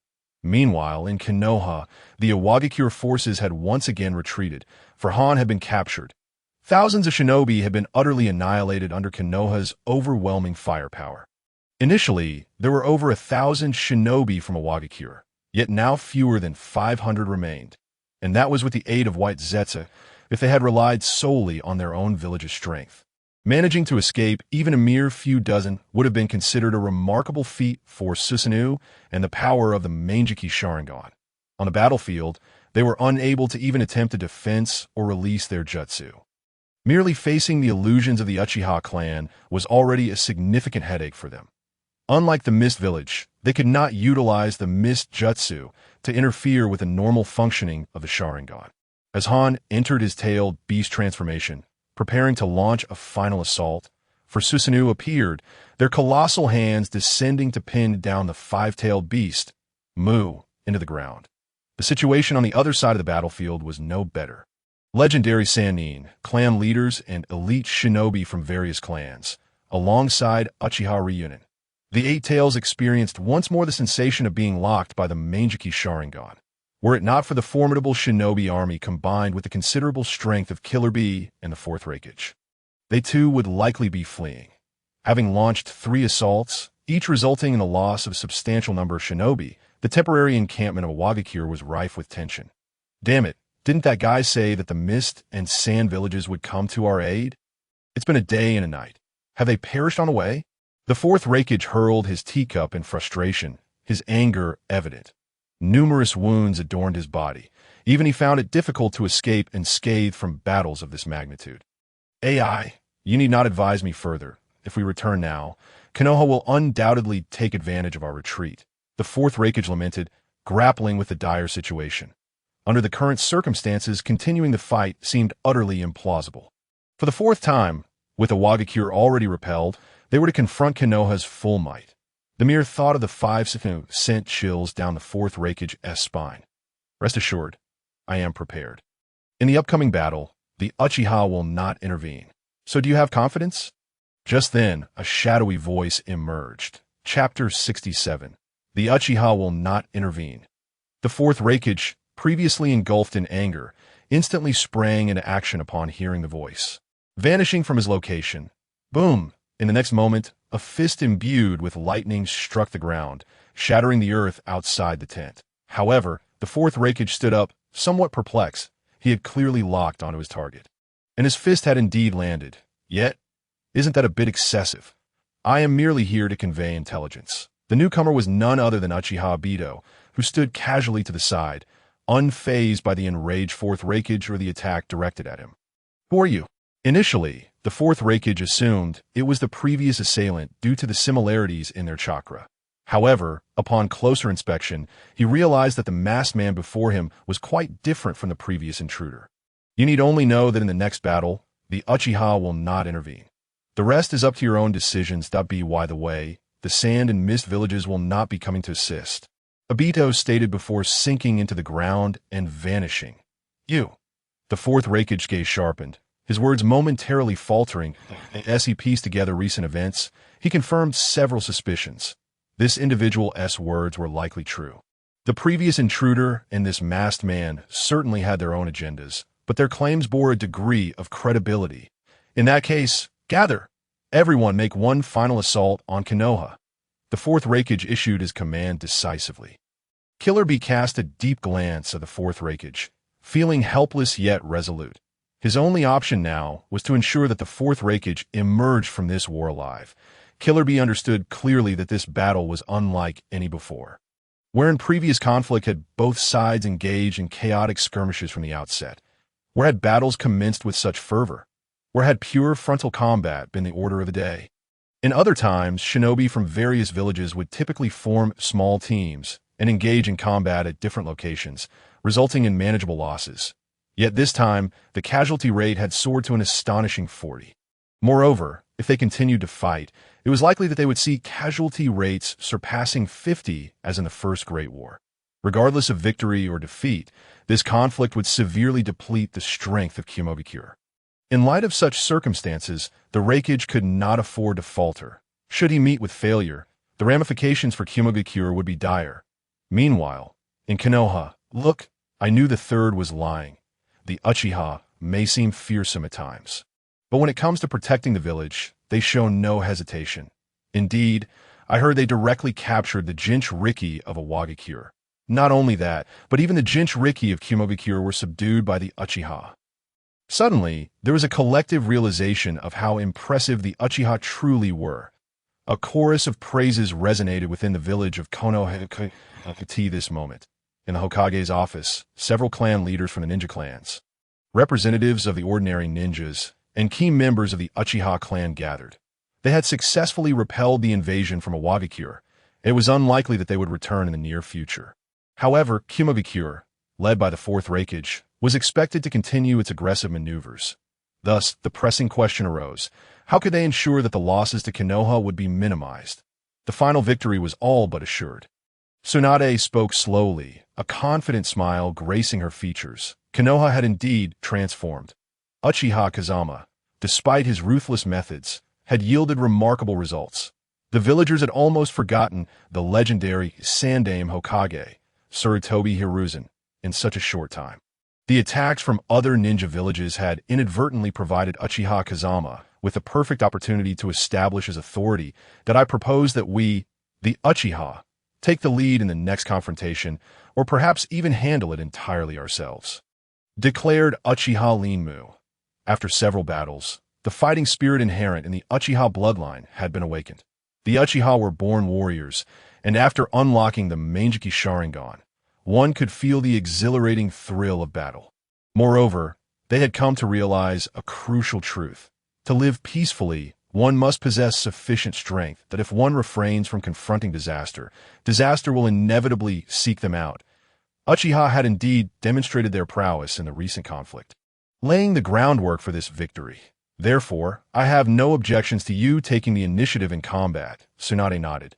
After all, Uchiha Kazama was currently absent. The 5 members of the Uchiha clan present held significant influence. And given their performance and their connection to Kazama, Tsunade placed her trust in them. Lady Tsunade, I have alternative thoughts, Uchiha Fugaku interjected. Immediately, all eyes turned towards him. If Kimogakure were to attack again, it would indicate their intent to continue fighting. I believe we can spread rumors that the Uchiha, due to excessive use of the Sharingan in the recent conflict, are temporarily unable to engage in battle. Underestimating us, they will be caught off guard when we strike with full force.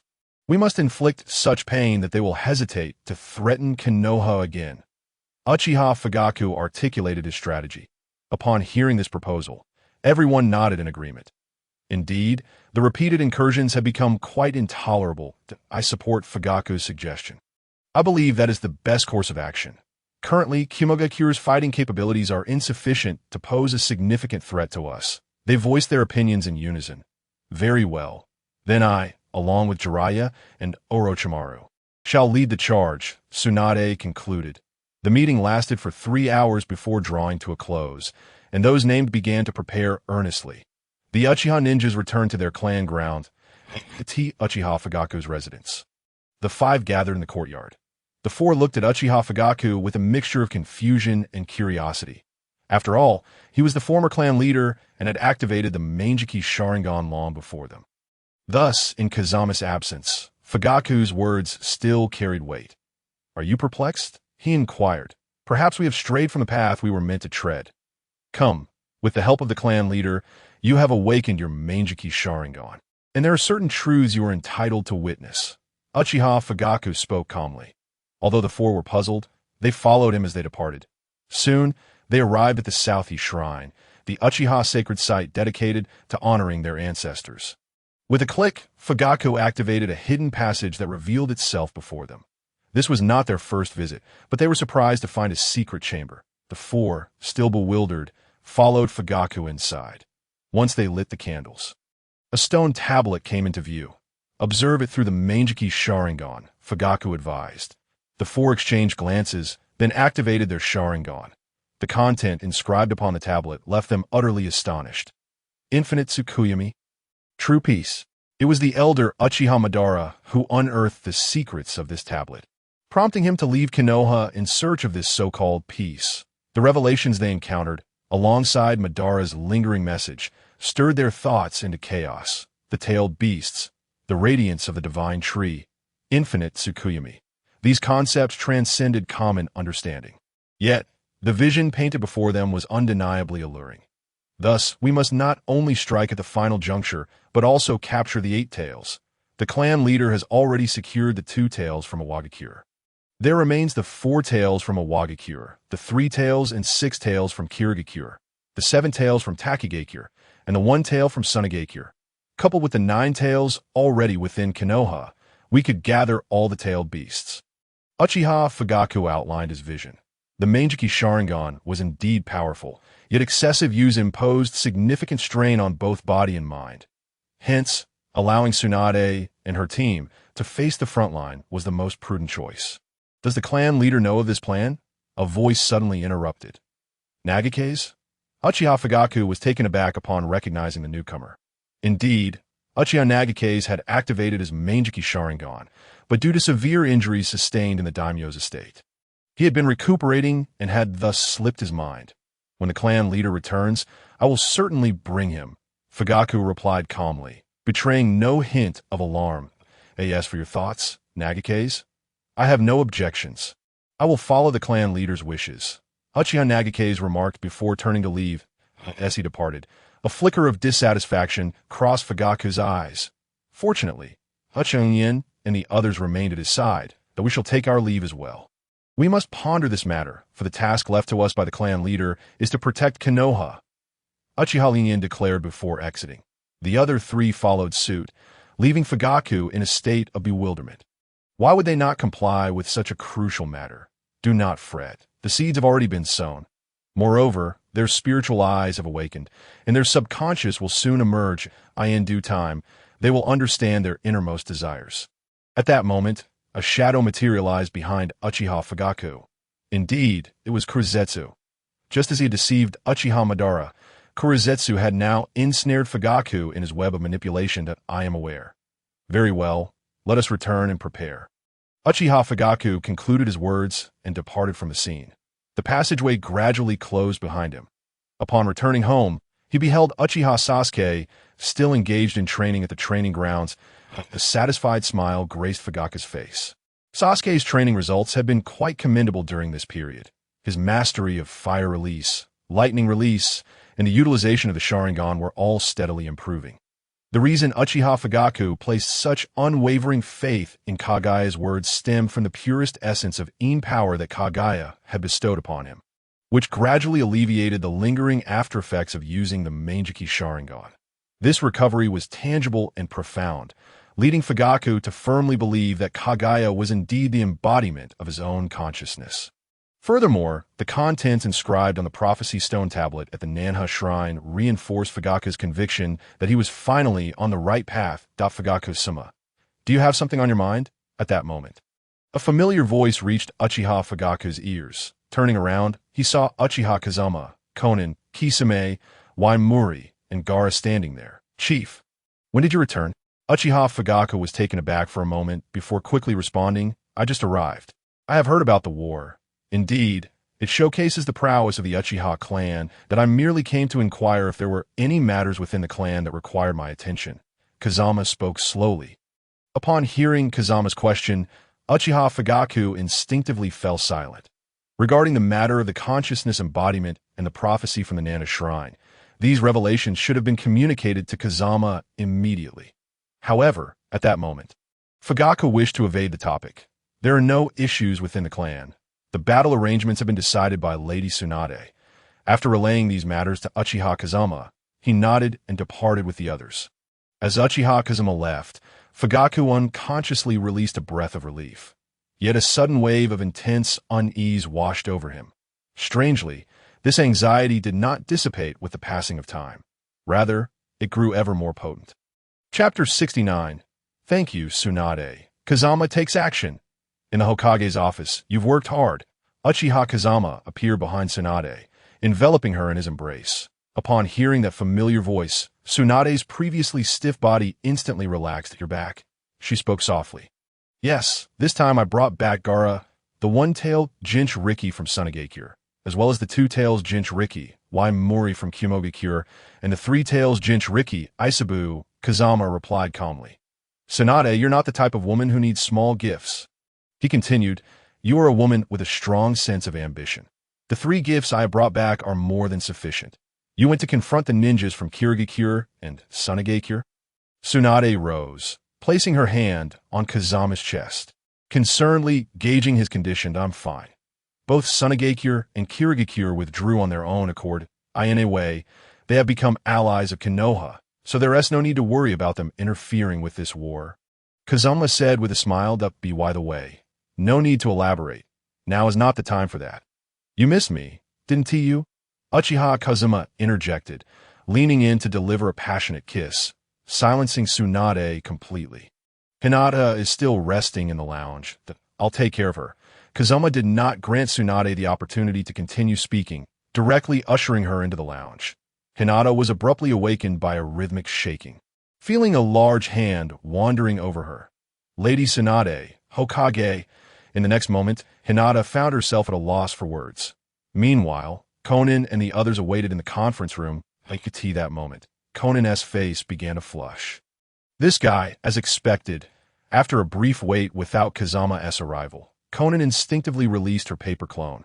The familiar scene soon flooded her senses. Several hours later, the battle concluded, and Uchiha Kazama emerged victorious once again.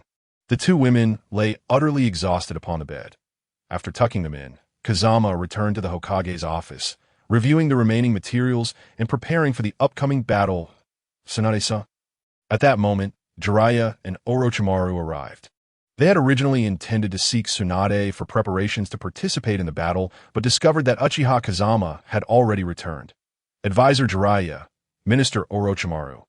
Are you ready for battle? Uchiha Kazama inquired with a smile. Yes, the ninjas from Kumogakure have entered the sensory barrier zone. They are moving swiftly. They should reach the village outskirts in 2 hours. Therefore, we need to prepare now, Jiraiya replied slowly. Let us go. I will join this battle. Tsunade is too fatigued. Let her rest well, Kazama stated, rising and vanishing from the scene. Jiraiya and Orochimaru exchanged glances before following suit. Soon, they arrived at the rooftop of the Hokage building. Uchiha Kazama stood at the forefront, with Jiraiya and Orochimaru positioned behind him. Everyone, this battle will be exceptional. I have returned, and now it is time to ensure they have no chance of retreating. Let us go forth and engage in battle. Let those weaklings from Kumogakure witness the insurmountable peak that Konoha represents before them. Though Uchiha Kazama's voice was not loud, the immense chakra he emanated instantly resonated in the ears of every listener. Whether young ninjas or those of the Uchiha clan, they all felt their blood surge with fervor. They had long yearned for a Hokage with such iron-willed resolve. Fight, fight, fight! Amidst the high spirits, every gaze brimmed with the fervor of battle. Uchiha Kazuma vanished, and the crowd followed suit, utilizing the body flicker technique to disappear from the location. Within Uchiha territory, the clan leader has returned, and he is participating in the battle. Are you truly not going? Uchiha stood, clad in battle attire, his expression rather cold. Nagasawa, we cannot follow this time. The clan leader is undoubtedly aware of those matters. Moreover, the current battle strategy has been determined by Lady Tsunade. Uchiha gradually articulated. The other three harbored their own thoughts, but remained unified in their silence, avoiding eye contact with Uchiha Nagasawa. All right, I understand. After speaking, Uchiha Nagasawa turned and departed. Liu, have you awakened as well? Perhaps the reason the clan leader is so formidable is indeed because of this. Therefore, we should now commence those tasks, Uchiha Liu remarked, a manic smile gracing his lips. The three exchanged glances and nodded in agreement. 1,000 meters outside Konoha village, a grand ninja, force led by Uchiha Kazama, stood poised, awaiting the impending confrontation. The assembly resembled a colossal beast, ready to pounce. They're coming. Uchiha Kazama opened his previously closed eyes, activating his Manjiki Sharingan. Follow my lead into battle. This time, there is no need to hold back. Everyone, display your full strength here and show them the power that will make them tremble. Upon finishing his declaration, Uchiha Kazama instantly unleashed Susanoo. Wings materialized. Entering its complete form, he wielded two long blades. One, the Void Annihilation Sword, a spiritual weapon awakened through his own Susanoo, and the other, the Ten-Fist Sword, obtained after merging with Itachi's Manjiki Sharingan. To battle! After Uchiha Kazama charged forward, all the ninjas behind him surged forth as well. Secret technique clans such as the Inuzuka, Yamanaka, and Oil Girl released their jutsu at the first opportunity.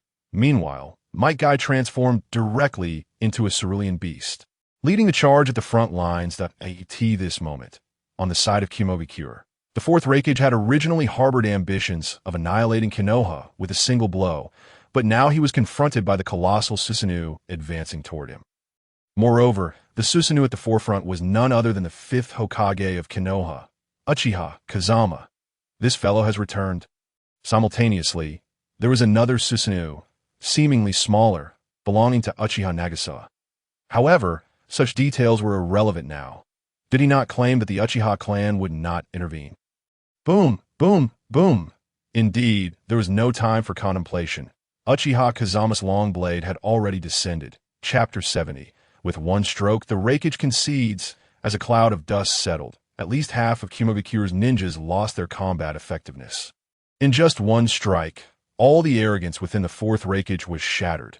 The strength of the fifth Hokage was undeniable. The mere thought of such power was sufficient to illustrate Uchiha Kazama's might, reaching a level beyond his resistance.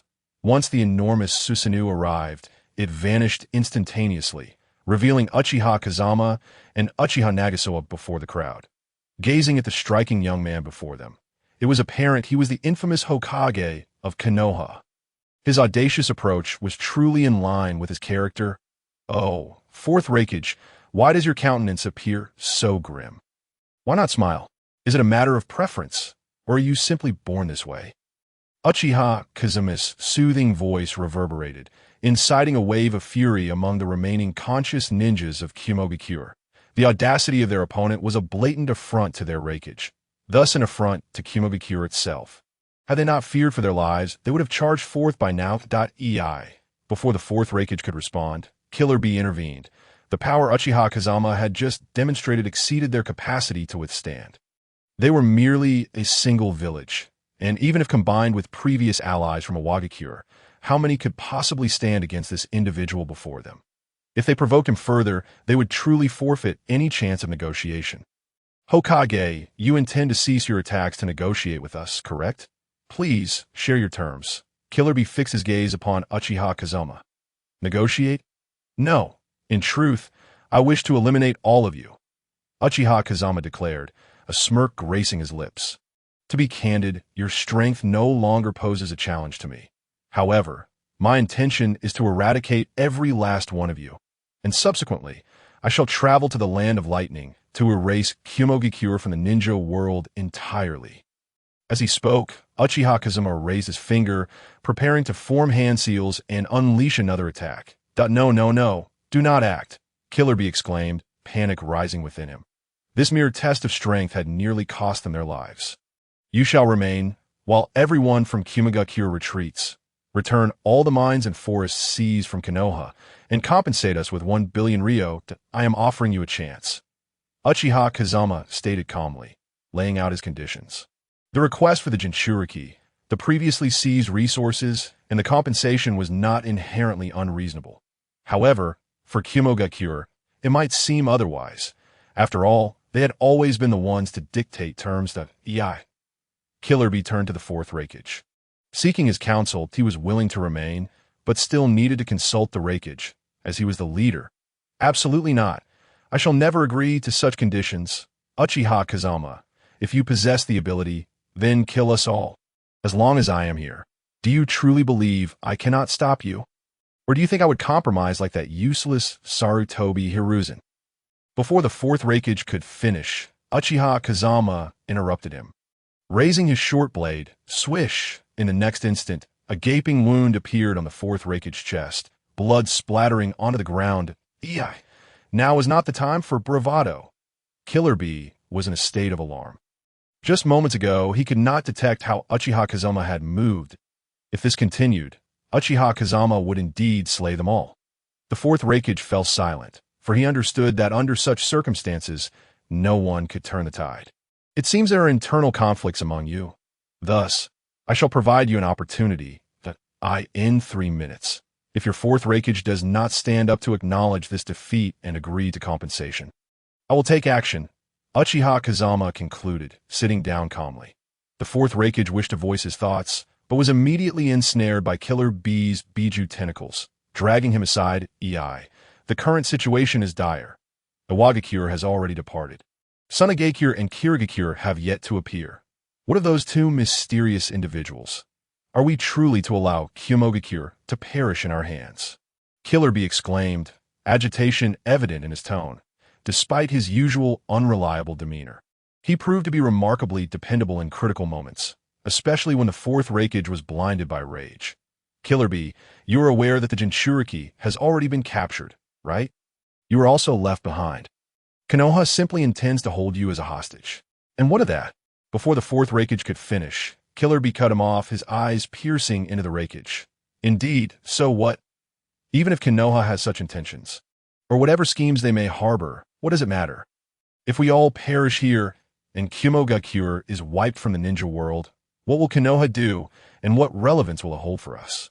I understand your perspective, but presently we truly lack the strength that if we did possess it, we would not be cornered like this. So, conceive for the sake of the village, and for those ninjas who follow you. Killer Bee urged, his gaze fixed intently on the fourth Raikage. The probing words from those around him left the fourth Raikage momentarily speechless. Killer Bee knew him best, thus pinpointing the crucial aspects of the situation. I understand. Ultimately, under Killer Bee's unwavering gaze, the fourth Raikage relented. Turning to face Uchiha Kazama, he declared, we concede. However, I have one request. Let me battle you once. The fourth Raikage acknowledged defeat, yet he was unwilling to submit without a fight. He needed to witness Uchiha Kazama's strength firsthand. Only then would he be convinced after being defeated in a one-on-one confrontation, a one-on-one battle. You are the leader of a village. When did you adopt such a foolish warrior's code? If I had been slightly more forceful, you would already be a corpse. That I cannot fathom how you became the Raikage. Uchiha Kazama scoffed. Chapter 71. Kurizetsu is discovered. In the previous moment, the fourth Raikage, who had been brimming with battle spirit, now wore a somber expression upon hearing Uchiha Kazama's taunts.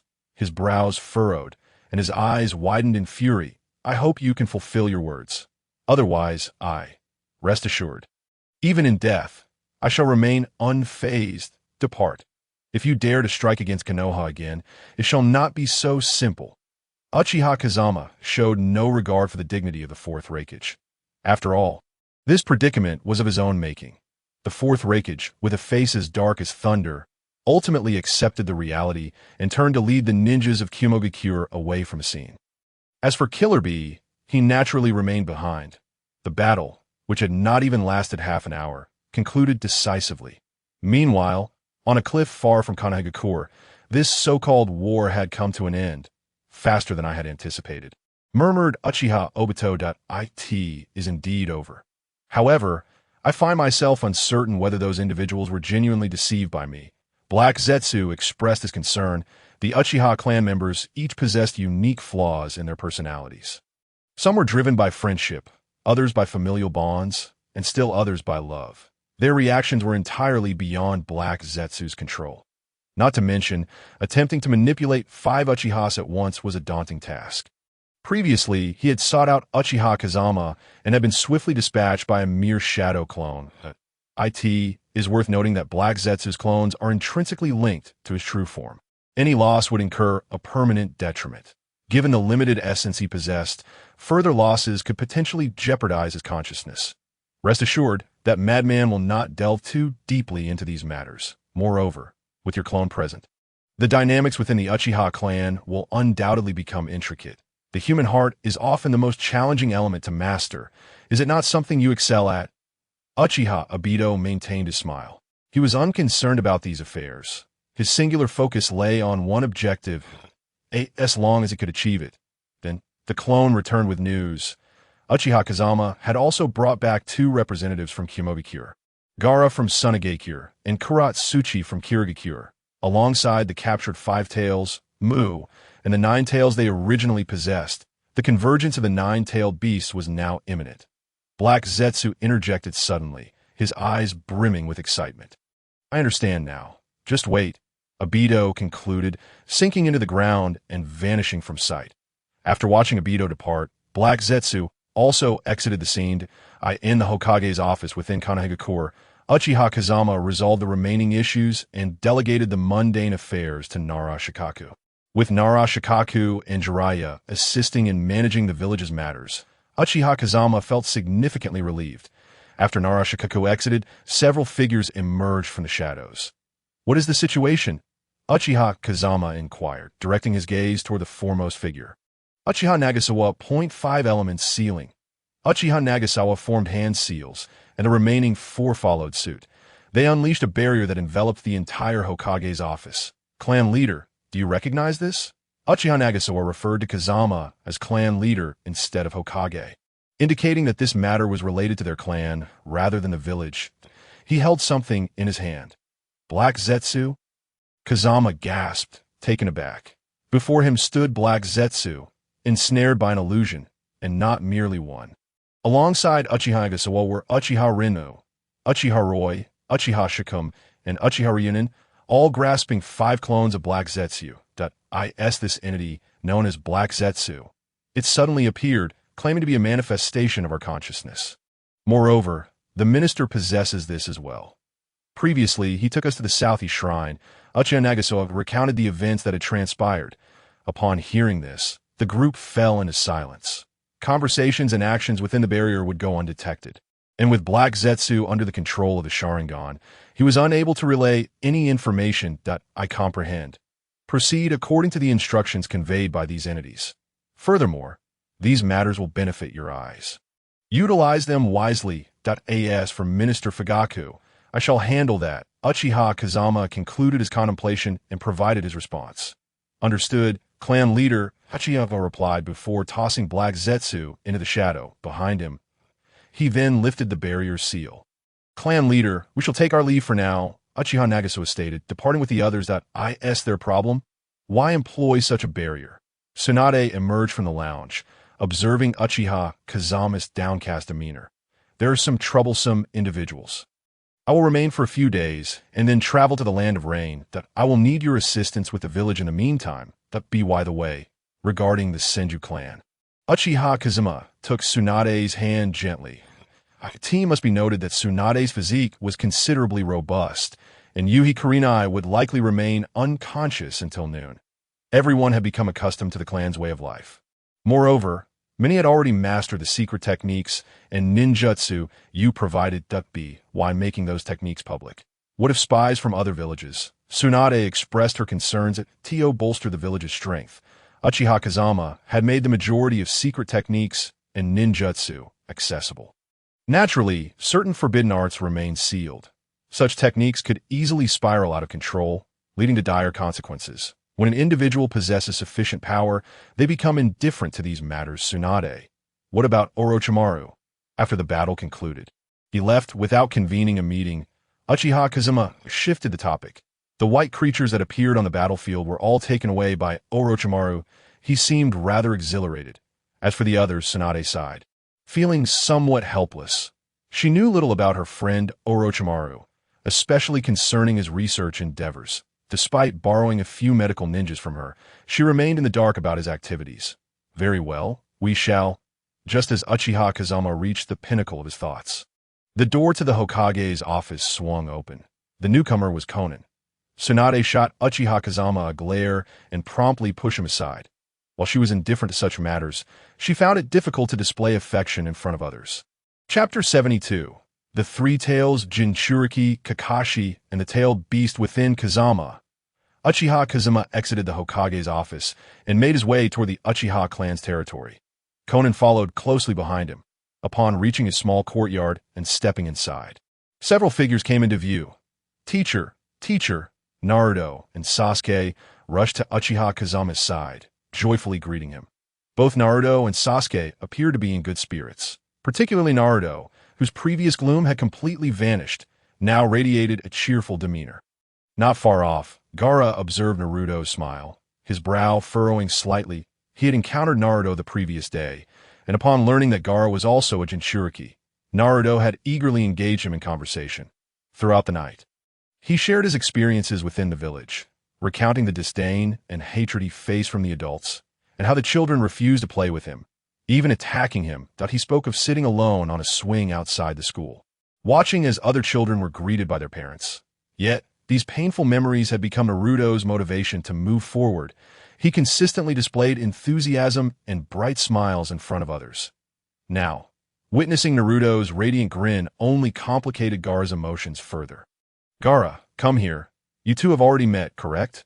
Gaara will be staying in the village to train, and Kakashi and Jiraiya will provide you with special training. Gaara will be enrolled in school, and Naruto, you must take good care of your new classmate. Kazama beckoned Gaara, speaking slowly. School? Gaara lifted his head, looking somewhat taken aback at Uchiha Kazama. His current prowess could easily annihilate an average genin in an instant. Attend school? What more could there possibly be to learn, especially considering what resided within him? With this thought, Gaara glanced at Naruto, who, like him, was also a Jinchuriki and attended school as well. Yes, Kakashi, come here. Uchiha Kazama directed his gaze toward Kakashi, who was reading not far off. This fellow was indeed a diligent student. Hokage. Kakashi put away his book and approached Uchiha Kazama. The three tails I entrusted to you. Uchiha Kazama indicated the sealed Isabu and spoke slowly. What? Kakashi instinctively responded affirmatively. But as realization dawned, a look of bewilderment crossed his face. Your chakra extraction speed is currently too sluggish. With the chakra of the three tails, you should be able to experience significant growth.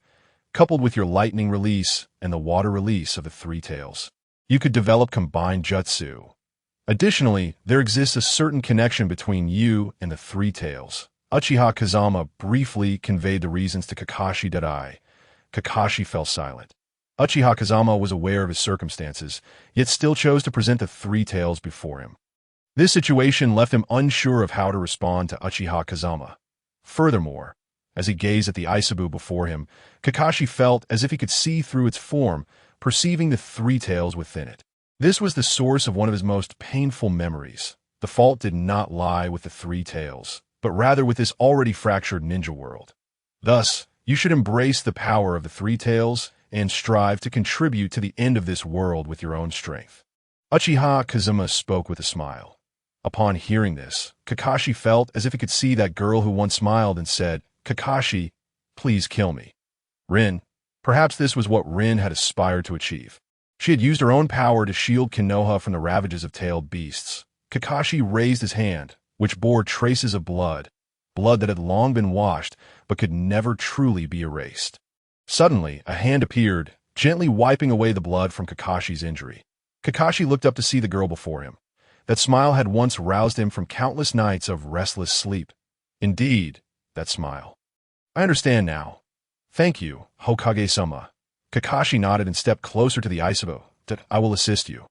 After Uchiha Kazama spoke, he raised his hand and directly extracted the 3 tails from Aisabu's body, sealing it within Kakashi. The pain of having the tailed beast enter his body was still quite intense, yet Kakashi wore a smile.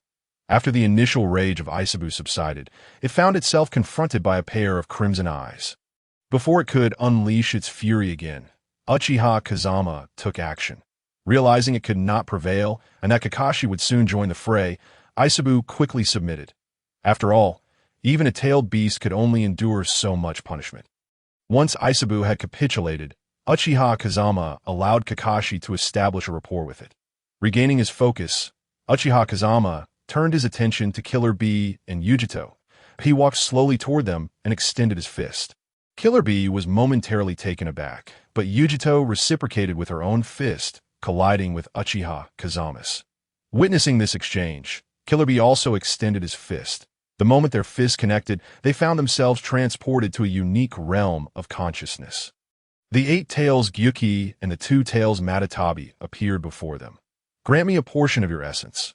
Moving forward, I shall not trouble you further. Rest well in Konoha, train as necessary, and you need not do anything beyond that. Uchiha Kazama spoke matter-of-factly. Upon hearing Kazama's words, both tailed beasts displayed expressions of resistance. Their essence was finite. Once a portion was lost, it would be gone forever and nearly impossible to replenish. However, they were acutely aware of Uchiha Kazama's formidable strength. Should they refuse, they would likely be beaten into submission before their essence was forcibly taken.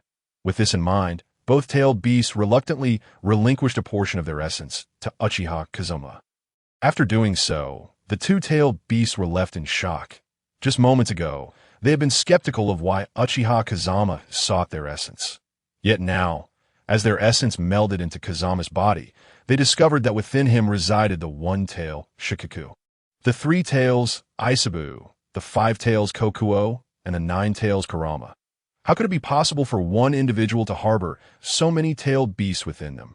It was worth noting that even Uchiha Bido had only dared to utilize the moving toilet of the outer path to store tailed beasts, as the essence of different tailed beasts was not something an ordinary person could withstand. Chapter 73. Training the 3 young ones. However, after their essence entered Uchiha Kazama's body, there was no apparent change. Killer Bee, you are a wise individual. You may return now and earnestly persuade your 4th Raikage that I truly wish to avoid dealing with those troublesome matters any further. Uchiha Kazama retracted his hand, and the 3 returned to reality. You wanted to go back. Then, what about Yujito? Killer Bee glanced at Yujito beside him. After all, she was also a Jinchuriki from the Hidden Cloud Village. If you were reluctant to leave Konoha, you are welcome to stay. Uchiha Kazama inquired with curiosity. No. I'm leaving. After a quick glance at Yujito, Killer Bee swiftly vanished from the scene. Upon successfully departing from Konoha, Killer Bee felt an overwhelming sense of unreality. It was as if he had suddenly been seized by Uchiha Kazama, only to be released without incident. Is this guy bored? After contemplating, Killer Bee vanished from sight. In the Uchiha training grounds, Uchiha Kazama observed the ongoing sparring session between Naruto and Sasuke. A look of satisfaction growing upon his face. The 2 were not wasting time at the Ninja Academy as in the original storyline. Thanks to the guidance of Kakashi Hatake and Jiraiya, both had experienced rapid growth in their abilities at their current level. They surpassed that of most genin. Harem Jutsu. Just then, Naruto suddenly employed a transformation technique, conjuring a myriad of beautiful women, leaving Uchiha Kazama momentarily stunned. Thankfully, he had recently consulted Tsunade and Hinata to temper his enthusiasm. Otherwise, he might have struggled to maintain his composure upon witnessing such a spectacle. Observing the scene, it was markedly different from his memories, showcasing an array of poses and types. Moreover, Naruto had now learned to harness the chakra of the 9 tails, allowing him to unleash the harem jutsu with seemingly limitless chakra. At this moment, Gaara was completely dumbfounded. What kind of ninjutsu was this? Yujito and Konan both exhibited slight blushes. Could this technique have been taught by Kazama? After all, this lad was Kazama's disciple, A.S. for Jiraiya, who had appeared out of nowhere. He was fervently sketching in his notebook. Kakashi was meanwhile engaged in emotional communication with Isabu. Jiraiya, what have you been doing with Naruto? Uchiha Kazama approached Jiraiya with a smile. Whenever I have free time, I take him to the bathhouse for some relaxation. Along the way, I teach him a bit about chakra control, but beyond that, nothing much. Jiraiya answered Uchiha Kazama's inquiry. He continued to sketch rapidly. It must be said that Jiraiya possessed a remarkable talent for sketching, and he worked quickly. Perhaps this was one of the reasons Tsunade found him so unappealing. Has this issue of Pervy Paradise been released? I'd like 2 sets. Kazama smiled as he spoke. I didn't realize the Hokage was also a fan of mine. Later, I will place it in your desk drawer.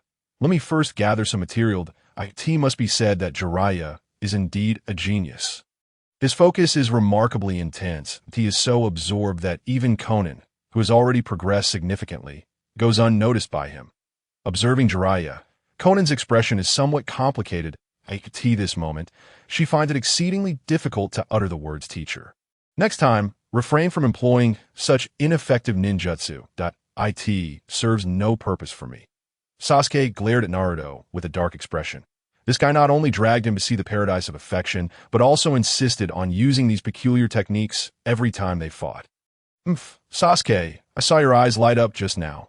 Next time, I will surely defeat you. This is my secret technique. Naruto disregarded Sasuke's current thoughts and spoke up directly. Sasuke ignored Naruto, turning away haughtily and running over to stand before Uchiha Kazekage.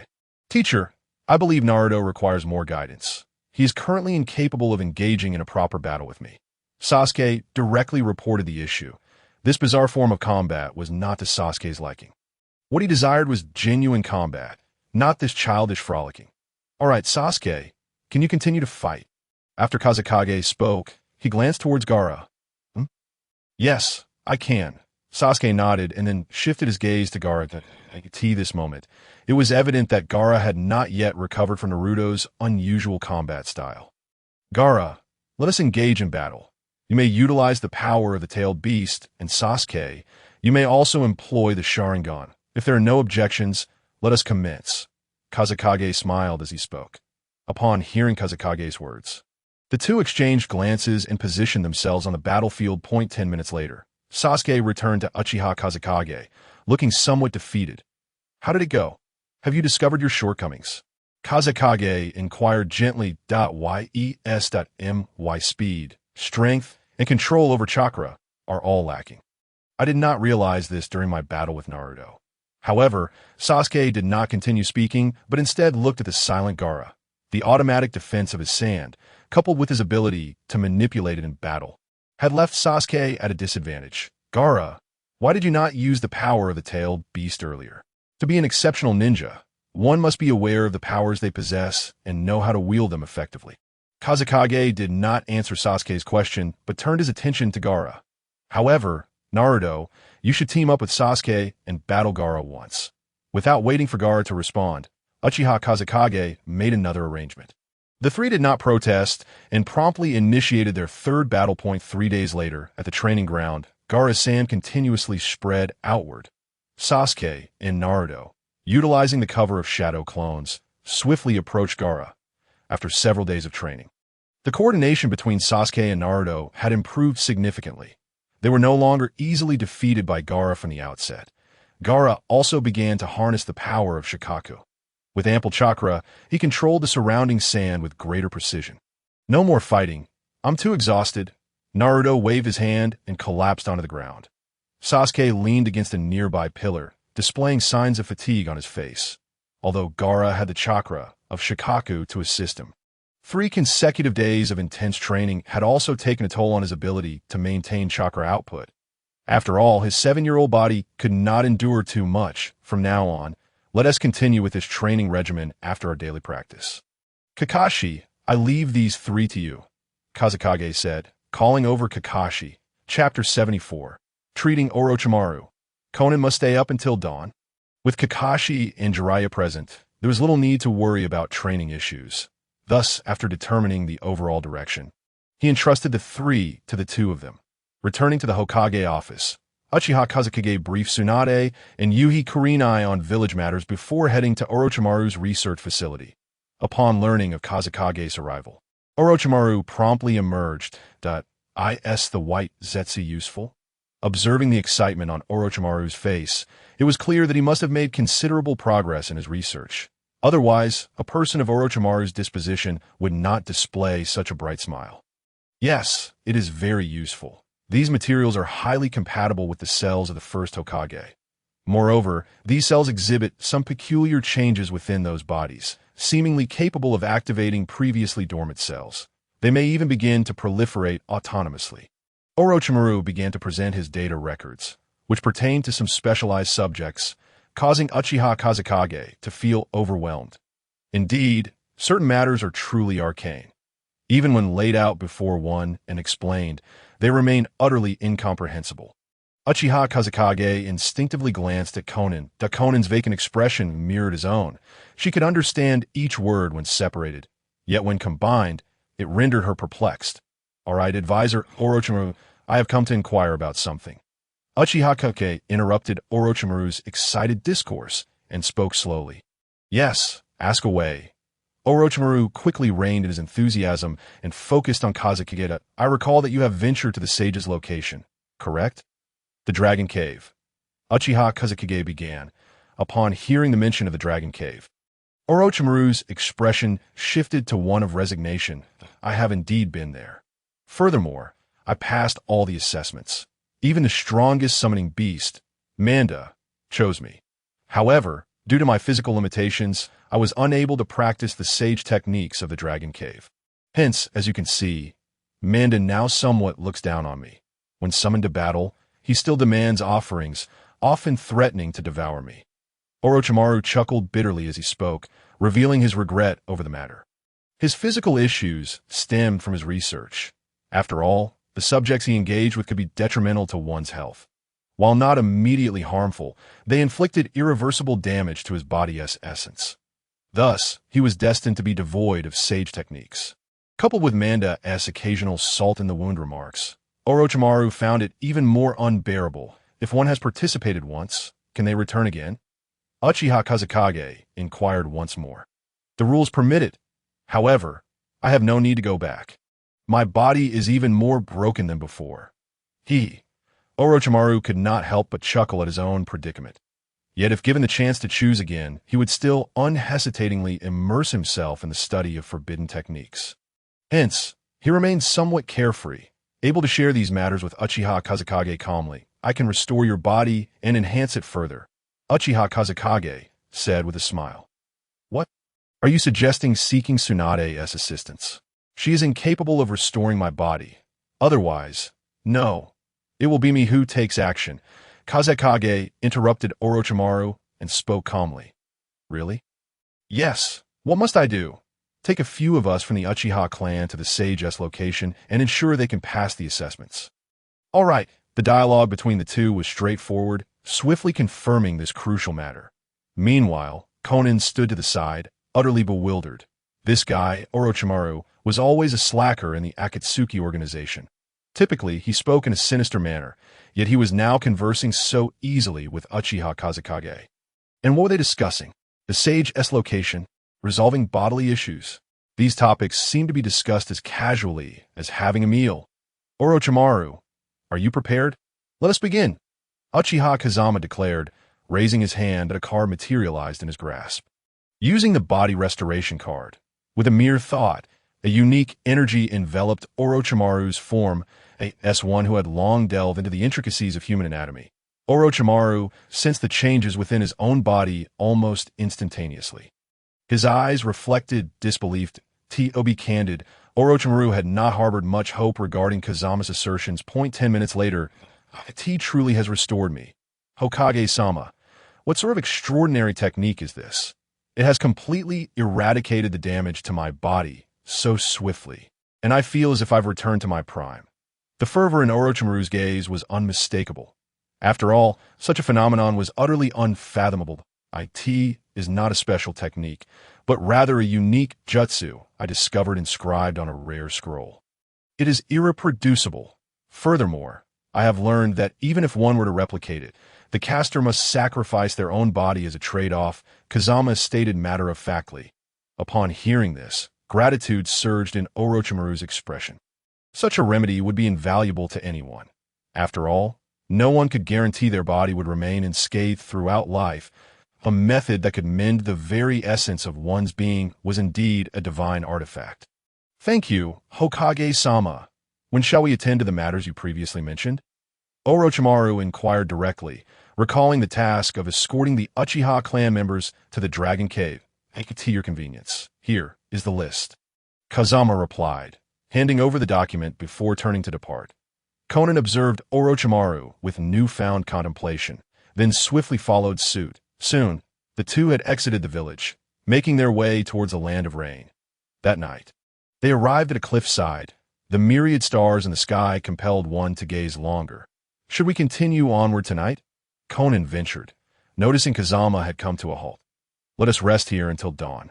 Then set off, Kazama declared. Settling down to IT was a rare moment of tranquility, and he wished to savor life amidst the celestial splendor that captivated him. However, Conan's expression shifted. Stay here until dawn? Am I truly safe? She murmured, recalling the wildness of Kazama's encounters with Tsunade and Yuhi Karina. It seemed that staying until daybreak was something this audacious man could indeed accomplish. Chapter 75. A Beautiful Misunderstanding. Assassination Strikes. Faced with Kazama's unabashed proposal, Conan froze, her heart racing with a blend of anticipation and trepidation. Though ninja possessed superior physical prowess, the prospect of enduring until dawn filled her with a sense of dread. Could we perhaps do this for a shorter duration? I fear I may not withstand it, she stammered, her shyness evident. Yet, deep down, she had harbored unusual feelings for Kazama, and his reckless nature rendered any notion of romance seemingly impossible. His suggestion was clearly a declaration of affection, as for lifelong companionship. Such thoughts were daunting. After all, she had witnessed the fierce battles involving Kazama, Tsunade, and Kurenai. If even Tsunade and another woman could not endure Kazama's affections, how could she alone? Thus, Conan had resigned herself to this reality. Moreover, Kazama had offered her a choice, refraining from direct confrontation with the Land of Rain, while revealing that Uchiha Madara had ulterior motives. Their recent interactions had genuinely fostered feelings within her towards Kazama. Is it truly that urgent? If I say we shall sit here for a night, then let us indeed do so. It will not impede your return to the Land of Rain, Kazama remarked, observing Conan with a hint of peculiarity. What was amiss with her? He had merely suggested prolonging their stay for a single night, yet her cheeks were flushed and her eyes glistened with emotion. But, to stay for an entire night? Conan instinctively placed a hand over her heart. Fear? Kazama responded, perplexed. What was she saying? Here was Conan, a seasoned ninja and a member of Akatsuki, whose hands were stained with the lives of many. Now, she was apprehensive about spending a night outdoors. Well, all right, Conan acquiesced softly. If we must stay the night, then we shall. It was not that she could not resist Kazama's allure, but rather she did not wish to incite his anger. For she still needed him, and the Land of Rain required his presence. With that, Conan shyly approached Kazama, gradually shedding her garments. Kazama began to protest, but Conan silenced him with a kiss. The fabric of their clothing danced away like fragments of paper. Enveloping them both, soft whispers filled the air. After a couple of hours, Conan could bear it no longer. Kazama, may I rest for a moment? Staying until dawn is too much for me. Her voice trailed off. Unable to continue that moment, Kazama understood why Conan had surrendered so suddenly. It appeared that her motivations were neither for the Land of Rain nor for Nagato, but rather stemmed from a beautiful misunderstanding. Of course, Kazama did not stay until dawn. Observing the fatigued Conan, he gently draped his clothing over her shoulders. He then retrieved several sleeping bags from his system space and laid them on the ground for her comfort. The night sky is exquisite. It is rare to witness such a view in the Land of Rain, Conan remarked, gazing up at the heavens. In the future, I shall safeguard your starry skies. Rest assured. Kazama replied softly, caressing her neck with tenderness. Dawn, you say? Indeed, Conan replied, a smile gracing her lips as she nestled against Kazama, drifting in a slumber. It had been ages since she had felt such peace while sleeping. Comforted by the pristine aura that surrounded him as dawn broke, Kazama dispelled the barrier. Given how exhausted Conan was from the previous night, it would be unwise for her to remain exposed to the chill. Good morning, Kazama's voice gently stirred her awake. Conan sat up, straightening her attire. Shall we set off now, or linger a bit longer? She inquired, her mind racing through the events of the previous night, which felt far from illusory. With the addition of the dreamlike aspects, she had become somewhat accustomed to the experience. Let us not indulge too much this time. We can save that for the next occasion, Kazama decided, lifting her into his arms as they vanished from a cliffside. Conan nestled against him, the sensation of security making her wish to doze off once more. By noon, they arrived at a small village. Let us take a brief respite and grab a bite before continuing our journey, Kazama suggested. They entered a modest restaurant that, despite its simplicity, offered an inviting aroma. After sitting down, they ordered several signature dishes. Within minutes, their meals were served. Kazama eagerly picked up his chopsticks and began to eat. While Conan stared at the food, her expression one of confusion. But, Kazama, eat up, he urged. Before Xiaonan could voice her thoughts, Uchiha Kazama interrupted her. Xiaonan nodded and began to eat as well, after swallowing her food. Her expression of astonishment deepened. She had clearly discerned that the meal was poisoned, so why was it not toxic now that she consumed it? After their meal, the two set off once more. See, I told you. With such a large dosage, this arrogant fellow would never suspect it would be directly consumed. Thus, it comes effortlessly at that moment. Two men and a woman emerged. The leading one, a leering and smirking man, displayed a look of disdain that in front of them lay two figures on the ground, Uchiha Kazama and Xiaonan. The reward for this mission was substantial. Moreover, successfully assassinating the Hokage of Konoha would elevate our standing significantly. Perhaps we could even reach A rank. Another man chimed in, his freckled face brimming with excitement. All right, let us take his head back first. Afterwards, what can we expect in the assassination world? More names on the victim list? Before the woman could continue, an unfamiliar voice interrupted their conversation. With a swift sound, the three heads were severed in an instant. Even in their final moments, they remained oblivious to how Uchiha Kazama had struck. Their severed heads, now lying on the ground, still bore expressions of exhilaration. Chapter 76. Recklessness in the Black Market, prompting Nagato's decision. Uchiha Kazama was not one to dine at restaurants along the way. He had ventured into that small village because he sensed an unusual chakra. This subtle chakra reminded him of a particular organization, those wandering ninjas and rogue samurai that roamed the ninja world. The so-called assassins. It was evident that these assassins had appeared here, and the faint sense of being watched confirmed Kazama's suspicions that he was being targeted. After dispatching the three, Uchiha Kazama retrieved a bounty notice from the pocket of the diminutive man. Uchiha Kazama, 5th Hokage of Konoha. Bounty. 2 billion. The information on the bounty was straightforward. However, this revelation puzzled Kazama. Someone had placed a bounty on him in the black market. Moreover, the amount was indeed considerable. Kazama, we need not concern ourselves with this. Let us head to the land of rain. We can discuss the rest later. Kazama would not allow Xiaonan to elaborate further. The so-called black market was the most formidable entity among the underground organizations of the ninja world. The leaders of various ninja villages would truly dare to issue bounties if someone was willing to pay. Regardless of the bounty amount, those who completed the tasks would receive ample rewards. This financial power could indeed be regarded as the strongest in the entire ninja world. It could be said that the greatest boss of Akatsuki was this black market. On the surface, there is a dearth of information regarding the black market. Thus, recklessly taking action against it was not a wise course of action. As night fell, the two were nearing the land of rain. There are people, Xiaonan remarked, her face betraying a serious expression.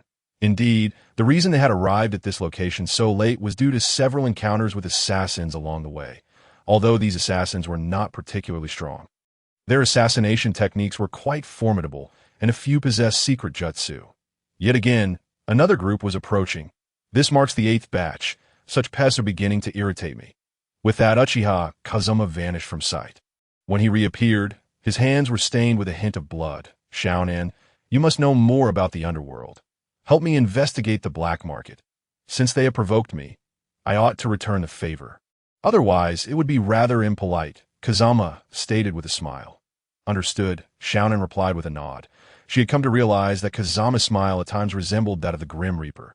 This time, Uchiha Kazama had set his sights on the black market. Indeed, he was a man of madness. Fortunately, in the Land of Rain, Akatsuki had not committed any acts to provoke Uchiha Kazama's wrath. Otherwise, Xiaonan felt that the host was rather reckless and received the reward of divine purification technique. Blade of the Moonlit Abyss, the system's notification rang in his ears. Uchiha Kazama had grown accustomed to it. However, this reward piqued his curiosity. Divine purification technique, capable of purifying all negative states. Blade of the Moonlit Abyss, a spiritual weapon exclusive to Susanoo, possessing the ability to cut through defenses without hindrance. The two attuned to their surroundings before setting off again, after dealing with 3 additional waves of assassins. The following morning, they arrived at the Land of Rain. As they stepped into the Land of Rain, Nagato immediately sensed Uchiha Kazama's presence. Naturally, Kazama also detected Nagato. Let us go. Nagato has already noticed us. Lead me directly to him, Uchiha Kazama instructed Xiaonan. All right, she nodded, guiding Kazama towards Nagato's location. After several minutes, they arrived at Nagato's vicinity. While watching the anime previously, Xiaonan had always found Nagato's appearance somewhat terrifying. Now, witnessing him in person was an even greater visual shock. It must be said that Nagato's extreme emotions stemmed not only from Yahiko's death, but also from the burdens brought by the Rinnegan. 5th Hokage, Nagato gazed at Uchiha Kazama before glancing at Xiaonan, who was now positioned behind him. Under normal circumstances, Xiaonan would stand by his side, but now she was behind Kazama, her expression towards him revealing something unusual. Of course, Nagato felt a sense of relief that Xiaonan had stepped forward.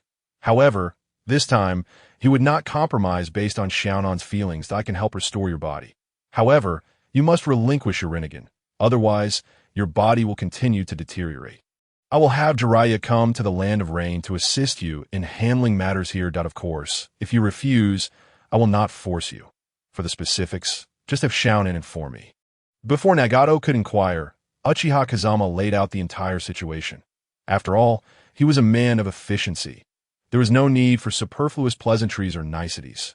Your aim is my Rinnegan? Nagato suddenly frowned. So you didn't absorb anything else I mentioned? Xiaonan, I understand you wish for me to assist Nagato with his bodily issues. You witnessed what happened with Orochimaru. If he is unwilling, even if I restore his body, it will still face problems under the Rinnegan's corruption. After saying this, Uchiha Kazama simply sat down to the side. Xiaonan knew that the only thing capable of restoring Nagato's body was likely the item in Uchiha Kazama's possession. This represented their only opportunity. With this thought, Xiaonan swiftly approached Nagato, conveying all the intelligence she had gathered during this encounter. Of course, she also mentioned Kazama's capacity to heal him. However, Xiaonan refrained from influencing Nagato's decision, as she recognized the profound significance the Rinnegan held for him.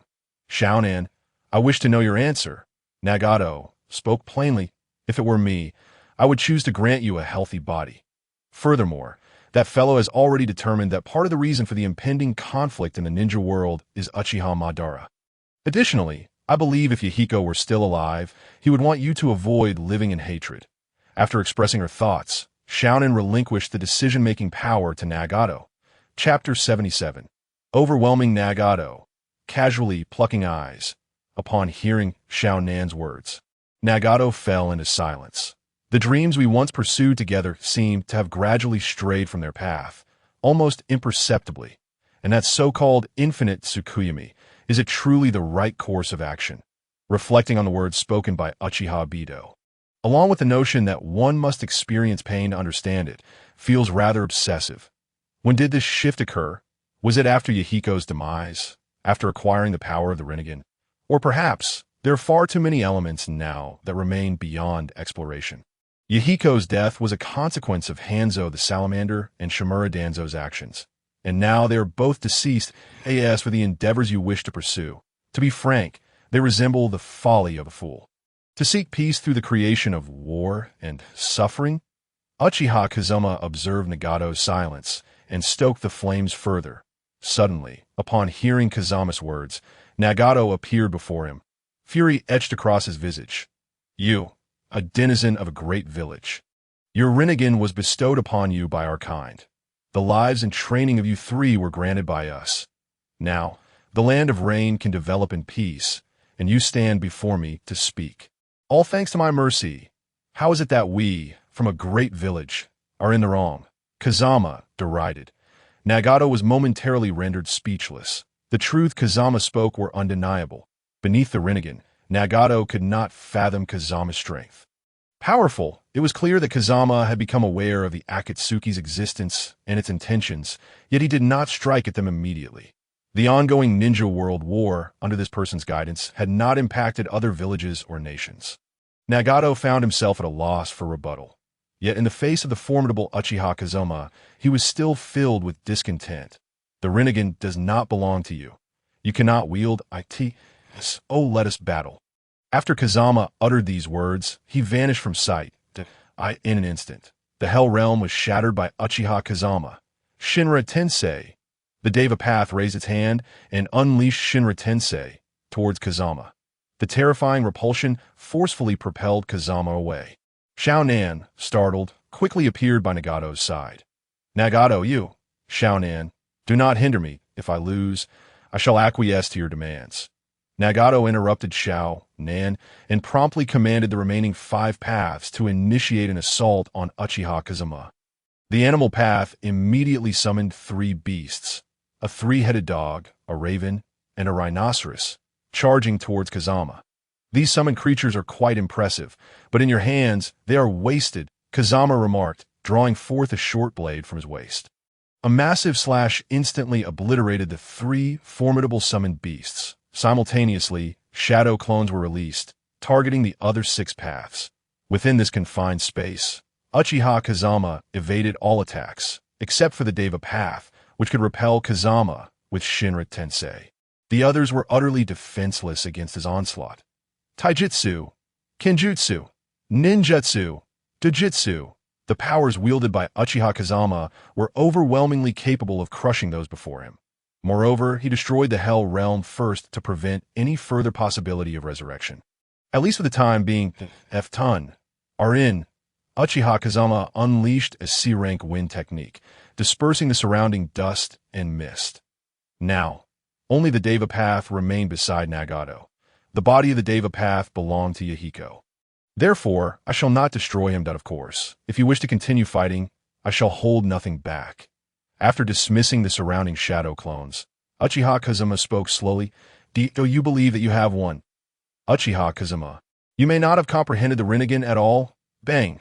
Before Nagato could finish, a voice emerged from beside him. In the next moment, he felt an immense force kick him away. Subsequently, one by one, Uchiha Kazuma's shadow clones rapidly converged upon him. Nagato had no time to react as fists fell upon him relentlessly, as for Shinra Tensei and Banch Tenin. Even for them, a moment's time was required.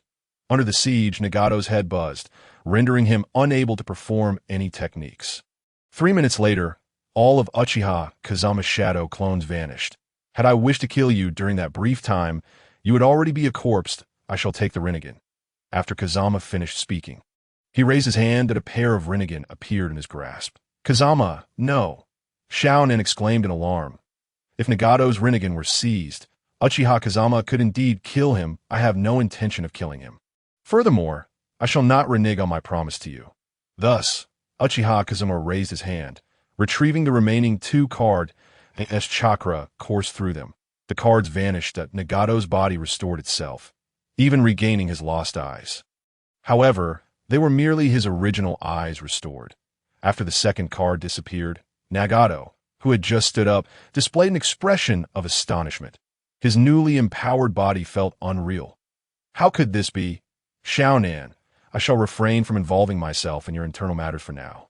I shall take my leave out of course. If you feel compelled to strike at me, I shall await you in the land of rain. After Uchiha Kazama concluded, he vanished in an instant. There was no need to linger any longer. As for the Akatsuki, whether it could continue to exist or if it held any significance, these were matters that Uchiha Kazama had no intention of concerning himself with. Now, the troublesome figures remained hidden. The Otsutsuki Ishiki and the vanished Uchiha Bido, along with Kagaya. Once they were located and dealt with, he could devote the remaining time to enhancing his strength. Then he would await the so-called Otsutsuki clan's arrival or seek out Kagaya on the moon to inquire how to access Takamagara. After Uchiha Kazama's departure, Xiaonan gazed at the restored form of Nagato before her. "Welcome home." Xiaonan approached Nagato, taking his hand. Then they moved to Yahiko's lifeless body, which had lost the control of the Rinnegan. "We must allow Yahiko to rest now. Nagato, a new era in the ninja world is about to dawn, and we must step forward together. If we remain shrouded in darkness, how can the Akatsuki ever emerge?" After Xiaonan spoke, she offered Nagato a gentle smile. Chapter 78. The Dawn of a New Day, the Arrival of the Evil God Cult. At this moment, Nagato was filled with a multitude of sentiments. After all these years, he had once again beheld the world through his own eyes. The weakness and helplessness that had once engulfed him had dissipated. He no longer needed to rely on those eyes to perceive the world. The smile of Xiaonan beside him, the lifeless body of Yahiko lying on the ground, and the slightly humid air of the Land of Rain, all of these felt profoundly real.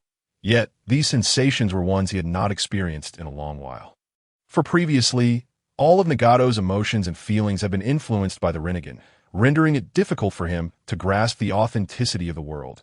"Xiaonan, let us find a place for Yahiko." Nagato turned to Xiaonan, his companion since childhood, who had fought alongside him as they grew. "All right." Xiaonan nodded. Nagato lifted Yahiko's body and exited the concealed chamber. Half an hour later, the two arrived at a small wooden cabin. The cabin appeared somewhat dilapidated, yet the flowers blooming around it seemed untouched by time. Xiaonan slowly approached and began to pick flowers, while Nagato set Yahiko down on the grass and commenced digging a grave. "Yahiko, farewell, farewell, Yahiko." The two individuals spoke calmly, their voices devoid of significant emotional fluctuations, yet imbued with profound sincerity. Xiaonan gently placed the flowers upon Yahiko's chest, followed by a handful of soil atop him. Nagato extended his hand as well, laying down another handful of earth. Thus, the two of them, with their offerings of soil, bid farewell to Yahiko on his final journey. "Xiaonan, will you remain here afterward?" Nagato inquired softly, as if having sensed something that I understand. He was strong and kind. "I will respect your choice." In that fleeting moment of panic in Xiaonan's eyes, Nagato discerned her decision. Therefore, he spoke first, not wishing for their bond to be shackled by the responsibilities of the Land of Rain. After all, individuals like them found it inherently challenging to pursue the lives they yearned for. His current task was to encourage Xiaonan. "Thank you, Nagato. For now, I will not leave here, that I must engage with the issues and reforms of the Land of Rain." Xiaonan replied with a smile. At that moment, the clouds that had enveloped the sky gradually dispersed, allowing 3 beams of light to illuminate Xiaonan, Nagato, and the now eternally slumbering Yahiko. Perhaps this was the dawn of a new chapter. "Nagato, the future of the Land of Rain will no longer be shrouded in gloom." Xiaonan beamed brightly, facing the sunlight. Meanwhile, at the border of the Land of Rain, by a tranquil pond, Kazama sat atop a large rock, accessing his system panel. After a period of intense training, his physique, ninjutsu, and ocular prowess had significantly improved. With the integration of the Manjiki Sharingan, Kazama's ocular power had reached an extraordinary level. According to the combat power rankings in the ninja world, he could now contend with the Otsutsuki clan without issue. Coupled with his space-time ninjutsu, Flying Thunder God, and space-time artifact, Time-Slicing Sword, he felt emboldened to face various bizarre abilities. The current situations of Sunagekure and Kirigekure no longer posed a threat and would not become one. Kumogekure's 4th Raikage might still harbor some resentment, and Noki of Awagekure would likely not relent easily. Seizing an opportunity to resolve matters with these two villages would allow him to focus on seeking Otsutsuki Ishiki. Just then, as Kazama pondered, a long scythe descended. Bang! In the next moment, Kazama, seated on the rock, transformed into a severed log. I had already sensed your presence. I just didn't expect you would take this long to strike. Kazama remarked, a slight smirk gracing his lips. Those familiar with him knew that Kazama was genuinely angry now. The incessant assassinations from the black market were indeed quite vexing. Substitution jutsu. I never anticipated that the Hokage of Konoha would resort to such trivial ninjutsu. However, today, this fifth Hokage shall perish here. It will indeed be a remarkable feat. The Hokage with the shortest tenure, a man clad in a black hooded cloak, declared, raising his scythe once more to attack Kazama. However, in the blink of an eye, his body was cleaved in two. Without pausing, Kazama turned his attention to the other two assailants. In a flash, all three were dispatched. Strangely, after being cut down, no blood emerged. Instead, they slowly reassembled their bodies. Impressive strength, but you have chosen the wrong opponent. We are beings of immortality, the trio proclaimed, discarding their hoods, upon witnessing their youthful faces adorned with black and white cursed marks. Kazama's eyes widened. The cult of the evil god. Kazama was taken aback. He had sensed something unusual about their presence moments ago. He hadn't anticipated them being members of the evil god cult. Sharing origins with Haiden, the fifth Hokage seems to know quite a bit. Since you are aware, then prepare to meet your end. It is an honor for you to offer your soul to the evil god. Otherwise, while we may not capture you for now, we can certainly seize those around you. If you flee, they will perish one by one because of you. Such a tragic fate, wouldn't you agree? Before the man could finish his taunt, Kazama seized his head. In an instant, the man's sharp weapon sliced across Kazama's chest. Upon tasting blood, he hastily drew a ritual array in the dirt with his foot. Ignoring Kazama's grasp, he plunged the weapon into his own heart. Even if you are strong, I possess the power of the evil god. Bang! The man attempted to shout, but a tremendous force from his abdomen sent him flying. Earlier, I was curious about your motives for assassinating me. Now, I no longer cared. I will ensure your demise, Kazama declared, activating his Mangeki Sharingan. The surrounding space shattered and reformed. The bright sky transformed into an inky night, and the surrounding trees vanished, replaced by an endless realm of illusions and enigmas. Chapter 79, Divine Technique, The Raikage's Awakening. The three men felt a chill run down their spines as they sensed the surrounding environment. Why? Why are you still alive? The man with the long needles still embedded in his chest wore an expression of disbelief. The curse had evidently taken effect, and he had indeed pierced his own heart. Yet, not only was Kazama unharmed, but he had also drawn them into a genjutsu space, just a few gloomy little tricks. Kazama replied dismissively. Bringing you here was not to extract anything from you. Rather, shimmering crystals erupted from the ground, piercing through the three men's bodies. Simultaneously, peculiar energies floated above them, manifesting as three white, ghostly figures in the AI. Is this the curse technique? Kazama mused, observing the three figures before him. This is the power bestowed upon us by the evil god. Unworthy trash like you have no right to. Kazama had no time to listen to their prattling, as the crystals unleashed a tremendous burst of energy, obliterating the three. The remaining crystals completely sealed away the eerie energies. How is this possible? Why have their energies vanished? One of the figures gasped, their voice raspy like a broken copper gong. Kazama's disdain for the evil god's avatars was palpable. If you can relay the information from here back to your master, that would be ideal. I won't stoop to your level this time. Remember, there will not be a next time. With that, Kazama unleashed a powerful surge of energy, causing the white crystals to explode. The three figures, like spring snow, emitted anguished cries as they disintegrated under the onslaught. Just then, as the three energies dissipated, a unique energy surged into Kazama's body. This energy was neither chakra nor entirely similar to it. Sage chakra? No, this energy doesn't seem to be sage energy. I sense sage energy from the fourth Hokage, but this isn't it. What could this be? With this thought, Kazama accessed his system panel. After checking his personal information, he soon discovered what it was. Divine Technique Chakra. The reason why the curses cast by the members of the evil deity cult were ineffective against Uchiha Kazama is due to the purification technique he had previously acquired as a reward. This curse can be classified as a unique form of negative status. Consequently, it was directly purified. Moreover, the purification technique seemed to have regarded the conditions of these three individuals as negative states, thus purifying them as well. As a result, even the will that clung to them was eradicated.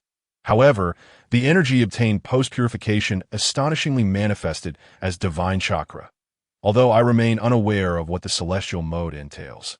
Nor do I comprehend how to cultivate this divine chakra.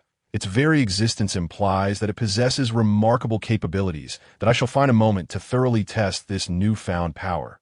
Once the panel was closed, Uchiha Kazama lifted the Senjutsu technique. It must be noted that this Sharingan appears to possess a counteractive effect against most ostentatious abilities. Within the confines of the Hidden Cloud Village, the Fourth Raikage had compiled a comprehensive report detailing the losses incurred following the declaration of war. This included not only the ninja forces that had engaged in combat, but also those who remained behind to safeguard the village. The list of casualties was finalized today, laid out before the Fourth Raikage. Presently, Killer Bee and the two Jinchuriki from the Hidden Cloud had also been taken by Konoha. Had a wave of despondency washed over the Fourth Raikage's face. Have I truly erred in my decisions? He gazed at the information, feeling a sense of helplessness as doubts about his actions began to emerge. Had this been the Fourth Raikage of yore, such thoughts would have been unfathomable. The shinobi world is inherently one of survival of the fittest. Yet, due to this recent setback, is he truly prepared to concede defeat? Uchiha Obito re-emerged. I ask at you. How have all your so-called schemes failed? Did you intend to exploit my Hidden Cloud Village to strike at Konoha? Your repeated provocations have cost my village dearly. Surely you do not believe I would be deceived by you again.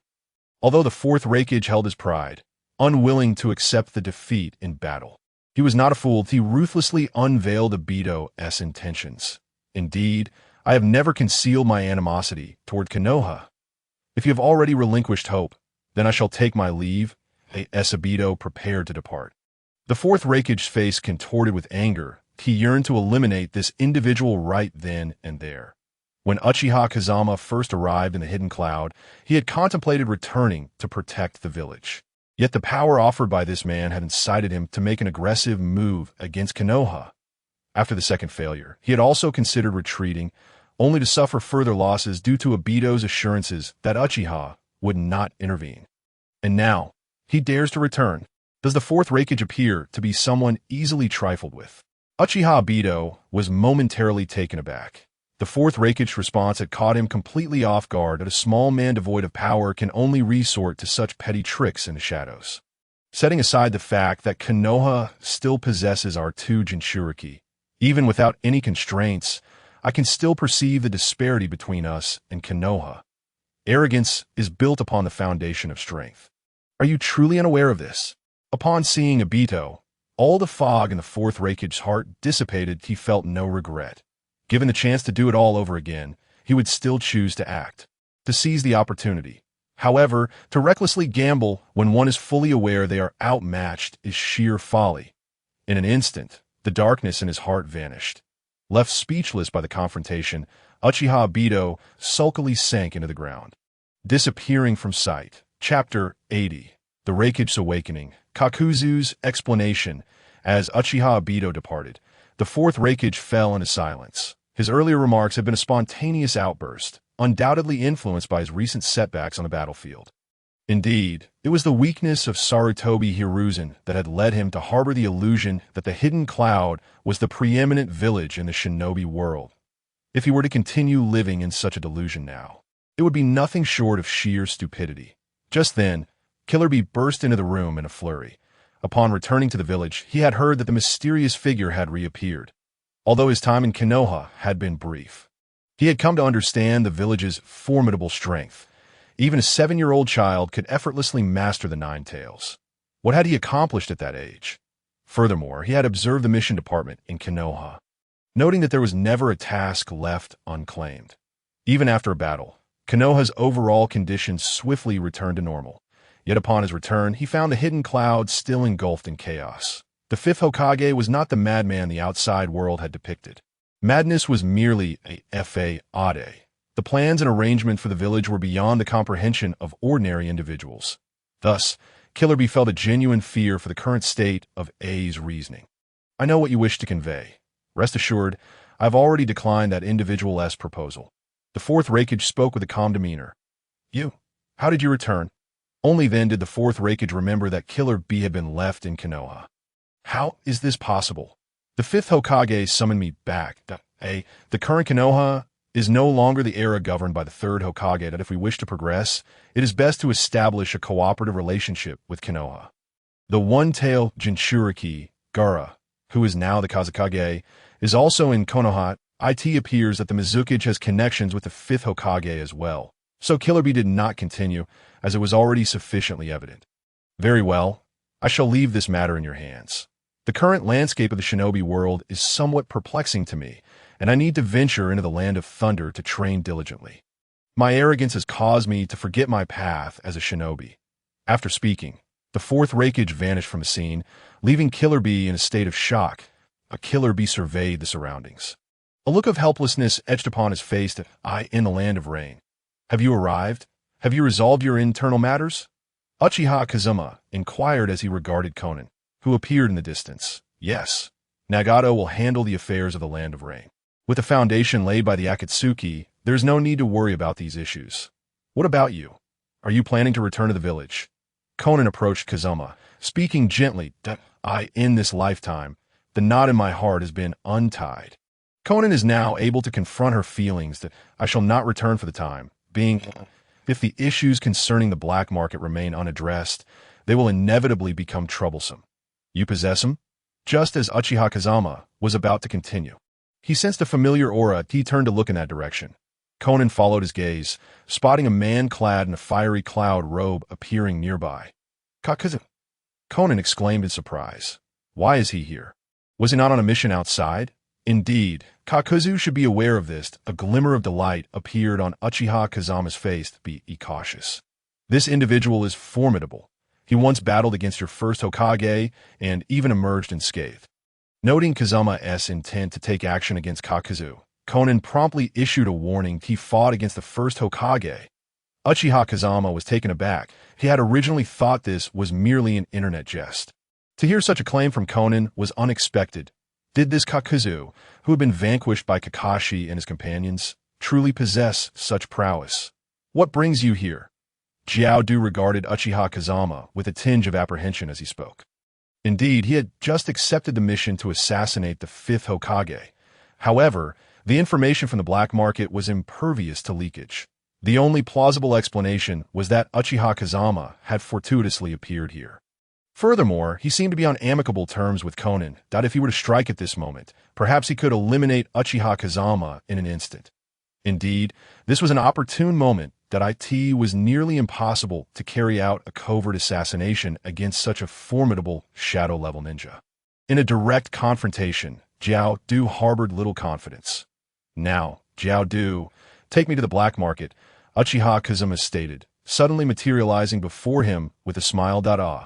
Before Jiao Du could utter a word, a multitude of metallic bindings ensnared his body. Metal binding technique? When did you? Jiao Du was taken aback. Even upon realizing that he was dealing with a member of the Uchiha clan, he had refrained from meeting Uchiha Kazama's gaze. Yet he still fell victim to the Genjutsu. This fellow, the malice you just directed at me, I shall overlook, provided you take me to the black market. He paused, then added, by the way, I am quite curious about your encounter with the first Hokage. What was it like to battle the god of ninjas? I too wish to experience that. Upon finishing his words, Uchiha Kazama displayed a gentle smile. This expression sent a shiver down Jiao Du's spine. It was a smile that exuded a chilling disregard for life. Jiao Du was acutely aware that if he were to refuse this individual before him, he would become a corpse in the next instant. Death in its truest form. I am not privy to the entrance of the black market. After each mission, someone contacts me with a location. Each site varies, but they do have designated task centers. Typically, several overseers are present there. From them, I should be able to acquire some useful information. Jiao Du explained, addressing Uchiha Kazama's first inquiry. I encountered your first Hokage when Konoha was just established. The terrifying chakra he possessed compelled me to instinctively launch an attack. After throwing a shuriken, I hastily fled the scene that it wasn't truly a confrontation. Jiaodu awkwardly recounted his encounter with Senju Hashirama, knowing it was not a particularly glorious tale. After listening to Jiaodu's account, Uchiha Kazama chuckled softly that it seemed his experience aligned with that of others. Chapter 81. Journey to the Black Market, an existence in chaos. Following Jiaodu's explanation, he cautiously observed Uchiha Kazama. Since being ensnared by Uchiha Kazama's control, Jiaodu had realized that he was no match for this individual. In fact, his life and death now rested entirely in Uchiha Kazama's hands. The sheer terror of it left Jiaodu devoid of any inclination to resist. He saw no possibility for struggle. Jiaodu, take me to the black market. I intend to dismantle it. Being hunted is hardly a pleasant affair. Uchiha Kazama stated matter-of-factly. Destroy the black market? Jiaodu was taken aback. Was this formidable fifth Hokage from Konoha insane? Did he not comprehend that the black market represented the entirety of the underground forces? If the 5 great ninja villages were the most powerful factions in the visible ninja world, then the black market was the strongest in the shadows. Jiaodu perceived Uchiha Kazama as a madman, earning 5 substitute dolls and the mirror transformation technique. Substitute doll. Upon use, it can absorb a lethal blow for the host and then teleport to a location chosen by the host. Mirror transformation technique. This technique can replicate any entity reflected in a mirror, possessing equal combat strength for 3 minutes. Seeing the system's notification, a look of delight spread across Uchiha Kazama's face. Both rewards were indeed extraordinary. Jiaodu, after I take action against the black market, all the treasures left behind will belong to you. I require you to escort me there. Uchiha Kazama closed the panel and inquired once more. All right, Jiaodu did not hesitate and readily agreed. The wealth held by the black market was undoubtedly substantial, a proposition Jiaodu found utterly irresistible. When shall we depart? Now, Jiaodu's eagerness was palpable. The desire to acquire riches evident in his demeanor. Now is fine. Conan, you should return to the land of rain and assist Nagato with matters there. Upon my return, I shall come to retrieve you. Uchiha Kazama replied affirmatively, turning to Conan with a gentle demeanor. Understood, Conan nodded, transforming into a flurry of paper that vanished from sight. After her departure, Jiaodu led Uchiha Kazama towards the black market's outpost with urgency. At this moment, amidst a realm of chaos, a white-haired boy ventured deeper into the abyss. The ninjas dispatched on the current mission have all perished. Even some special ninjas have been slain. If this individual continues, it is best that we intervene. Although the white-haired child appeared youthful, his gaze was rife with murderous intent, adding an eerie terror to the already bizarre atmosphere. The body is suitable. If not, we must find another. The one retrieved previously was flawed. Moreover, this body cannot endure for long. Jean, you go and make the arrangements. A hoarse voice echoed from the shadows. Understood, my lord. Grant me access to the divine tree. I shall depart immediately. The child named Jean bore a morbid smile on his face. May I accompany you? A feeble voice interjected as a green-haired youth emerged, his attire sprinkled with fallen leaves, giving him a disheveled appearance. A smile perpetually graced his lips, exuding an air of servility. Mu, remain here. If anything were to happen to you, my lord, let Mu come along. With you and the divine tree, there should be no significant issues. However, this time, do not indulge in frivolity. Complete your tasks and return. The previously weak voice resonated once more. Very well, my lord, I shall depart now. Jean replied before disappearing into the fog of chaos, and you offered a faint smile towards the source of the voice before following suit. In the land of grass, at the site of a dilapidated altar, 2 figures stood. This location served as one of the black market strongholds.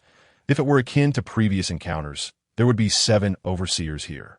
Among them, 3 would be task handlers, while 4 would be special enforcers. The 3 task handlers exhibited no chakra fluctuations, almost resembling non-humans. The remaining 4 appeared to be those responsible for quelling disturbances in the black market. Jiaodu swiftly relayed all he knew, his eyes gleaming with determination. However, there was one detail Jiao Du had yet to disclose. He was aware of the location where the money was stored. Should Uchiha Kazama succeed in annihilating the stronghold, he could swiftly seize all the funds within 0.4 individuals. You shall handle the 3 responsible for tasks. The remaining 4 will be my responsibility, Uchiha Kazama declared, stepping directly into the crumbling altar. Upon entering, an unusual spatial distortion enveloped him. After a moment of disorientation, he found himself in what resembled an administrative hall. 2 figures approached him. "Are you here to accept a mission or to hand one over?" inquired a man clad in white and wearing a mask. "Neither. I have come here primarily to eliminate you." After Uchiha Kazama finished speaking, he stepped aside. Kakuzu appeared before the two in the next moment. 2 hands reached out, swiftly grasping their necks and ending their lives. Simultaneously, he charged towards the counter at the back. At this moment, the 4 individuals clad in white also rushed out. These were presumably the so-called cleaners that Kakuzu had mentioned. Senra Wangxiang, Uchiha Kazama did not hesitate to test the waters. He had come here to acquire information about the black market. Without delay, he unleashed his ocular technique. After all, with his immense ocular power, he had no reason to fear anyone resisting his gaze. Yet, in the next instant, Uchiha Kazama found himself momentarily stunned. The 4 individuals, who had clearly fallen victim to his illusion, had seemingly broken free in no time at all. They immediately surrounded Uchiha Kazama. Time-slicing sword. Suddenly, a skeletal arm emerged behind Uchiha Kazama, wielding a long sword that thrust forward. A suspicious aura enveloped the 4, who were swiftly severed by a single strike. In the next moment, several tree roots sprouted from the ground. Chapter 82. The surprise attack on the exchange. With the emergence of these roots, Uchiha Kazama sensed a familiar presence. Uchiha Kazama, that item is what we need at that moment. A voice resonated within Uchiha Kazama's body. This marked the first time this entity had actively communicated with him since it took residence within. "You need?" "No, it is you who need," Uchiha Kazama inquired, intrigued. "Yes, the energy emanating from this object closely resembles our essence. If we can absorb it, it may directly enhance our origin." Indeed, the voice belonged to the 9 tails residing within Uchiha Kazama. Having spent the longest time within him, it had developed its own independent consciousness. The origins of the other tailed beasts could not yet communicate with Uchiha Kazama. Tailed beast essence. Uchiha Kazama was taken aback, for he was well aware of the tailed beast's origins. Long ago, Otsutsuki Kagaya, the so-called sage of 6 paths, utilized forbidden techniques to divide the 10 tails essence into 9 parts. This was how the 1 tail through 9 tails came to be. When they were first separated, they appeared merely as diminutive entities. As the history of the ninja world unfolded, these tailed beasts gradually grew. However, their essence had not seen any improvement. To put it plainly, Minato Namikaze took a portion from the 9 tails, while Kinkaku and Ginkaku gnawed at another part of its being, which the 9 tails could never recover. Now, it seemed there existed something capable of restoring the tailed beast essence. Could it be that these roots are the legendary 10 tails, also referred to as the Chakra God Tree? Let us test it. Uchiha Kazama immediately resolved to reach out and grasp the roots. Upon contact, the roots transformed into a surge of energy that flowed into Uchiha Kazama's body. The 9 tails did not absorb this energy. Instead, it directed it towards Shikaku, the 1 tail, Matatabi, the 2 tail, Isabu, the 3 tail, Mu, the 5 tail, and Jiwai Ki, the 8 tail. After absorbing this energy, they began to undergo transformation. Originally, they would have required at least a month to gain the ability to communicate with Kazama. Yet now they started manifesting their forms from a mere essence, quickly evolving into chibi versions of tailed beasts. Kurama, the 8 tails, Jiwai Ki, looked at Kurama with astonishment. The energy essence that had just entered their bodies was evidently sent by Kurama. When did this fellow start doing such things? It is the energy provided by Uchiha Kazama. Do you not feel a sense of familiarity? Kurama spoke slowly. Yes, it feels akin to the energy the old man once bestowed upon us. Do you sense anything unusual? Before the tailed beast could continue, Uchiha Kazama interjected. No, moreover, this essence is highly compatible and can be absorbed directly. Good. You all continue your chatter. I shall attend to matters, Uchiha Kazama declared, withdrawing his consciousness and focusing on the four individuals who had once again fallen into the Senru Wangxiang illusion. The ones who had just broken free from his illusion were not the four individuals before him, but rather the root energy residing within their bodies. Secret technique, soul tide. Uchiha Kazama raised his finger and began to search for the souls of the four individuals. Under the impact of the soul tide, he soon halted his actions. There were no souls. Uchiha Kazama felt a mixture of confusion and gravity.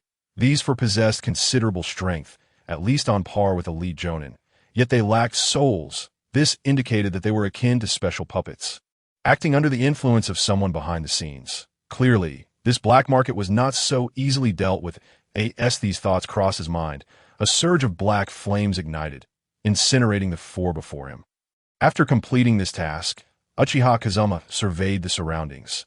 Aside from the reception hall, there were rows of cabinets not far away. He approached and opened one of the cabinets.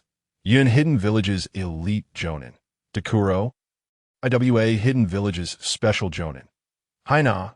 Upon inspection, the preserved corpses were all individuals assassinated within the last 6 months. These cabinets appeared to possess specialized treatments, preventing the corpses from decaying. Indeed, the exchange under the black market aimed at acquiring the remains of these formidable ninjas. Had he not known that this exchange had no ties to Orochimaru, Uchiha Kazama might have suspected him. As everything taken care of, Kazu approached excitedly, a massive bag in hand. Clearly, he had cleared out all the valuables from the exchange. Everything has been handled. Is there another location? Uchiha Kazama inquired. Yes, I know of 7 exchanges in the ninja world and 4 swap locations that, if you need, I can take you to them, Kakuzu responded with a look of exhilaration. How much could it possibly cost to assassinate Uchiha Kazama? Robbing an exchange yielded returns many times over. If he could accompany Uchiha Kazama to clear out all the exchanges and swap locations, he could already envision himself counting his riches at home. Let us go to the next place, Uchiha Kazama stated, lifting his foot to depart. 2 months later, to the site of the 4th exchange. It was now deserted. After checking, everything had been taken to it. Seemed that any exchange location I was aware of had been emptied. Kakuzu lamented, though I have acquired a substantial fortune, a person like me would never turn down more money. Kakuzu, do you have any familiar assassins, perhaps someone formidable? They should know of some locations, Uchiha Kazama remarked, observing Kakuzu's troubled expression. Of course. I will contact them immediately and find a few locations. It should not be a problem, Kakuzu replied, vanishing from the scene. Once Kakuzu departed, Uchiha Kazama turned his gaze back to the tailed beasts within him. Now, these tailed beasts seemed to have developed a semblance of form. Furthermore, Uchiha Kazama had largely confirmed some of his suspicions. Continuing this afternoon would undoubtedly yield answers. Chapter 83. The Onslaught of Gold. The identity of that tree root has been fundamentally established by Uchiha Kazama. It is none other than the so-called Chakra God Tree, the very object the Otsutsuki clan sought upon their arrival in the shinobi world. However, this Chakra God Tree has already been divided into the 9-tailed beasts. Why, then, has a single sapling emerged? After dismissing all impossibilities, what remains is the truth. There exists a second Chakra God Tree, and it is very much alive. The one who can possess and control the Chakra God Tree must undoubtedly belong to the Otsutsuki clan. Thus, the figure behind the black market is that individual. Only he possesses the time and strength to establish such an underground realm. At that moment, a fierce wind surged forth. Uchiha Kazama instinctively raised a short blade in his hand to defend himself. Immediately, a clash of metal echoed through the air as immense force shattered the blade. Quite impressive in terms of reflexes. However, from the moment you laid eyes on me, your death was already sealed. Let me witness the true strength of this so-called Hokage of Konoha. A youthful voice rang out. Following the sound, a white-haired child appeared within 10 meters of Uchiha Kazama, clearly the one who had just attacked. He approached with an air of certainty, displaying not a hint of panic. The newcomer was this the same feeling I had with those individuals from the exchange organization. Uchiha Kazama nonchalantly discarded his broken blade. Gazing at Jin with an expression of indifference, you wish to know my identity? Ask Yama. he shall enlighten you. With that, Jin charged forward once more. His speed was not particularly swift, allowing Uchiha Kazama's Sharingan to clearly perceive his movements. Nonetheless, a powerful force struck again, accompanied by a peculiar corrosive energy, a sensation Kazama had felt when Jin had severed his blade with a kick. Uchiha Kazama raised his hand, observing the iron-like patterns appearing on his arm. This energy had transformed his body into a metallic state, in those areas affected. Even chakra could not circulate, akin to a simple seal that temporarily bound his arm. Bang! Jin did not hesitate, relentlessly assaulting Uchiha Kazama. The pace of his attacks gradually intensified. What once could be dodged and deflected became increasingly difficult to withstand. No, it isn't that this fellow is growing faster. Rather, Uchiha Kazama's speed is diminishing. His arms, legs, and chest began to exhibit signs of metal transformation. It is over. Remember my name. Jin, if you had simply fulfilled your duties as Hokage, I would not have laid a hand on you. Alas, your interference with the exchange organization has made it impossible for you to continue existing. Just as Jin prepared to deliver the final blow, Uchiha Kazama's hand shot out, gripping Jin by the neck. Jin, I'm sorry, but I've never heard that name before. So, you shall as Uchiha Kazama spoke, he twisted Jin's neck with a swift motion and cast him aside. Jin, having just fallen to the ground, abruptly rose, his head tilted at an odd angle, a bizarre smile gracing his lips. I didn't expect you to still possess the will to resist. But that's fine. At least it won't render this battle dull and uninteresting. Otherwise, I would be quite disheartened. Jin remarked, straightening his head. A peculiar energy began to coalesce around him. Not chakra. Is that the same energy? The Otsutsuki clan's techniques are indeed fascinating. As Uchiha Kazama pondered this, the energy enveloping Jin transformed into a suit of white armor radiating a grayish hue. Cloaking all but his eyes, a unique dagger materialized in his hand. This time, I hope you can endure a bit longer. Otherwise, it would be rather disappointing. With that, Jin surged forward with explosive speed. As he approached, the metallic surface of Uchiha Kazama's body began to proliferate wildly. By the time Jin reached him, the metal transformation had surpassed 50%. Amaterasu, protect me! As Jin drew near, black flames erupted from Uchiha Kazama's surface, forcing Jin back. Simultaneously, they ignited upon his armor. Although they could not breach the armor to inflict damage internally, the extreme heat was intolerable for an ordinary individual. Teleport! Jin raised his finger, unleashing his secret technique. In an instant, a second Jin emerged from the armor shrouded in Amaterasu's flames.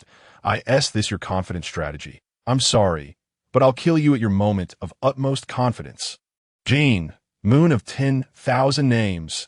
As Jin activated his technique once more, the metallic transformation on Uchiha Kazama's body instantaneously morphed into crescent blades, some even embedding themselves within Kazama's flesh. In that case, it's time to grant you your final farewell? You! Bang! Jin barely had time to continue his sentence before Uchiha Kazama appeared before him. With a single punch, he crushed Jin's head inwards.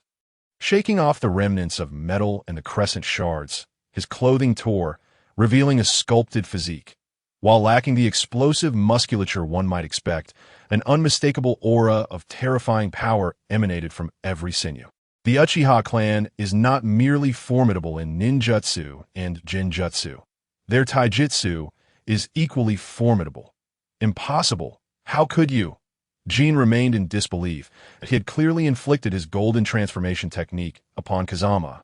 Yet the latter appeared utterly unscathed. You believe I am incapable of killing you. Just as Jin pondered this, a deep voice echoed from behind him. Swoosh! A flash of light severed Jin's head from his shoulders. As his head fell to the ground, Uchiha Kazama pressed his palms together, preparing to seal the head away. After all, a target that cannot be easily dispatched is best contained, particularly one whose aura bears a striking resemblance to that of the Otsutsuki clan. If I could procure his memories, perhaps I could uncover the identity of the individual behind the exchange organization. Lord Jin said to give it our all. However, it seems this time, it's not entirely your fault.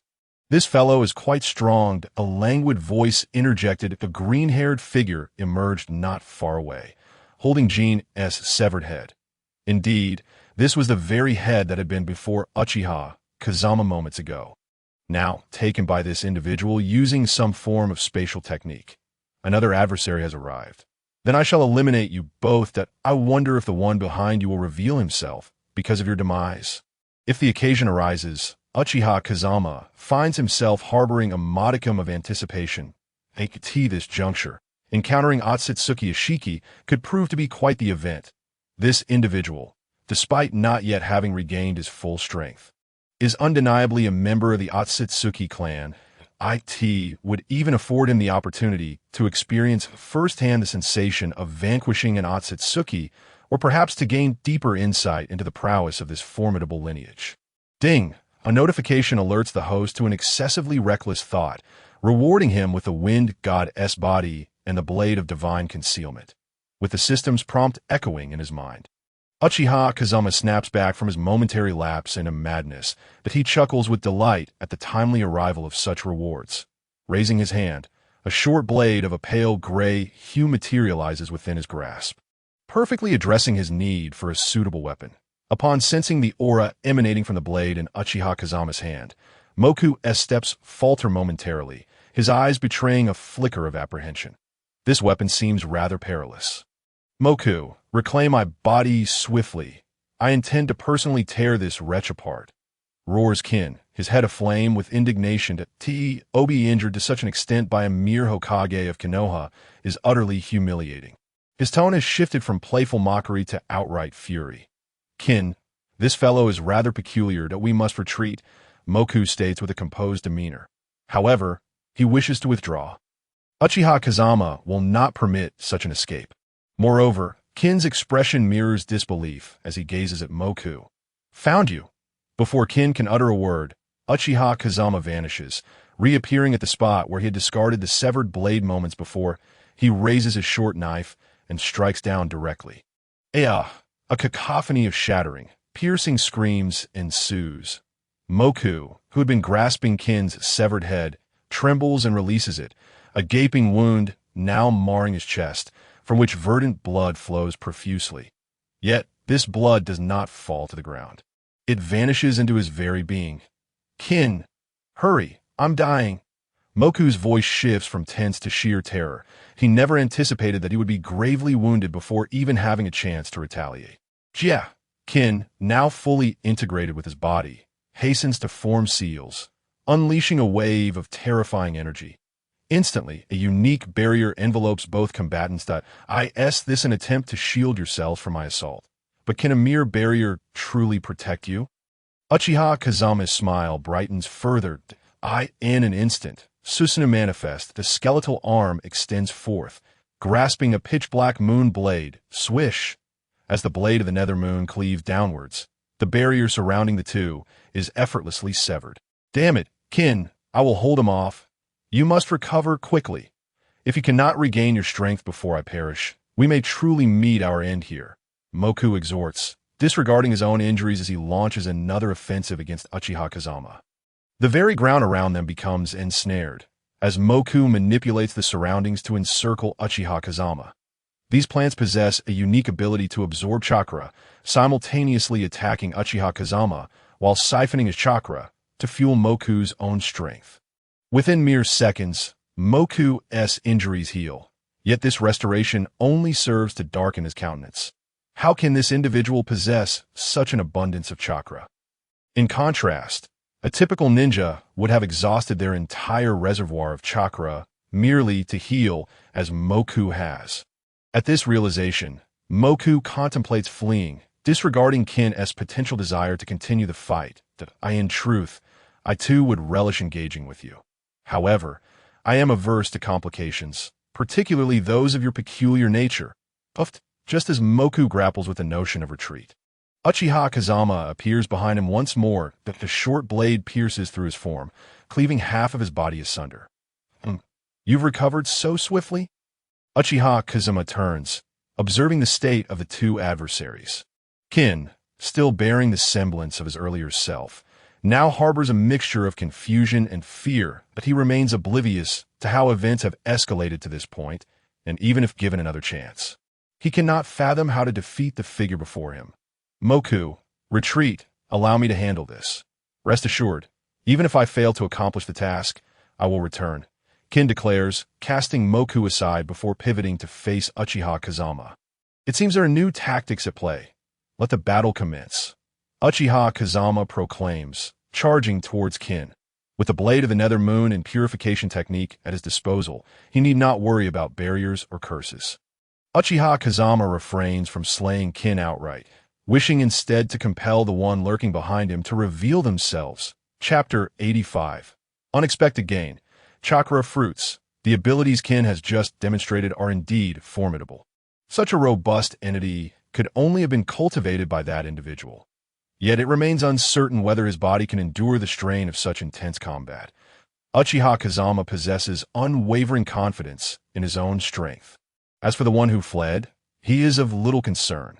Under Uchiha Kazama's relentless assault, Kin struggles not just to unleash secret techniques, but even to mount a defense. Damn it! Why does this wretch possess such terrifying power? Kin's thoughts spiral into a torrent of frustration.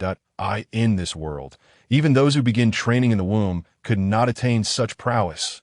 Absolute, as Kin is hurled away by Uchiha Kazama's attack. He clasps his hands together, invoking another secret technique. Instantly, a multitude of roots surge forth, ensnaring Uchiha Kazama. The aura they emit mirrors that of the roots previously summoned by Moku. Initially, Uchiha Kazama aimed to push Kin into a corner, hoping to draw out Otsutsuki Ishiki. However, upon witnessing the emergence of these roots, he contemplates a different strategy. Swish, swish, swish! Uchiha Kazama produces a kunai, infusing it with wind chakra, with the wind goddess body augmenting his abilities. He expends minimal energy while maximizing impact. With a single strike, all surrounding roots are severed. These roots, akin to Moku's earlier technique, possess the capacity to absorb chakra. Thus, after cleaving through them, Uchiha Kazama feels a twinge of fatigue. The sensation of having his chakra siphoned is rather disconcerting. Kin, observing this, seizes the opportunity to exploit Uchiha Kazama's vulnerability. Ha! Indeed, they are but ordinary beings. Once they lose their chakra, they become utterly powerless. Now, allow me to demonstrate what divinity truly embodies. With that, Kin commands the surrounding roots to swiftly converge upon Uchiha Kazama.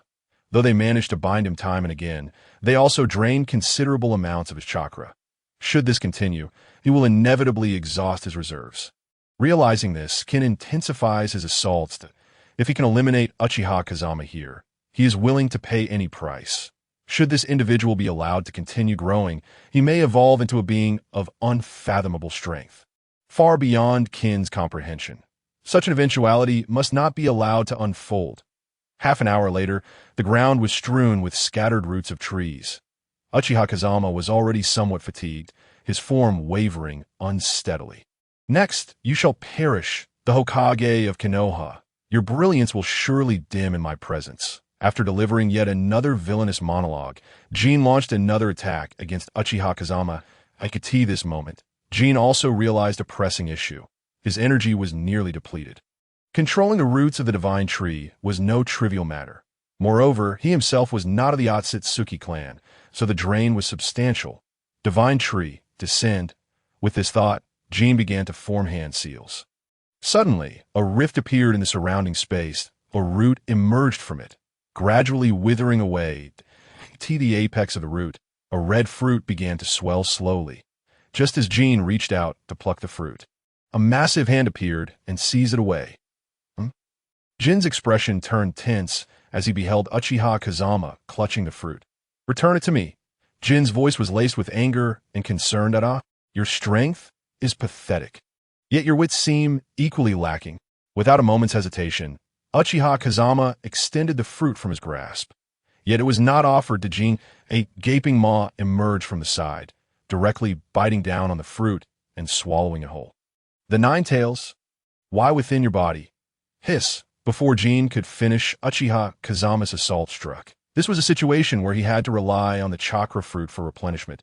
It was evident that he lacked the strength to continue fighting. Moreover, given the circumstances, that individual had yet to make an appearance. Therefore, eliminate him. Boom!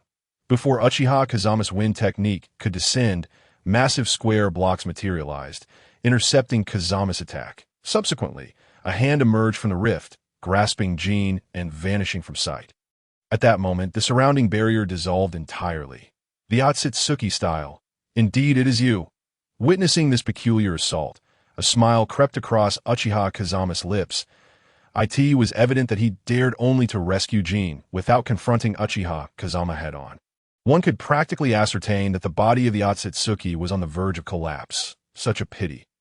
Uchiha Kazama remarked as he turned to glance behind him, "That can't you consume it any faster? Look at the nine tails, are you holding up?"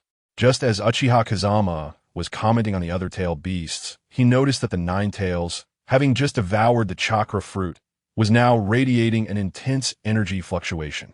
It appeared that digesting the fruit required some time. Indeed, just moments ago, Jin had fallen victim to Uchiha Kazama's illusion. Behind Uchiha Kazama, the tailed beast had emerged to absorb the roots severed by Kazama. However, their pace in consuming them was somewhat sluggish. Half an hour later, all the roots on the ground had been absorbed by the tailed beasts. Within their internal space, the tailed beasts experienced a significant enhancement compared to before. Especially the nine tails, after devouring a chakra fruit, emanated an aura reminiscent of its former state before differentiation. This time, it was a tremendous gain. Moreover, Uchiha Kazama's lips curled into a slight grin as he vanished from his original location.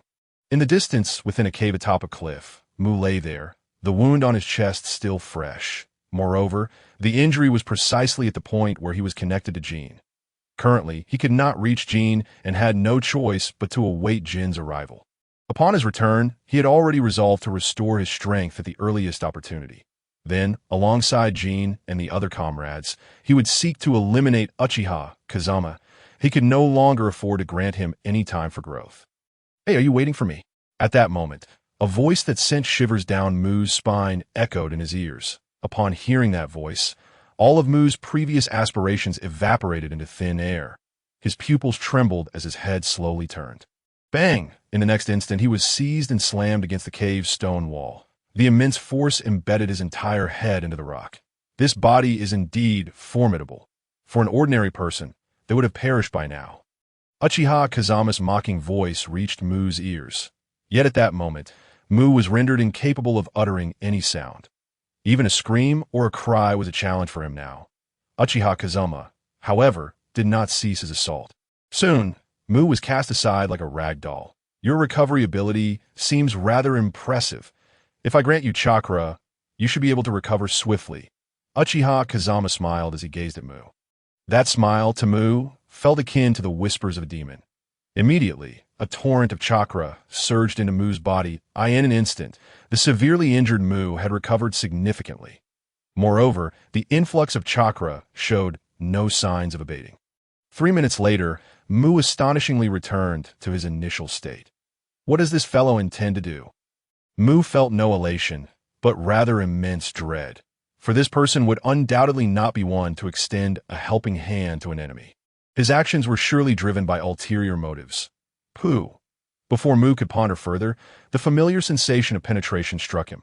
The cursed seal on his chest was once again pierced by that grayish-white short blade. The seal was shattered.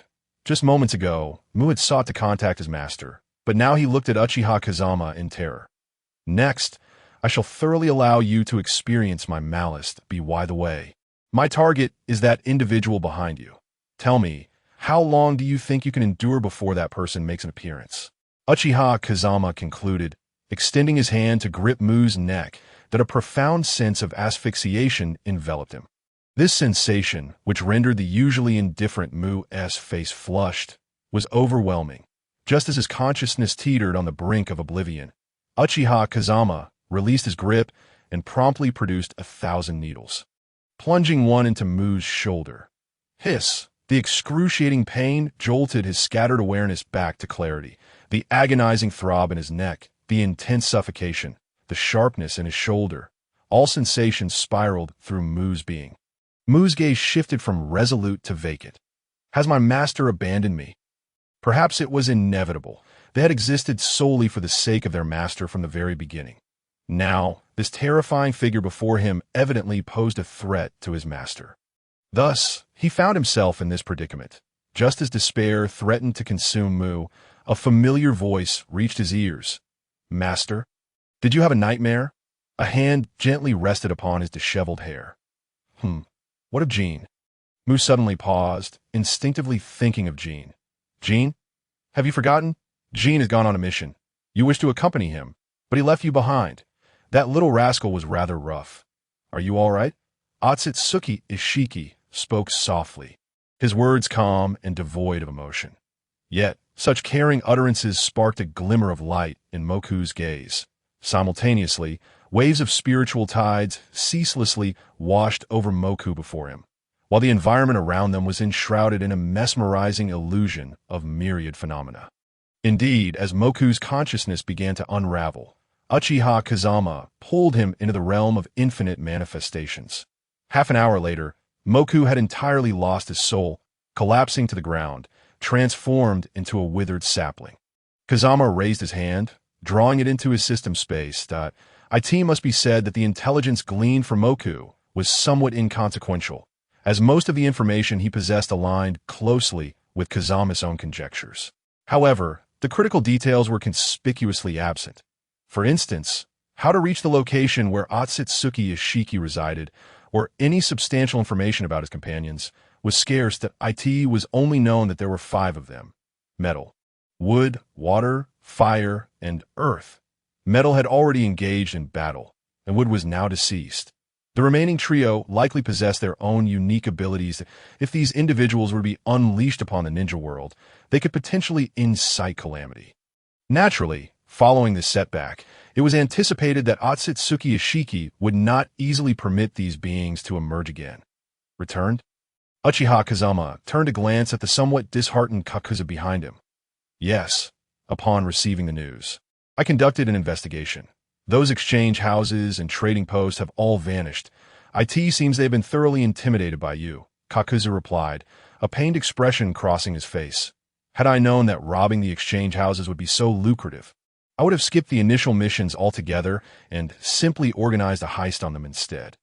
Now that they have shut their doors, I can no longer find them, which is incredibly frustrating. Such outcomes were to be expected. Now, you should return to the Akatsuki organization.